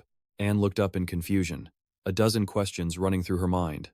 Hai Chi Mu's timing couldn't have been more perfect. He effortlessly finished off the elite fishman in a split second, and could only look at him with pure admiration. An angel? Hai Chi Mu didn't stick around for long, quickly dissolving into sparkling dust. Then, as if from nowhere, Wen Zhong appeared. He had a habit of appearing like a ghost. He cleared his throat and asked, I'm not late, am I? Anne's eyes lit up when she saw Wen Zhong. No, you're right on time. Just then, next to the Toxin Master's body, the mist bottle appeared out of thin air. The shield warrior saw it and was completely baffled, as if this had all been calculated from the start. The mist bottle exploded with a bang, throwing the entire area into chaos. Thick fog blinded everyone, making it impossible to see. Cries of confusion rang out. A mist bomb! Who threw it? Wait, my senses are completely gone. This isn't a normal one. This is the mist bomb from that rare artifact. Seizing this once-in-a-lifetime opportunity, an undead fishman appeared. He slipped into the chaos, trying to persuade the Toxin Master. The fire mage and the commander are dead. The master told me to bring you back. But this time, he flatly refused, sending his comrade away. Leave me alone. He was determined to fight to the death. I don't care about evolving anymore. I'll return after I kill one more adventurer to satisfy the conditions. Back at the mermen's new encampment, the necromancer was concentrating, chanting over the commander's corpse. He performed the ritual with wild abandon, raising his hands to the sky. He yelled out the command, Undead transformation. Following his words, the commander's spirit slowly emerged, the ritual nearing success. In just a few short seconds, the commander had fully materialized in the form of an undead spirit. He looked himself over in disbelief. He asked in a daze, Have I become one of the undead? The necromancer, on the other hand, was extremely pleased. Yes. Just at that moment, the undead guard frantically returned with only one body on his back. Master, I've returned. The necromancer looked closely at the body, confused. Where are the Qigong Master and the Toxin Master? Though he was exhausted, the underling reported the situation in detail. The Qigong Master was captured by the human adventurers. As for the Toxin Master, it seems he's had a complete mental breakdown. He's not aiming for evolution right now, just a quick escape from the city. His master heard this, and a dark plan began to form. It was impossible to know what kind of twisted scheme he was cooking up. As the mist finally cleared, everyone stared in shock. The Toxin Master was just gone. Shui Yong rushed over to inspect the scene, cursing. That leader-class Murloc actually got away. After that major screw-up, Wenjong immediately got on the phone, his voice grim. Can you find it? Jia-kun scrambled on his laptop, desperately searching for the toxin master. After a few minutes, he shouted, Found it! The surveillance cameras caught everything. He quickly relayed the clue. It just scaled a wall and left the Junyue Jin Nuan estate. 2 o'clock, heading west. The voice on the other end was decisive. Plot an intercept course for me. And notify the nearest adventurer to stop it. Don't waste a single second. Jia-kun snapped into action. On it. By now, the toxin master was a good distance away, breathing a small sigh of relief. Good. Those adventurers aren't following me. As it fled, it began to piece things together. Now I understand the difference between high, mid, and low-tier races the Lord spoke of. We and the werewolves are low-tier races. We only get a profession after becoming a leader, while these mid-tier elites all have one. The Toxin Master's analysis was sharp. This meant that individual human adventurers weren't that powerful on their own. But the moment their numbers grew, their coordination made them a nightmare to deal with. Even with their lord, Hun-si, it was still a huge stretch for a low-tier race to invade a mid-tier world. So, while all the adventurers were distracted by Lord Hun-si, this was his one chance to slip away and escape this dangerous world for good. Shang Li was just hanging out on the street when his phone suddenly started blaring. He picked up instantly. Hello? As soon as the call connected, Jing Chuan's frantic voice came through, a mile a minute. Shang Li, adventurer of Yungshao City, a leader-class Murloc has breached the first blockade. It's only 100 meters from you now. We need you to stall it until reinforcements arrive. But right then, Shang Li wasn't feeling very cooperative. He complained, his temper flaring. But I already dealt with a leader-class Murloc, as per Article 7 of the city's defense protocol. You can't force me. Jing Chuan kept his eyes on the Toxin Master's movements, trying to reason with him. I know, but it's only 20 meters from you now. 10 meters! A scream suddenly echoed from the phone in Shang Li's hand. It's right behind you. At that exact moment, he spun around, seeing the Murloc rushing toward him, completely oblivious. Their eyes met. The Toxin Master screeched to a halt. Crap, I've been spotted. Shang Li was so flustered he wanted to scream. He fumbled into a fighting stance. Damn it, why does this kind of thing always happen to me? But the Toxin Master knew it couldn't get caught. Whatever. Low tier versus mid tier. But as a leader class, there's no way I'll lose to an elite. Let's go. And the scene shifts. Hun-si's blade swung down with devastating force, aimed right at Huagong's head. He managed to block it, but holding his ground was proving nearly impossible. Huagong gritted his teeth, feeling his defenses about to shatter. But the gods must have been watching. Just as he was about to collapse, help arrived. Someone shouted, Move! It was Wu Gui, riding in on a dragon. Huagong could only stare, too stunned to react. Wu Gui's fire dragon swooped in, slamming its claws into Hun-si and freeing him. Hun-si was pissed, and more than a little confused by being suddenly ganged up on. A system message appeared before him. Higher-level adventurer detected. Escape mission is not yet complete. Please act with haste. Even now, Huagong's pride was on the line as he criticized his savior. Don't you even know how to do a sneak attack? Why did you have to shout out loud? Wu Gui just gave him a look of pure contempt. You idiot. I was helping you break the encirclement. After reading the notification, Hun-si looked absolutely defeated. The speed of those 2 black dots is too fast. Looks like my side won't make it in time. He let out a sigh, then dragged his blade. He was starting his evolution. A pity. I was hoping to eat them and reach level 11 before I evolved. The sight unfolding before them left both adventurers utterly speechless, their jaws on the floor. Wu Gui could only guess, his voice trembling. Is that the light of evolution? Huagong still couldn't process it, his mind reeling as he wondered. Wait, a hero-class Murloc can still evolve? Isn't this supposed to be a level 6 to 10 city? The evolution process itself was incredibly fast. Hun-si began sprouting more limbs, his body growing tall and muscular like a human's, his eyes becoming sharp and deadly. He was a completely different being. Challenge class Hun-si, current level, 13. Elsewhere, a car was rocketing down the road, its driver on a critical mission. In the back, Cheng Hai leaned forward, urging him on.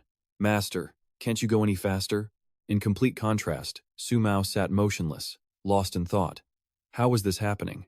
There were barely any Murlocs left, so where did 2 new danger sources come from? And their leader. How did he suddenly become so much stronger? Cheng Hai watched her quietly, his own worry growing deeper. From Su Mao's expression, the situation on the front lines was looking grim. At that exact moment, A dangerous green mist enveloped the entire intersection. It seemed to be the handiwork of a poison master. Shang Li sat collapsed on the ground, covered in wounds, endlessly cursing his fate. Damn it! I held out for so long. Where are the reinforcements? He'd taken a major hit and couldn't last much longer, reeling from pain and nausea. Shang Li suddenly coughed up a mouthful of blood, collapsing and about to pass out on the spot. The poison master seized the moment, taunting him. A little careless, aren't we? He slowly advanced on his opponent, cracking his knuckles as he walked. He never thought this human adventurer's strength would be so close to his own. It had been a dangerously close call. Now on his knees, Shang Li gritted his teeth, thinking, is this the end? Just then, a system notification popped up, making him pause to read it. Attention. A higher-level human adventurer has not yet completed the merfolk escape mission. Please hurry. The poison master was stunned. His eyes widened, staring at the map as he stammered, wait a minute. These two black dots. He couldn't even process what he was seeing. Aniem appeared in a flash, delivering a powerful kick to the villain's back as a greeting. Shang Li finally saw that help had arrived. Only then did he allow himself to relax. The enemy was down, dying amidst the rubble, as an Aniem shouted, Ren Jun! He casually put his hands on his hips, asking, so how are the points for a leader class calculated? Ren Jun slowly approached him. Ruffling his hair, Ren Jun gave a vague answer. Special cases get special treatment. I'm using the standard for a city on the verge of being overrun.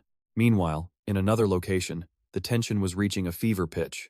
And as Husi completed his evolution in front of Hua Gong and Wu Gui, one thought flashed through both their minds. That girl with the special title. The prophecy of the city being overrun was coming true. Hua Gong stared intently at Husi, his mind racing with intrigue. For a regular level 7 city to become a level 9 survival zone was already absurdly rare. But on top of that, a hero-class individual appeared, and this very individual could even actively evolve. He sighed inwardly, thinking, this kind of situation, it was completely unheard of. He couldn't believe his rotten luck, being the first to run into such an impossible mess. Seeing his partner frozen in place, Wu Gui screamed in a panic. Hua Gong. The danger of the situation was setting in. After a moment of frantic analysis, Hua Gong concluded that even if Ren Jun himself arrived, there was no way to stop the city from being lost. Husi's overwhelming aura had Wu Gui absolutely terrified. He cowardly suggested, maybe we should just get out of here? Meanwhile, Hua Gong was also wrestling with the impossible decision. That's assuming it lets us go, he replied wearily.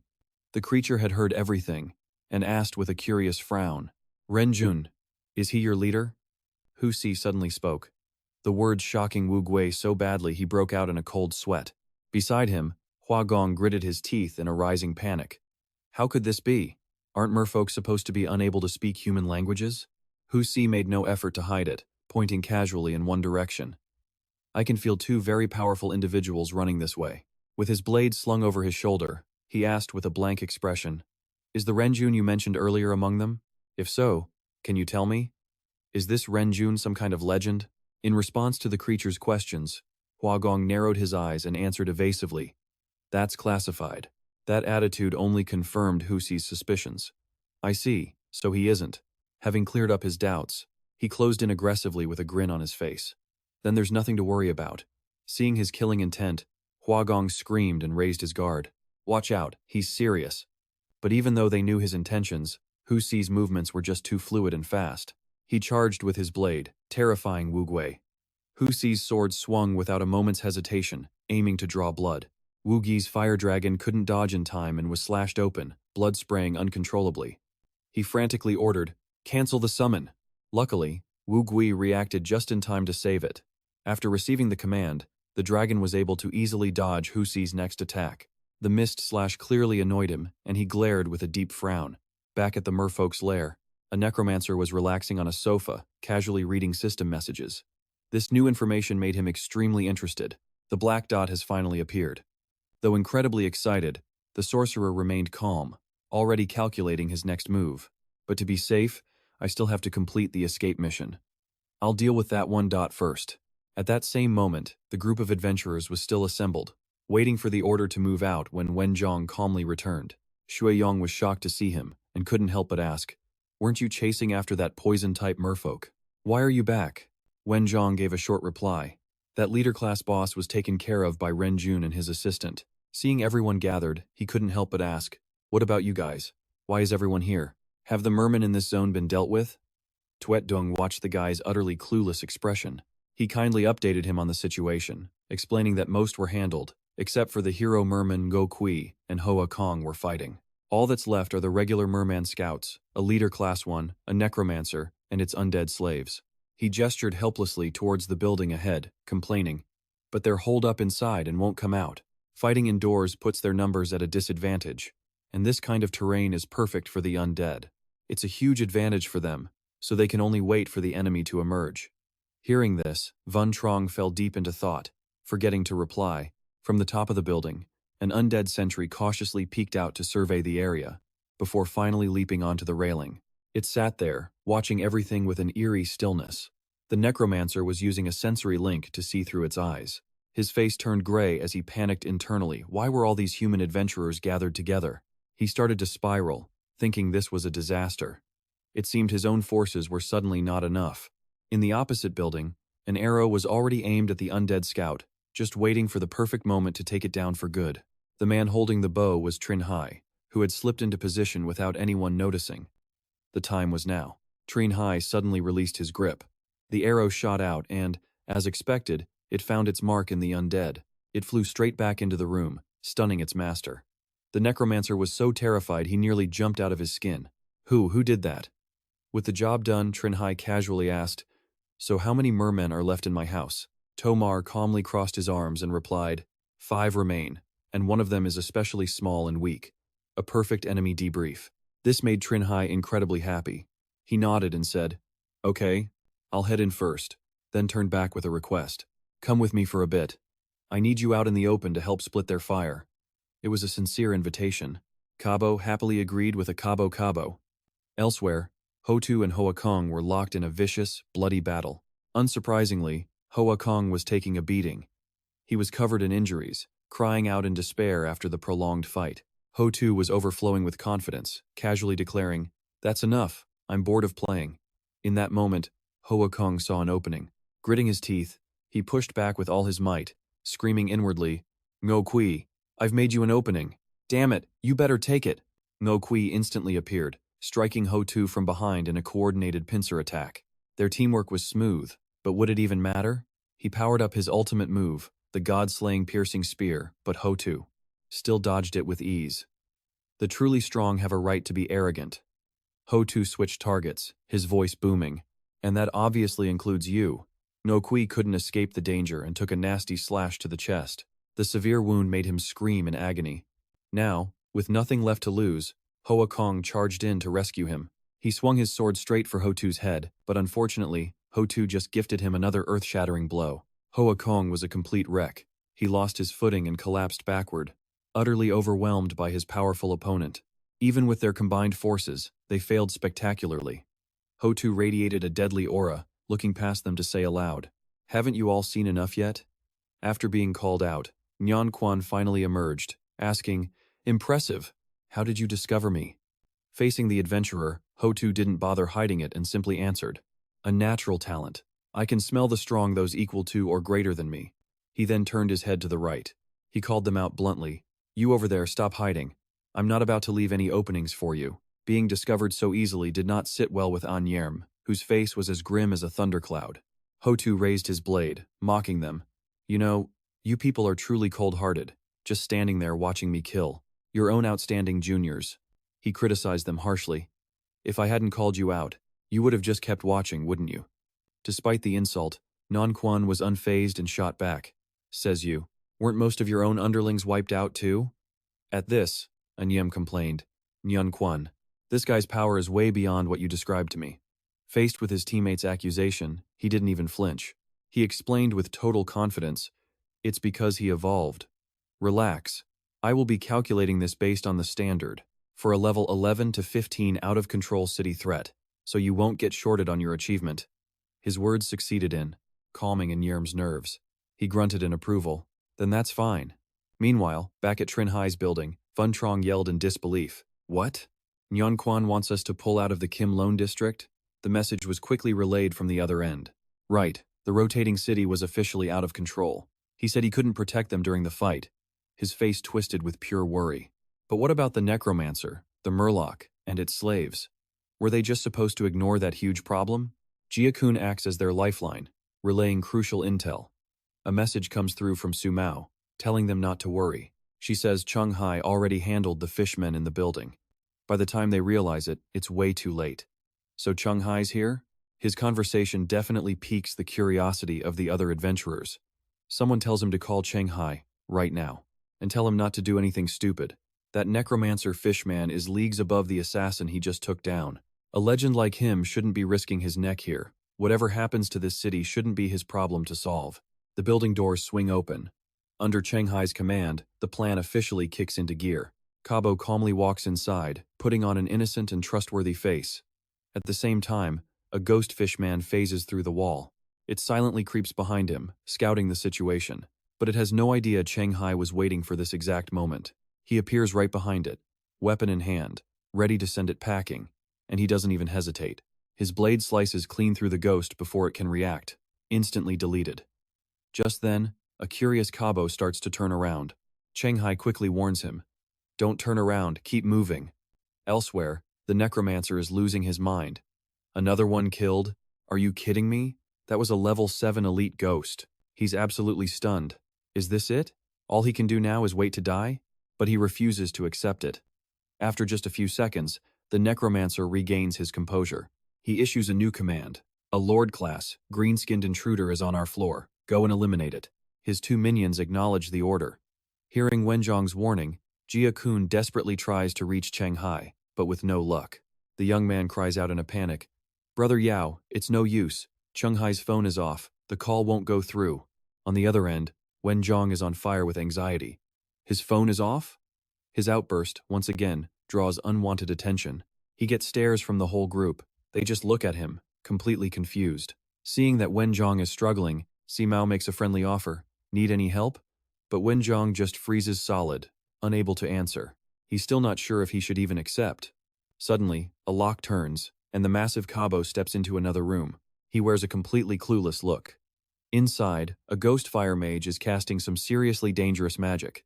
But Kabo doesn't even flinch. In fact, he just looks confused. The second the incantation is finished, the mage lunges forward to attack. It unleashes its multiple fireball technique. As expected, a barrage of fire comes roaring straight for Kabo. But Kabo just stands his ground, patiently waiting. He gives a confident signal for Cheng Hai to coordinate. The fire mage thinks it's already won. With victory in its grasp, it screams out in pure excitement. Now, and right on cue, a ghost general materializes behind Kabo, perfectly coordinating a pincer attack with its ally. They were planning their own surprise attack. The general picks the perfect moment to lunge from behind. But Cheng Hai appears out of nowhere, completely shutting down their plan. He even manages to send the general sprawling. The fire mage is absolutely floored, completely stunned. A human with the skills of an assassin? How? No wonder the two guards at the lair were killed in a flash. It all makes sense now. The fishman general gets knocked clean across the room. It just can't accept this humiliating reality. The ghost general is absolutely seeing red with rage. This time, it's ready to fight to the death to protect its pride. Cheng Hai quickly takes stock of the situation. He divides the duties. The fishman in the hall is yours. With that, he pushes off the ground. He uses his incredible speed to press the attack. A system notification pops up. Resurrection. The fire mage quickly starts casting a spell. It's setting up a defensive formation. Multiple fireball. System windows appear, feeding both fighters crucial combat info.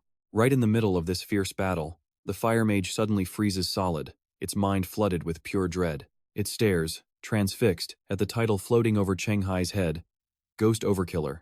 And while his opponent is distracted, Cheng Hai strikes. He swings his blade right across its neck, leaving the fire mage to choke as its life fades away. And just like that, another fishman is down. So far, this mission has been almost too easy. The creature's spirit rapidly fades into nothing.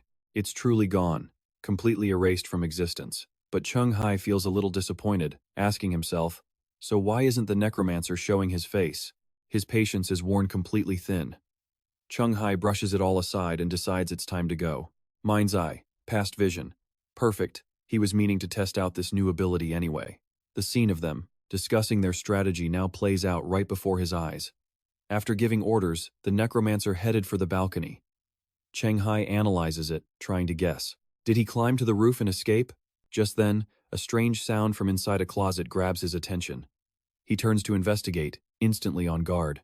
Cheng Hai moves closer, carefully opening the bottom cabinet door. Inside, a lone fishman is trembling uncontrollably, looking absolutely pathetic. Model.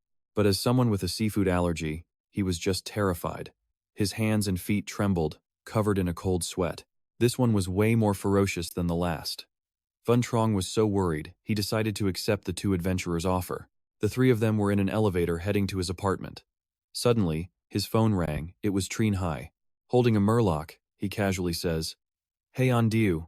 I caught one of those murlocs they use for scouting over here." Van Trong immediately cut him off. "Forget that. Where are you right now?" But the other guy was cool as a cucumber, replying, "Me? At home, of course." The voice on the phone screamed urgently, "Then you need to get out of there now. Your house is incredibly dangerous." Cheng Hai couldn't process the information, his face a total blank. "Dangerous? You mean the necromancer murloc and its undead slaves? I already dealt with the undead, but I couldn't catch the necromancer. It climbed to the roof and escaped.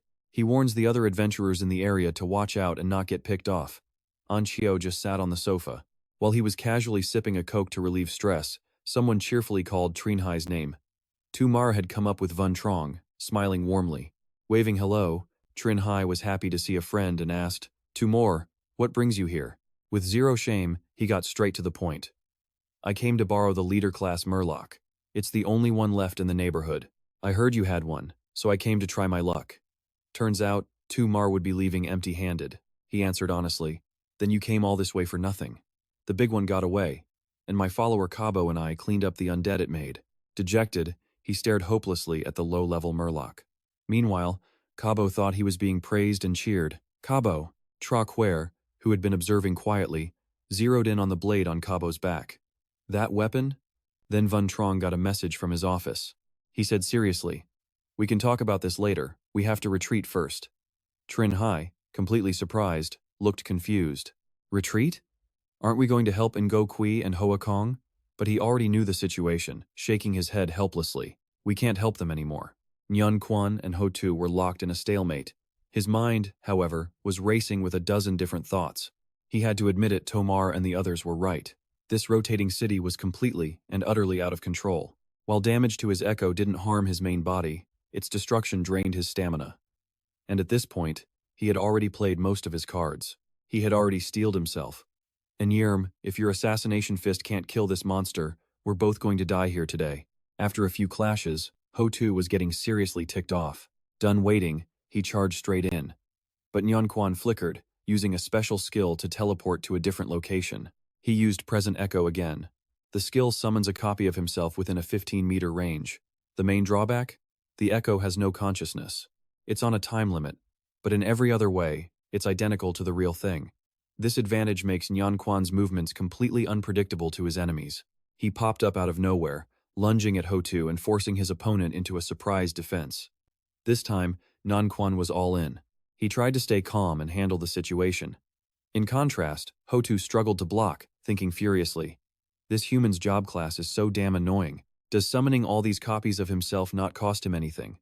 The moment had arrived, and Yerm followed her orders perfectly. She appeared in a flash right behind him, her hands charged with power. "Finally, I've been waiting for this." Ho Tu whipped his head around in shock, but it was too late. A single moment of carelessness, and he got hit with a devastating blow. And Yerm roared, "Die!" That single hit sent Ho Tu flying so far, he probably saw stars. He soared for at least 100 meters. Lying in the rubble, Ho Tu was breathing like an exhausted bull. He was in agony, but still managed to push himself up. And Yerm flexed her hands. "He's still not dead after that?" she thought. "Looks like his power, speed, and senses are all off the charts." Wincing, he tried to renegotiate. "Nyan Quan, this boss is too hard to kill. I demand we calculate the points based on the standard rate. A level 15 boss from the rotating city." Surprisingly, he agreed without hesitation. Deal. The proposal was accepted that easily. That satisfied An Yerm completely, who got right back to work. "All right then, you keep grinding him down. I'll strike when I see an opening." He held his breath again. This was a skill from the Assassination Fist school called Silent Cicada Walk. After using it, the plate enter a state of complete silence. Maybe it was the pressure from Yan Quan and Anirm's skills, or maybe it was their attitudes that finally set Ho-Tu off. He crawled up, humiliated. Damn it, they're looking down on me. Just two pieces of trash who are weaker than I am. You think you can beat me just because of your job classes? His emotions took over, causing Ho-Tu to make the absolute worst decision. Between the present and the future, he chose the present. His pride had been trampled, and now he was furious. He threw his head back and roared, "In your wildest dreams!" The sound was so intense Nyan Quan clamped his hands over his ears, thinking his head would explode. And Niam, standing nearby, is just speechless, wondering what in the world that guy is even doing. He calls on the system, declaring, "I want to choose a profession." It immediately pops up with a suggestion. Due to his heroic traits, the adventurer can choose one of the professions he's previously absorbed. The available classes were laid out: Sea Beast Druid, Marksman, Mage, Hunter, Martial Artist, Chi Master, Swordsman, a Fire Specialist, Elementalist, and Assassin. Hao Si wanted a class with long-range attack options. 3 choices popped up immediately. One was Marksman, requiring a bow and arrow. The second, a Chi Master. And third, the Fire Elementalist. The system then prompted, asking if he wanted to reconsider based on the rarity and power of each class. But Husi didn't hesitate. "Enough talk, I'll take the second one." The system simply replied, "Good luck." Meanwhile, Old Song and Lin were saying their goodbyes at the association's gate. Old Song waved, "All right, we're heading out now. You be careful, and call me if anything happens." With their farewells exchanged, the 3 set off. Moments later, Lin's phone rang. She quickly answered the call. On the other end, Jiakun spoke urgently. "Miss Lin, that merman necromancer was routed by Cheng Hai. I'm sending you its escape route. It's alone now. Should be an easy target." Exhausted from that very battle, Shang Li dragged his weary body to a deserted corner to rest. He clutched his wounds, muttering to himself. With the monarch himself on the field, this battle for Earth City should end quickly. He'd run into some trouble but had luckily survived. But then, a shadow appeared right behind him. It had to be the necromancer. And sure enough, there he was, having run all this way, now bent over and gasping for air. Night had fallen, a crescent moon hanging in the sky. Shang Li collapsed to the ground, his mind in turmoil. When did it start, he wondered. When did my life become this inescapable dead end? His mind drifted back years ago. Shang Li was at a lavish party. As he sat alone at a table, Uncle Li approached him with a polite smile. "Have you been waiting long?" Following behind him was a gentle, beautiful woman, causing Shang Li to blush and stammer. "Not too long." Uncle Li quickly made the introduction. "This is Zhou Cheng, the one I told you about. She's the granddaughter of Uncle Jianming, the legendary adventurer. And this," he said, turning to her, "is Cloud City's new star. This is Shang Li. He's the only adventurer favored by the Queen of the Shadow Nation, a huge future ahead. Get to know each other." And just like that, their eyes met. She spoke softly, "Hello." Shang Li was hit by a thunderbolt, cluelessly scratching his head. "Hi." Back in the present, he was lost in the memory. Was it at that party, when Uncle Li introduced him to Zhou Chang? The memory then jumped to their wedding. His heart sank. When did his adventuring career officially become his grave? Was it when the state, knowing his status as a Zhou in-law, assigned him missions far beyond his abilities while his own wife just stood by and watched? During a raid on a level 8 Earth City, Shang Li found himself facing a much higher level boss, the Cursed Giant. He was at his absolute limit, barely holding on. From the sidelines, Hua Gong yelled anxiously, "Jin Shen, are you done yet? He can't last much longer." But she ignored him, still concentrating on her spell. Before Jin Shen could help, Shang Li's sword was sent flying. The Ruin Giant boss let out a wicked laugh, closing in for the kill without mercy. It raised its massive club, ready to smash its opponent's skull. Shang Li could only watch, frozen and helpless, waiting for death. It's over.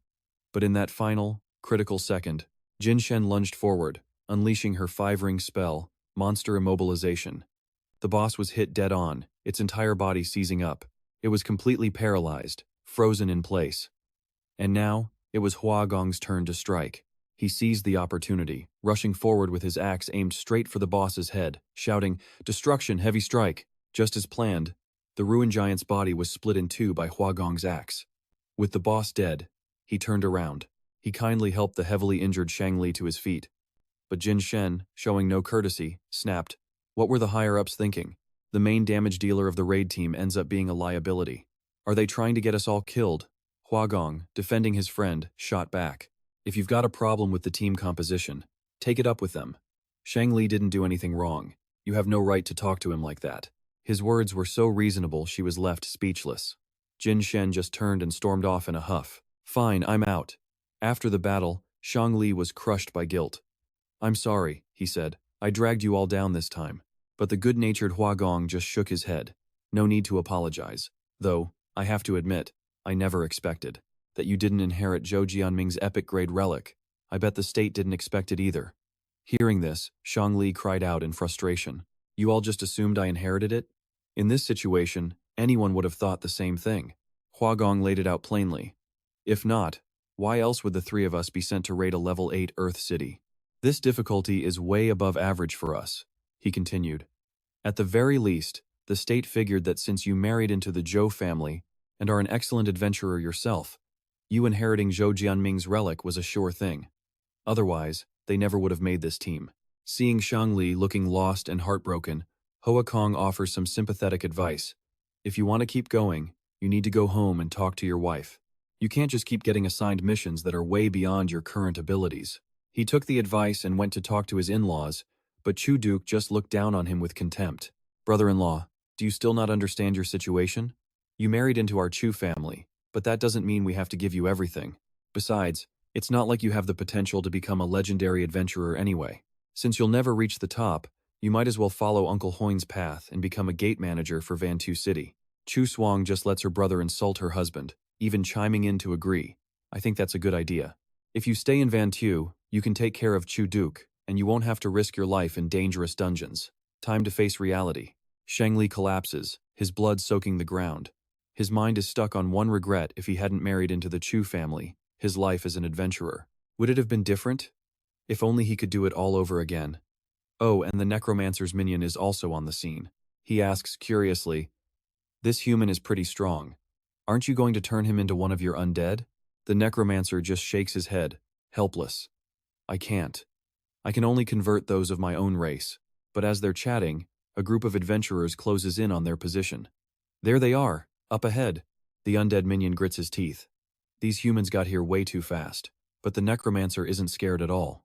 He calmly replies, "What good is speed? The escape mission is already complete." With a snap of his fingers, he successfully teleports away. Both of them vanish in an instant. Just as Miss Lam arrives, the scene leaves her totally stunned, frozen in place with no clue what just happened. At that moment, Van Trong gets a phone call. Hello? The news is a massive shock, and he can't believe the heartbreaking information. What? Shang Li is dead? Jia Khan replies, yes, and what's more, but before he can finish, Kim Shuyen, sitting at his desk, cuts him off. He yells in a panic, interrupting the call. This is bad. On the computer screen, they see the necromancer disappear in a flash.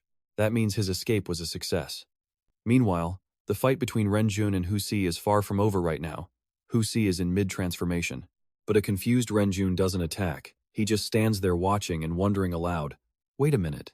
This monster can still evolve even further?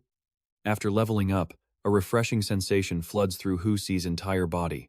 His mood improves instantly. Hu Si takes stock of his new form, thinking, so this is what a profession feels like? He ponders for a moment. Now I get it. Your actual strength was never a match for mine. So how is it that after getting a profession, you were able to cause me so much trouble? All his questions were answered. He flashes a dangerous, confident smile. But this is where it ends. And Niem sneaks around from behind, planning another sneak attack. But this time, it's not going to be so easy. Hu Si was already on guard, spinning around to launch a surprise counterattack. He unleashes a powerful blast that cracks the ground and kicks up a massive cloud of dust. Hu Si stares at the crater, ready to collect his opponent's body. But surprise, the one lying on the ground is just one of Renjun's clones. Startled, he spins around to see both of his opponents still standing. Aniem took some damage, but it's nothing serious. Renjun had anticipated the attack and used his body swap ability, successfully saving his teammate's life. Aniem says gratefully, I owe you one. In a tense situation like this, helping others is helping yourself, so he casually replies. Don't talk about owing me anything right now. Hu Si is a bit surprised by this new ability, and he lets out an amused smirk. So, your copies can also swap places with other people, huh? Renjun boasts proudly, That's right. Pretty convenient, isn't it? Husi suddenly forms energy blasts in both hands, issuing a challenge. Then what if I attack both you and your copy? At the exact same time? How are you going to dodge that? He gives his opponent zero time to think. He unleashes a two-handed attack, sending twin blasts rocketing toward both Renjun and his clone simultaneously. Both Quante and the real Renjun are stunned, their eyes widening as the blasts fly toward them.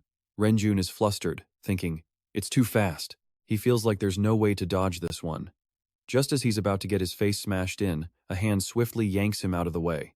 A voice yells, don't just stand there, you can't block that thing. After saving Renjun's life, Anyem pulls him into a full retreat. His mind is racing as he shouts an order, have your people contact Huang Tuyen. This monster's power is already approaching the legendary level.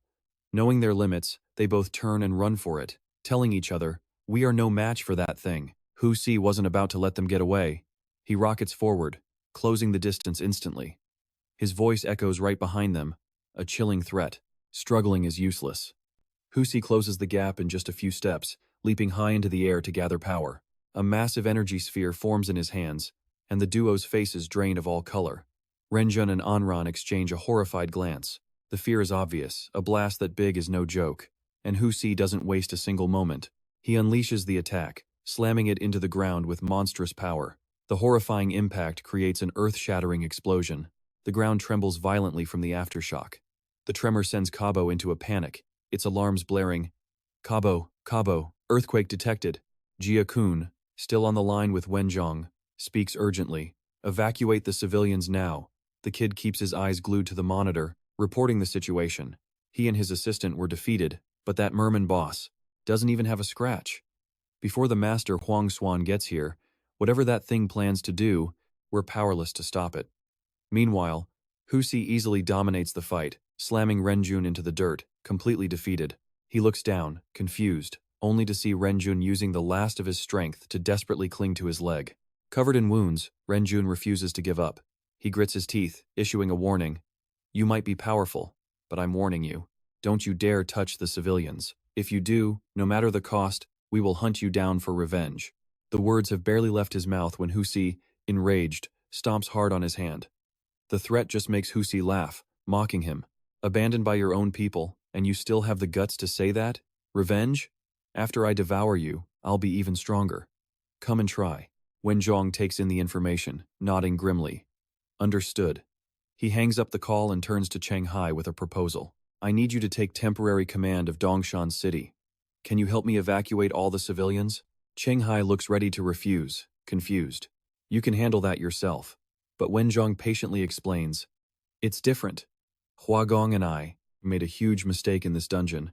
I've lost the right to lead right now. Besides, somebody has to stand up and hold off the boss, buy time for everyone else, and Hua Gong is seriously injured. He turns, urgently pressing Wu Gui. You need to run, now, he says, panting for breath. I'll buy you guys a little more time. But Wu Gui, clutching a wound on his chest, flatly refuses. The dungeon going haywire is on all of us. You don't need to throw your life away. But he holds his ground. No. I'm a state adventurer. I can't run away like a deserter after failing my duty. This time, Wenjong resolves to enter the fight himself. Stealing his nerves, he says, Cheng Hai, please take good care of Shaolin, Jing Chuan, and Jia Kun. The future of Dongshan City rests on you all. Hearing these words, Cheng Hai feels a deep sense of pride. Joining them was worth it. The tense argument makes both Xu Mao and Zhe Hui turn around. Don't be reckless, Wenjong warns. I know you have a hidden class, one that lets you fight above your weight class. Wenjong grips his shoulder. And I know what you got from Mu Chang and Gao Cheng Yong. You got powerful equipment and rare artifacts, he shouts, his voice strained. But this is a monster that even Renjun and Anran were completely helpless against. It's practically a legendary tier threat. You're no match for it right now. Suddenly, a system notification pops up with a new title, Me and the Tidal Merman. Cheng Hai just smiles, pointing to it. Just hear me out first, he says. This title automatically detects the strongest merman-type creature in the vicinity, and it grants me stats that perfectly match my opponent's. And just as he finishes his sentence, another system window pops up, announcing an attribute upgrade. Strength +8, Speed +9, and Perception +2. Even so, Wenjong still tries to reason with him. Even if your base stats match perfectly, there's still an impossible gap in pure combat experience between you. But this isn't just empty confidence from Cheng Hai. And there's more. It also gives me the combat experience of the legendary Lich Kroloth, plus his epic-grade artifact, the Helm of the Undying Lich. He then points to Kabo. Plus, this guy, and my epic-grade Black Knight's sword. Zihui is stunned. 2 epic-grade items? Xu Mao shoots Cheng Hai a knowing look, thinking to himself, well, looks like teacher. And completely misjudged this one. Cheng Hai continues with a confident smirk. And I also have my Deathwalkers. With them, I've already faced 2 different legendary-grade bosses. Even a high-ranking legendary that was level 19.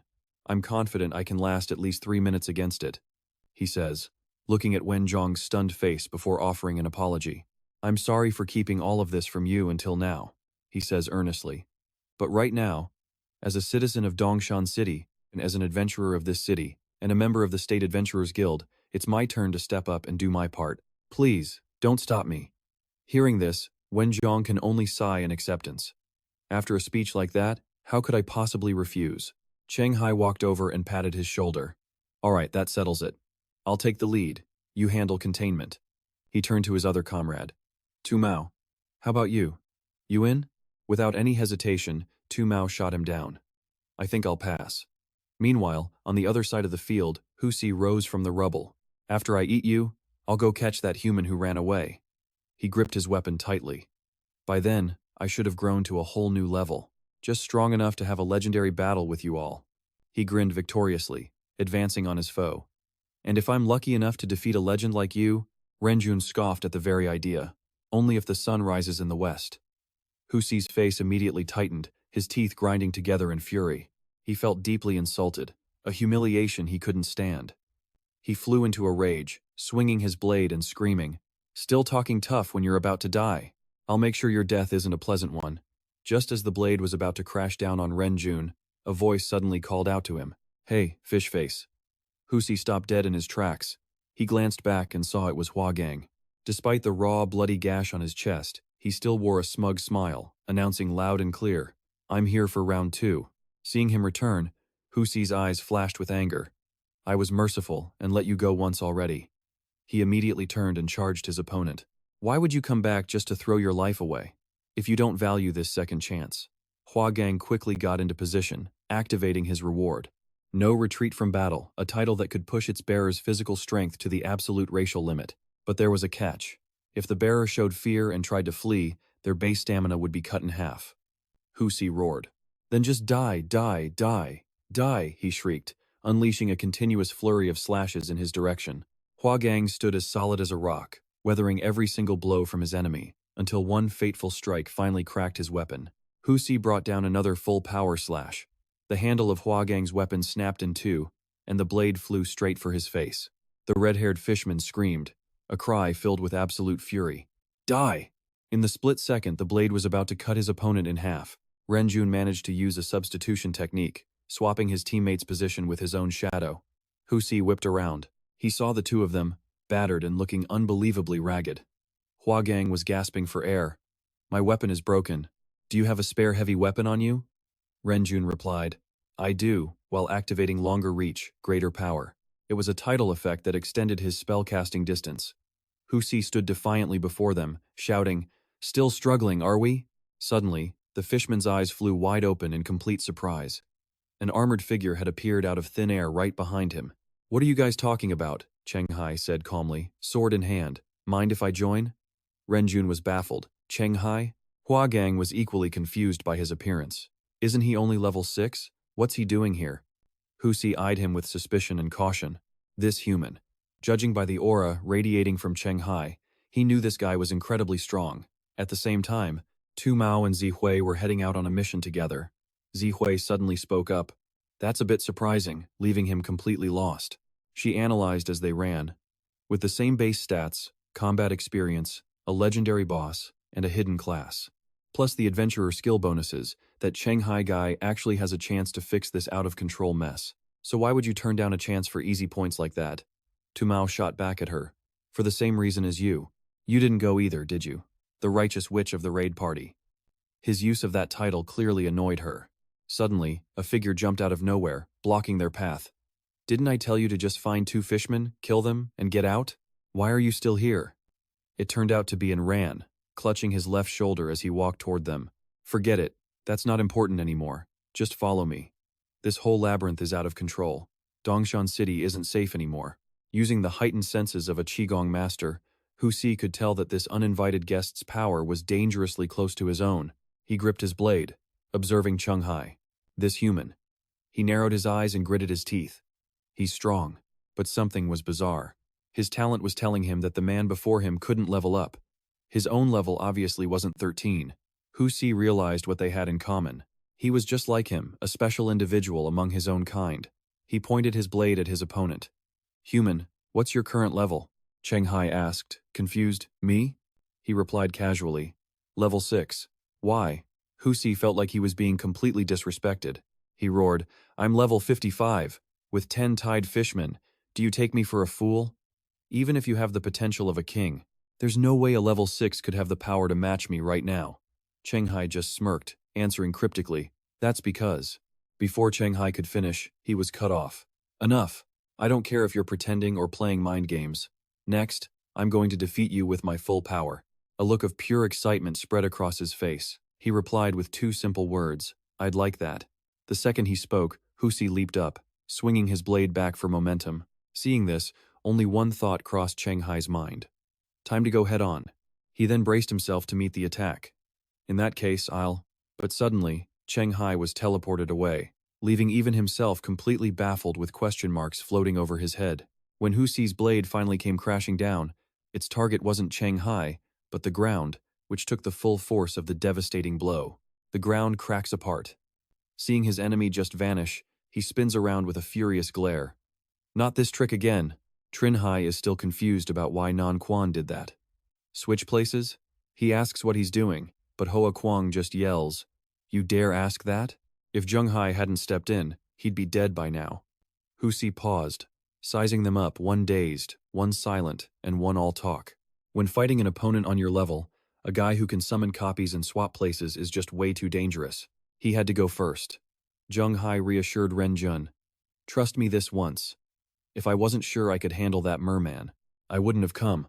But Ren Jun was still worried, asking, Are you sure? Its power, speed, and senses are all over 20. Even when you cleared those high-risk zones before, you only managed to get A or S rank evaluations. Zheng Hai met his opponent's gaze. I'm sure, Ren Jun finally agreed. All right, you attack, I'll support. But Hua Gang tried to stop them. Are you seriously just going to take his word for it? He's only level 6. But while the 3 of them argued, Hu Si suddenly zipped past Hua Gang's right side. He aimed his sharp blade at the guy on the far end, thinking, kill one first. Hua Gang was stunned. Damn it, we got distracted talking and lost track of him. Renjun immediately activated his position swap skill, right after the skill took effect. Hua Gang realized the merman's true objective. Watch out, he's after you. And just as he said it, Hu Si didn't hesitate for a second, pointing his sword right at Renjun. The obstacle dies now. Faced with this sudden onslaught, Renjun could only freeze up, gritting his teeth in terror, with no time to cast another swap. Seeing this, Hu Si grinned. Got him. But then Zheng Hai leaped out, blocking the attack for his senior, leaving both of them completely stunned. Zheng Hai immediately started taunting the enemy. Didn't you say you'd defeat me with all your strength? What's this, attacking my teammate? Meanwhile, elsewhere, Ran was utterly shocked by what she was hearing. Zheng Hai had 2 pieces of epic-grade equipment. Xu Mao trailed behind him, hands in his pockets. Not only that, his main class is extremely unusual. It's not even listed among Quillet's hidden classes. He's using a title effect to match the hero-grade merman's speed, power, and perception. With him added to the mix, even if we can't kill that hero-grade merman, we can definitely hold on long enough for Huang Xuan and Hu Biao to arrive as reinforcements. Xu Mao's thoughts sent Ran into a deep state of contemplation. While one group was casually strolling and chatting, the other was locked in a brutal, bloody battle. Zheng Hai's figure flickered in and out of view, parrying his opponent's strikes. Suddenly, Renjun attacked Hu Si from behind with his sword. Zheng Hai paused his assault to assess the situation. Let's see what tactic you'll try this time. Hu Si turned his head, annoyed, thinking he had his opponents completely figured out. 2 times in a row. You think I'm going to fall for that again? Damn you. He swung his blade behind him, but to his shock, what he hit wasn't the real Renjun, but just a shadow created by the skill. Wait, he didn't swap? Husi had been tricked for a third time, and just when he thought he had learned all their combat patterns. Cheng Hai mocked him. Idiot. You thought we'd use a tactic that already worked twice? After speaking, he sliced a deep gash right across the enemy's back. The merman's signature crimson blood sprayed through the air as he let out a piercing, painful shriek. Hua Gang witnessed the whole thing and yelled with joy, "We won!" But Ren Jun beside him said, "It's too soon. That hero-grade merman's constitution is probably over 21. That last attack wasn't enough to be fatal."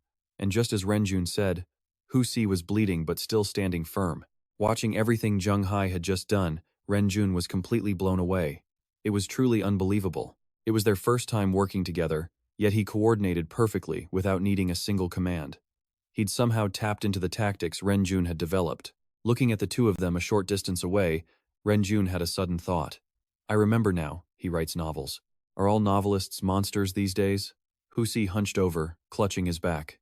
Damn it, this kid backs off the second he lands a hit. He gives me absolutely no chance to trade blows. Across from him, Cheng Hai wore a smug, almost mocking expression. Constitution over 20, huh? This could be a problem. After that short exchange, Husi knew one thing for sure. The combination of Cheng Hai and Ren Jun was stronger than him unless he used his special Chi Master skill. But if he played that trump card, Husi was certain that the human legends would view him as a lethal threat, costing him any chance to advance further. He scowled in frustration. This was a loss. His original plan was to sacrifice the future for the present, killing these two level 14 adventurers to hit level 15. After that, he was going to challenge the local legend. But now, it looked like that wasn't going to happen. Cheng Hai eyed him with suspicion. That's weird. Why doesn't this merman feel as threatening anymore? Is he planning to retreat? Husi suddenly stomped his foot down hard. I'll just have to take this one step at a time, he roared. He activated his exclusive Chi Master skill, Super Limit 1. The technique burned through his stamina to massively boost his base power and sensitivity. The upgrade was calculated independently, completely unaffected by the skills, relics, equipment, or title effects of anyone on the battlefield, and it couldn't be copied. Cheng Hai froze, staring at him as a system notification suddenly popped up. Due to a recent change in the strongest merman's stats, the odds for both sides were now an even 5-5. New calculations were running, while perception and sensitivity simultaneously flashed warnings. Correction failed. Because of the sheer power gap, the effect of Deathwalker triggered, and his strength. Speed increased by 4 points. The system then gives Cheng Hai a little tip. The Lord of Death and Hai Chi, Mao, are watching this fight, but they won't reveal themselves. So you better put on a good show for them, adventurer. Husi's face darkens, smoke billowing from his mouth as he threatens them. He was saving this move for a legend, but it looks like he won't get that chance. He slams his blade into the ground, getting into a stance that sends a jolt of fear through Cheng Hai. He immediately turns and screams a warning to his team. You guys, run. This fishman's speed just leveled up again. I might not be able to stop him this time. With a monstrous roar, Husi charges forward at insane speed. At least let me get to level 15 before I go. He rockets toward his target, and though terrified, Nanquan forces himself to stay calm. Taking a defensive stance, a confident Husi bares his razor-sharp teeth for the kill. Chomp! But Nanquan is fast enough to dodge. He escapes the fatal blow, but his arm gets caught, blood gushing from the wound. Meanwhile, Husi just grins, satisfied. Perfect. One arm is useless. This should be fun. But then, he feels a sudden jolt. Before he can process it, Hoa Kong comes out of nowhere, leaping onto his back and locking him in place. His arms tighten around the monster's neck. His legs clamp down hard, and he screams at the top of his lungs. Cheng Hai, now's your chance. Cheng Hai gets the signal and immediately rushes in with his sword. Husi's face turns black with rage. He twists around, snarling, You think this can actually stop me? And with a single flex, he breaks free. Don't be so naive, he roars, as red lightning erupts from his body, blasting Hoa Kong away. Just as expected, he's sent flying backwards. Cheng Hai seizes the opportunity, rushing in to help as he swings his sword. He unleashes a powerful, full-force slash against Husi's body, the shockwave cracking the very ground around them. The blow kicks up a massive cloud of dust and debris. Nanquan and Hoa Kong can only stare in shock from a distance. But when the smoke finally clears, Cheng Hai's jaw drops. He looks like he's just seen a ghost. His attack did absolutely nothing. Husi is standing there without a single scratch, casually blocking the blade with one hand. The joke's over. As soon as he finishes speaking, he raises a hand, and a white orb of energy appears. Now die. Seeing this, Cheng Hai is completely stunned, frantically shouting, "En Dieu!" But right then, a flash of light streaks across the sky. A blinding golden light slams down on Husi's body. Cheng Hai reacts instantly, leaping back and gritting his teeth. An attack on this level can't break his defense. Husi frowns, confused, looking up at the crackling lightning in the sky. And there, he sees Hai Chi Mao, descending from the heavens. His whole body glows as his flowing hair billows around him. God's chosen. Husi glares, annoyed. So they sent a summoner as backup this time? He looks down, his expression filled with contempt. Let's see where you're hiding. He scans the entire area, his mind racing as he zips through the streets to find his real target. There are only a few people on the road, but Husi spots two strange figures in the distance. Found you. The blue-skinned one next to him must be his summon. Suddenly, he spots Yem hiding behind a wall and immediately stops. Wait a minute. The moment he sees him, Husi spins around, his face twisting with pure fury as he growls, "You dare come back here?" And Yem sees Husi winding up for an attack, and knows this is bad. In a split second, Husi unleashes his power. He throws a punch aimed right for Anyem's face, who stumbles backward in absolute panic. He doesn't know what to do. This is bad. He clumsily tries to block with his bare hands, activating his title's effect. This title converts his physical stats into an equal amount of armor value, reducing the physical damage he receives. After a desperate struggle, Anyem manages to block the attack, but still gets a deep gash across his chest. Blood pours from the wound, and his body trembles from the intense pain. Husi sees his chance to finish Anyem off for good. He leaps forward for the final blow, screaming, "Die for me!" But in that critical moment, Cheng Hai appears like a savior. He delivers a powerful kick straight to Husi's back, saving Anyem's life. The blow sends the monster flying 100 meters away. Cheng Hai turns to his comrade, asking with concern, "Can you still fight?" Anyem just took a devastating hit. Blood streams from his mouth as he clutches his chest and collapses. It's difficult. With no other choice, Cheng Hai pulls out a vial. "Use this. It's a healing potion. You guys need to use them sparingly. Until reinforcements arrive, this is all we have to buy us more time." In a dark corner, Husi slowly climbs out from the wreckage. His eyes are burning with pure rage, just waiting to be unleashed. He speaks slowly. "I understand now." As Cheng Hai and Anyem watch suspiciously, he suddenly raises a threatening hand. "If I don't kill you, I can't get to the others." At his master's command, Husi's blade instantly flew up from the ground. It circled back towards its master. He casually caught his blade as the wind whipped through his fiery red hair. Husi's voice was cold. "So that's what this is about, huh?" Across from him, Cheng Hai summoned his scythe with a smirk. "You can put it that way." Husi glared at him with a grunt. The air suddenly grew heavy as they both took their stances, carefully sizing each other up. A second later, both of them vanished, moving so fast that only a faint trail of white smoke was left behind. The two clashed relentlessly, unleashing one technique after another, their weapons colliding with violent force. In the heat of the fight, neither man was giving an inch, and Cheng Hai was known for his incredible agility. He reacted in a flash, dodging a fatal blow from Husi, then used the opening to gather a blue energy orb to blast his opponent. Seeing this, Cheng Hai gritted his teeth, pouring every ounce of strength he had into one massive swing, but Husi managed to duck just in time. The man laughed victoriously. A little too late now. Man proposes, but heaven disposes. Cheng Hai suddenly changed his attack, bringing the scythe's handle behind his neck. With a single spin, he unleashed a totally unique strike, sending the scythe's blade flying straight for Husi's eye. The attack shot forward, making his heart leap into his throat. But Husi still reacted in time, jumping back to dodge as he furiously clenched the blue orb. "What a weird weapon," he thought. "To come at my eye from such a tricky angle, I'll have to be more careful." At the same time, Cheng Hai calmly observed his enemy, letting out a silent sigh of relief. Lucky for him, his opponent had no experience fighting a long scythe. Otherwise, he would have had no choice but to take that energy wave head on. But in a fight this intense, he knew his opponent would adapt sooner or later. He had to change his strategy. As the two continued their duel, Ren Jun was carefully bandaging a wound on his arm when someone suddenly offered him a bottle. "Use this." He looked up, startled, to see Ran, a question mark practically floating above his head. Ran patiently instructed, "Don't drink too much. Just a small sip will be enough to make it scab over." Ren Jun grinned, taking the bottle with a teasing jab. "Feeling generous today, are we?"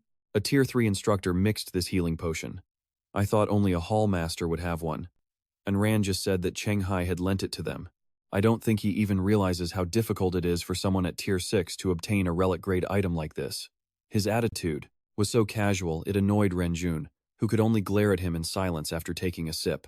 Renjun then turned to him with a friendly warning. I'm telling you, don't get any funny ideas about him, no matter what. Whatever the outcome of this city-shifting event, Cheng Hai must become the superstar adventurer that our Min province is betting everything on. And Ran understood. I'm not that unreasonable, he replied. I just managed to get a spot here. Getting a place in Min province is already a huge accomplishment. I don't need to make enemies with you over something that's not for me. But honestly, at this point, as Renjun took his medicine, Ran asked, Are you still following the ban on firearms? Renjun immediately spat out his mouthful, complaining, God, what is this flavor? Did they put wasabi in this healing potion? Meanwhile, Cheng Hai and Hu Si were battling from one street to the next, two streaks of red and white energy entwined, clashing like lightning with every impact. The enemy tailed him closely, predicting his every move. Hu Si asked arrogantly, Trying to buy time by playing chase? After speaking, Hu Si suddenly accelerated forward. Cheng Hai looked back in pure shock as his opponent slammed a powerful shoulder right into him. The impact sent him tumbling painfully across the ground for several meters. Cheng Hai managed to stabilize himself, but sat there, too injured to run. But Hu Si didn't stop his charge. Cheng Hai tried to stand but couldn't, a sharp, panicked pain shooting through his ankle. Hu Si gloated as he approached. Run. Why have you stopped running? Cheng Hai gritted his teeth, cursing himself. Damn it, of all the times to twist my ankle. The red-haired fishman closed in with glee, raising his blade. If you can't run, then you can die. And he brought it straight down. He swung with over 100% of his strength. Cheng Hai barely managed to raise his scythe to block. The force of the blow was enormous. It left him struggling helplessly just to stand his ground. Facing Cheng Hai's desperate defense, Hu Si's blood-red eyes glinted as he smirked. I have to admit, you're a tenacious one. Suddenly, a bright light flashed before Cheng Hai's eyes as his opponent began to expand the blue orb. Aiming it right at him, he offered praise that dripped with mockery. I doubt I'll ever meet another opponent whose level is so far beneath my own, yet who can still hold out against me for this long. The Sea Mother watched the entire scene from high up in the sky, but she made no move to intervene. Below, Wenzhong urged her frantically, Stop gathering the holy light. Save him first. The Sea Mother, however, simply stated, It's too late. He was absolutely horrified. At that moment, the blue orb in Hu Si's hand expanded to its limit. Before unleashing the attack, he smiled victoriously and said his final words. I will remember you, human. Cheng Hai gritted his teeth. He stared, stunned, at the massive orb before him. And then, it erupted in a blinding flash of light and exploded. Hu Si watched an entire street get shattered by his attack. Smoke billowed up from the rubble. He looked down at his own peeling hand, panting as he thought, That's an over-limit skill for sure. The technique was powerful, but it drained his stamina fast. He looked down at Cheng Hai, collapsed before him, and breathed a sigh of relief. Lucky for him, this human was low level. Hu Si straightened up, a mocking smirk on his face. Otherwise, he trailed off, breaking into a wicked laugh. Who knows? This great one might have actually lost to you lot. But suddenly, a voice from behind made Hu Si whip his head around in surprise. You haven't won yet. Renjun stood there, a machine gun in each hand, a sarcastic smile playing on his lips. Hu Si saw him and snarled. He gripped his sword, ready to school this defeated foe. You can't seriously think patching up a few wounds means you can fight me now, can you? He pointed his sword forward and roared, Don't get your hopes up. Over on the other side, Renjun gritted his teeth, trying to look steady, but his entire body was shaking with fear. Then, he opened fire on Hu Si. Instantly, bullets ripped through his body, leaving gaping holes and making Hu Si frown in confusion. What kind of weapon is this? Why is my iron-hard skin like paper against it? Suddenly, Renjun yelled out, and ran. Are you done yet? This just left Hu Si even more confused.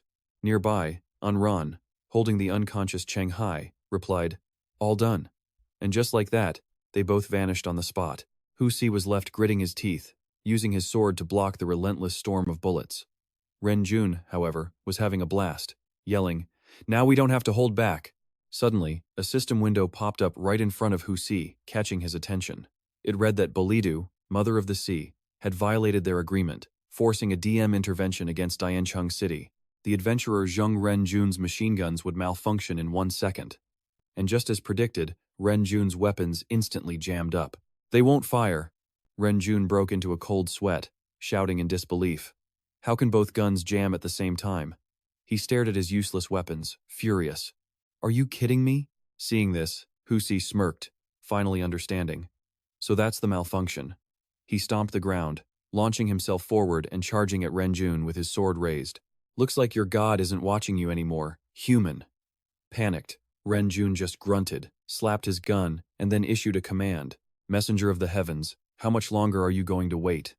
Instantly, a brilliant pillar of golden light shot down from the sky, crashing down with a deafening roar. It slammed into the ground right next to Ren Jun, blowing rock and debris everywhere as the shockwave sent him flying. In its wake, a deep crater scarred the street. Ren Jun sat sprawled on the ground not far away. He immediately shook his fist towards the sky, yelling at the mother of the sea. What kind of aim was that? You almost killed me. Then his eyes darted around, just to be sure. Don't worry, I have it under control. But just as she finished speaking, a beam of green light pierced straight through her shoulder. Feathers rained down. From the ground, a battered Husi pointed up and mocked. My eternal gratitude, Mother God. At the same time, the system confirmed that thanks to Belidu's second intervention, the holy cleanse of Fantian Shen Shi failed to kill the adventurer Manhwa. Seeing this, Ren Jun was completely stunned. No way. He's still not dead after all that? Meanwhile, the mother of the sea began to fade away, bewildered. Impossible. The holy cleanse should incinerate anything that isn't a legendary unit, and you clearly haven't reached legendary status yet. Hearing this, Husi simply looked up and answered, That's obviously because the mother of the sea is watching over me. He then threw his arms wide and laughed like a complete madman. Behind him, a phantom image of Ren Jun suddenly appeared. Ren Jun gritted his teeth, sweat beading on his forehead. He had hoped that with the limited-use firearms, he could at least secure a high evaluation from Dongshan City. The power boost was huge, but he was up against an unkillable monster. Over on the other side, Husi just grinned. Come on, ants. Keep it up. Go on. You were so close to actually beating this great one. Just then, a voice came from behind him. If you're not careful, you might actually lose to these ants you look down on. It was Ran, the bare-handed combat expert, who threw a punch and yelled. For someone like you, that would be the ultimate humiliation, wouldn't it? And at the same time, the system chimed in. Tidal effect. When fighting bare-handed, damage to humans and demi-humans is doubled. Hearing this, Husi also threw a punch, taunting, You think you're enough? You're delusional. Then, their fists met head-on. Blood burst from Husi's knuckles, leaving him completely and utterly stunned. He couldn't understand what had just happened. Unran explained with a dark tone, You're too arrogant. You've been fighting non-stop. Your body is already past its limits. You can't just block my punches with your raw physical strength anymore. Then his eyes blazed as he yelled, Start thinking of an epitaph. But even covered in his own blood, Husi just roared back, You're the one who needs a grave. He was pushing past his limits yet again. The system chimed in. The adventurer Manhwa has received the blessing of Belidu, the mother of the sea. His stamina saw a minor increase. But the notification quickly warped into a bright red alert. This intervention had clearly caused some dissatisfaction. A sinister red system window then declared, The Lord of Death, unwilling to reveal his identity, has decided to offer a little help to the enemy. Meanwhile, the unconscious Cheng Hai was being given a healing potion, but he still hadn't woken up. His face was twisted, as if he was in agonizing pain. Ziming, holding him, confirmed, His breathing is stable now. Just then, Kabo made a worried noise. At that moment, a system window slowly materialized, making Ziming raise an eyebrow. It stated, The Lord unwilling to be named has modified your legendary helmet, Deathbringer Kula Duk, adding a new effect. Commander, for temporary management of guards. Seeing this, Ziming was baffled. Weird. Why is Cheng Hai's adventurer interface popping up? He's still knocked out. At that very moment, Cheng Hai's eyes slowly fluttered open. He found himself standing in a graveyard, surrounded by endless crosses, and completely bewildered. Suddenly, a voice spoke up from behind Cheng Hai. Why not use the trial medal? Startled, he whipped his head around. Before him was a man with turquoise hair and blue armor, mounted on a white horse. Crowed. Cheng Hai gasped as the rider stared down with piercing red eyes. If you used the Valiant Knight's trial medal, you could have dodged that merman's ultimate attack, right? Cheng Hai just broke out in a cold sweat, completely speechless. But then he snapped, raising a fist as he demanded, Wait a second, you're not Kurad. It didn't make sense. Kurod shouldn't know a thing about that merman monster. Who are you? Where am I? The figure hopped off his horse and replied, Relax. It's true. I am not Kurod. I am the sentient will, born from the legendary Helm of Death, Kurod. He then gestured towards a field littered with crosses. And this place, he continued, is a new effect. My own personal training grounds. Cheng Hai was baffled. Activated when? The Helm of Death crossed his arms, looking off into the distance. Just now. Your fight with that merman. It caught the attention of 2 different gods. One of them interfered with the dungeon's progress 3 times. That ticked off the other god, who in turn, activated me. He shot a sharp glance over. Now back to the real question. Why didn't you use the trial metal to avoid the damage? Someone like you should have thought of that.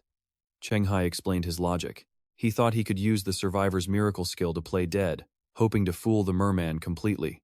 If it worked, he was going to find an opening for a surprise critical hit. He scratched his head, admitting sheepishly, but I never expected that the energy blast would be that powerful. It almost killed me. The Helm of Death simply asked, Why? Cheng Hai looked back, totally confused. Why what? The being clarified, staring him down. Why would you bet on such a massive risk? The level gap between you two was insane. Just holding out that long was already going above and beyond. No one would have blamed you for retreating. But Cheng Hai confessed, It's probably because this dungeon spiraling out of control is actually my fault. The Helm looked even more confused now. He remembered all the preparations he made back when he first found the entrance to the underworld in his house.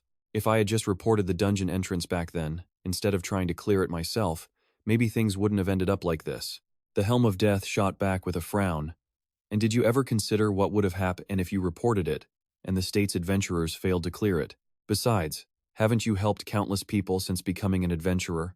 Cheng Hai just waved a hand. Those are 2 separate things. One thing at a time. He put his hands on his hips, full of purpose. All right, so how do I get out of here? The battle outside still needs me. But the Helm of Death replied, Not anymore. Now Cheng Hai was the one left baffled. Suddenly, back in the real world, Cheng Hai stood up, his eyes glowing a demonic red.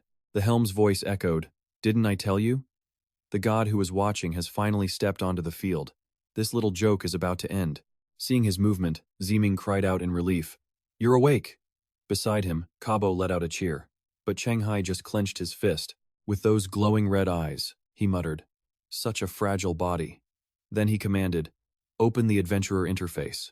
Instantly, the system displayed his status, items, and achievements. Seeing it, the entity possessing Cheng Hai mused. Only a few of these titles are even usable. Hearing that, Ziming's face hardened with suspicion. He clutched his notebook, breaking into a nervous sweat. Cheng Hai's head tilted as he ordered, Don't make any sudden moves, human. Ziming flinched, as the possessed hero warned him. I'm just borrowing your comrade's body to teach a rule breaker a lesson. Don't do anything stupid. This dungeon will be over in 10 minutes, tops. The sheer pressure and killing intent coming off him was suffocating. Ziming trembled, but gritted his teeth and held his ground. You took over Cheng Hai's body without so much as a hello. How are we supposed to believe you don't have any ill will toward him or us? The entity snapped his fingers. A fair point. From your point of view, I am extremely suspicious. In that case, how about this? At that exact moment, the fight between Hu Si and Enran reached its climax. Nearby, Renjun aimed his rifle at the distant pair, but once again, he cursed in frustration. Are you kidding me? The gun jammed again. Across the field, Hu Si leaped forward, fist cocked back to finish Enran, who braced for impact. Hu Si unleashed a blast of pink energy, but froze in confusion when Enran vanished, reappearing right behind him. You're the one who's about to die. He struck with a powerful assassination fist. Blood went flying, but it was Enran's. He coughed up a mouthful of blood, his face twisted in pain. In a split second, Hu Si had spun around and delivered a vicious kick, sending Enran tumbling to the ground. Renjun screamed in horror and ran. Hu Si stood over his fallen opponent and sneered. After you tricked me so many times, even an idiot learns how to fight back. But suddenly, a colossal hand appeared from above. A massive hand glowing with dark purple energy shot down toward Hu Si's head. He spun around in terror, screaming, Who is it? Behind him stood a figure carrying a massive scythe. Its red eyes were demonic, and its smile was pure, terrifying excitement. It was Cheng Hai. Seeing the scythe-wielding figure approach, Renjun yelled out in total shock, Cheng Hai! The possessed hero put a hand on his hip. Shift change. This merman is all mine now. Husi gritted his teeth, furious. You again, he spat. A ghost that just won't die. Do you people really think? But before he could finish his sentence, a sharp attack sliced through the air. Kabo had made the first move. In a flash, the blade only sliced a few strands of Husi's red hair, startling him as he leaned back to dodge.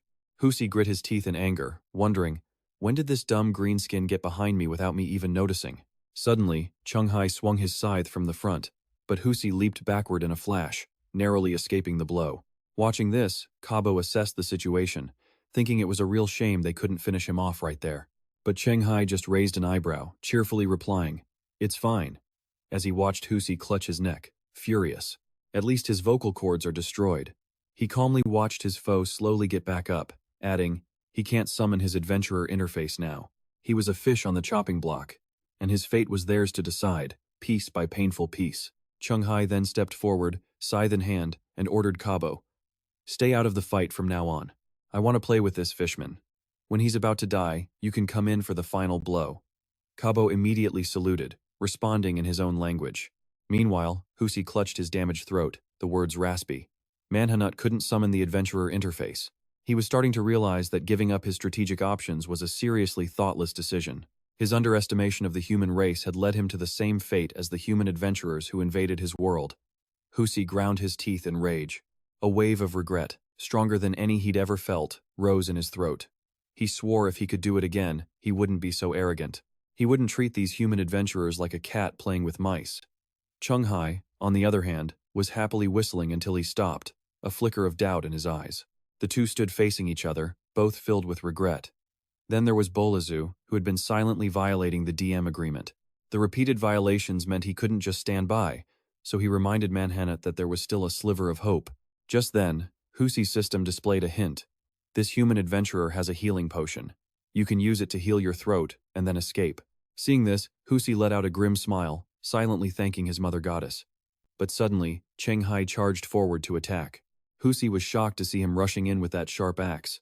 Cheng Hai shouted, "I've helped you out a few times already. Is your god just your personal nanny or something?" He swung his axe at Husi, but the fishman was nimble and jumped away. Then, like a gust of wind, Husi leaped backward and bolted, running for his life.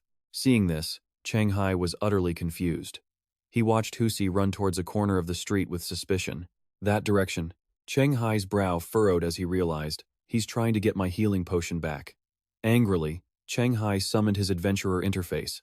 As the system panel appeared, he tapped a chest icon, thinking, if he actually heals his throat and escapes, I'll be a joke to the gods. Won't I become a laughingstock among them? Cheng Hai tapped rapidly on the screen, selecting the dream flute. Play this flute, and the nightmare will answer the summons. Meanwhile, the legendary Death Knight sat on his horse. He pulled the reins to a halt, cursing, "Are you kidding me?" At that moment, Husi reached Siming's location and was stunned to find him on the ground. Why is this guy unconscious? Who did this? Shaking it off, Husi grabbed the healing potion, thinking, whatever, no point thinking about it. Since he can't fight back, I can save some time. With that, Husi went for the bottle. He uncorked it with a grin, promising, after I heal my throat, I'll settle the score with you. I won't give you another chance. You little brat who dared to insult the mother goddess. The second Husi raised the bottle to his lips, a sword strike sliced him in two. His upper body went flying, but the bottle remained intact. Before he could drink a single drop, Husi could only wonder, what just happened? His severed hair drifted down around him. Husi couldn't believe it, thinking, how did I suddenly end up? On the ground? The bottle shattered. Cheng Hai now stood nearby, mounted on a horse, and looked down at Husi's bisected corpse. It's rare that I come down to play, but you and the god behind you have completely ruined my fun. His red eyes glared fiercely as Cheng Hai added, no, not just that, the infinite potion I prepared for my apostle was also ruined because of you. So, trash fish, tell me how you're going to compensate me for this. A bright light enveloped Cheng Hai. At the same time, a system notification appeared, puzzling him. It read, See Mother Belidu asks for your mercy. She is willing to pay a price for the god's survival. Seeing this, Cheng Hai replied, compensation is fine, but this fishman has to die. Then, another message popped up. See Mother Belidu is now angry. She announced, if you refuse, she will open the vengeful city of the Fishman Kingdom in this world. and make your apostle the mission target. But Cheng Hai just shook his head and refused. I don't care, he said. Then, the system prompted again. Sea Mother Bolidu was confused. The Sea Mother simply didn't understand. Astride his white horse, Cheng Hai replied, Don't compare me to your degenerate race. If my apostle can't grow strong enough to defeat a legendary fishman before your city fully materializes, then he pointed to himself and continued, then he isn't worthy of being my apostle. Finally, the system screen glowed a deep red. The Sea Mother, Bali, was lost in a blind rage. Just then, Cabalin skipped over from the distance, cheering. Cabo looks really happy. Armored up, Cheng Hai stood beside the body of Manalos. Seeing Cabalin arrive, he remarked, You're just a little bit late. This merman's already dead. Cabalin just chuckled, scratching his head with a disarmingly innocent look, before letting out another cheer. Cabo! With a hand on his hip, Cheng Hai raised his sword. Right. I guess you haven't had enough of the Black Knight Sword's effect, huh? Cabalin nodded furiously. Cabo! Seeing this, Cheng Hai handed him the sword. All right. Use this to land the final blow. Overjoyed, Cabalin immediately snapped into a salute, letting out a sharp cabo, to show he was ready for action. Manalos lay gasping on the ground, blood trickling from his lips, but his mind was still working. Am I going to die? From his perspective, Cabalin was viciously raising the sword for the final strike. Manalos thought to himself, I refuse to accept this. I can still fight. His pupils, one white and one red, blazed with fury as he grit his teeth in defiance. Mother Goddess, if you can still see me. The sword plunged straight down, blood sprayed everywhere. It was in that instant he had his final thought. I beg you, give me one more chance. But he never finished the plea. A system window popped up with a new notification. Battle-hardened Cabo, by slaying a hero-class merman, has activated a hidden evolution path, the hero's path. Cabalin's body erupted in a blinding light. The sword he held transformed into a bow as the sound of evolution filled the air. After a moment, Cabalin emerged with a brand new look. He examined his new body, letting out a confused Cabo? Cabo? Asking what this new form was and why his master's book never mentioned it. The shaman hadn't recorded it. Cabalin had now reached level 10. After witnessing this evolution firsthand, Cheng Hai rested his chin on his hand, staring intently at Cabalin. You activated the Cabo's hidden evolution path? Cabalin had absolutely no idea what he was talking about. A sly grin spread across Cheng Hai's face. Even though I'm not one of your divine races, the rules are pretty clear. You jumped several levels to kill an enemy hero-class elite. That means you just need to awaken your talent and true name to become a real Cabo hero. Cabalin grinned ear to ear, letting out an excited Cabo, as if to ask, Really? Seeing him so happy, Cheng Hai held up a hand. Hold on now, don't celebrate just yet. After a moment of silence, he continued. If you're the one who severed this revolving Earth city, Cabalin bared his fangs in anger, hand on his weapon. Cabo, he demanded, asking who this man was. Cheng Hai just glanced down, silent. Suddenly, Huang Xuan and Ren Jun walked over. Hands in his pockets, Huang Xuan spoke casually. Could you please return Mr. Cheng Hai's body now? He's the successor I personally chose. If he gets hurt, his guardian and I would be quite upset. The being possessing Cheng Hai just smirked. Its eyes were cold and distant. I just finished my work, and you're already rushing me out? Is this how you humans show hospitality? Huang Xuan's expression remained perfectly calm. Personally, I'd be more than happy for you to stay and accept our gratitude. Suddenly, a sound echoed from above. A dragon shot across the face of the moon as the rider in front snapped. Are you sure you want to go up there? That's an overwhelming presence, a legendary class merman.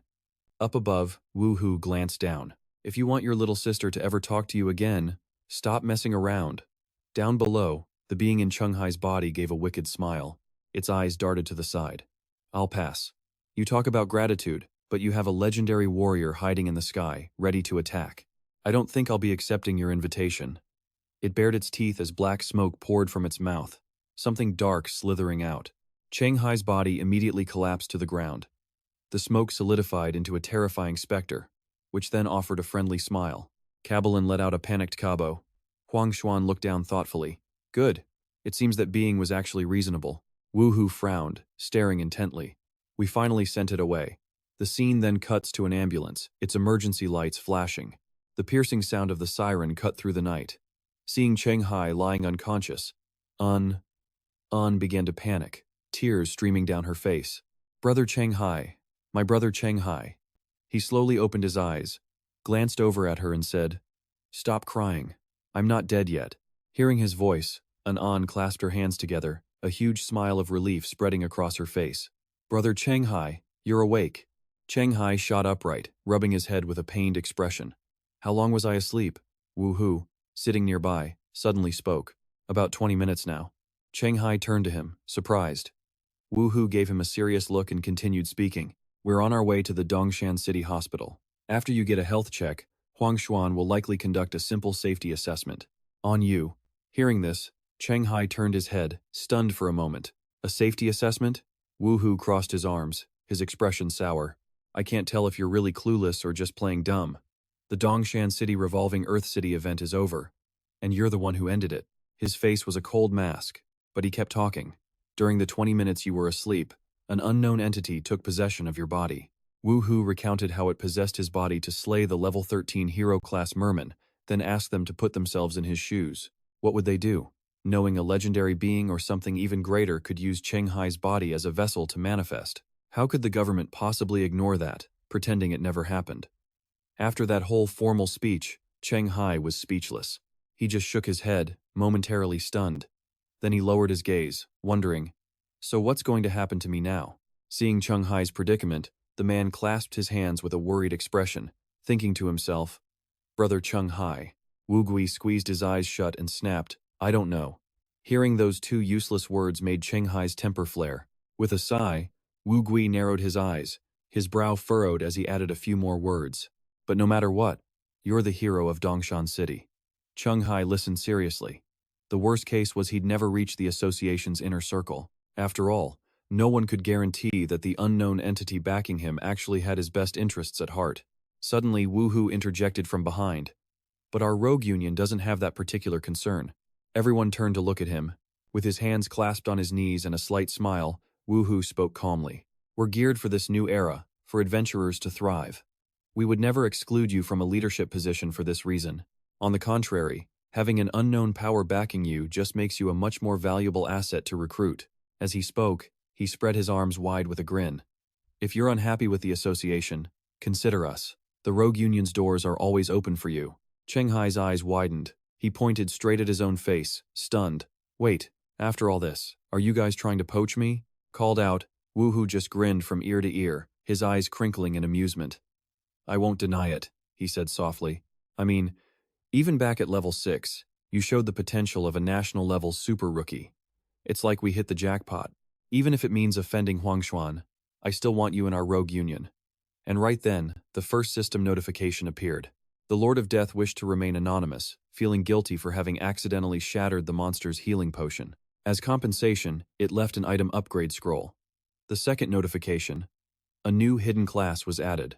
The Deathwalker's exclusive skill, lethality. When in a near-death state, his attacks gain a chance to become completely unblockable.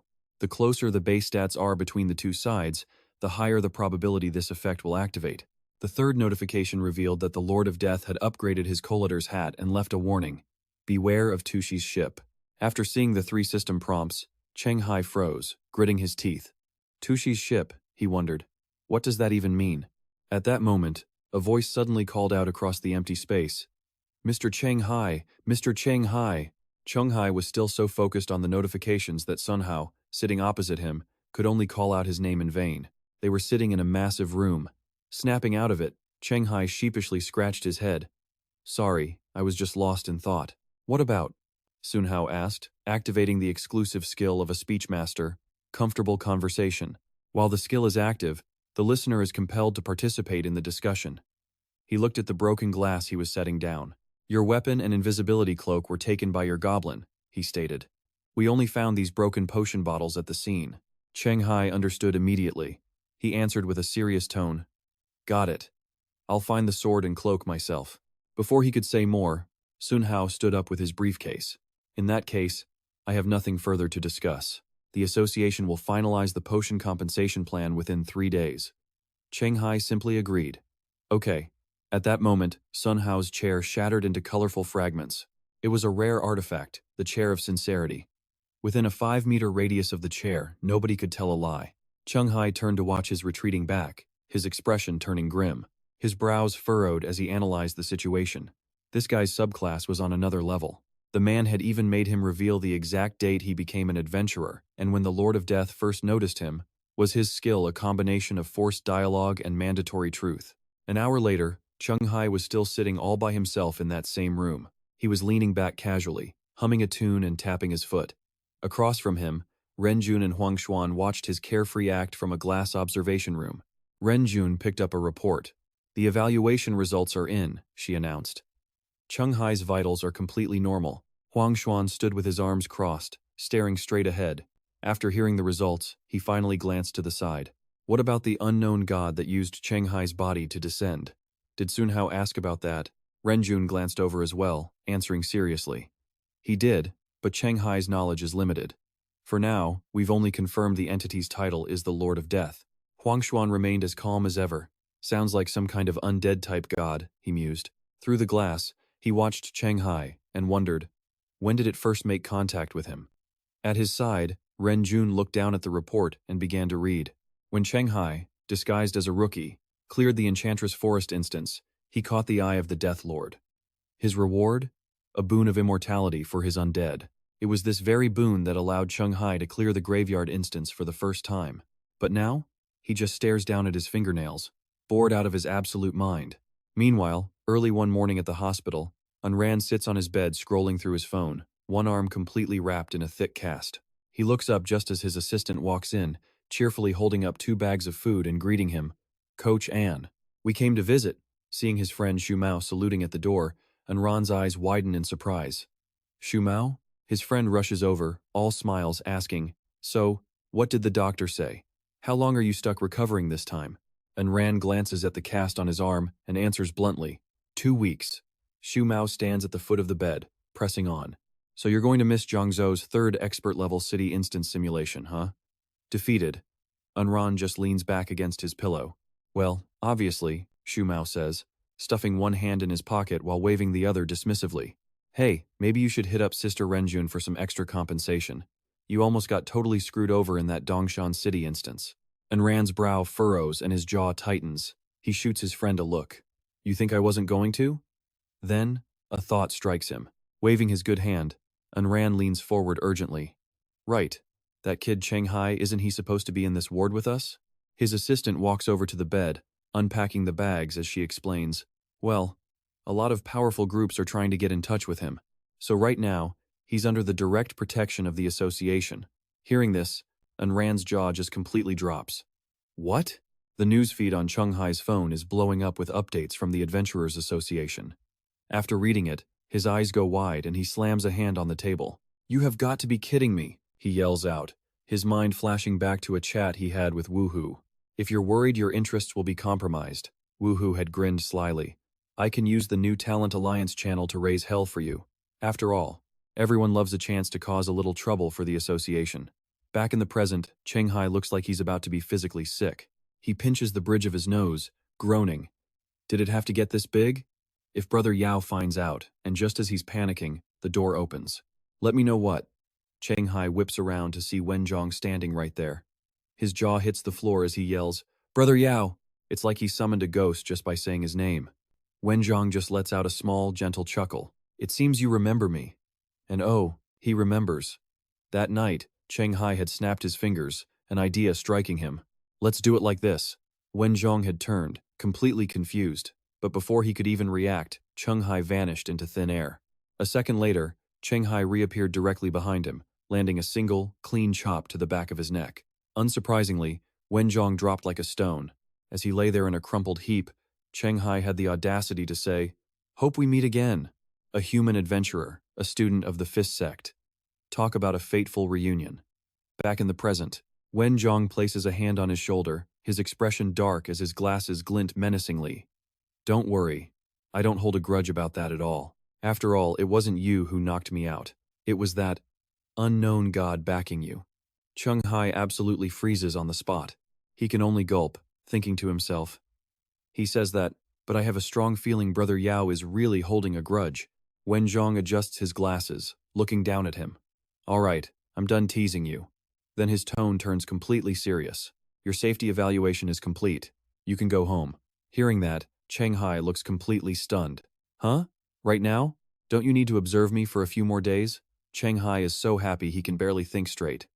Wen Zhong's expression softens. Don't think of the gods chosen as anything too special, he explains. It's really just a domestic classification.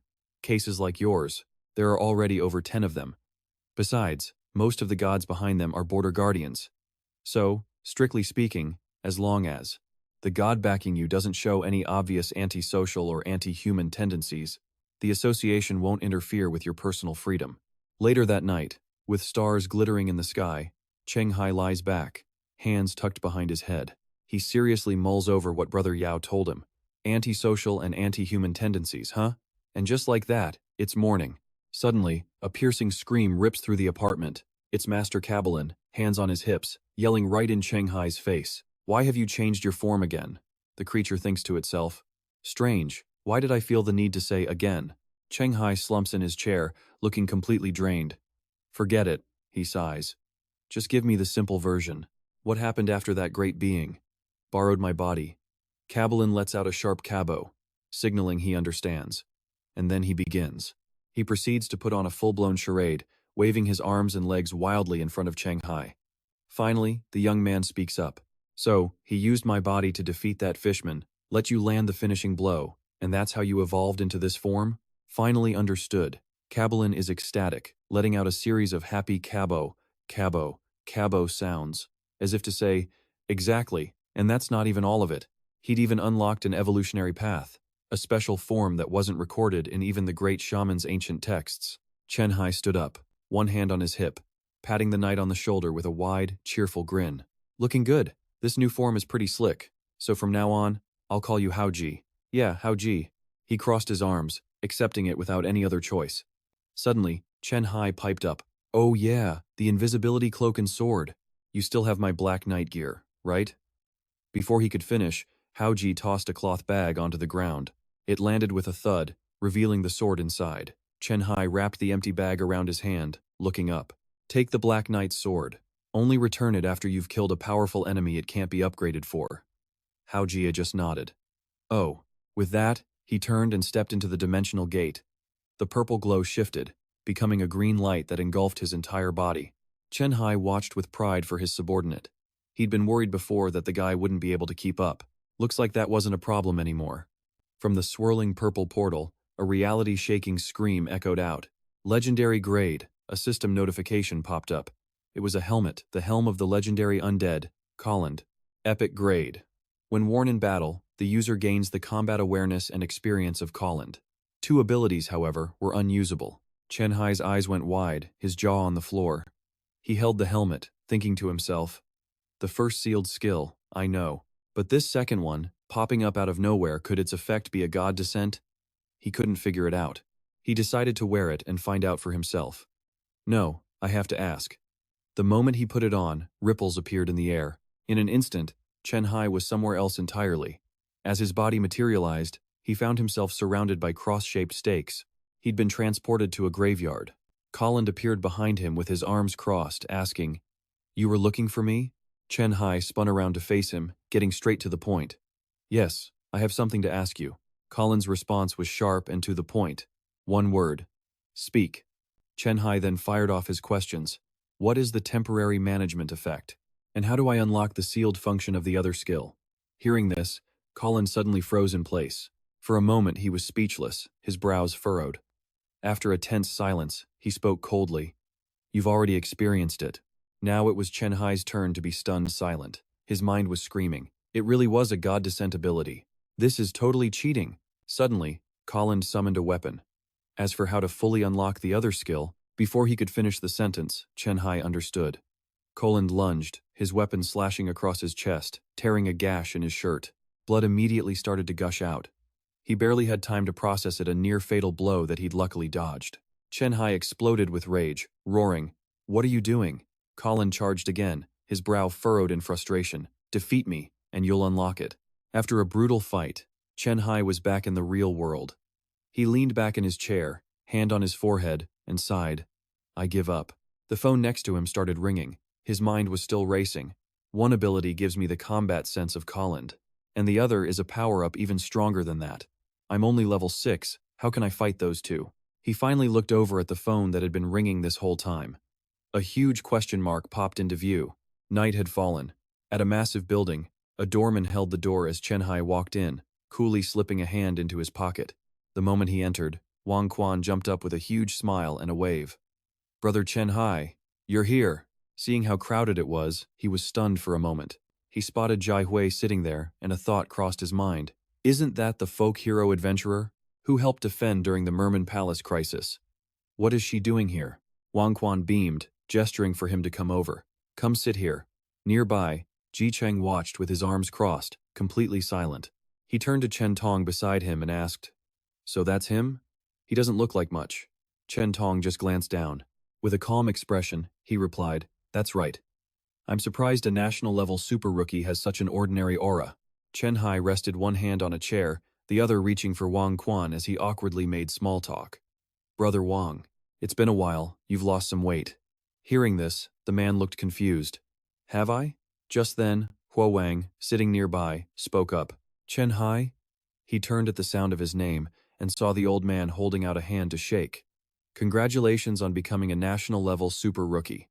The second one from Min Province. At this rate, you'll definitely be in charge of an entire province in the future." Chen Hai shot him a sideways glance, his expression perfectly calm as a single thought ran through his head. "So the show is starting, huh?" Outwardly, though, he smiled warmly and shook the man's hand, feigning shyness. He rubbed the back of his head.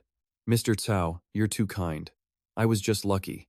Wang Quan gently touched Chen Hai's shoulder. He laughed and said, "Don't be so modest.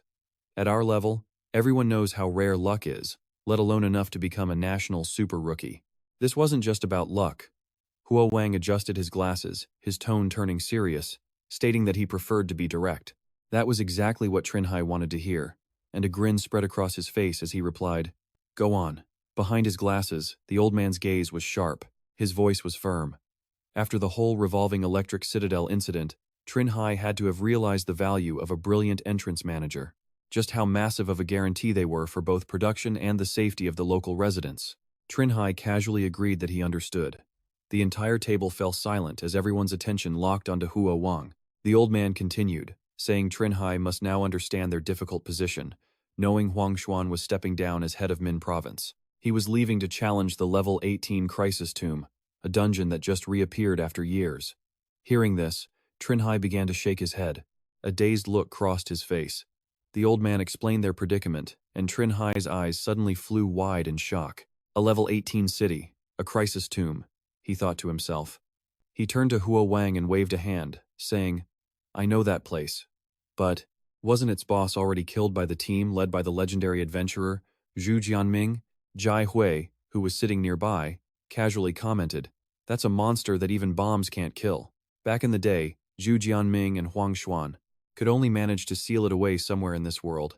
That somewhere was the bottom of the deepest ocean. A single vase rests on the dark seabed. Jai Hui, sitting opposite Chen Hai, continued to explain that the official story was just a version edited by the state. It was changed to prevent the public from panicking. It wasn't the real truth. His mind was blown. He rested his chin on his hand as understanding dawned on him. "So that's how it is." Then, Chen Hai confidently spoke again. "If the boss of this dungeon is already sealed, then the strategic value of the crisis tomb should be much lower, right? Why would a major figure like Huang Xuan give up his position as the head of Min Province to challenge a place like that?" He pressed on urgently. "Or, is this crisis tomb actually something special?" Jai Hui's voice cut in again as she described the tomb for him. "It isn't special. To others, it's just an undead-type dungeon, level 18, with an unusually high difficulty. But as a survivor of the Battle of Tianmo Mountain, Huang Xuan had lost many comrades inside that very dungeon. This made him want to kill the master of the crisis tomb more than anyone else in the world. Before, it was impossible. But now that the weaknesses of the Zula race were understood, and since the tomb's master was a high-ranking undead called a feather demon, it was finally possible for their legendary ranked adventurers to kill it. Jai Hui's gaze remained as cool and distant as ever. In this situation, do you think Huang Xuan would just watch as someone else kills his sworn enemy? Chen Hai put a hand to his mouth, deep in thought. He answered almost unconsciously, "Definitely not." In the middle of the banquet, he suddenly remembered something and laughed, scratching his head sheepishly. "But I'm only level 6 right now. After Huang Xuan resigns, I don't see how I can help choose the next person in charge." Suddenly, Trin Thong, who had been sitting with his arms crossed, turned to him with a serious voice. And why can't you? A giant question mark practically formed over Trin Hai's head. The veteran Trithon then spoke, his eyes still closed. With the potential and growth speed you're showing, paired with the right team and our full support, 1 year is enough for you to challenge for the position of candidate for head of Min Province. Trin Hai's expression turned serious. He observed and listened in complete silence. Then, he looked up, ready to negotiate his own terms. But what's the price? The question made even Huo Wang glance over at him. The resources you're offering, Trin Hai stated pointedly. Even a legendary ranked adventurer would find them interesting, wouldn't they? Trithon returned his serious gaze. If it's just a matter of taking care of your family and assets across the 6 citadels, and relocating them to a higher level, I feel the next head of Min Province would have no reason to refuse such a small favor. Trin Thong just watched Trin Hai's every move. He stated his final words coldly, "So what do you want from me?" Seeing how tense Trin Hai was, Huo Wang quickly interjected. "Mr. Trin Hai, you've misunderstood. We don't have too many ulterior motives for investing in you. On the contrary, our actions are simply to prevent someone else from becoming the head of Min Province." That caught Trin Hai's attention. Someone else?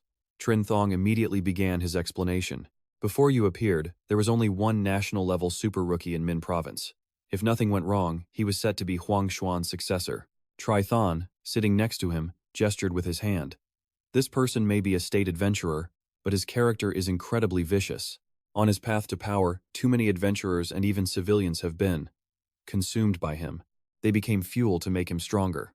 Huo Wang crossed his arms, his serious tone pulling Trin Hai's attention.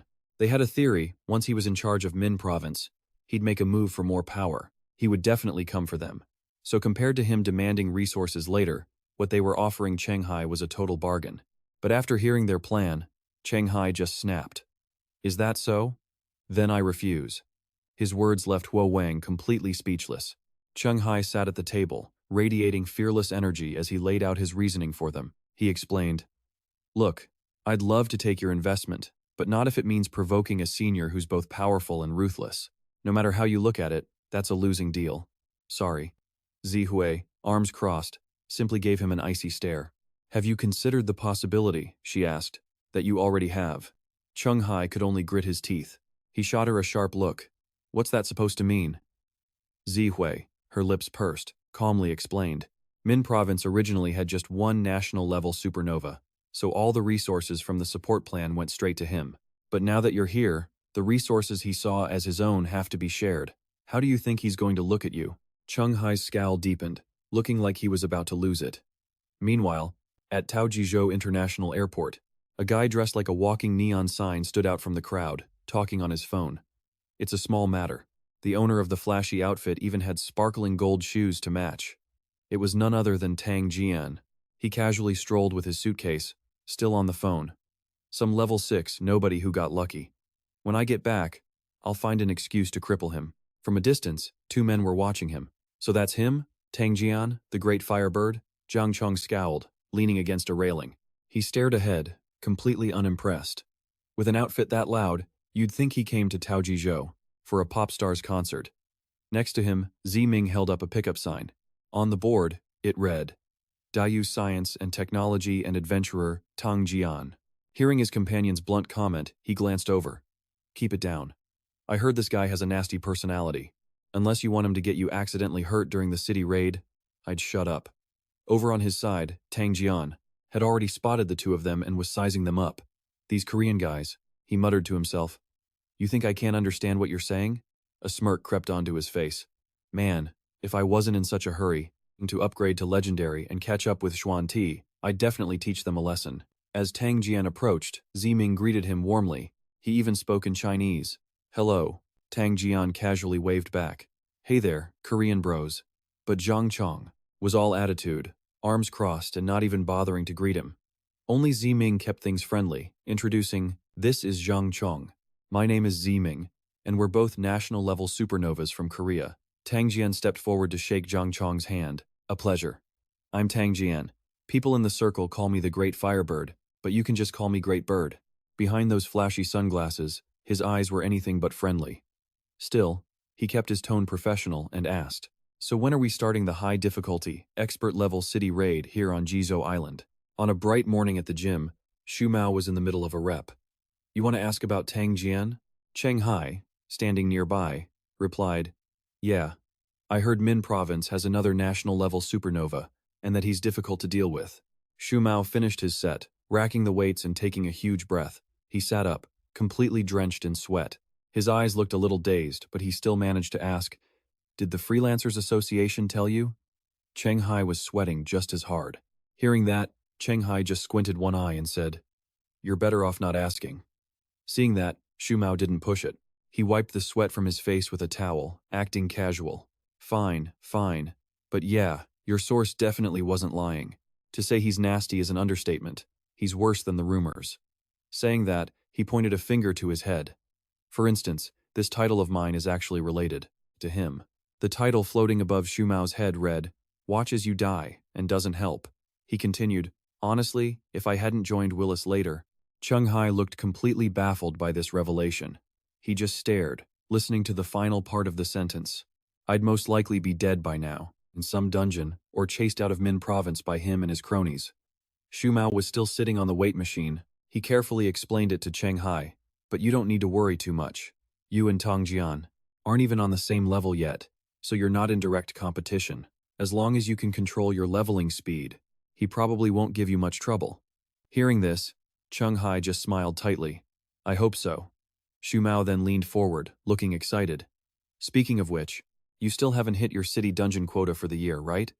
In a few days I have to go to Zhangzhou to challenge the level 10 city dungeon there, Giant on the Mountain Pass." He let out a small laugh and winked. "We've known each other this long and have never teamed up. So, how about we form a party?" It was a beautiful sunny day, focusing in on a massive skyscraper. Renjun's voice echoed through the room. "Planning on clearing your entire dungeon quota for the year right now?" he asked. Sitting across from him, Cheng Hai waved a hand. "Yeah, I feel like my strength, speed, and stamina have all hit a wall. Just training isn't enough anymore. I need a couple of good dungeons to grind some real combat experience." Renjun just stroked his chin, thinking. His gaze dropped, a hint of trouble in his eyes. A suitable dungeon. At that, Cheng Hai realized he might be asking for too much. He gave a forced laugh. "Is it really that hard to find? Should I lower my standards?" But Renjun was already clicking away at his keyboard. "No need for that," Renjun said seriously. "There's a level 10 dungeon in the Xiangcheng district, medium difficulty. Its raid window opens in a few days. I'll put in a word with the person in charge and get you on the list." Hearing this, Cheng Hai's eyes lit up as he yelled, "Thanks, man." Enjoying the praise, Renjun gave a cheerful wink and waved his hand dismissively, trying to play it cool. "Don't mention it." "Oh, right. The compensation package for that potion of yours is ready."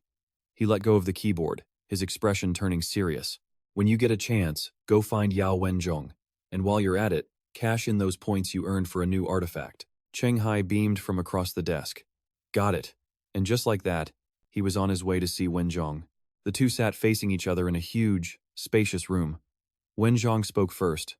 "Your infinite blood vial is a supplementary class artifact. Extremely rare. There isn't another one in all of Zhangzhou." He stared at his tablet before adding, "Right now, the compensation we can offer you is this: either a life-saving artifact of the same rarity or an artifact upgrade card. Which one will you choose?" Cheng Hai raised a hand seriously. "Can I see the stats on the life-saving artifact?"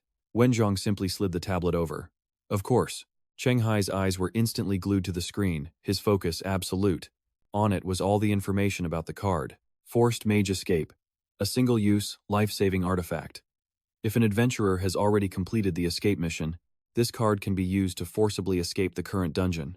As he read that line, a huge grin spread across Cheng Hai's face. His eyes practically glowed with realization. This effect, he thought, is completely broken. No escape restrictions. That meant this card could be used to bail right in the middle of a dungeon boss fight. If this thing wasn't a one-time use, it'd be way more valuable than that weird and bizarre healing potion. Seeing his joy, Wenshong adjusted his glasses, but his expression remained dead serious. "Personally, I'd suggest you choose the first option. The upgrade card really only benefits adventurers with a high charm stat. Only they can really maximize its potential." Cheng Hai looked at him, confused. What exactly counts as high charm? Wenzong immediately began to explain. "Think of it this way: when a high charm adventurer uses an upgrade ticket, an artifact modifier, or an equipment prayer card, they have a much higher chance of getting the exact item they desperately need," he said. meeting Cheng Hai's baffled expression. Wenzhong raised a hand to continue. As for the actual principle behind this phenomenon, well, the academic world is still just speculating. Cheng Hai froze solid. He thought back, his mind racing. Wait a second. I remember a hint on my adventurer interface. It said that when he used the upgrade ticket to get that rare healing potion, his charm stat was only 11 points. Does that even count as high? Or was he actually being watched by the Lord of Death back then? Or was something else keeping an eye on him? For a long moment, he was completely lost in these difficult thoughts. As his mind wandered, a voice suddenly called out his name. Cheng Hai. Wenzhong had to call out again. Cheng Hai? That finally snapped him out of it. Cheng Hai blinked awkwardly and rubbed the back of his head. Ah, sorry. I totally spaced out. I'll take option 1. With that decision, their meeting in the high-rise tower came to an end. All right, let's tally up the points. At that moment, a system panel appeared, displaying a list of options but highlighting the Starfall magic ring. It was a permanent magic ring, fixed with 6 magic spells, and a dowsing rod that was notoriously hit or miss. That thing only had a 50-50 chance of pointing the right way. Cheng Hai sat on the sofa, chin in hand, staring up at the system interface. So these are the only 2 suitable artifacts for him in all of Zhangzhou, huh? He thought, imagining himself holding the rod. Even though the rod had a 50% chance of being wrong, it would make future search quests like finding a lake or a specific spot so much easier. The tidal merman hatching quest would become a piece of cake. All in all, he decided, it was a pretty great support-type artifact. He pulled the ring from a spatial tear and held it in his palm. And then there's this. Cheng Hai happily slid it onto his middle finger to admire it. It had a 3-day cooldown after just 1 use, but the fixed area of effect damage spell it held perfectly compensated for his own lack of any crowd control skills. In the quiet of the night, a joyful shout suddenly echoed from his residence in Zhangzhou. Perfect, now I don't have any more blind spots. His words were followed by a chilling laugh. Meanwhile, in a luxurious villa, a man named Huo Wang's voice could be heard. You'll need some time to think it over. He casually raised a glass of wine. In his other hand, he held a phone. The voice on the line replied, correct, but in the meantime, I'll cover all the dungeon clearing expenses. Back at the association's stronghold, Cheng Hai was on his bed, locked in a serious phone call. He said he'll hit level 8 in a month, so they shouldn't worry about running out of time. Hearing that confidence, Huo Wang glanced over, a contemptuous smirk on his lips as he thought to himself. In a month, his cousin would be back from Shuzhou Island. Fine, he said. I'll be waiting for your call then. Over in the graveyard dungeon, a dark road looked like a one-way trip straight to hell. Kati clutched his shoulder, running and gasping for air, thinking to himself, this makes no sense. He had followed the graveyard strategy guide to the letter, so why was the boss still attacking after he faked his death? As Kati grit his teeth and limped away, a lone figure watched him from a faraway mountain peak. The moonlit silhouette radiated power. It was Klaus, weapon slung over his shoulder, his expression as cold as ever. Suddenly, he swung the weapon to build momentum, then launched it downwards with terrifying, impossible speed. Like an arrow, the weapon tore through the air, heading straight for its target, the trembling, limping Kati far below. Sensing something was wrong, Kati froze. He glanced over his shoulder, and his face filled with pure terror. The gates of hell were waiting for him. The sharp weapon pierced straight through his back as blood sprayed everywhere. Kati's eyes bulged, his mouth wide open. In his final moments, a system window popped up before him. Level 5 challenge. Current survivors, 0 out of 20. The number of players who escaped was also 0. Escape mission. Clear 100 skeleton soldiers, with 79 out of 100 complete. And the final clear condition, survive for 1 hour. Klaus remained on the mountaintop. Suddenly, someone approached him and asked, why didn't you leave any survivors this time? The dark messenger stumbled forward, raising a hand. If no one survives 3 times in a row, this graveyard will trigger the GM protocol. They'll re-evaluate the challenge level. Klaus frowned, shooting back. This time was special. There wasn't a single novice adventurer among the challengers. Hearing this, the dark messenger looked stunned. Oh? Then he exclaimed excitedly, wait a minute, don't tell me that rookie adventurer who escaped by playing dead shared his experience with everyone, making those human adventurers think that's the secret to clearing the graveyard. A few days later, in the Xiangcheng district of Zhangzhou, a group was gathered around a dimensional wall that radiated a blue light. A voice called out, I thought we were meeting at 3 p.m.? Why is everyone here so early? Hearing the voice, Hua Gong turned in surprise to see Wenzhong and Cheng Hai walking up. With the arrival of those two, the entire group was finally assembled before the dimensional gate. Wenzhong, one hand in his pocket, adjusted his glasses and asked, "So, how many people do we have for this raid in total?" Hua Gong spread his arms casually. "Just the people here," he thought to himself, "and you guys were the last to show up." Meanwhile, Cheng Hai and Shu Mao were fist-bumping like old friends. He then waved to Zhe Hui. "Ah, what are you doing here?" She gave him a sidelong glance and said, "I helped your Dongshan city with its dungeon problem." The condition was getting a spot on this raid. The Giant's Mountain Dungeon. Hearing her reply, Cheng Hai squinted one of his eyes. He scratched the back of his head, looking a bit sheepish. Oh, so that's what happened. At that moment, a burly figure appeared. He cleared his throat for attention. Gongzhang then jerked a thumb at the portal behind him and said flatly, "If everyone is here, then let's move out." One by one, they stepped through the gate as arcs of electricity flashed around them. A brilliant flash of light. Gongzhang was already on the other side, down on one knee as he surveyed the new landscape. Hua Gong stood right behind him. The scene below was grim. Several giants were butchering and roasting a huge dinosaur. It was a brutal sight. As the two watched from above, Hua Gong wondered aloud, how did that T-Rex even die? He frowned, crossing his arms. What a shame. I was planning on taming that thing to be my mount. Just then, Cheng Hai emerged from the portal. What took you so long, man? As soon as Cheng Hai arrived, he was already busy scrolling through the mission panel. The system window displayed the details. Giants Mountain, Challenge Level 10. Current challengers, only 7 out of 15. There was also a standard escape mission, a rotation escape mission, and the main clear mission. Reading the list, Cheng Hai suddenly shouted, "Wait a second. Isn't this supposed to be a dungeon about giants?" He stared at the system window, his eyes glazed over in disbelief. Where did all of these dinosaurs come from? And were there always dinosaurs in this place? While he was stunned, Wenzhong explained, "It's not just dinosaurs. Some dungeons even have humans and entire kingdoms." Hearing that, Cheng Hai yelled again, "Really?" "Right, I saw the clear mission." Their mission was to hunt a few Cyclops giants, all to maintain the local ecological balance. Apparently, dinosaurs were the giants' main food source in this dungeon. Wenzhong lazily adjusted his glasses, unconvinced. It's not that simple. According to intel, the apex predator in this place was a T-Rex. And, he thought, sometimes it hunted the giants, too. Gongzhang, hands in his pockets, waved a dismissive hand. "That's old news. The T-Rex is dead." Wenzhong froze. Dead? Gongzhang glanced at the distant smoke. He figured a Cyclops must have evolved into a leader-class individual just recently. Then it must have teamed up with its kind to kill the T-Rex. Hua Gong grumbled, arms crossed. The problem now was that a normal adult Cyclops had 22 strength and 20 physique. A leader class would be even higher. If its physique stat hit 23, only an elite-level adventurer could handle it. Without brute force skills, he continued, we'll struggle to even break its defense. The team, just through the portal, stood in a circle. For a moment, there was only silence. Then, Jin Shen cleared his throat to speak. "So you're saying a new leader-class Cyclops was born here not too long ago?" Gongzhang's brow furrowed. "It's the only way to explain the T-Rex's death." Zhe Hui thoughtfully stroked her chin, glancing down. "I recall the Cyclops evolution path is limited," she mused. "The most common is the Cyclops champion." Hua Gong shot her a question. "What's the physique stat on a Cyclops champion?" Zhe Hui answered instantly. 23. And with their naturally thick skin, the champion is the top of the line for their subspecies. Her expression was calm, almost distant, but she was all business.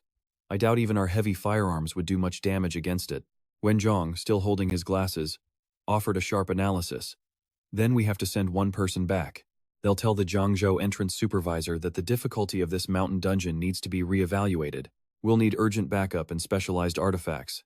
He turned, gesturing as he explained his plan. "I'm the weakest among us, so I'll be the messenger." Hua Gong immediately chimed in.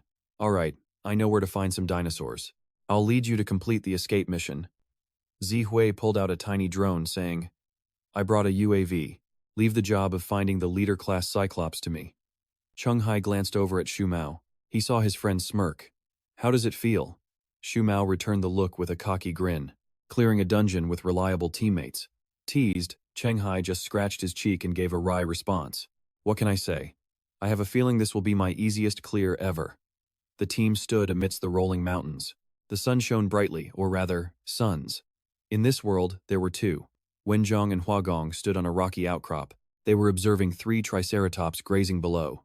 Huagong stared, frowning slightly. This one's strength is 22 points.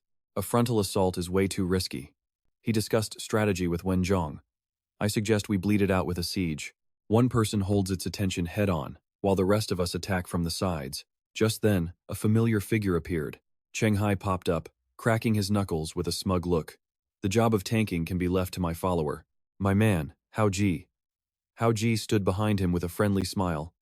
Cheng Hai turned and slapped his bicep. No problem, right? Hao Ji flexed, his muscles popping. A true powerhouse. Elsewhere, Zihuai and Xu Mao were working together.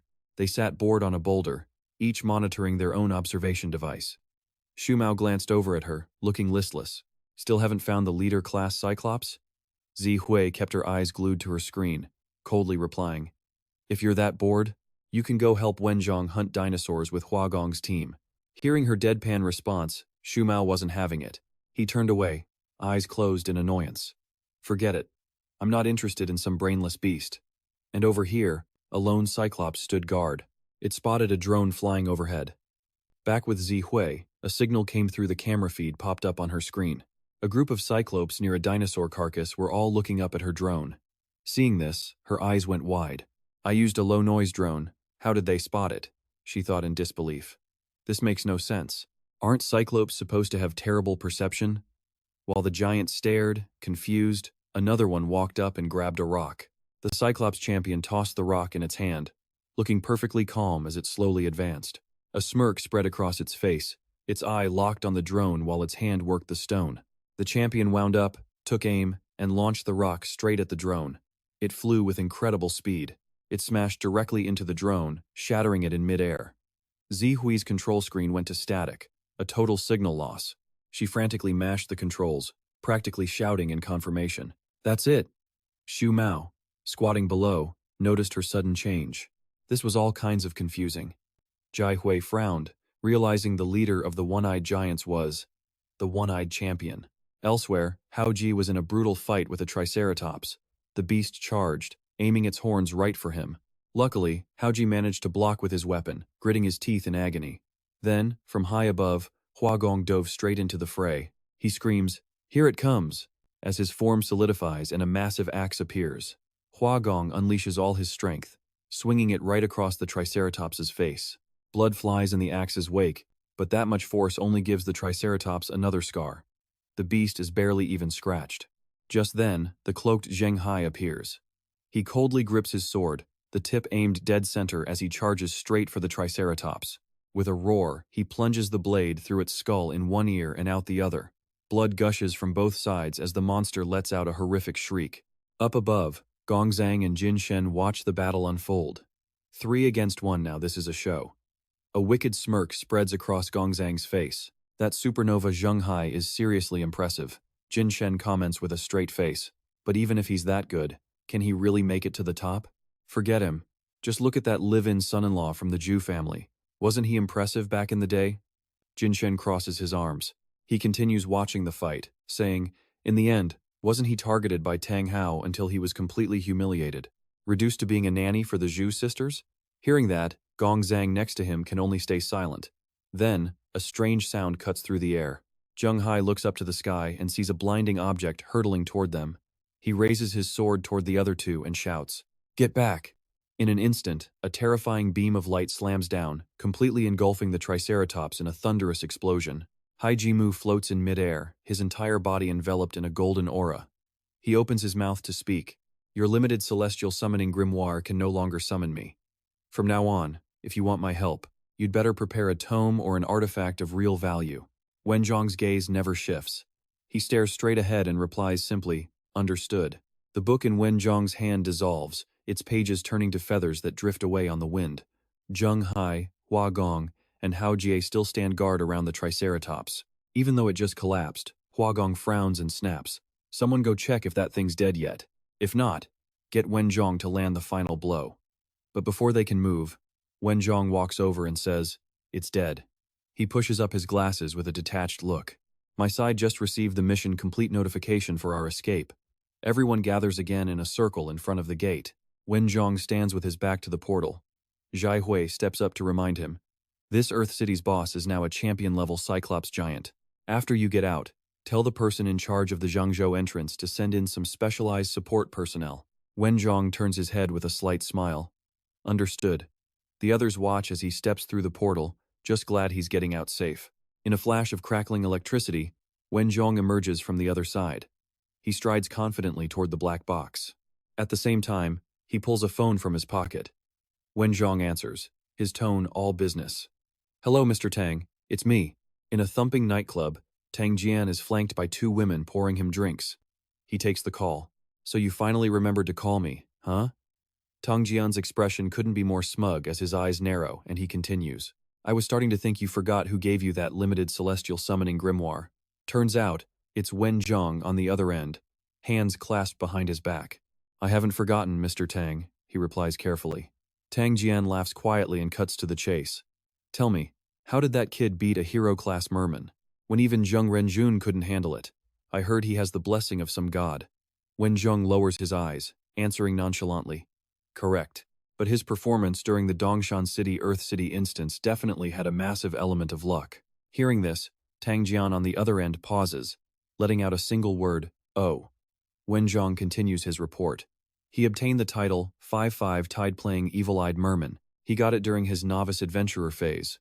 This puts him on equal footing with the hero-class merman in terms of power, speed, and perception. He recalls Cheng Hai's cloaked and armored appearance, then continues. On top of that, he has a helmet that provides combat experience and a scythe that he took from Gao Chengyong. This puts his total combat power just below Chen Huagong's. In contrast, Chen Huagong is the adventurer closest in strength to that hero-class merman. At that moment, the image of Cheng Hai fiercely battling monsters flashes in his mind. Tang Jian looks down on everyone. His voice is ice cold.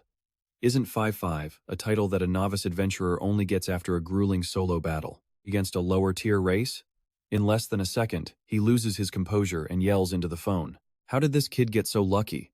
To go from such an intense start all the way to a national-level supernova? Zhang Chong, sitting nearby with a beer, shamelessly leans in to eavesdrop on the whole thing. Then, without taking his eyes off them, he asks Ziming next to him, Hey, what's he saying? Ziming just stares straight ahead, looking completely uninterested. Sounds like it's about one of China's national-level supernovas. His local accent is too thick. I can't understand him. The two women are still smiling, waiting for Tang Jian to finish his call, but they only hear him continue. So, you're telling me he's all bark and no bite? Wen Zhong calmly replies, calling him a showpiece is probably going too far, but take away his divine protection, and he's not on the same level as Chen Huagong. Tang Jian's lips curl into a sinister smirk, his eyes narrowing. So it seems my true rival is still Zheng Renjun. Don't worry about that kid Cheng Hai, just keep your eyes on Zheng Renjun. On the other end, Wen Zhong simply muttered, Understood. After hanging up, he let out a long, heavy sigh of relief. Sweat poured down his face. Wen Zhong looked at his phone, relieved he'd finally managed to fool them. Amidst the rugged mountains, a single bright light pierced the night. It was Cheng Hai's group, gathered around a campfire. The four of them set up two tents, sitting around the fire for warmth. Cheng Hai turned to Huagong, his voice serious. We had plenty of time this morning, so why didn't we finish the extraction mission? Huagong glanced at him and replied, Because we only killed a few triceratops, not enough to alert the giants. But if we had hunted in large numbers, it would have definitely sent the local Cyclops giants into a frenzy for invading their territory. He raised a finger, smiling with his eyes closed. We don't have the numbers for a direct conflict yet. Cheng Hai was stunned, his jaw dropping. So that's why. Jin Shen shot Cheng Hai a disdainful look, saying, Don't listen to his nonsense. She closed her eyes lazily, but her mind was sharp. The truth is, the more dinosaurs you kill, the more giants you have to fight later. He and Yang Gongkang didn't want to raise the mission's difficulty. That's why you guys could only choose the regular extraction mission. Hearing this, Huagong was furious. His eyes widened and he clenched a fist. Hey, stop blowing my cover. And just like that, the two of them started going at it. So you can lie to the rookie, but I can't tell the truth to our own people, you witch. Cheng Hai, sitting opposite them, was completely over it. He stared into the fire, warming his hands as a realization dawned on him. If that was the case, then this mission, the standard extraction mission for this place was actually a trap. Normally, when choosing between killing one dinosaur, and recording its behavior, no one with enough power would choose the second, more time-consuming option. Cheng Hai's gaze sharpened, but that very choice secretly ramped up the final stage's difficulty. He realized he needed to be more careful from now on. He couldn't afford to shoot himself in the foot. Meanwhile, the one-eyed champion casually tossed a rock up and down, then swung its club like a bat. It was aiming straight for the campfire flickering on the distant mountain. As the rock fell into the perfect swinging position, the one-eyed champion's eye glinted with focus. With a mighty swing, it connected with the club. The rock shot towards its target at an unbelievable speed, streaking across the vast night sky like a blazing meteor. Suddenly, Cheng Hai flinched. His eyes flashed, sensing something was wrong. He immediately whipped around. Seeing the boulder hurtling toward them, he screamed, "Incoming attack! Watch out! Falling rock!" Hearing him, Jin Shen and Hua Gong snapped to attention. Their professional instincts kicked right in. The rock was about to hit, and everyone jumped into a defensive stance. Cheng Hai stood at the front. With one clean slash from his sword, he split the massive rock in two, holding his pose. The two huge pieces of rock crashed to the ground with a massive impact. Cheng Hai stood firm, calling out, "Hua Gong, get the others awake, now." Hua Gong immediately yelled back, "Got it." Only Cheng Hai and Hao Jie were left on defense. He ordered Hao Ji, "Cover me." The man readied his blade with a battle cry. Cheng Hai then materialized a bow, but the thing he knocked wasn't an arrow. It was a chain of brilliant, crackling lightning. He drew back and took aim.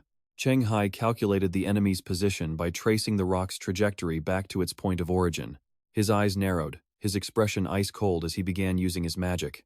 After a moment of intense observation, Cheng Hai found them, the group of Cyclops and the one-eyed champion below. His eyes widened, seizing the opportunity. "Found you?" Cheng Hai released his hand. The lightning arrow shot forward with incredible power, tearing through the very air. It sounded like a meteor screaming across the sky. The giants, all clustered together, saw the arrow descending from above. The one-eyed champion calmly blocked the bolt with its club. The impact created a deafening roar as Cheng Hai watched from afar. He saw the result and whispered to himself, "So you think that little of my reply, huh? You're too lazy to even dodge." The one-eyed champion just looked up lazily, its lip curling in a sneer of complete indifference. On the mountaintop, the rest of the team had gathered. Only Cheng Hai and Hao Ji remained at the edge of the cliff. Shu Mao looked toward them and asked, "How did those giants find us?" Jin Shen quickly replied, "Probably the fire." They all stood by the campfire looking towards Cheng Hai. "But," she continued, "Cheng Hai said he only sensed 10 Cyclops giants. With those kinds of numbers, even if they're attacking from a superior position, we should be able to fight them off. It'll just make our extraction mission that much harder." Jai Hui raised her hand, asking, "Is that right? That sounds pretty serious, doesn't it? You guys can just use my drone to go record the dinosaurs' behavior." Cheng Hai clenched his fists, his gaze fixed on the valley below. He turned to Hao Ji, who stood ready with his blade. "What's your take?" The two figures, one with a blade and the other a sword, watched every move the giants made. Hao Ji finally replied, recalling the words of the Kabo tribe's elder. "The one-eyed giants despise anyone who enters their territory. The second they spot an intruder, they'll hurl rocks to drive them out." A thoughtful look crossed Cheng Hai's face as he realized, so that first throw was just a warning. He turned back to Hao Ji to confirm his theory. "And what happens if they don't take the hint?" Hao Ji's expression turned grim. "Then they go berserk and won't stop until the trespasser is torn to pieces." Suddenly, someone approached calling out, "Cheng Hai." Both men, already on high alert, spun around defensively, ready for a fight. It was only Gong Zhang, shivering from the cold. He pointed back toward the camp. "You guys go get some sleep. We'll take the next watch." As the sun began to replace the moon, light slowly crept over the mountain. The lone Cyclops sentinel was still there, hand raised to its eye, scanning the horizon. Finally, daybreak. From a distance, 3 figures were still visible on the peak, standing beside a brightly glowing spatial gate. The Cyclops scout from the Night Watch yelled down to his leader, the one-eyed champion, "Boss, they still haven't left." The one-eyed champion looked up with a vacant, unfocused stare. The other Cyclops were in the middle of their morning meal, but all of them were looking in the same direction. Then, the one-eyed champion began to move. And from the intimidating aura he gave off, nothing good was about to happen. He stepped forward to make his declaration. "The humans on the mountain refuse to leave. I permit you to smash their camp and mince their flesh for the stew pot." Dozens of clubs shot into the air as the Cyclops roared together, their battle cry shaking the entire mountain. And yet, the humans were calmly enjoying coffee and breakfast. Someone was saying the dungeon's difficulty this year was somewhere between level 10 and 11. Seems like it's gotten way harder, Shu Mao said between bites. At this rate, I hear we might even see an expert-level dungeon event next year. A massive shift over a large area? Is that even possible? Gongzhang's face remained as cold and unreadable as ever. He simply listened in silence. Only Zihui spoke up. And his answer wasn't very helpful. Just drop it. Can't you tell he's not supposed to talk about it? After a moment, Gongzhang glanced at Shu Mao, a bun in hand. It's not that big a secret, he said frankly. The supernova project was created for this very reason. Hearing the answer, Shu Mao could only manage a quick, distracted reply. So that's what it was? His eyes went distant, his brain furiously analyzing the implications of this revelation. I remember the supernova program was proposed last year. It looks like the state knew long ago that expert-level dungeons would spiral out of control. While they were all talking, a sudden noise from Huagong's direction caught their attention. He was frantically fumbling with his pants, trying to take a leak. A man of real class. Less than a minute later, a waterfall began cascading down the mountainside from his position. He even sighed out loud, refreshing. Suddenly, Huagong glanced down and froze solid. The one-eyed giants were scaling the sheer cliff face right below him. It was a terrifying sight. The others heard Huagong's panicked scream, "Hey, the giants are climbing up here." Everyone was in total shock. Even Cheng Hai, sprawled out in his tent, was jolted awake. His sleep-deprived eyes struggled to open as Huagong began to use his magic. "Enhanced strength," he roared, as crimson energy crackled across his entire body. Huagong summoned a massive hammer, swinging it high over his head. Then, with a yell that shattered the morning quiet, he brought the hammer crashing down. His just bulged with the effort. From the giant's perspective, massive chunks of the cliff face suddenly broke loose and began to rain down on them. At this rate, the giants were about to get a face full of rock. As the boulders fell, so did the climbers, in a chaotic freefall. They screamed all the way down. Huagong rested the hammer on his shoulder, let out a breath and muttered, "That takes care of one." But a sound from behind made him spin around, only to freeze in shock. Another giant had already reached the summit, club in hand. It was limping toward him with a grin that was both idiotic and terrifyingly sinister. Huagong could only look on in disgust. He stared, wide-eyed in disbelief. From the side, Jin Shen began to scream, "Gongzhang, what the hell are you guys doing?" While the other three started scrambling for their lives, Jin Shen's voice echoed, "The Cyclops are attacking and you're only just realizing it?" And Huagong was the first to spot them. Gongzhang tried to explain, "We never expected them to take such a huge detour to attack from behind. It was clear they'd taken the long way around, not climbing directly up from where they'd been spotted before. They had circled around for a perfect pincer attack, hoping to catch the team on the mountain completely by surprise." Shu Mao, standing at the front, his face suddenly went pale. He stammered in shock. None of that even matters anymore. The one-eyed champion had arrived. It now stood directly in front of Shu Mao, its sheer size absolutely overwhelming. The fight looked lost before it even began. Shu Mao immediately unleashed his ice magic, creating a wall of white frost. Two massive blocks of ice instantly sealed the champion's feet to the ground. He then did the same to the other Cyclops, trapping all of them in place. Straining, Shu Mao let out a desperate shout. "If you have a better idea, use it now. My ice magic can't hold them for long." As the others stood frozen, Huagong finally spoke up. What else could they do but argue? Gongzhang remarked that shared misery helps people understand each other. Zihui just frowned, deep in thought as she chewed her thumb. 7 versus 9. Even with a terrain advantage, victory would come at a devastating cost if they could even win at all. She kept biting her nails, her mind racing. And to make matters worse, one of those 9 Cyclops was a monstrous Cyclops champion. Then, an idea sparked in Zihui's mind. Her expression froze. "Wait," she said, turning quickly to Jin Shen. "I remember you're a mage, aren't you?" "Do you know any kind of confusion spell?" she asked, the idea taking shape. Something similar would also work. Jin Shen shot back irritably, "I know Bewilder. It's a 4th circle spell. The Bewilder spell warps a target's mind, creating illusions to disrupt their movements." She looked at Zihui and asked, "You want me to use cognitive magic on these Cyclops? Don't even think about it. That kind of spell would only buy us a few seconds at best. Plus, they'd become immune to it fast." But Zihui simply activated a contract summon. A puppet appeared, tipping its hat in greeting. "Esteemed sorceress, construct number 9 is pleased to be of service." Zihui immediately tried to reassure Jin Shen. "Don't you worry about that," she said confidently. I have a brilliant plan. Who cared what was happening in the brawl outside? Inside the tent, Cheng Hai was casually handing armor to Hao Ji. Here, you use this. Hao Ji just let out a squawk. The unspoken question was clear. What about you? Cheng Hai grinned, putting on his helmet. I'm going to go test their leader. Back with the others, a robotic arm was expertly shaking vials of red and green potions with professional speed. It then added a larger blue vial before pouring everything into a single flask, where the liquids began to merge. The Cyclops champion was going absolutely insane, about to shatter the ice that held it. Shu Mao glanced back and screamed, "Are you done yet? My ice spell is about to break." And right on cue, the machine finished its work. A flask of pale pink liquid appeared. The machine announced, "Plague potion for the Cyclops giant subspecies is complete. Please accept." Zihui grabbed the potion with a quick thank you. Without hesitating, she turned to Jin Shen and ordered, "Prepare your spell." She clenched her fist, gave a grim nod, and said, "Right." Jin Shen then raised her pendant, which began to emit a beautiful pink light as she whispered an incantation. At that exact moment, the Cyclops champion broke free. It raised its giant foot and violently clenched its massive fist. The sight was pure terror. Hua Gong immediately jumped in front of Shu Mao, yelling, "Get back!" Zihui paused for just 2 seconds, her mind running a dozen calculations. Then, her title appeared for all to see. Master Bomber. She wound up and launched the vial forward with incredible force. The potion flew in a perfect, straight line. It was a blur of motion, a streak of color soaring through the air. The potion smashed directly into the Cyclops champion's face.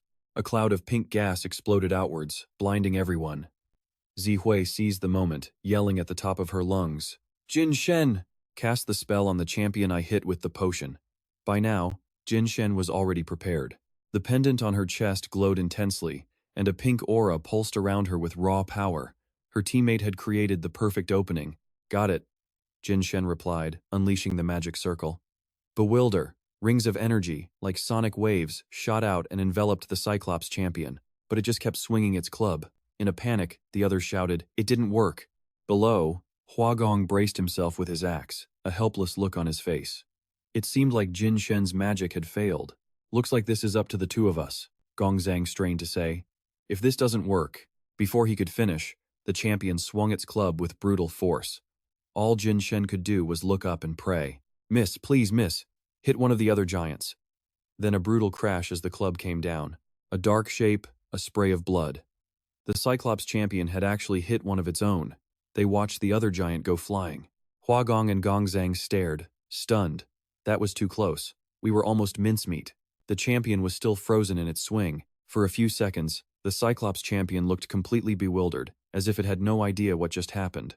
Hua Gong let out a relieved laugh. Gong Zhang just stared, his face a mask of utter shock. But the most astonished person of all was Jin Shen. How could a fourth circle bewilder spell have the same effect as a fifth circle command spell? A fifth circle spell, command. Any creature hit by that magic has to make a charm resistance check.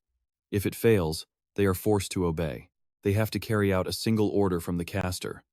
After analyzing it, Jin Shen rushed forward, shouting the news.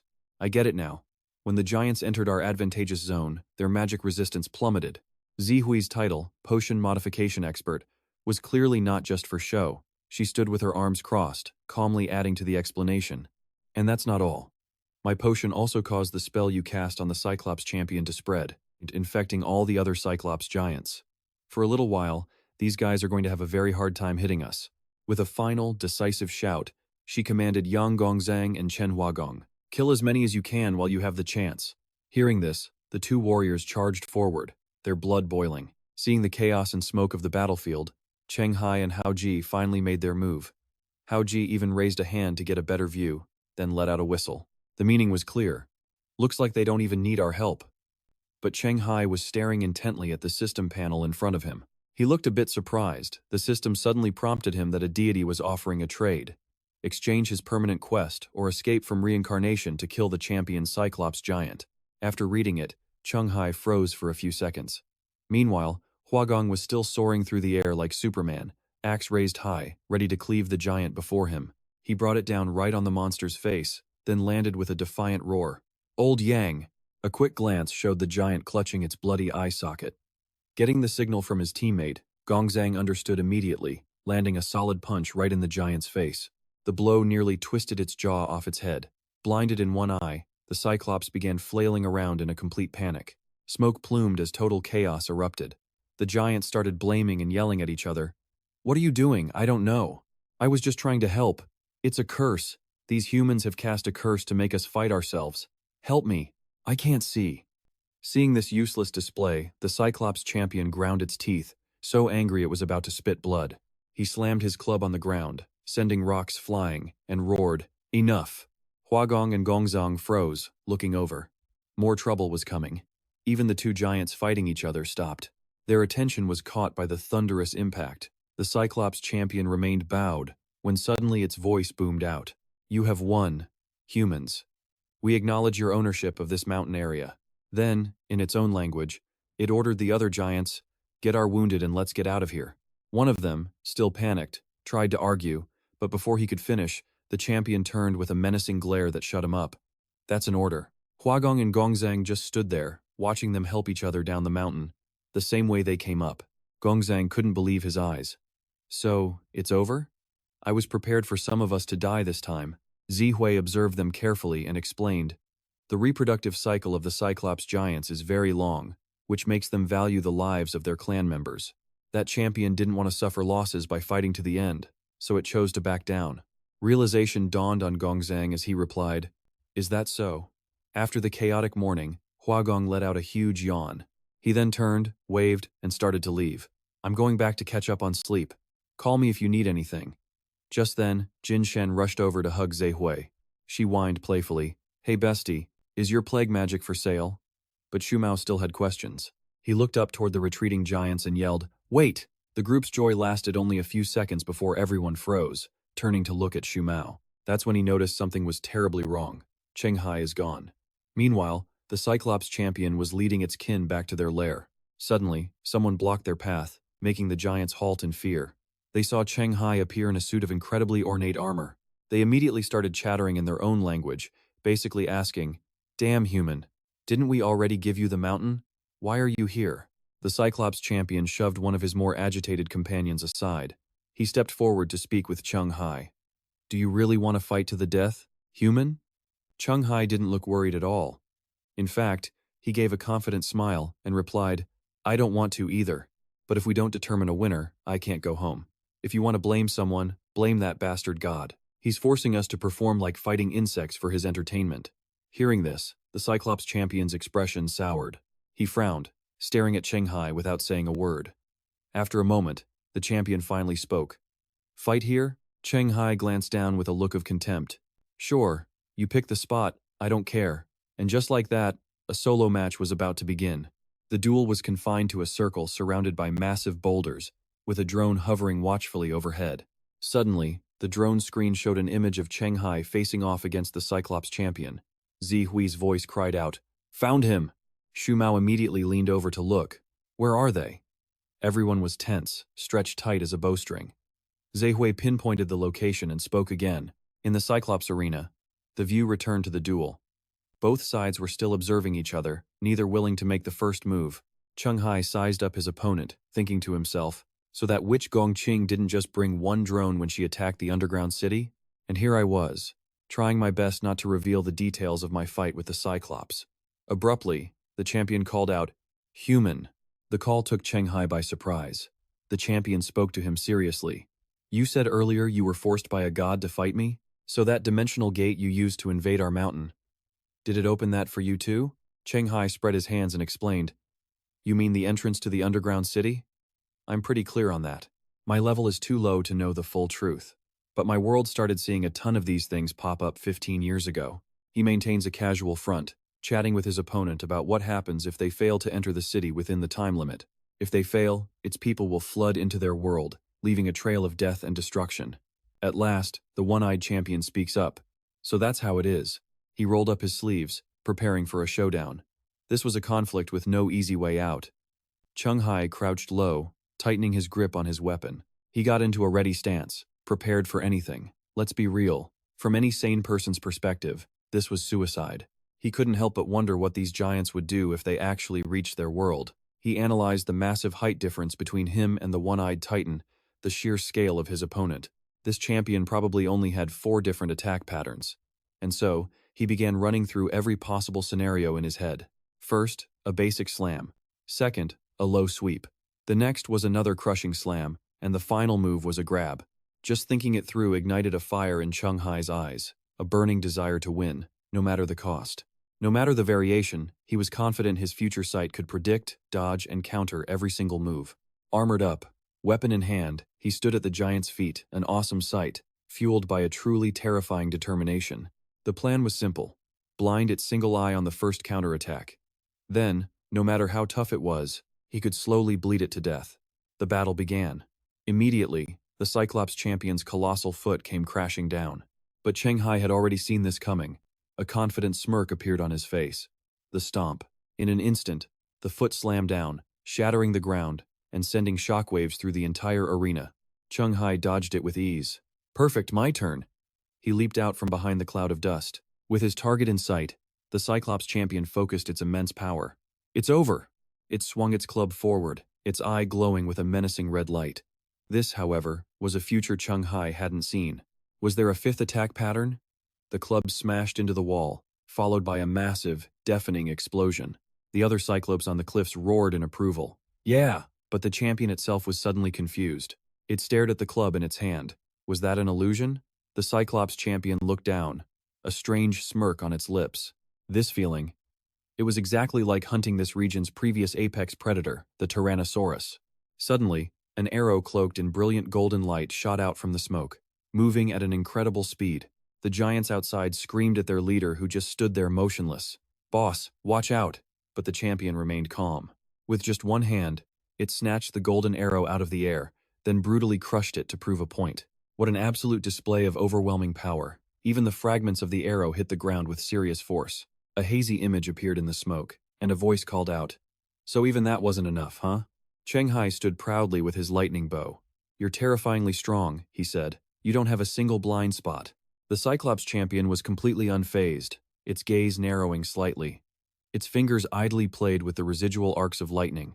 "Same to you," it seemed to think. "You're tougher to deal with than the Tyrannosaurus I killed."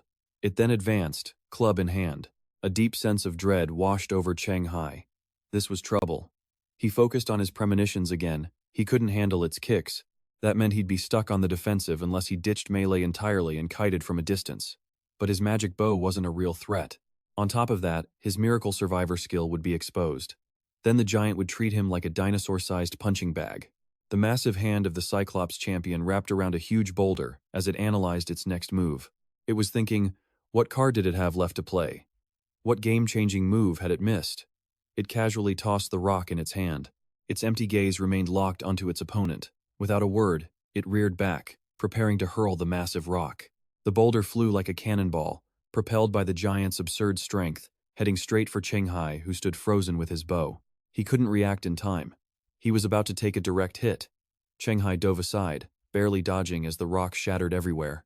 Before he could even get up, the Cyclops champion was already on him from behind, swinging its club for the final blow. Cheng Hai's sharp senses screamed danger, but it was too late to turn around. All he could think was, so fast, hit or miss, it didn't matter. The Cyclops champion swung its club at every single opportunity it got. The sheer force from the club was unreal. A direct hit would be instant death. The monitors showed a body slamming into the stone wall. Hua Gong turned away, completely helpless. "No need to watch anymore," he said. "The power gap is just too wide." Shumu snapped, "How far is the arena from here?" Zhai Hui shot him a sharp look. "You want to rescue him? Forget it." She had seen firsthand how absurdly powerful the Cyclops champion was, especially on its home turf. Even if they all attacked together, winning was a long shot. Back in the fight, the Cyclops champion raised its foot, clenching its fist. It held its club tightly, its face an emotionless mask as it gazed down at the tiny human speaking a strange language. His stance sent a clear message: this path is closed. The hero standing before him was Hao Ji. He crossed his arms, his face a mask of calm, a silent challenge to his foe. The one-eyed champion immediately flew into a rage, swinging his club wildly and roaring in his people's guttural tongue. "Who gave you the nerve? You go no further." Hao Jie met the club with his blade, gritting his teeth against the sheer force of the impact. The blow forced his knees to buckle as dust exploded everywhere. Meanwhile, Cheng Hai, who was sent flying earlier, lay motionless on the ground. His face was streaked with blood, teeth clenched in absolute agony. Even so, he was thinking, careless. I never thought this one-eyed champion was so strong. He was hiding his true power. It wasn't just strength, his speed was nearly 21. Suddenly, a colossal hand swooped down from above. To Cheng Hai's complete shock, another one-eyed giant snatched him up, staring at him like he was some strange new insect. The two giants gawked at him before one of them grunted, "This little human is tough." He took that hit and he's still alive. Cheng Hai used every last ounce of his strength to growl and raise his bow. The giant panicked, pointing, "Careful, I think he can still move." The other one just turned and laughed like an idiot. In that instant, Cheng Hai unleashed an arrow with everything he had left. It pierced straight through the one-eyed giant's hand in a blinding flash of power, all while the champion was still relentlessly attacking Hao Ji. But just then, another giant on the side clutched its head and screamed, "Boss Bolin has been killed." Hearing this, the one-eyed champion froze mid-swing, turning around in total confusion. Hao Ji was now lying in a battered, smoking heap. He was completely broken, but still managed to speak. "Go!" The traumatized giant pointed a trembling finger at the one who was now dead on the spot. Blood streamed down the cliffside, and not far off, Cheng Hai was still caught in the other giant's grip. He took aim once more. The oafish giant just stared at the glowing arrowhead and scratched its head, oblivious to its impending doom. A second later, it dawned on him. The giant's face twisted in fear as a system warning suddenly blared to life. Deathwalker's skill activated. Fatal strike. Instantly, the arrow blazed with an overwhelming surge of pure energy. The golden arrow punched through its hand and straight through the giant's chest. The one-eyed champion watched his kinsman fall. He was stunned for a moment as the massive body crashed to the ground with a deafening thud. At that exact moment, the one-eyed champion snapped out of it, screaming in pure horror. "No." Elsewhere, Cheng Hai gripped an elven bone flute tightly. "Hao Ji, fall back." From a ditch behind the champion, Hao Ji instantly obeyed, dissolving into a flash of brilliant green energy. A faint reply was heard, "Cabo Cabo," meaning, "Yes, my lord." The one-eyed champion whipped his head around. He gritted his teeth, consumed by rage, and roared, "Human! I swear I will destroy your home and slaughter every last one of your kind. I swear it." Suddenly, a title appeared above Cheng Hai's head, "Exchanging Blows with a Legend." A title that activates when the power gap is massive. It granted him +2 perception and locked him at his peak condition. His body also began to grow exponentially. Soon he was even larger than the giant. Cheng Hai calmly held a music box. "That is," he said, "if you survive." Cheng Hai stared forward with unshakable resolve, thinking to himself, so the effect of exchanging blows with a legend is active. With a power gap this huge, just using Fatal Strike to turn the tide. I feel like that's basically impossible. After thinking it through, the only real game changer I have is this. His gaze fell once again upon the music box. It was glowing brilliantly in his hand as he thought, "That's right, the box with the Banshee's cry. Use artifact upgrade ticket." Suddenly, a glowing phonograph materialized. The despairing melody record player. Any non-legendary being who hears its song will be driven to suicide by madness and despair. The song lasts about 3 minutes, a true cursed artifact. The one-eyed champion didn't know what it was, and he didn't care. He just charged blindly toward Cheng Hai. Meanwhile, our hero calmly browsed through his system panel, deep in thought. A gleaming trial medal materialized in his other hand. Use Valiant Knight's trial badge. Cheng Hai stood tall, holding an item in each hand as a massive portal materialized behind him. He gave a small wave, stepped into the gate, and with one last glance back at his foe, offered a simple farewell. The champion lunged forward. He screamed with all his might, "You're not getting away," then brought his club crashing down on the portal, sending debris flying everywhere. But when the smoke finally cleared, the gate stood there without a single scratch. The one-eyed champion began to tremble with pure rage. Veins bulged on his arms. He couldn't believe what he was seeing. And then, he completely snapped. He threw his head back and let out a roar that could probably be heard across 3 realms. On the other side, Cheng Hai stepped out. He emerged from the blazing red gateway and walked into a grand palace. Seeing Valo on the dais, he simply raised a hand. "Hey, been a while." When the other man just stood there coldly gripping an axe, Cheng Hai put a hand on his hip. "How about we have a little chat first, Valo?" Back on the other side of the portal, the one-eyed champion stroked his chin, lost in thought. He looked down at the indestructible gate and muttered, The gate is still here, which means that monster is just hiding on the other side. Then he feels it, the poison. The one-eyed champion slumps down against the gate, letting out a growl to steel his resolve. Beside him sits a phonograph. Suddenly, the skeleton's fingers on the record player twitch, caressing the disc as if selecting a song. The champion shuts his eye, shouting in frustration that he will wait right here, convinced his foe can't hide forever. A strange melody begins to play, washing over him. But for Cheng Hai, things are anything but calm. Valo is charging with an axe. Cheng Hai braces for the attack when, of course, the damn system window pops up at this critical moment. It's a class change quest, authorized by the legendary warrior Valo himself, complete with a ticking countdown clock. Reading the text, Cheng Hai sighs he has to survive for 3 minutes. But then Valo suddenly breaks, skidding to a halt. Cheng Hai stares in surprise as Valo raises his axe, and he screams out, "Don't!" But it's no use. Valo brings the axe down in a sweeping arc. Cheng Hai follows its path, dodging back just enough to avoid being sliced in two. Outmatched, Cheng Hai retreats into a portal that's already closing, but he keeps his guard up, facing his enemy.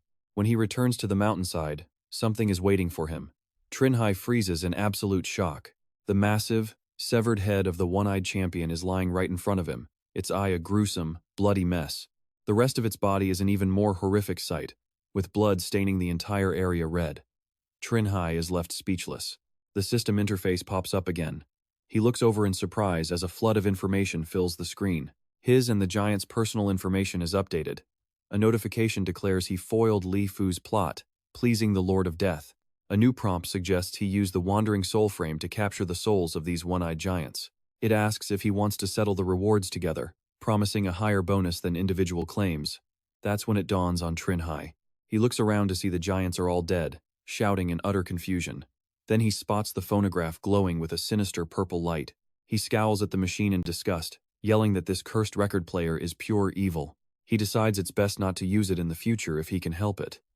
Meanwhile, the others on the mountain are still busy. They're all searching for Cheng Hai, staring at their system panels. Hoa Kong's mouth drops open as he screams. He cleared the mission. Troc Hu and Tu Mao gather around, stunned into a few seconds of complete silence. Then, Tu Mao explodes with rage, shouting that the god backing Cheng Hai is definitely not a guardian god. He warns that this is a secret they must keep to avoid being silenced by him. What happened today stays between them. It must never reach a third party, especially the association. Troc Hu looks annoyed at his aggressive tone.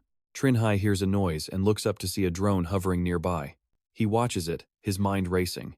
He may have cleared the stage, but his knight's metal trial is still active. The record player he just got has now been seen. It's a classic case of a treasure-bringing disaster to its owner. The drone circles a few more times before flying away. He decides that once he leaves this place, he has to find a way to raise his level and his power, and fast. He continues to weigh his options on the system screen, his finger hovering over the second choice as he mutters to himself. He knows if he fails, he might not just lose these items, but his own life as well. He holds the Wandering Soul Frame in his hand. Any soul that remains within the frame's view for more than 3 seconds will be captured. Cheng Hai examines the new item, fascinated. He raises it to eye level, inspecting it carefully. Is this how you use this thing? He wonders, looking through its blue glass.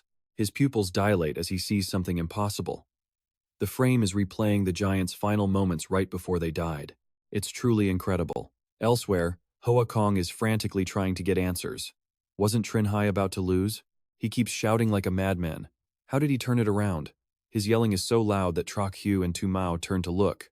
Tu Mao doesn't say a word, simply raising a hand to his lips in a gesture for Troc Hu to stay quiet. She lowers her gaze, then glances back at Hoa Kong with a dismissive look. That relates to Cheng Hai's private affairs. It's not my place to say. If you really want to know, go analyze the traces of battle he left behind in the giant's arena. Hearing this, Hoa Kong just waves a hand and raises an eyebrow, dropping the subject. Fine, forget it. I was just curious. Tu Mao slips one hand in his pocket while raising the other. He stands before the group and makes an announcement. If everyone has cleared the stage, then let's not wait for support. We should complete the exit mission and get back. His gaze is cold and serious.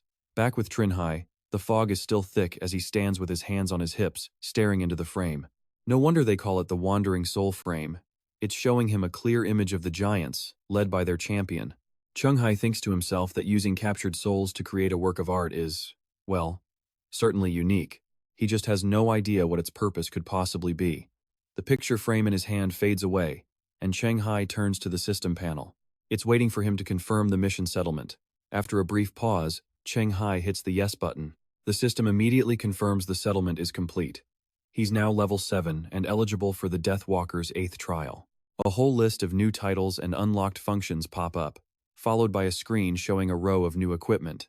It comes with 3 effects, including the ability to ask Scythe 3 questions and a strength elixir once his base strength hits 20 points. The elixir gives a permanent +1 to strength, and finally, a spell storing technique that can permanently hold a 5th circle spell. The ability has a 24-hour cooldown. Cheng Hai figures the elixir is useful, though he can't use it right now. But a potion that can break a stat limit is incredibly rare. Cheng Hai immediately puts on the magic ring.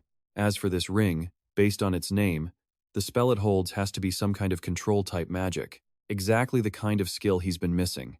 When the pen appears, he just stares at it, a little dumbfounded. This pen, Cheng Hai recalls 2 previous hints. The Lord of Death modified Kulator's helm but left a warning to be wary of Tushi's ship. The second hint was that a god paid a price to change his mission from simple survival to killing the one-eyed giant champion. Without another moment of hesitation, Cheng Hai picks up the pen, and it suddenly erupts in a blinding flash of light. He shouts, startled, using Scythe's quill. Suddenly, a bizarre phenomenon occurs as a vortex swirls around Cheng Hai. He's caught completely off guard. He opens his mouth to speak, but before he can finish his sentence, the ground explodes around him. An effigy of Scythe appears with glowing red eyes. It stares directly at Cheng Hai, making him stumble back. Scythe, the symbol of wisdom and knowledge. So why does this stone golem of him have such a dead, unblinking stare? Seeing the quill clutched in Cheng Hai's hand, the golem leans down, bringing its face closer so they can speak. The questioner may ask his question. Cheng Hai, sweating, looks up at the massive figure and asks his first question. I want to know, what was the price the god paid to change my mission, and why did they do it? The golem replies, because one of that fallen god's few hero-class believers died at your hands. He wants you dead. Cheng Hai instantly remembers the hero-class mermaid. It was her. So the one who changed his mission was the god of the merfolk? The stone golem urgently prods him. Quickly, your second question. Cheng Hai speaks clearly. The Lord of Death told me to beware Tusi's ship. What does that mean? The golem immediately answers. The legendary undead Knight Kalada's helm. Your helmet has an unknown side effect. The more you use it, the more your memories and personality will be replaced by the helms. The second he hears this, Cheng Hai yanks the helmet off, slams it on the ground and yells, "What? Give me back the cold, logical Cheng Hai." Seeing his frantic reaction, the golem speaks up. What are you afraid of? It's fine if you just wear it. The key is to not use it. Cheng Hai crosses his arms, trying to look brave, but sweat is pouring down his face. I'm not scared, just a natural reaction. The stone golem raises a sharp iron claw, looking bored. Your final question. At these words, Cheng Hai's throat suddenly feels dry. He swallows hard, struggling for a moment, before finally finding his confidence and asking his question directly. I want to know why the Lord of Death took notice of me at the Sage's library in the capital city. In another place, sunlight streams in. The real Scythe casually bites an apple while watching Cheng Hai in a mirror ask his final question. He looks completely bored by the question, his eyebrows twitching in a way that's almost comical. He answers while chewing, because he. His magical hand crackles with lightning, and the stone golem outside begins to mimic his words. Because he is. Suddenly, the golem's stone cheeks begin to bulge unnaturally. With immense difficulty, its mouth forces out 2 more words. Yours. Cheng Hai is completely baffled. What is that supposed to mean? The real Scythe is being silenced by a massive shadow, only managing to choke out the words book fan as the golem's head explodes. Huge chunks of rock rain down, leaving Cheng Hai standing there stunned, his mouth hanging wide open in the ruins of the golem. He jumps in frustration, screaming at the rubble. Wait! You didn't finish telling me what he is to me. Suddenly, a system notification pops up. Item information updated. The screen displays the information for Scythe's quill again. It allows the user to ask one question to Scythe, the symbol of wisdom and knowledge, the one who knows all. But this wasn't an open Q&A, he had to choose his questions wisely. Cheng Hai got the message, putting a hand to his head in frustration. It looked like his last question crossed a line. He turned away, glancing back at the desolate scene of the one-eyed giant. He didn't get the full story. But now, he knew why Bolito was targeting him, and he knew about Base's ship. He thought to himself, all he had to do was grab the giant's weapons, and then he could finally go home. The summit was bathed in the light of two suns. With the suns high overhead, a steel hand gripped the cliff's edge. A battered Cheng Hai pulled himself up, looking absolutely destroyed. On the peak, only a single notice board remained. A message from the others read, "We've left for the escape mission." The note continued, "Only Witch Cheng and I saw your fight with the champion Cyclops. Don't worry, we'll keep your secret." It was signed by Shu Mao. A relieved smile spread across Cheng Hai's face as he read it. With the tension gone, his armor slowly began to fade away. All alone, he knelt before the board, gently touching the message. Then he stood, his eyes fixed on the shimmering portal ahead. Cheng Hai rolled his shoulders, loosening his muscles, and stepped right through the gate. Another note on the board read, "Thanks, my escape mission is done. One step ahead." Outside the gate's rendezvous point, 4 figures were waiting.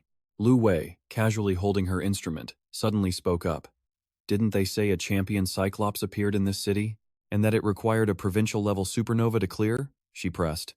"So why is it that right after you called us, the system shows the stage has already been cleared?" Wen Zhong, bewildered by the questions, just awkwardly scratched his face. "Maybe after I left, something unexpected happened inside." Before he could finish, Zhang Bao cut in excitedly, "Someone's coming out," and from the portal, Cheng Hai slowly emerged. Wen Zhong must have been incredibly relieved. 4 people stood before him, but Cheng Hai's eyes locked onto just one. "Brother Yao," he called out. Wen Zhong asked seriously, "Didn't we agree to wait for backup before trying to clear the stage together?" Cheng Hai just scratched his head, forcing an awkward smile. "Well, you know," he replied sheepishly, "plans change." The camp was discovered by the Cyclops. Huang Xuan, leaning against a wall with his arms crossed, chimed in, "Where is everyone else? Don't tell me you're the only survivor." Cheng Hai calmly explained, "They're still on the escape mission. I just finished early, so I came back first." Zhang Bao, hands in his pockets, added with a smirk, "Besides, there are dinosaurs up there. The state-sponsored adventurer is clearing the stage and has to collect 10 void dragon eggs. It's normal for him to be a little late." The area buzzed with chatter. "Any other questions?" Cheng Hai asked. "If not, I'm heading out." Wenzong quickly replied, "Go on and get some rest. I'll call you if anything comes up."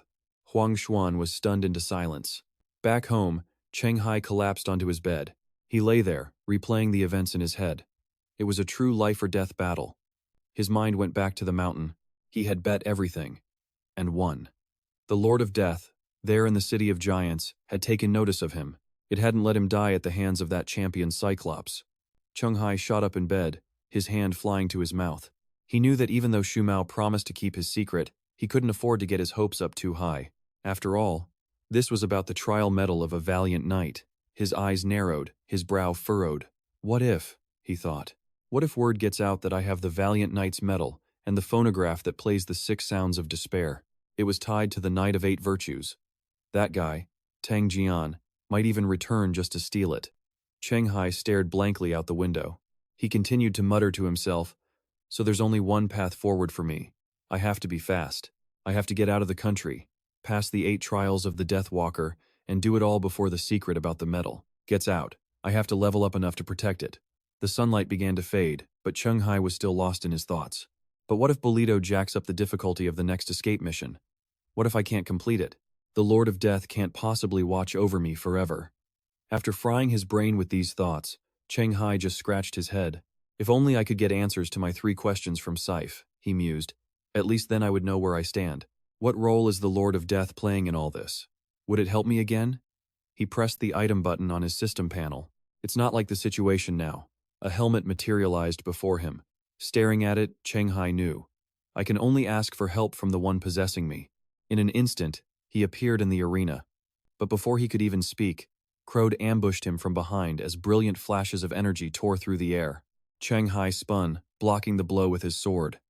"I'm not here to fight," he stated firmly. Crode lowered his weapon, his expression ice cold. "You know the price for using my power. Aren't you here to reclaim your personality and memories?" Hearing this, Cheng Hai confirmed his fears. So it's true, he thought. A part of me has really been replaced. No wonder some of my recent memories don't add up. A small smirk played on his lips, but his eyes remained cold as he got straight to business. "I'm here to ask some questions, then I'm leaving." As he said this, he analyzed the situation. Based on his words, it seems if I can just defeat him, I can take back the parts of me he's replaced. So if I face an unbeatable enemy in the future, he figured he could use the hat for a solution. After all, he could still feel the changes, so using it a few times probably wouldn't cause any major problems. The two stood facing off in the massive, gloomy arena. Cheng Hai held out his hand and spoke first. You saw what happened in that last dungeon. I'm sure you don't want to get played and left for dead in some random dungeon, only to rot and rust away with everything else. Work with me. Kuladuke's eyes flashed, but he remained completely silent. After a moment of thought, Kuladuke finally asked a question back. What do you want to ask? With an opening, Cheng Hai jumped right in. Even though you're just a personality born from Kudo's activated hat, your insight must have been inherited from the legendary Kudo himself. So, from your perspective, do you think the grudge between me and Bolito is so serious that he'll keep pulling stunts in these dungeons? Is he going to keep coming after me until I'm dead?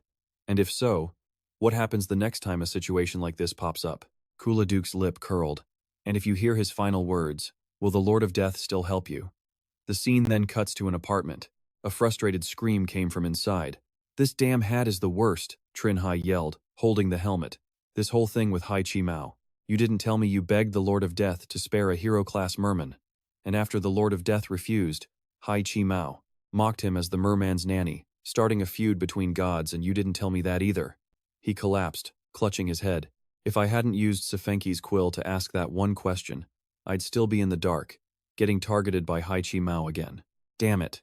He calmed himself, thinking it over. Sefenki's quill was probably just like the old record player, a tool given by the Lord of Death to correct information gaps. If Hai Chi Mao targeted him again, surely the Lord wouldn't just stand by and watch. He put a hand on his chin, thinking about his other items.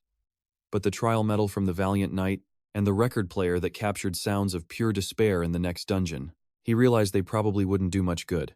After all, Hai Chi Mao is a god, he could easily come up with a counter for them. He realized he didn't have any artifacts he could upgrade.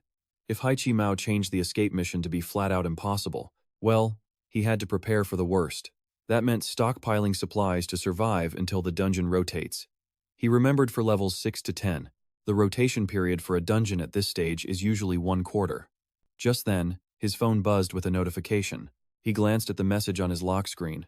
Oh, the plane tickets to Kango are ready? The scene shifts to a massive skyscraper. The nosy Renjun asked with surprise over the phone, You're going on an overseas trip? On the other end, Cheng Hai was grabbing something from the fridge. Yep, I'll be back next quarter at the latest. Renjun immediately teased him. Oh? Did Tang Jianwei's little brother threaten you or something? Cheng Hai forced a laugh to deny it. No, that's not it at all.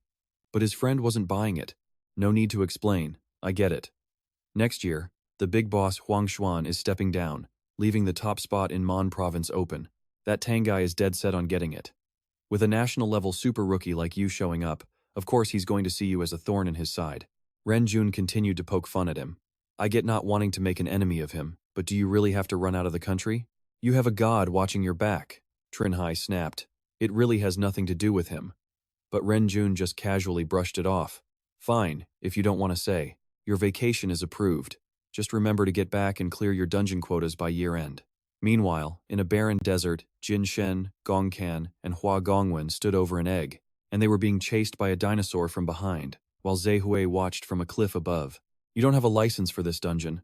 Why haven't you returned after finishing the escape mission? The procrastinator looked down, a sad expression on his face. Because if we stay here a few more days, Cheng Hai will have plenty of time to decide if he wants to report the god that's paying attention to him. She looked at him with pure disbelief. If I hadn't seen it with my own 2 eyes, I'd never believe it. The man famous for leaving people to die is actually thinking about someone else. He narrowed his eyes, conflicted. If I had a choice, I wouldn't want this leave them to die title either. The scene cuts to Kango's capital city, Bulavi, at Malaya Airport, where a plane has just landed. Security was carefully checking passports. Cheng Hai gave a cheerful greeting, but the officer just scowled, clearly annoyed as he examined the documents. Finally, the man stamped his entry permit. Once he was through, Cheng Hai made a quick phone call as he walked down the stairs. I've arrived. Where are you? He stood at the exit with his hands on his hips. I'm waiting for you at exit 2 over here. After hanging up, he stared at his phone suspiciously. Did Lao Wang use a voice changer? He sounded way too young to be a middle-aged guy. A moment later, another person appeared before him. The young man introduced himself. Hello, Mr. Cheng Hai.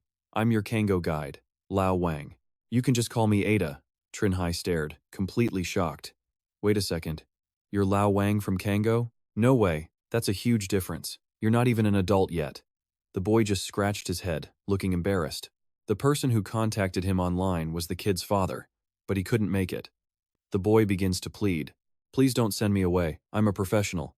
He begs with wide, pleading eyes, needing money for his family. Please, Cheng Hai, save him, the man pleaded. Softening, Cheng Hai finally agreed. Fine, but let's get this straight. The moment I see you aren't fit for this, you're out.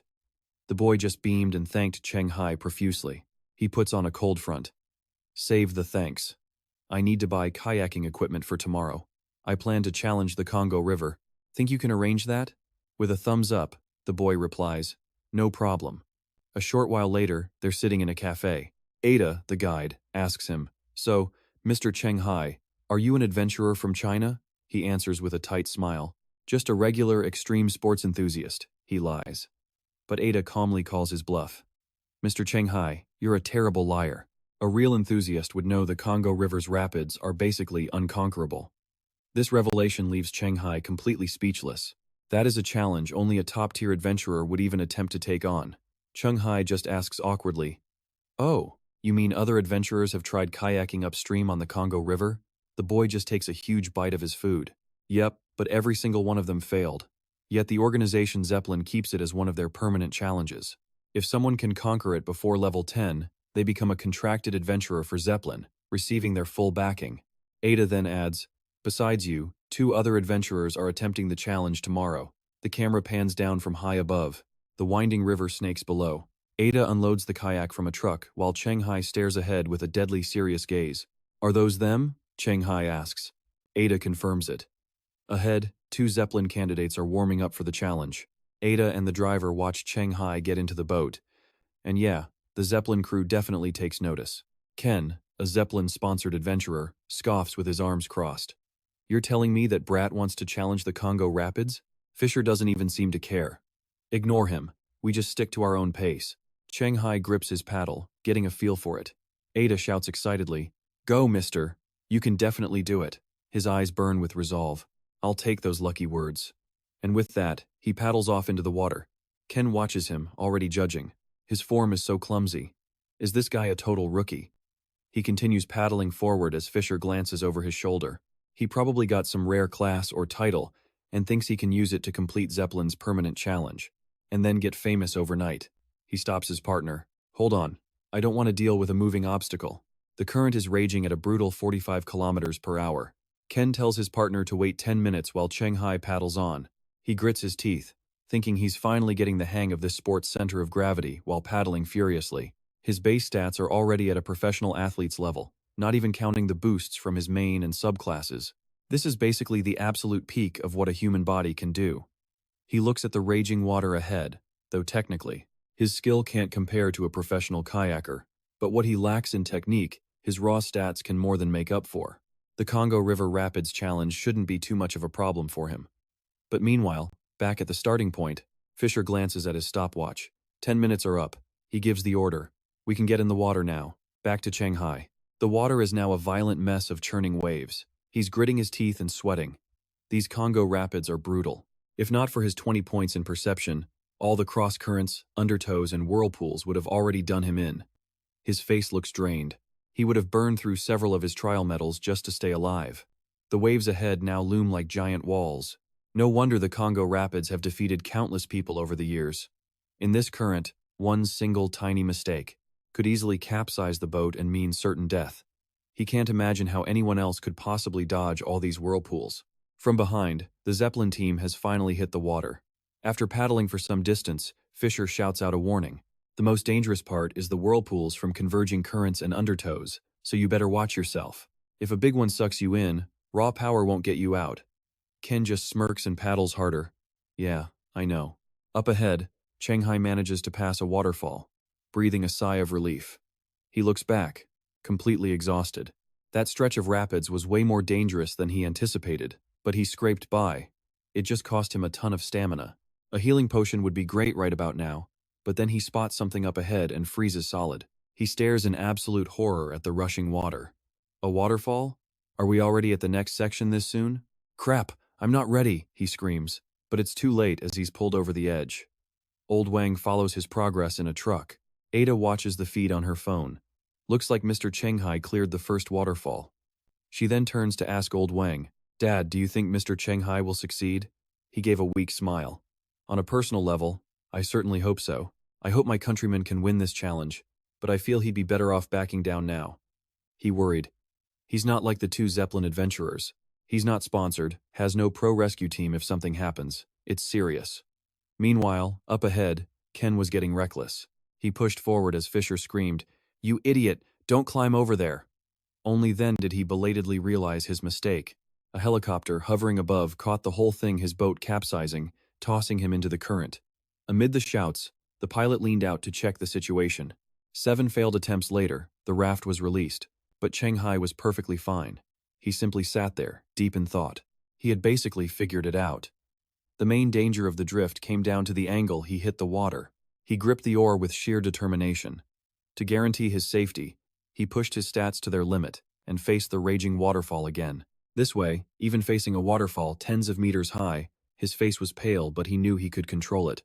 And with that, his boat shot down the current. At that moment, a system prompt appeared for the Deathwalker's overwhelming strength trial. Completed. Strength +1. After 7 hours, he roared with joy, but then something ahead caught his eye. That black hole was growing wider, pulling his boat in no matter how hard he struggled. Wait a minute, wait! The moment Cheng Hai emerged from the spatial rift, his face was fraught with panic, bordering on pure despair. He screamed out, "Wait! Wait!"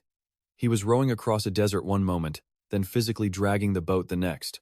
Looking at the situation before him, Cheng Hai's jaw dropped in utter disbelief. "I know you want me dead, but you didn't have to be in such a rush." As if feeding on his despair, the spatial rift began shrinking. Then, just as he'd feared, the exit vanished completely, kicking up a swirling cloud of sand.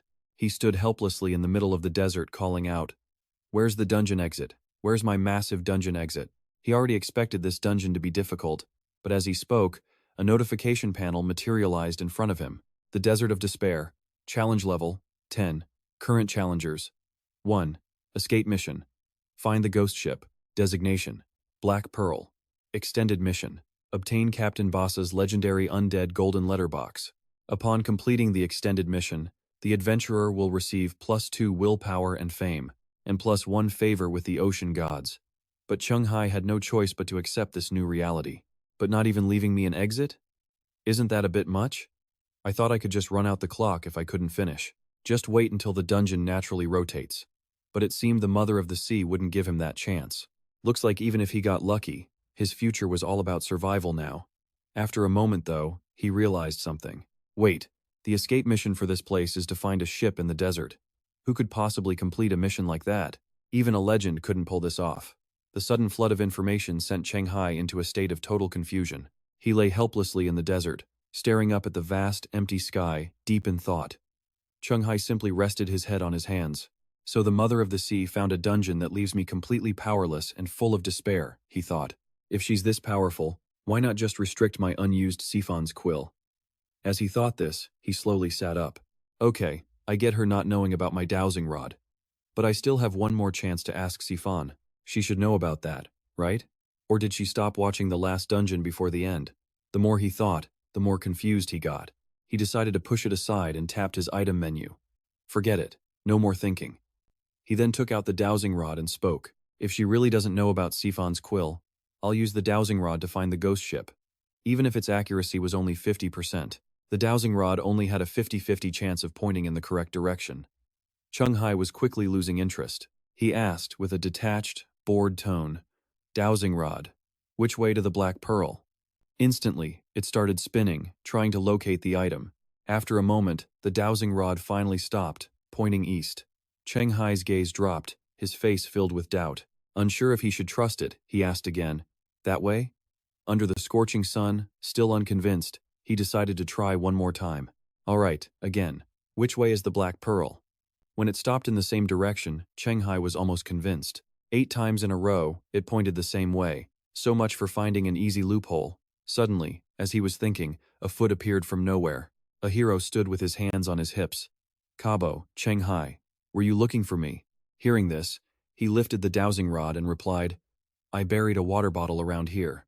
Use this to help me find it. The second Cheng Hai spoke, he took the rod. Oh. Instantly, the dowsing rod began spinning wildly, confirming it had found its target. Seeing it point in one direction, he casually wondered aloud, Cabo, that way? And then he was off in a flash. He sprinted towards the marker, following a fresh set of footprints in the sand.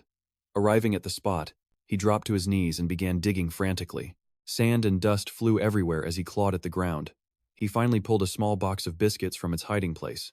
But then, he just froze in a state of pure confusion. Cabo? Why is it cookies? He held up the box, calling out the name.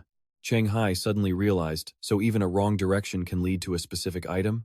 With that thought, he shouted for the man to return. No need to search anymore. You can come back. Just leave the rod there. But then, something totally unexpected happened. A bottle of water suddenly appeared from the sand, which Cheng Hai slowly picked up. He muttered to himself, opening the cap. So the hat personality told me before. The time the Lord of Death died, I blew the nightmare flute. Cheng Hai took a drink, his mind racing with possibilities. If the Lord of Death's journey is truly over, then maybe I can use this directly instead of walking. As if summoned by his thoughts, the nightmare flute appeared in his hand. Let's try it. He slowly lifted the flute to his lips and began to play. In an instant, a nightmare was summoned by the sound, stepping out of a portal. Seeing it emerge, Cheng Hai gave a cheerful greeting. Hey, still remember me? But when he asked, the creature gave no reply. It just charged forward, its eyes fixed on his face. Cheng Hai immediately sensed its rage. This feeling, it seems like it's... But before he could finish the thought, the nightmare lunged. It shot towards him like a bullet, forcing Cheng Hai to summon his armor and run for his absolute life. Damn it, that bastard in the hat played me again. 10 days later, he was riding the creature, searching the area. The dowsing rod pointed straight down again. Is this the place? It just kept pointing relentlessly at the ground. Confused, he turned to ask the nightmare, but there was nothing around them. Could the ghost ship be buried underground? In that moment, a wave of exhaustion hit Cheng Hai. If that's true, this is going to be a huge amount of work. Then, a hint appeared.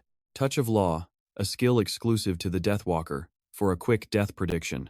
A massive object covered in sharp, dense spikes erupted from the ground right beneath him. Seeing it, Cheng Hai whipped his head around and screamed, "Get out of the way, there's something under us!" In a flash, he and the nightmare leaped to safety. But then a massive pillar rose from the sand. The ground shook, sending sand flying everywhere. Cheng Hai looked back at the chaos and asked, "Wait, the thing the dowsing rod was pointing to?" Watching the massive thing crash back down to the earth, he couldn't help but wonder, could that be it? The more he thought, the louder his voice became. Wait a second, don't tell me the dowsing rod was pointing to that thing? Thanks to his investigator title, his intelligence got a +3 boost. His ability to piece together clues was suddenly enhanced. His eyes narrowed in thought. This city. It's highly likely the Mother of the Sea prepared this for me. She wants me dead. So she'd most likely strike when I'm completely in the dark about the situation. Thinking it through, Cheng Hai yelled out his theory. So she interfered with the dowsing rod to lead me straight to the mouth of this desert's apex predator. His hand touched his item pouch as he spoke. If this assumption is correct, then it's also possible she could keep interfering with the dowsing rod, preventing it from ever pointing the right way. And the chances are high. From the bag, Cheng Hai pulled out a magic ring and quickly put it on his finger, saying, "So this is what it's like to confront a god? It's just one impossible challenge after another." The Ring of Magical Instruction, a permanent magic ring that can store 5 spells with a 24-hour cooldown. He smirked as the ring began to glow. But thinking about how she led a guide straight to me, she probably has no idea what I got from the last city. With that, Cheng Hai activated the instruction spell. A faint purple light glowed, covering his entire body. The Deathworm, a support-type curio, a bag with an endless supply of animal feed. Realizing its use, he immediately poured out a massive pile of food in front of the Deathworm. Seeing this, the worm began to make some noises. But even though the Deathworm spoke, no one could understand its alien language. Hearing it, Haoji, despite his confusion, realized it could talk. He turned to look at Cheng Hai, who was still pouring out a mountain of food. Cheng Hai just smiled and pointed. "So, as we agreed, you eat your fill, and then you have to lead us to the ghost ship buried in this desert." More than 10 days later, Cheng Hai and Haoji were riding the Deathworm, wandering the vast desert in search of the ghost ship. But while searching, he noticed something and turned his head. Before Cheng Hai was a whale with glowing skin, surrounded by a gentle vortex of sand. The sight made him gasp. A glowing whale in the desert? Another fish? While they were still trying to figure it out, the worm slowly began to explain. Haoji, understanding the death worm's words, relayed the message. It says that's an ancient spirit. Seeing a spirit means we're almost there. Hearing this, Cheng Hai instantly realized something. His face filled with disbelief as he pieced together the past of this place. An ancient spirit. So this desert used to be an ocean? Hint. Escape mission, find the ghost ship. The spirit vessel, Black Pearl, is complete. An alert sounds, and both of them just stare, completely stunned. Before them stands a massive ship, pulsing with countless multicolored lights, creating an absolutely breathtaking sight. Could that really be the ghost ship, the Black Pearl? Haoji leans in close to the mouth of the death worm, needing to hear it confirm. The creature got the message and began to speak. Realizing the danger, he immediately turns to warn Cheng Hai. It's telling them to be careful. There's an incredibly powerful spirit on that ship, one the worm can't possibly fight. Hearing the death worm's advice, he couldn't help but smile, gripping it thankfully. Hey, thanks for the heads up. Once they reached their destination, they jumped down for a closer look. Just as the death worm vanished underground, a foot suddenly appeared on the ship's railing. Someone was looking down on them from above. But Cheng Hai, completely unaware, turns to Haoji. My escape mission is done. I can get out of here anytime. If this talk goes south, you need to run. Don't worry about me. Hearing his friend's warning, Haoji's face turned serious, realizing the danger. Got it, Cabo. But while they were still strategizing, a voice echoed down from the figure standing high above them. Have the seas and the sky gods really gotten this pathetic? Before them stood the legendary spirit, Ba Sa, captain of the Black Pearl. The old captain held his sword, his voice a low growl. Looking for more chickens like you to collect my 10 cursed gold. Hearing that, Cheng Hai's face flashed with surprise, quickly followed by confusion as he asked his question. Cursed gold? Seeing his confusion, Ba Sa leaned on his leg and boomed. You don't know about the curse? And even as he spoke, the old captain's hand was already moving, slowly drawing a pistol, his finger on the trigger. So what, are you some unlucky fool who ticked off a sea goddess and got exiled here? Lucky for you, you found your way here. But just as Ba Sa finished speaking, Cheng Hai ducked and yelled a command. Now, go. Hearing the signal, Haoji instantly understood the situation and turned to bolt. But even as he fled, he couldn't help but look back. Cabo, be careful. Ba Sa just watched his prey scatter. The captain just smirked, raised his gun, and pulled the trigger. Well then, you're useless to me. With a pull of Ba Sa's finger, an explosive round shot straight toward them. An explosive bullet screamed towards him at impossible speeds. But Cheng Hai wasn't about to just stand there and die. In an instant, a protective cloak materialized around him. But it wasn't enough, not fast enough. Blood sprayed right before Haoji's eyes. Seeing his friend get hit, even as a portal was pulling him away, Haoji screamed out his name.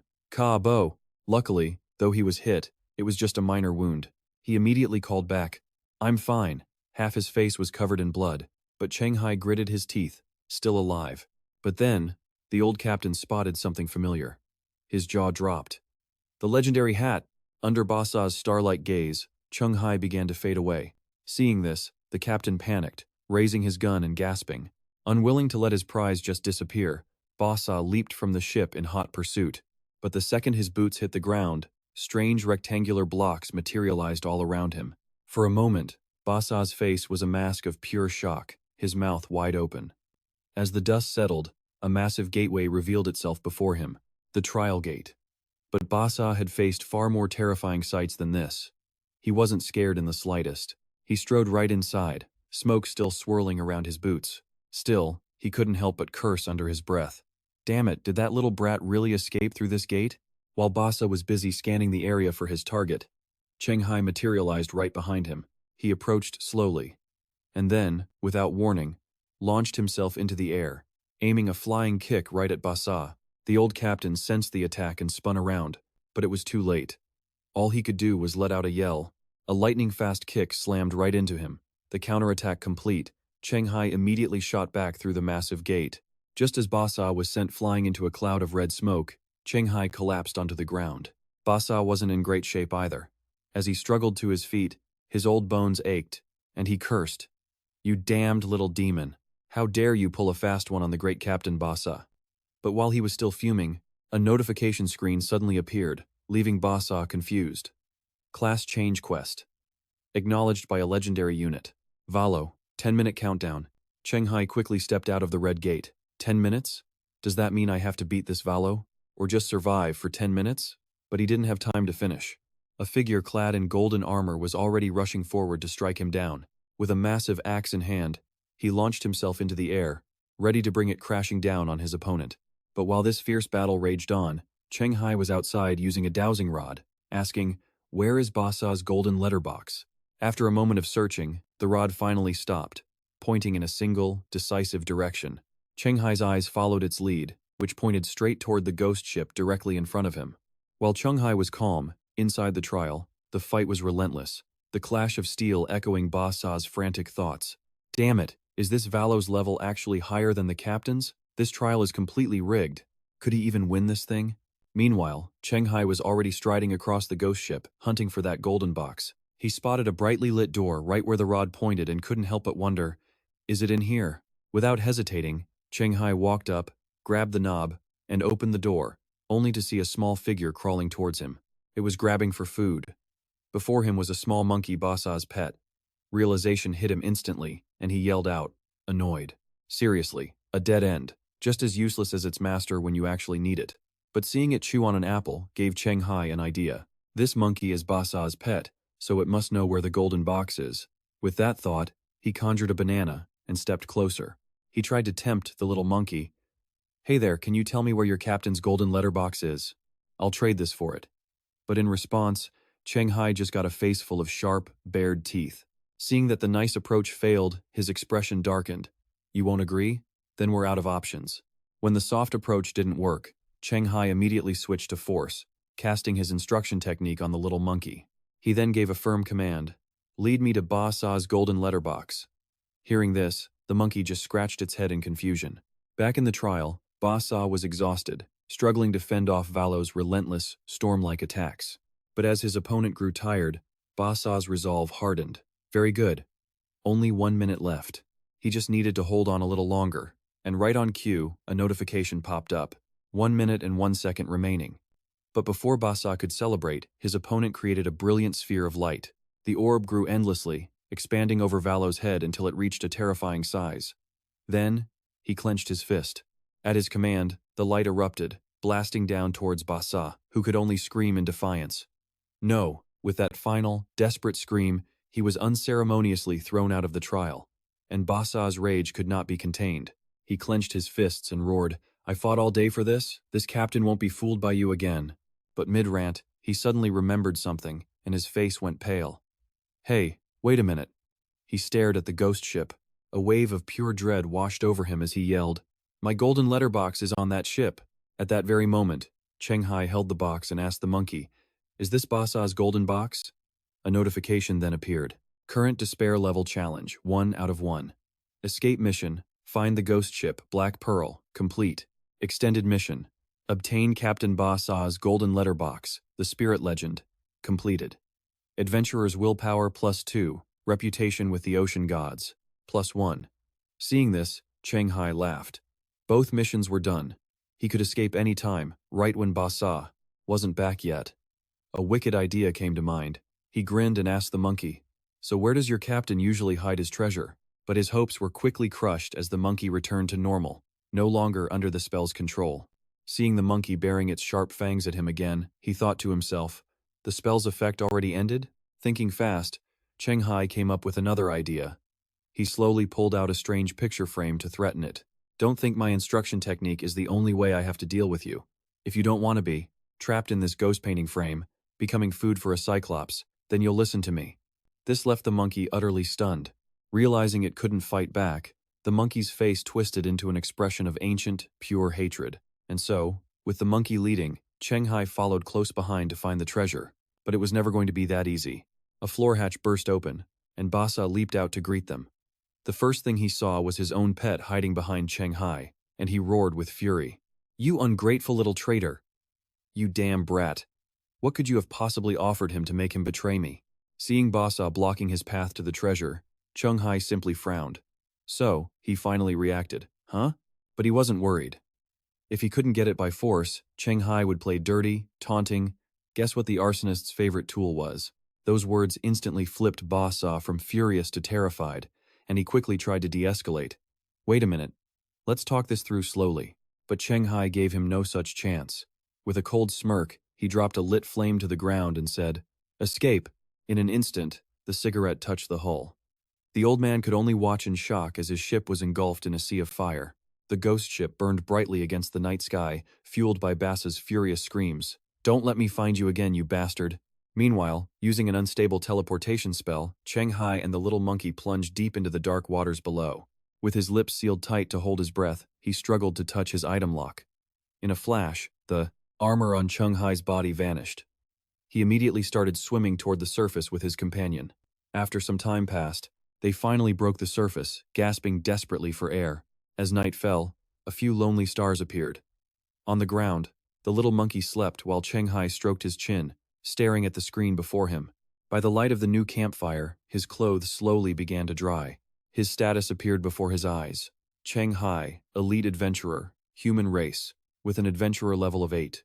Main class, Deathwalker, subclass, item finder. His stats were 18 strength, 16 intellect, 16 speed, 20 perception, 16 constitution, and 13 charisma. Seeing this, a pensive look crossed Cheng Hai's face. Things were so chaotic in the Giant's Mountain dungeon he never got a chance to check his results. So his strength, speed, and perception all increased slightly in there? His expression turned serious as he fell deep into thought. He remembered something just like this happening during the Merman Hunt dungeon with Zhao Shi. This meant clearing dungeons could raise base stats, he just didn't know the trigger conditions. Musing on this, Cheng Hai spoke. He figured he could ask his seniors once he got back to Dongshan. Then he saw the prompt. Settle all rewards at once? The hint said a unified settlement would give much better rewards. Without hesitation, he hit yes. A new screen popped up instantly. Settlement complete. He received 2 new titles, Animal Friend and Survival Fiend. He also got a new skill for his Item Finder subclass, Item Finding Intuition. He also got a Wonder Item Exchange card and a Summon Deathworm skill book. He even received 2 epic grade items, the Eternal Compass, and an entry ticket to the Raging Sea. The Raging Sea ticket was a 3-star golden box filled with a Tokay gold, which could unlock a high-level dungeon, the Sea God's Treasury. This made him stroke his chin thoughtfully. He got 2 epic items, but one was just for finding a Toki gold, and the other was a box of gold that unlocked a dungeon he couldn't even enter yet. The Eternal Compass could lead him to a Tokay gold, not just his own, but also to dungeon entrances where more Atoki gold could be found. But suddenly, while Cheng Hai was still thinking, the needle on the Eternal Compass twitched and pointed in a specific direction. He looked where it was aimed. Through the thick forest, it pointed toward Bulusavi, the capital of the Republic of Congo.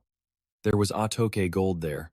At the Bulusavi Adventurers Market, Cheng Hai and Ada were strolling through the bustling stalls, taking in the sights. Ada looked up and spoke first. "Mr. Cheng Hai, why didn't you call earlier? We could have driven out to pick you up. You survived out there alone for over 20 days. But before Ada could finish his sentence, Cheng Hai interrupted him. "Because I found a dungeon entrance nearby, and at that moment, all I could think about was clearing it." Hearing that, Ada seemed to understand. "Is that so?" Suddenly, a voice drifted over to them, speaking in French. 5 coins is the lowest price. After some haggling, the other person gave in. "Fine, 5 coins it is," he replied, also in French. Intrigued, Cheng Hai approached with a friendly smile. "Hey boss, can I see the gold coin in your hand?" But his words were met with a completely blank stare from the vendor. Seeing this, Ada stepped closer and asked again in perfect French, "Can we see the gold coin in your hand?" This time, the man's face lit up. Of course, holding the coin, Cheng Hai took out his Eternal Compass. Real or fake, he wondered. Then Cheng Hai paused, processing the result he was seeing on the screen before him. It turns out a Tokay gold was just black market currency. Seeing his puzzled look, the vendor proudly boasted, "This is black market gold. The higher your adventurer level, the more you recognize it. You want some? I can give you a discount." Hearing this, Ada quickly translated for Cheng Hai. He says this type of coin is very popular among high-level adventurers. He's asking if you want any. As soon as Ada finished, Cheng Hai tossed the coin back to the man and smiled. "No need, thank you." In a flash, he was already walking away, with Ada rushing to catch up, though not without waving a quick goodbye. As they walked, Cheng Hai thought, if the target income is just black market gold, then filling up that golden box probably isn't that hard. After all, it's common enough to be used as adventurer currency. His face suddenly turned serious. If that was the case, then his eternal compass, it was basically useless. He began to consider using the exchange ticket to swap it for a different epic-grade item. Elsewhere, Ken and Fisher were also walking around the trade market. Suddenly, Ken noticed something, and his head snapped to the side. Seeing Cheng Hai approaching, Ken immediately threw up a hand to wave. "Hey!" he called out with a huge grin. "So, this is the second time we've met, huh?" He speaks up first, introducing himself Ken. His partner does the same. Fisher. Cheng Hai and Ada quickly return the greeting with a smile.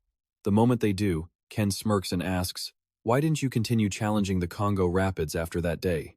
Hearing this, Cheng Hai's gaze lowers as he wonders, do they really not know that I actually succeeded? He quickly decides it's better if they don't know the truth. With an innocent smile, Cheng Hai plays it cool. He revealed that the project was just a bit too difficult for him right now.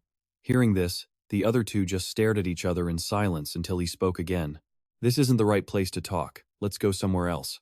So, at a luxurious restaurant, the group now sits down together.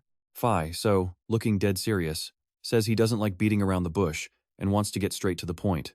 Cheng Hai gives a calm nod. And Phi, lays it on him, "We'd like to formally invite you to join our team." Cheng Hai was completely taken aback. "Huh? Wait a minute. You don't even know my profession or my level. Why invite me? Isn't this a little reckless?" Ken just crosses his arms, looking confident. "This decision came after a lot of careful thought. When you challenged the Congo Rapids, even as outsiders, we could tell you were different." Cheng Hai and the young boy next to him listened intently. Ken kept going. "In a situation without any professional rescue teams, for an unaffiliated person to challenge the Congo Rapids and survive unscathed, we can see the skill and luck you possess." Phi adds, "So, did you really think we would just stand by and watch a talent like you walk away?" Hearing their explanation, Cheng Hai nodded in understanding. "So that's how it is." He gave a wry smile. "Thank you for the vote of confidence. But I'm a state-sponsored adventurer. I'm under the exclusive jurisdiction of Earth City. Earth City takes up most of my time each year." The others looked shocked. A state-sponsored adventurer? Well, that settles that. Outside, under a clear blue sky, an airplane waits on the tarmac. Inside, Cheng Hai is focused on his system panel. The screen glows to life, listing the effects of Deathwalker. 1. Perception +5. 2. The closer an insider gets to death, the greater the boost to their strength and speed. The attribute increase is capped at 4. And 3. The Deathwalker trial mission is now activated. Completing the second trial, Heaven's Christmas, will grant him 1 speed point. The mission objective landing on the summit of Mount Everest. This makes Cheng Hai rub his chin in thought. A parachute jump onto the peak of Everest? The difficulty on this is off the charts. Suddenly, a voice from behind calls his name, making him jump. It was Ken, greeting him with a friendly smile. Cheng Hai was completely stunned. "What a coincidence. Are you guys on this flight too?" Ken just nods. "That's right. We failed the Congo Rapids challenge over a dozen times." He settled into his seat and continued. "We had to drop it for now and switch to something a bit easier, parachuting onto the peak of Mount Everest." Hearing this, Cheng Hai froze. They were also heading to Everest. Wait a second, his last 2 trials have perfectly aligned with their own journey. Could it be that their profession is also Deathwalker? Time to probe for some information. After a moment of suspicion, Cheng Hai put on a smile. "Is parachuting onto Everest a regular challenge for Zebuan?" Ken quietly responds, "No, it's not." Cheng Hai pressed on. "Then why are you doing it?" Phi, sitting nearby, chimed in. "Because our sub-profession is extreme athlete. One of its effects is that a professional can complete high-difficulty extreme sports to permanently increase their own basic attributes." Cheng Hai's jaw dropped. "A sub-profession like that actually exists? Then aren't your base stats way higher than other adventurers at the same level?" Ken smirked. "It's not as good as you think. For example, climbing Mount Everest. 25 years ago, it was a real challenge. But after locals started offering guide services for the rich, more and more people reached the summit. This forced us, in order to maintain the difficulty, to add the extra step of landing on the peak." Cheng Hai looked amazed. "Is that so? That sounds incredibly tough." At the Everest base camp, 6,000 meters high, a figure emerges from a tent, carrying a massive backpack. He picks up his phone and answers. Hello? On the other end is the tycoon Tin Man. The 1-month deadline is up. What have you decided? Cheng Hai confidently replies, I've made up my mind. I'm still not going to participate in the succession contest against Old Master Hoin Tuyen. In a speeding car, Tin Man looks annoyed. You can refuse to participate, but do you really think Duong Keen will just ignore a potential rival who's also a rising superstar? On the other end, Cheng Hai lets out a sigh.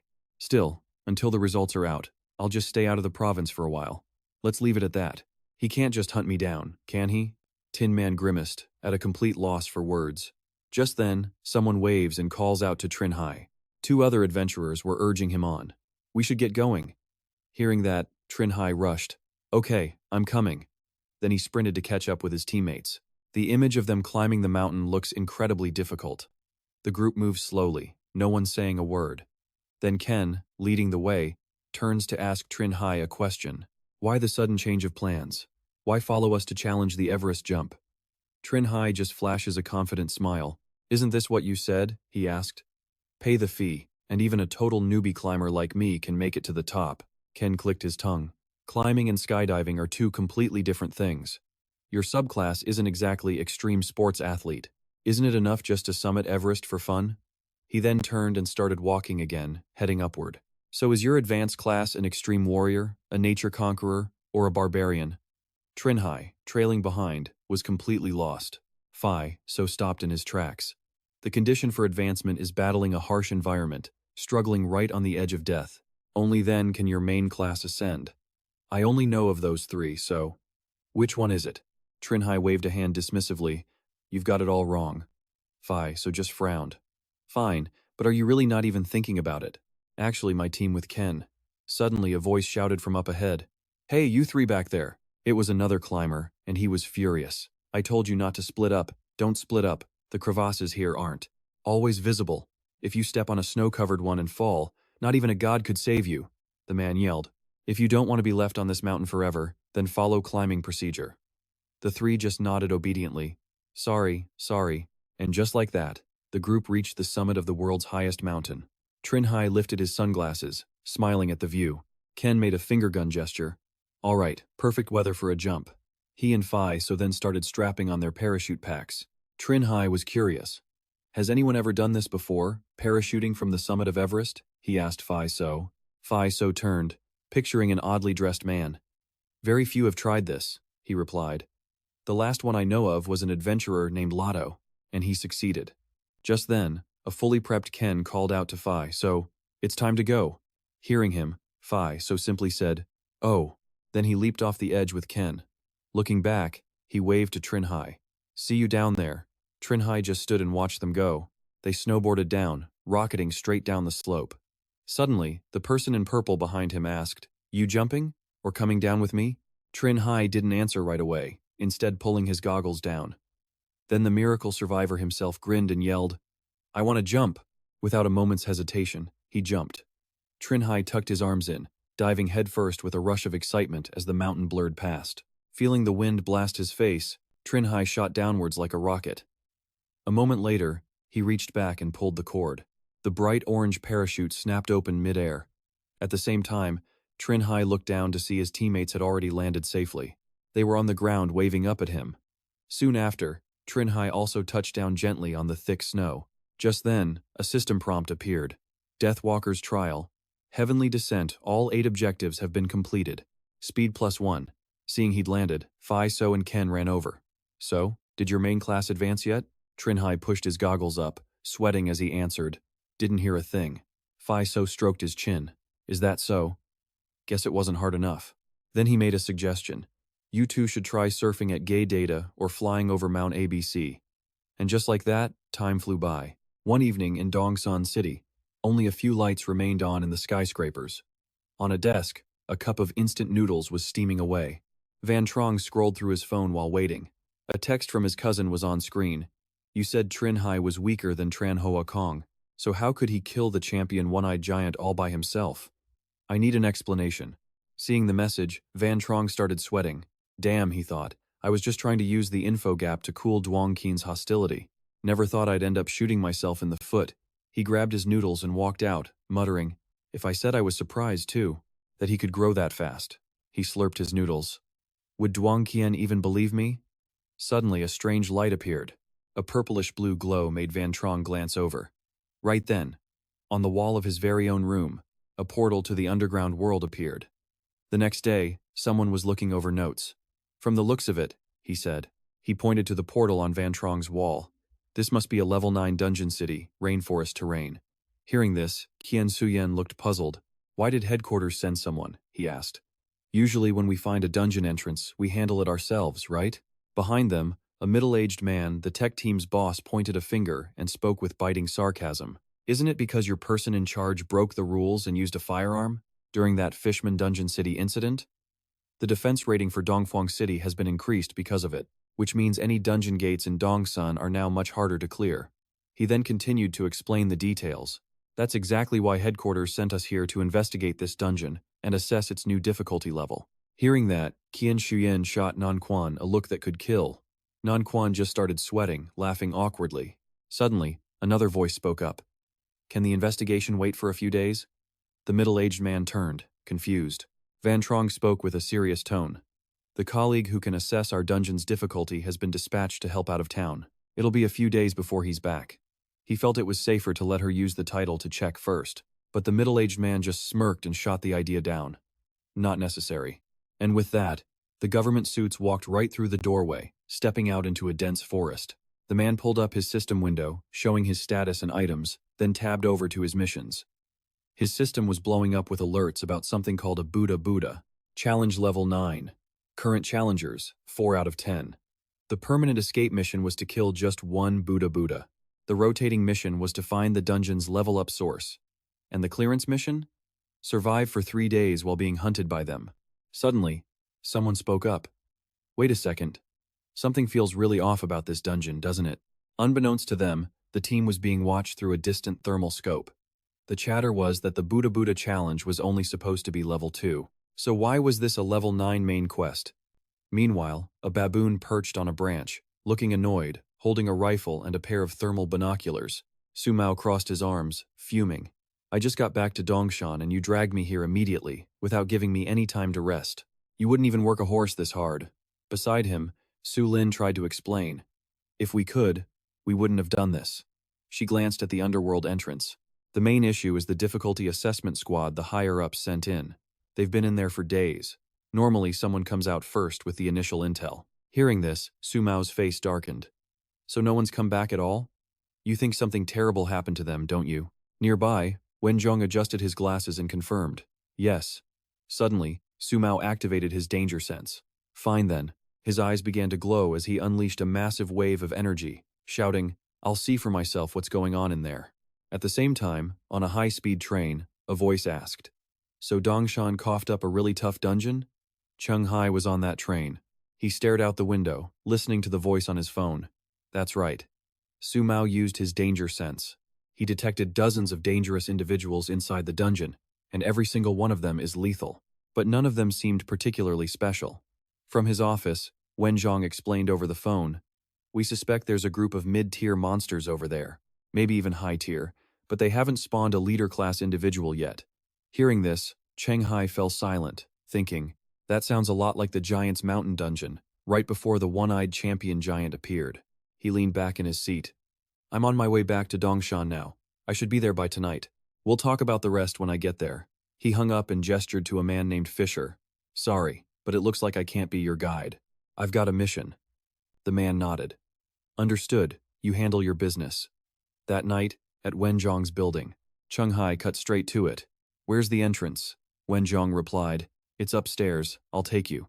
But when they arrived, Cheng Hai looked curiously at 2 other people. He pointed at the platinum blonde girl in black. And she is? Renjun answered. She's here to help. The girl held out a hand. Lu Wei, level 10, Soulbinder. He responded politely. Cheng Hai, level 6, Deathwalker. Renjun pointed at Cheng Hai, explaining to Lu Wei. Cheng Hai's main and sub-professions give him a powerful empathy skill. It grants him incredibly high stats and can detect danger inside the dungeon even faster than Lu Wei's ability to speak with the dead. She can communicate with the deceased through their corpses inside.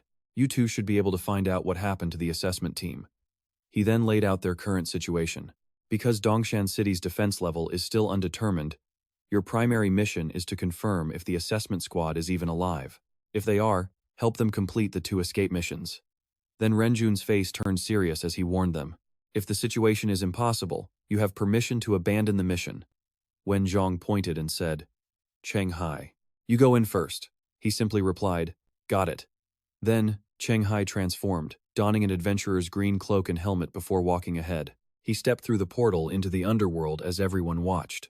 Once inside, Cheng Hai immediately started observing his surroundings. Before him was a forest with towering trees under a clear blue sky. He summoned his own system interface, thinking, a jungle terrain? This is actually a huge advantage for anyone on the defensive. He then took out a dowsing rod, giving it a command. Find the closest individual that poses a threat to me. Instantly, it pointed in a single direction. Cheng Hai looked. Over there, huh? He closed his eyes, then unleashed his own skill, multi-terror sense, over a massive area. He focused it in the direction the rod was pointing. At that moment, he sensed a creature on a tree branch using binoculars. Cheng Hai took out his taunting bow. Time to say hello. Meanwhile, the creature was looking through its thermal scope, seeing an orange figure emerge from the portal. It watched as the figure raised a bow and aimed directly at its position. The creature jolted in shock, trying to zoom in for a closer look, but it was too late. With a smug grin, Cheng Hai had already let the arrow fly. A cry of shock echoed from his target's position as birds scattered everywhere. Hitting the enemy so easily left Cheng Hai confused. Didn't Renjun say the monsters in this dungeon were supposed to be strong? Did it really die from a single arrow? Or are all the monsters in this dungeon just glass cannons with high attack and weak defense? Suddenly, someone approaches from behind, catching Cheng Hai's attention. Seeing it's Liu Yifei, he feels a sense of relief. You're just in time. I think I shot a monster over there, let's go check it out together. Liu Yifei gives a nonchalant, okay, but internally she's impressed. So fast? Just how high is his perception? When they arrive at the scene, they're stunned by the sight of a monkey holding a gun. A sniper gorilla? Cheng Hai looks down and pieces it together. Now I get why the risk assessment team never came back. Liu Yifei then kneels and begins a chant, holding her hand out towards the gorilla. Sit up, she commands, and answer my questions. This is a 3-circle necromancy spell. It grants a corpse a temporary semblance of life, allowing it to answer up to 5 questions. The monkey sits up and agrees. Liu Yifei asks her first question.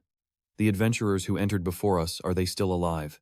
The gorilla bluntly replies, dead. They died the day they entered our home. Shocked, Cheng Hai blurts out, dead? The monkey confirms it again. Yes, dead. Liu Yifei whirls around and scolds him. Don't ask stupid questions. My spell only allows for 5. Realizing his mistake, Cheng Hai awkwardly scratches his head. Oh, my bad. Liu Yifei then stands up to analyze the situation. With home field advantage, night vision, and machine guns, these monkeys are way beyond our current adventurer level. The fact that the difficulty assessment squad was wiped out in a single day makes perfect sense now. She asks another question. Where did you get this equipment? The gorilla's blank eyes stare back. From adventurers who entered this forest 3 months ago. It was our payment for helping them hunt the forest's overlord. Hearing this, Liu Yifei's expression hardens as she continues her questioning. Did they ever use phrases like, motherfer, or, sht? The gorilla looks up blankly and says, yes. Liu Yifei turns to Cheng Hai. They were American adventurers. She crosses her arms and looks down. Last question. Her red eyes glint with a dangerous light. Did those adventurers make it out of this forest alive? The gorilla lets out a dark chuckle. No. After they and the overlord were both wounded, we used the weapons they gave us and killed them all. Just then, a system notification pops up. Escape mission completed. Liu Yifei slings the machine gun over her shoulder. I'm heading back. You coming? But Cheng Hai has other ideas. You're not even going to try to clear the dungeon? Liu Yifei just shrugs, explaining, the risk is too high. If these apes have more than 1 pair of night vision goggles, we could easily end up just like the assessment team. Cheng Hai forces a laugh. Good point, I'm heading back too. He starts to follow her towards the exit, but something suddenly feels wrong. A system notification appears. A god has intervened, changing your regular escape mission to a new one, eliminate 30 armed gorillas. Seeing this, Cheng Hai's face twists in pure frustration, sweat beading on his forehead. A moment later, his curses echo through the forest. Are you kidding me, Hai Chi Mu? Are you sick in the head? What kind of grudge do you have to target me like this? Meanwhile, Liu Yifei has already stepped through the portal back to the modern world. She glances back, confused when Cheng Hai doesn't emerge. Back in the dungeon, Cheng Hai pulls up his system menu. After getting the night vision goggles, finding the gorillas will be much easier. But then he pictures an entire troop of monkeys pointing machine guns at him and begins to worry. But the gorillas have night vision too. They can see me even when I'm invisible. No matter how you slice it, I'm at a huge disadvantage. The difference in firepower is just too great. He frowns, stroking his chin. Unless I can make them blind. Suddenly, an idea hits him and his eyes widen with excitement. Wait a minute, I think I have a way. That night, he uses a thermal scope. He watches a gorilla walk towards a pile of leaves on the ground. Perched in a tree, Cheng Hai grins. Here it comes. The gorilla squats down and eats what it finds. It's so delicious the gorilla is practically shooting hearts in every direction. It then skips away, overjoyed with its discovery. Cheng Hai smirks, satisfied. A gorilla's intelligence probably isn't high enough to recognize this kind of trap. All he needs to do is let them know this spot has plenty of food. Then, Cheng Hai pulls out the despair gramophone, a wicked grin on his face. Next up, it's showtime for the despair gramophone. A short while later, two gorillas armed with guns and night vision stand over a fallen comrade. As the music plays, they turn on each other, a crazed firefight breaking out between the brainwashed apes. From his branch, Cheng Hai tallies up the dead. 19, 20. Not bad. One round was enough to complete 2/3 of the mission. A little later, the music from the gramophone stops. Cheng Hai leaps down from the tree, walking over to the device with a sigh of satisfaction. Even though it wasn't his first time using it, he had to admit this artifact was dangerously powerful. Next, he picks up a machine gun. The system identifies it as an HK MP5, excellent grade, but a single-use weapon with only 30 rounds. Once the magazine is empty, it's useless. Cheng Hai sits down, baffled by this. A gun, huh?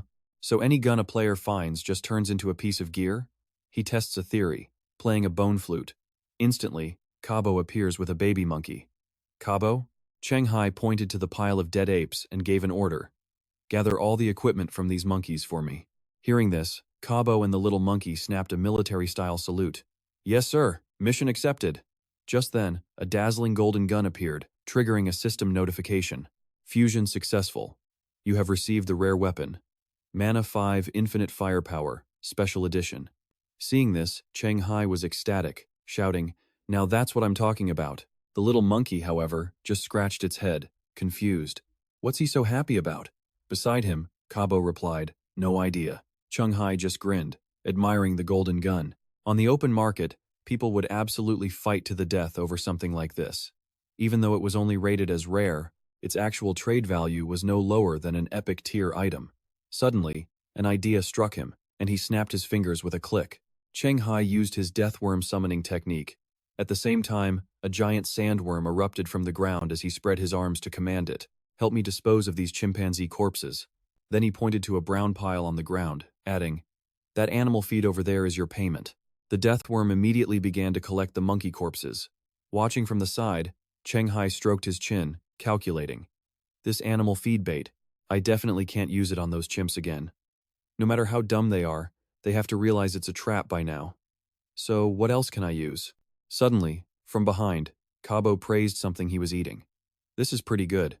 This caught Cheng Hai's attention. Cabo and the little monkey were happily snacking on something from the infinity bag.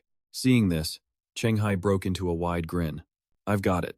A short while later, in a log cabin deep in the forest, an ape pointed outside and reported, Chief, our brethren sent to carry the food were ambushed. Not a single one has returned.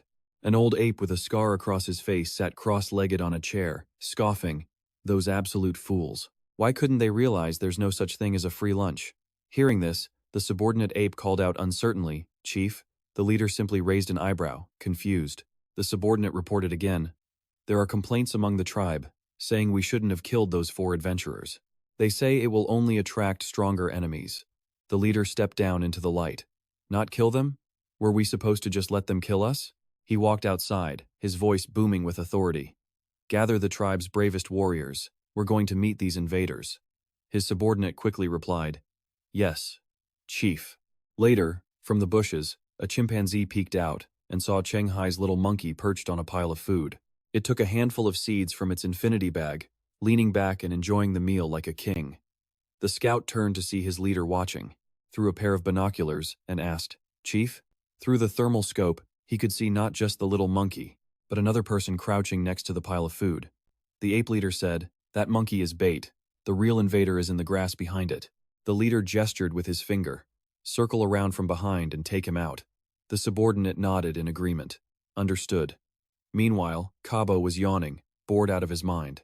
Hiding behind a bush, he sighed. "How much longer do I have to crouch here?" Just then, two apes crept up behind him, weapons ready. One of them raised a hand to signal the other. Suddenly, an invisible figure grabbed the signaling ape from behind, covering his mouth, and stabbing him straight through the chest. The second ape, seeing the signal, leaped out and aimed his gun at Cabo, startling him. But before the ape could fire, an arrow pierced its heart, blood erupting from its mouth. Behind them, Cheng Hai lowered his bow with a satisfied smile. Elsewhere, from his hiding spot, a subordinate ape cried out, "Ah, why hasn't there been any movement? Our scouts should have made their move by now." At that moment, through his thermal scope, the ape leader saw a man with a sword cut down one of his comrades and realized, "This is wrong. The person in the grass was also bait." He frowned. "The real invader is completely invisible. We've fallen right into his trap." All of a sudden, an ape to the leader's left was sent flying by a shot, shocking him. The leader yelled out, "Scatter! Run for your lives!" On the other side, Cheng Hai watched the apes flee through his own thermal scope. He suddenly appeared next to Cabo, startling him, and noted, "The leader of these chimps is extremely cautious." Then he turned to his companion and gave an order. "I'm going after them. You clean up the battlefield. The weapons these chimps have are powerful. Be careful not to get hit." Hearing this, Cabo replied, "Understood, my lord." Meanwhile, the ape leader led his remaining forces deep into the forest. One of his subordinates asked breathlessly, "We can't even see him. Is this invader some kind of ghost?" The ape leader growled, speculating, "No, I think it's something similar to the scope we're using, like a flamethrower, an invisibility cloak that can hide the enemy." Thinking of Cheng Hai's group, he continued, "The invader probably isn't that strong, or he wouldn't need to use bait against us. This proves he's wary of us, too. We actually have a chance to win." His subordinate was confused. "But we can't see him at all. How can we have a chance?" The ape leader's eyes turned predatory as he stated firmly, "True, we can't see him. But what if we anger him so much that he has no choice but to reveal himself?" The ape leader smeared mud on his face, thinking, "The best way to provoke a warrior is to desecrate the bodies of his own comrades." His eyes glinted fiercely. "You're an invader. You must have spies watching. I refuse to believe that when you see the body of your own kind being used as bait, you'll be able to hold back." The ape leader then raised a machine gun, peering through the scope, planning his next move. All he had to do was provoke them into making a mistake. Then he would use this flamethrower to burn them all to the ground. At that moment, the monkey leader was taking aim at a man stranded in the water. Through its scope, the man was desperately pleading for help, but Cheng Hai was watching the whole thing through thermal binoculars, cursing to himself. They were playing with fire. He closes his eyes and activates his perception skill. A radar-like pulse expands, covering the entire area out to the middle of the river. And there it was. He could clearly see a small monkey at the man's feet, faking the cries for help over and over. "Help me!" The call echoed, but Cheng Hai was suspicious. Just one? No way. This had to be bait for a larger ambush. Could the ambushers be hiding underwater? He gives a hand signal, and at that same moment, a massive deathworm erupts on the other side. The monkey leader spots the deathworm getting into position and whispers, "It's here." Cheng Hai then gives his summon an order. "Spit out every last undigested ape in your stomach, then you can leave." The worm immediately vomits a disgusting pile of monkeys into the river. The sight sends the monkey leader into a blind rage, its eyes turning bloodshot. A show of force? This damned invader had to die. The small monkey acting as bait watches the horrifying display, completely shocked and confused by what it's seeing. It panics, ducks under the water, and covers its mouth, not daring to breathe. Then, it swims away downstream as fast as it can. Cheng Hai tracks its every move with his perception. Still just the one. He realizes the real ambush isn't in the river, it's on the opposite bank. At this distance, the enemy had to be using standard infantry rifles or maybe even assault rifles. He takes out his eagle ear bow, ready to bait them into action. He sticks the tip of the bow out from behind a tree, and the monkey leader grins. "Found you, invader." It fires a single long-range shot. A second later, the bullet smashes right into the tree trunk, right where an explorer's head would have been. Cheng Hai, the master actor, lets out a pained scream, making the monkey leader jump from its cover. Got him. The leader moves down to the river, gun raised and ready. But behind the tree, Cheng Hai is completely unharmed. Suddenly, a system alert appears for a Deathwalker skill. Death Forecast. His perception skill is still active, and he senses the armed monkey moving closer. Cheng Hai thinks, planning his next move. After all this, there was only one ambusher? He taps something on his system screen, then leaps from cover, mana gun blazing. He yells, "Surprise!" and the monkey flinches. In that same instant, a hail of bullets rips into the leader, sending blood flying everywhere. A moment later, it tumbles into the river. Cheng Hai moves in to check the floating body, gun aimed and ready. Still alive? You're a tough one. The monkey leader clutches its wounded arm, chittering in absolute pain. Then, a golden system window pops up. Friend of animals. Cheng Hai asks the monkey, "Can you understand me now? What did you say?" The wounded leader glares back in pain. "Don't think you've won. One day, adventurers will come for your race, too, and treat you just like you treated us today." But Cheng Hai argues back, "You've got it twisted. You guys attacked us first. If you hadn't, I wouldn't even be in this city."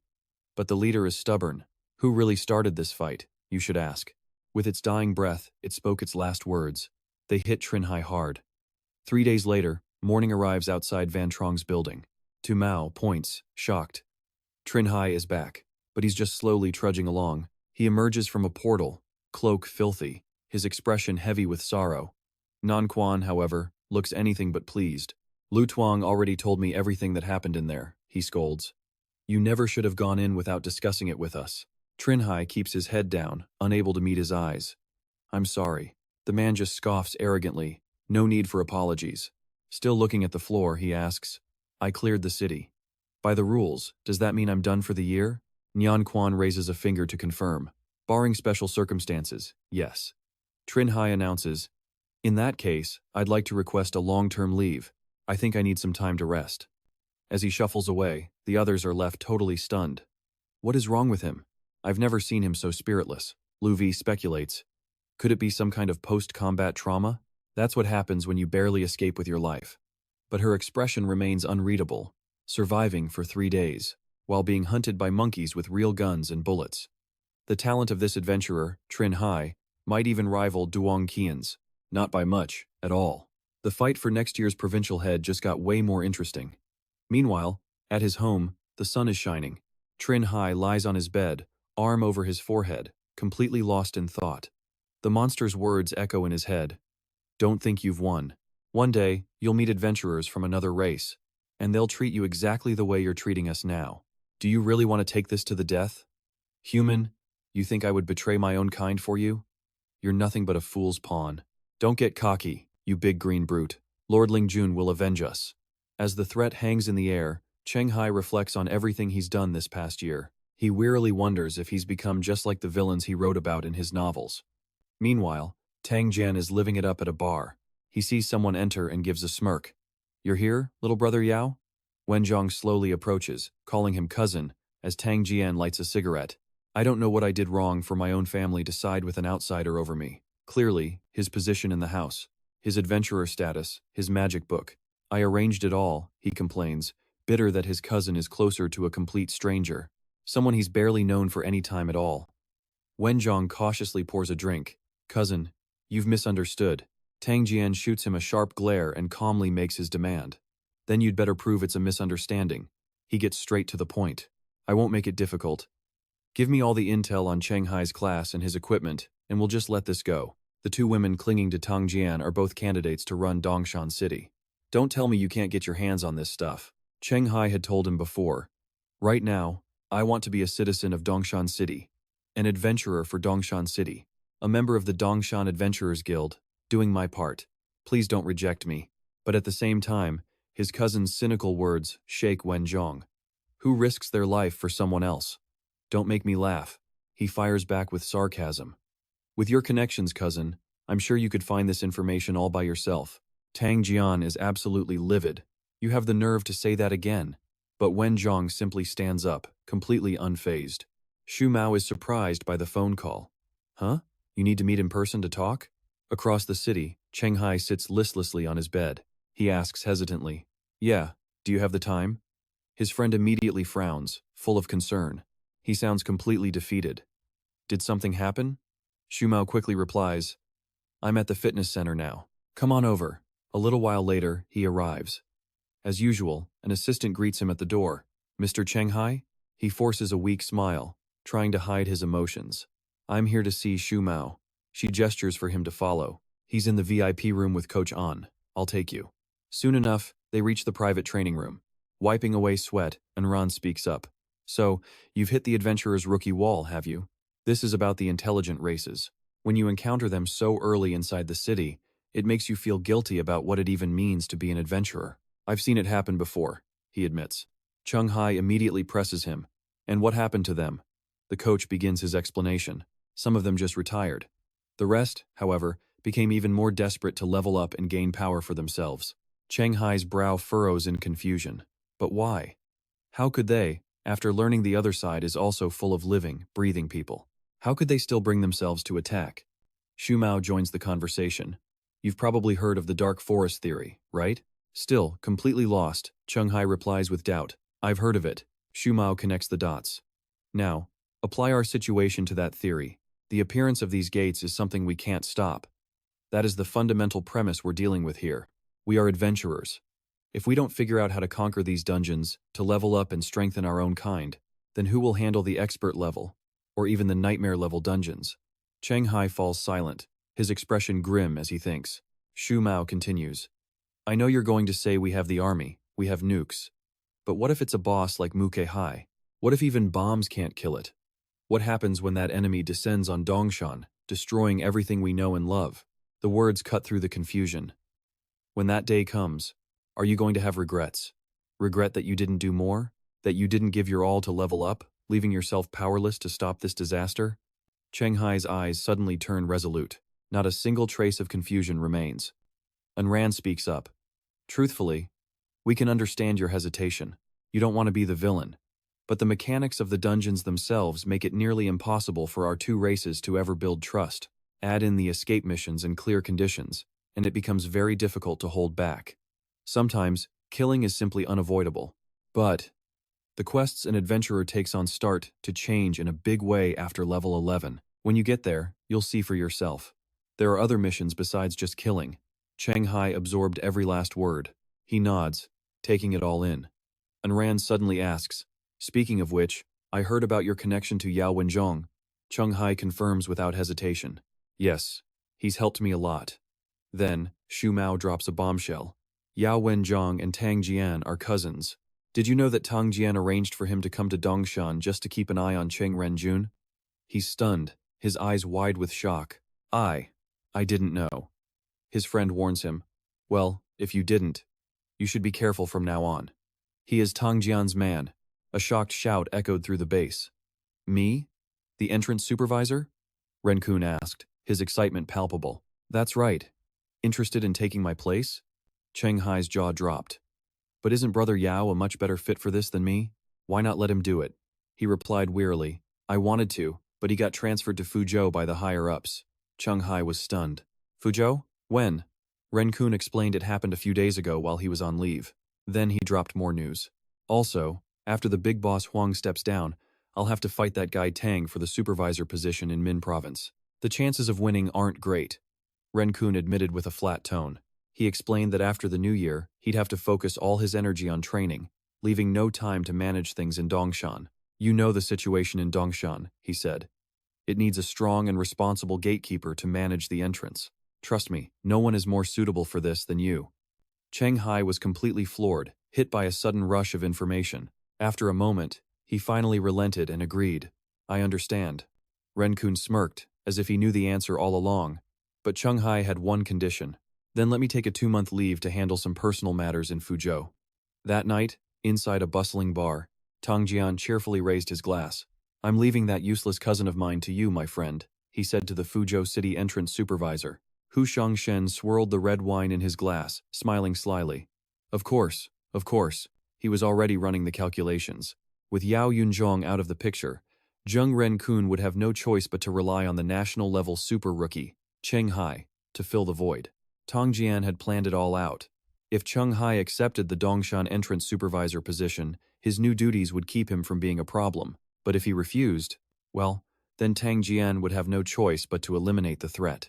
Back with Cheng Hai, his phone played a familiar message. The number you have dialed is unavailable. Please try again later. The name on the screen was Brother Ye. Cheng Hai scratched his head in confusion. Could what Xu Mao said really be true? But he pushed the thought away, convinced Brother Yao wasn't that kind of person. He tossed his phone onto the couch in frustration. Forget it, he muttered, lying down. After I complete the 8 trials of the Deathwalker, I'll go to Fuzhou and demand answers. In a mystical cave, a strange light appeared, tearing open a portal to an ethereal space. A beautiful, blue-skinned hand reached out. The figure that emerged was the adventurer Zhuo from the dark underworld city, a level 12 challenger. With a simple command, the interface for the outlaw's domain appeared before her, displaying a long list of available quests. Suddenly, another person approached. Where did this gate open? Zhuo answered respectfully. Mother, it's an unknown domain. It's not recorded in the clan's handbook. The woman looked just like Zhuo, but with a far more mature and powerful aura. Later that night, moonlight illuminated the cold cave where many members of the Ipula clan had gathered. Someone from the Bully clan shouted an order. Take them alive. I need to know about the strength of the local factions for this mission. In a flash, all of her kin vanished, their speed absolutely terrifying. Meanwhile, in Vidarian, Mexico, a car drove peacefully through the night. A beautiful young woman was being held captive in the car's trunk. Just accept your fate, Miss Sophia, one of the kidnappers sneered. This is what happens when you go out alone to meet strangers from the internet. She was furious, her eyebrows knitted tightly. Even with her mouth gagged, she struggled to scream. One of the men laughed wickedly. Our boss is a real piece of work, isn't he? He turned down being the son-in-law of a rich family. Their chatter annoyed the driver, who slammed his fist on the dashboard. It's too damn noisy back there. Can you shut up for a second? But their peaceful night was about to be shattered. The car was being watched. From a high tree branch, a group of strangely cloaked figures observed them. They were confused. How strange. There's no fluctuation of magic, so how is this iron box moving so quickly across the ground? Zhuo guessed. I believe we've arrived in a human world with highly advanced equipment and technology. I used a scouting spell earlier, she said, and saw someone inside the iron box, controlling it. She thought to herself. Without knowing how strong the person controlling this moving contraption was, it was too risky to attack. It's better to pay the price and have the eye demon handle this, she decided. The messenger of the beholder tyrant, a level 14 challenger, appeared. It spoke in the tongue of the dark underworld. What is it? Zhuo requested its help. Can you help me capture the controller inside that moving machine below? The messenger glanced down with its single, massive eye. The car was navigating a dangerous curve far below. It accepted the request, its eye narrowing slightly. Done. The messenger rapidly closed in on the car, easily using its power to seize control of the vehicle. The car began to swerve wildly. The kidnappers panicked. Drive steadier. It's not me. The driver froze in shock, the cigarette falling from his open mouth.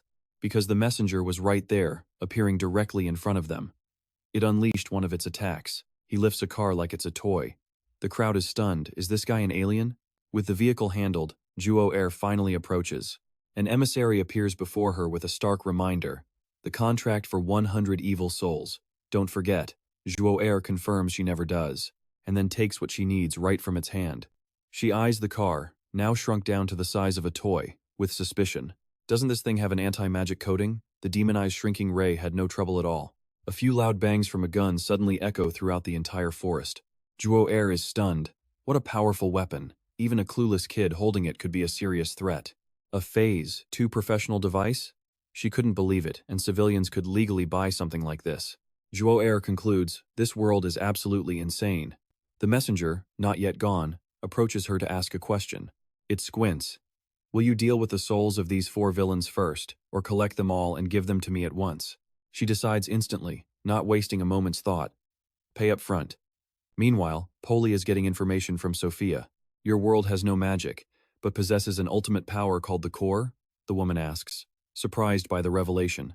The 5 greatest nations even used the core to eliminate legendary heroes who invaded your world? Sophia's bonds were now completely untied. She rubs her wrists and replies, that's right. Polly presses on. Does this nation have the core? Sophia shakes her head. The large nation to the north has nearly 4,000 core weapons. Poli remains silent, her empty eyes impossible to read. Zhuo Er approaches the two of them. Poli, mother. She gives a brief report. Those 4 outlaws have been dealt with. Her voice seems to soften for her daughter. You've worked hard. Poli then gives a new order. Miss Sophia and her family will become our allies in this world. My child, I need you to sign a blood pact with her. Zhuo Er doesn't question or object in the slightest, simply agreeing, yes, mother. Poli immediately explains the deal. After the pact is made, we will provide equivalent military aid in exchange for your family's support, Poli states confidently. During this time, you will receive my full tutelage. I'll teach you the etiquette and combat style of Zhuo Er. I will help you become a great adventurer, strong enough to stand on your own. Sophia's fighting spirit ignites as she replies, I look forward to it. They open another special space gate. A demon named Afanasi, a level 2 challenge class succubus from the first layer of the 9 hells, appears. Moni, summoned and at your service, she says playfully. She flies before Poli and asks, who wants to sign a blood pact, not even waiting for an answer. Zhuo Er and Sophia speak up at the exact same time. We do. Moni quickly and skillfully fills out the contract, then declares, under the witness of the 9 hells blood pact, you have signed. Should anyone betray it, the violator will fall to Afanasi. You'll start over as the lowest-ranking demon. The blood pact stipulates that Sophia must provide adventurer Zhuo Er with an identity, supplies, weapons, and intelligence. In return, the Ipula family must provide military aid to Sophia and her family. They will help Sophia become a rising star in her country before the Ipula family's adventurer returns to the underworld. Miss Sophia will become a unified party. The goals and plans of both sides and their families must be spoken of with complete honesty. No concealment, Moni states with absolute clarity. In addition, during the contract, your lives will be linked. Any action, direct or indirect, that harms the other party, or their family members will be punished by Grand Duke Charlie, Lord of Afanasi. She then flashes a calculating, devilish smile. That is the entire content of the pact. Are any adjustments needed? Sophia answers immediately without a second thought. No need, thank you. Zhuo Er has no objections either, seemingly in a bit of a rush. I don't need any either. Moni draws a seal, declaring, then the pact is formed. Sophia stares in amazement at the mark on her bicep. It's magical. Her arm is now glowing. The demon explains, this is the contract seal, appearing on both of you. This proves the pact is in effect. Her job done, she vanishes. It's an honor to be the witness to your blood pact. I hope I have the chance to serve you again in the future, Moni says, raising an eyebrow slightly, glancing at Poli before she leaves. Adventurer Zhuo Er from the Dark Domain. Poli Ipula, challenge level 15, overall level 109. While they're off having an earth-shattering battle, in some random apartment, Jai Hui casually watches Miss Lin bring 2 cups of tea, asking, Cheng Hai left again? Being asked so directly, Miss Lin places the teacup near her and answers honestly, yes, he just left. Taking the teacup, Jai Hui looks utterly bored and asks another question. Did he say when he'll be back? Miss Lin now sits opposite her, slowly sipping her tea, and asks back, no, why? Do you need to find him for something? Knowing Miss Lin won't tell her, Jai Hui states her purpose directly with deadpan eyes. I want to schedule a team expedition to the underground city with him. At that moment, on some airplane, a frustrated voice crackles through. If you're here to be a lobbyist for the prosperous train company, then forget it. The owner of the voice, Cheng Hai, is currently tearing at his hair in frustration. I already promised Zheng Renjun I would help him. I'm in charge of the entrance to Dongshan City. Hearing these words, Jai Hui, driving on the other end of the line, immediately shoots back. This has nothing to do with Huo Chewang.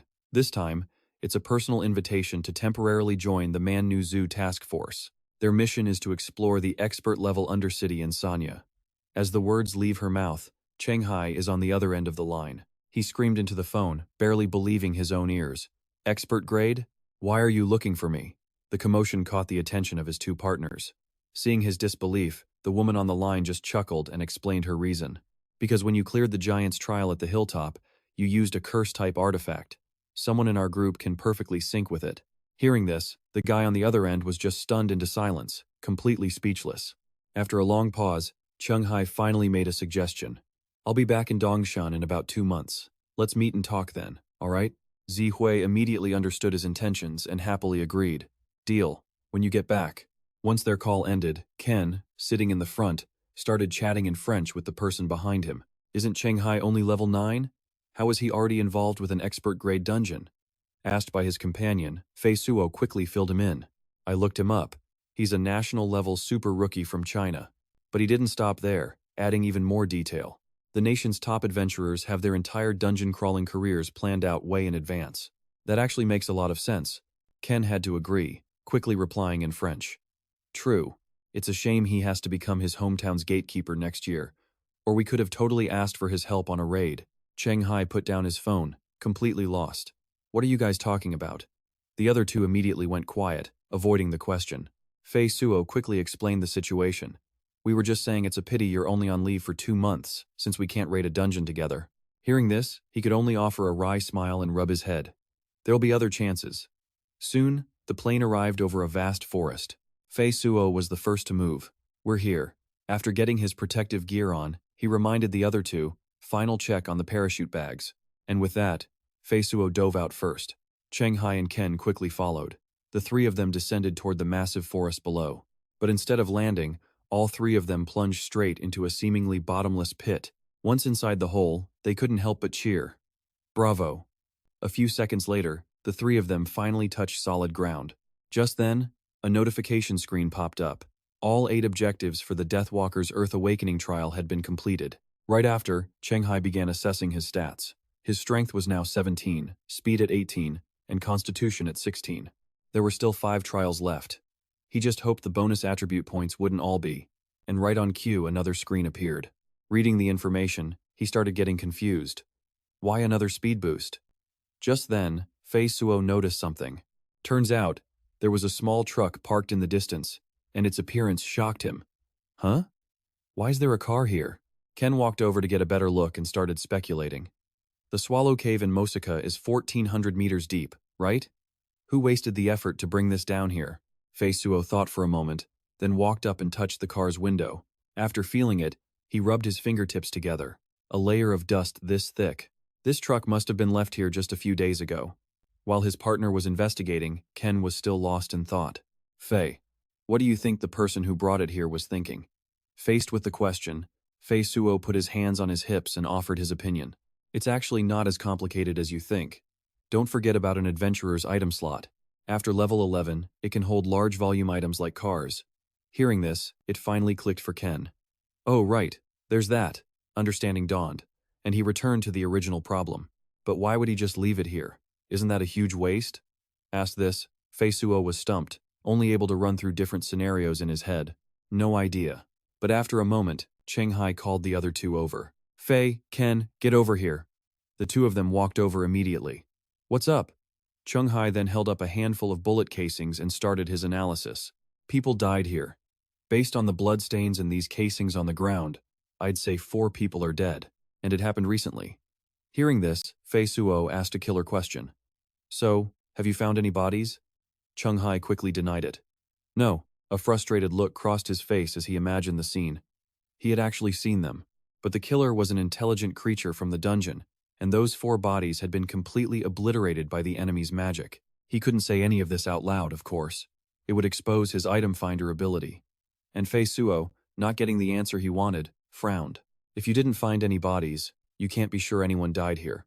Just then, Ken jumped in, adding his 2 cents. In Europe, sure, no body means no murder. But this is Mexico. It'd be stranger if no one died, right? Every word made Fei Suo grit his teeth, wanting to smack the guy. I made it so clear, and you still don't get it? Let sleeping dogs lie. Whether people died here or not has absolutely nothing to do with us. Hearing that, Ken was quick to defend his point, starting an argument. Fei, you don't want to get involved? Watching the two of them bicker, Cheng Hai was 30% helpless and 70% done with it all. Then, he remembered a certain monster and a knowing smile spread across his face. He's right, cases like this aren't rare in Mexico. We're just clients. Why should we waste our time and energy on this? But the real issue was the killer, a creature from an underground city. Cheng Hai then remembered seeing a distant, orange-yellow spatial rift and started connecting the dots. They had to have come through an entrance to this world's underground city. An entrance that could be terrifyingly close. The moment that thought struck him, Cheng Hai froze, his face hardening. If he just ignored this, countless innocent people could die. But he couldn't just reveal his dowsing rod's true power either. It was tied directly to his main class. Glancing at the two still arguing, he grimaced as a new idea formed. Maybe he could get Fisher and Ken to handle it. As official Red Bull-sponsored adventurers, they could warn the person in charge. But then another problem hit him, and his face sank. How could he get them to discover it in the first place? An entrance to the underground city, facing their world? He thought for a second, and then it hit him. That's it. An attacker's advantage zone. With the idea locked in, Cheng Hai quickly explained everything to the bickering duo. But this whole exchange didn't go unnoticed. A local adventurer watched from the shadows, a sense of unease growing inside him. This wasn't right. That woman, Sophia, had sworn this place was deserted, that no one ever came out here. So why were these three adventurers snooping around now? Could it be the human kingdom in this world regularly patrolled these entrances? Meanwhile, Ken was skeptical. He eyed the rod in Cheng Hai's hand. Are you sure that dowsing rod of yours can actually be used like that? The question made Cheng Hai pause, but he answered with a hint of forced confidence. I'm positive. I've tested it plenty of times. With enough qualifiers and a precise description, it can even tell you if a target even exists. Seeing their disbelief, he made an offer. Don't believe me? I'll give you a demonstration. Wasting no time, Cheng Hai commanded the rod. Red Bull-sponsored adventurer, where is Cheng Hai? The moment he finished speaking, the arrow began spinning wildly. Cheng Hai pointed excitedly. See? When the target I'm looking for doesn't exist, it just keeps spinning. After a few seconds, the arrow slowly came to a stop, the other two watching with rapt attention. He wasn't done. Red Bull-sponsored adventurer, where is Fisher? Instantly, the arrow snapped forward, pointing straight ahead of them. But instead of pointing at Fisher, it was aimed directly at Ken, who was completely baffled. Huh? Why is it pointing at me? Cheng Hai just gave an awkward laugh, scratching his head. Well, about that. This rod only has a 50-50 chance of being right. But that doesn't matter. He quickly saved the moment. The key is, we can exploit that flaw. We can use it to check if anyone's died in this cave recently. It finally clicked for Ken. That's awesome. You actually found a way to exploit its own weakness. Cheng Hai then casually dropped the real bombshell. Oh, that's just scratching the surface. If I told you we could use it to check for a nearby entrance to the underground city, your jaw would probably hit the floor, right? Just as he predicted, Ken was totally hooked. How do you do it? Teach me. So, Cheng Hai began to explain the method. You just randomly define an area for it to search. If the arrow eventually points in a specific direction, it proves an entrance exists within that range. Ken's eyes lit up with understanding. Of course, he suddenly grabbed Cheng Hai, who struggled. What are you doing? Ken just grinned. Bro, look, we've already synced up with Red Bull's specialized parachutes. And with that, Ken made his move. He directly asked, let me borrow this rod for a minute. Just a quick try. Before things could escalate, Fisher stepped in to stop them. He then declared, all right, that's enough. We're done searching, and then began to explain his reasoning. I know you're probably right, but this is Mexico, and who knows what's really lurking behind. A simple murder case around here. He added, you don't need to stick your neck out for a bunch of strangers you've never met. As Cheng Hai stood there, stunned, Ken seized the opportunity and snatched the rod. Defeated, Cheng Hai admitted, you're right. I wasn't thinking. But just then, a shout erupted from Ken. Oh my God. He pointed a shaky finger at the arrow, now locked in place. There really is an underground entrance nearby. Hearing this, Cheng Hai feigned panic, though inwardly he was celebrating. Nearby? How could you know? Staring at the unmoving arrow, Ken stammered. I just randomly asked where the entrance in this cave was. I can't believe it actually found it. What a coincidence! Cheng Hai immediately yelled to Fisher, hey, can you see the title above my head now? But above Cheng Hai's head, there was nothing. Staring at the empty air, Fisher hesitantly replied, no, I can't see anything. This was the answer Cheng Hai had been waiting for. It seems the entrance Ken found is aimed at our world, he thought, because only when our side, the defenders, enter an area that benefits the attacker, are our titles disabled. This confirmed everything for him. The entrance Ken stumbled upon definitely led to their world. The game's own system had just proven it beyond any doubt. After a slight pause, he spoke with new gravity. An entrance like this, we can't just ignore it. Should we contact the person in charge of the Vivide entrance? Or do we report this to your sponsor, Red Bull, first? The question hung heavy in the air, making Fisher go completely silent. He scowls, suggesting a plan he recommends Red Bull's communication specialist negotiate with the person in charge of the Vivide entrance. That way, they can maximize their gains. But Fisher cuts in. adding a condition. They have to actually find the entrance first. Otherwise, he'll have no way to explain this to his people at Red Bull. Cheng Hai agrees. Okay, but before we move, I suggest getting some insurance. He doesn't stop there, pointing at Ken. He orders Ken to use his dowsing rod to check the area for any abnormal creatures. And that wraps up this chapter's summary for now. If you've got any theories, drop them down in the comments section. And don't forget to leave a like, subscribe, and ring that bell for more awesome videos. For now, take care, and I'll see you in the next one.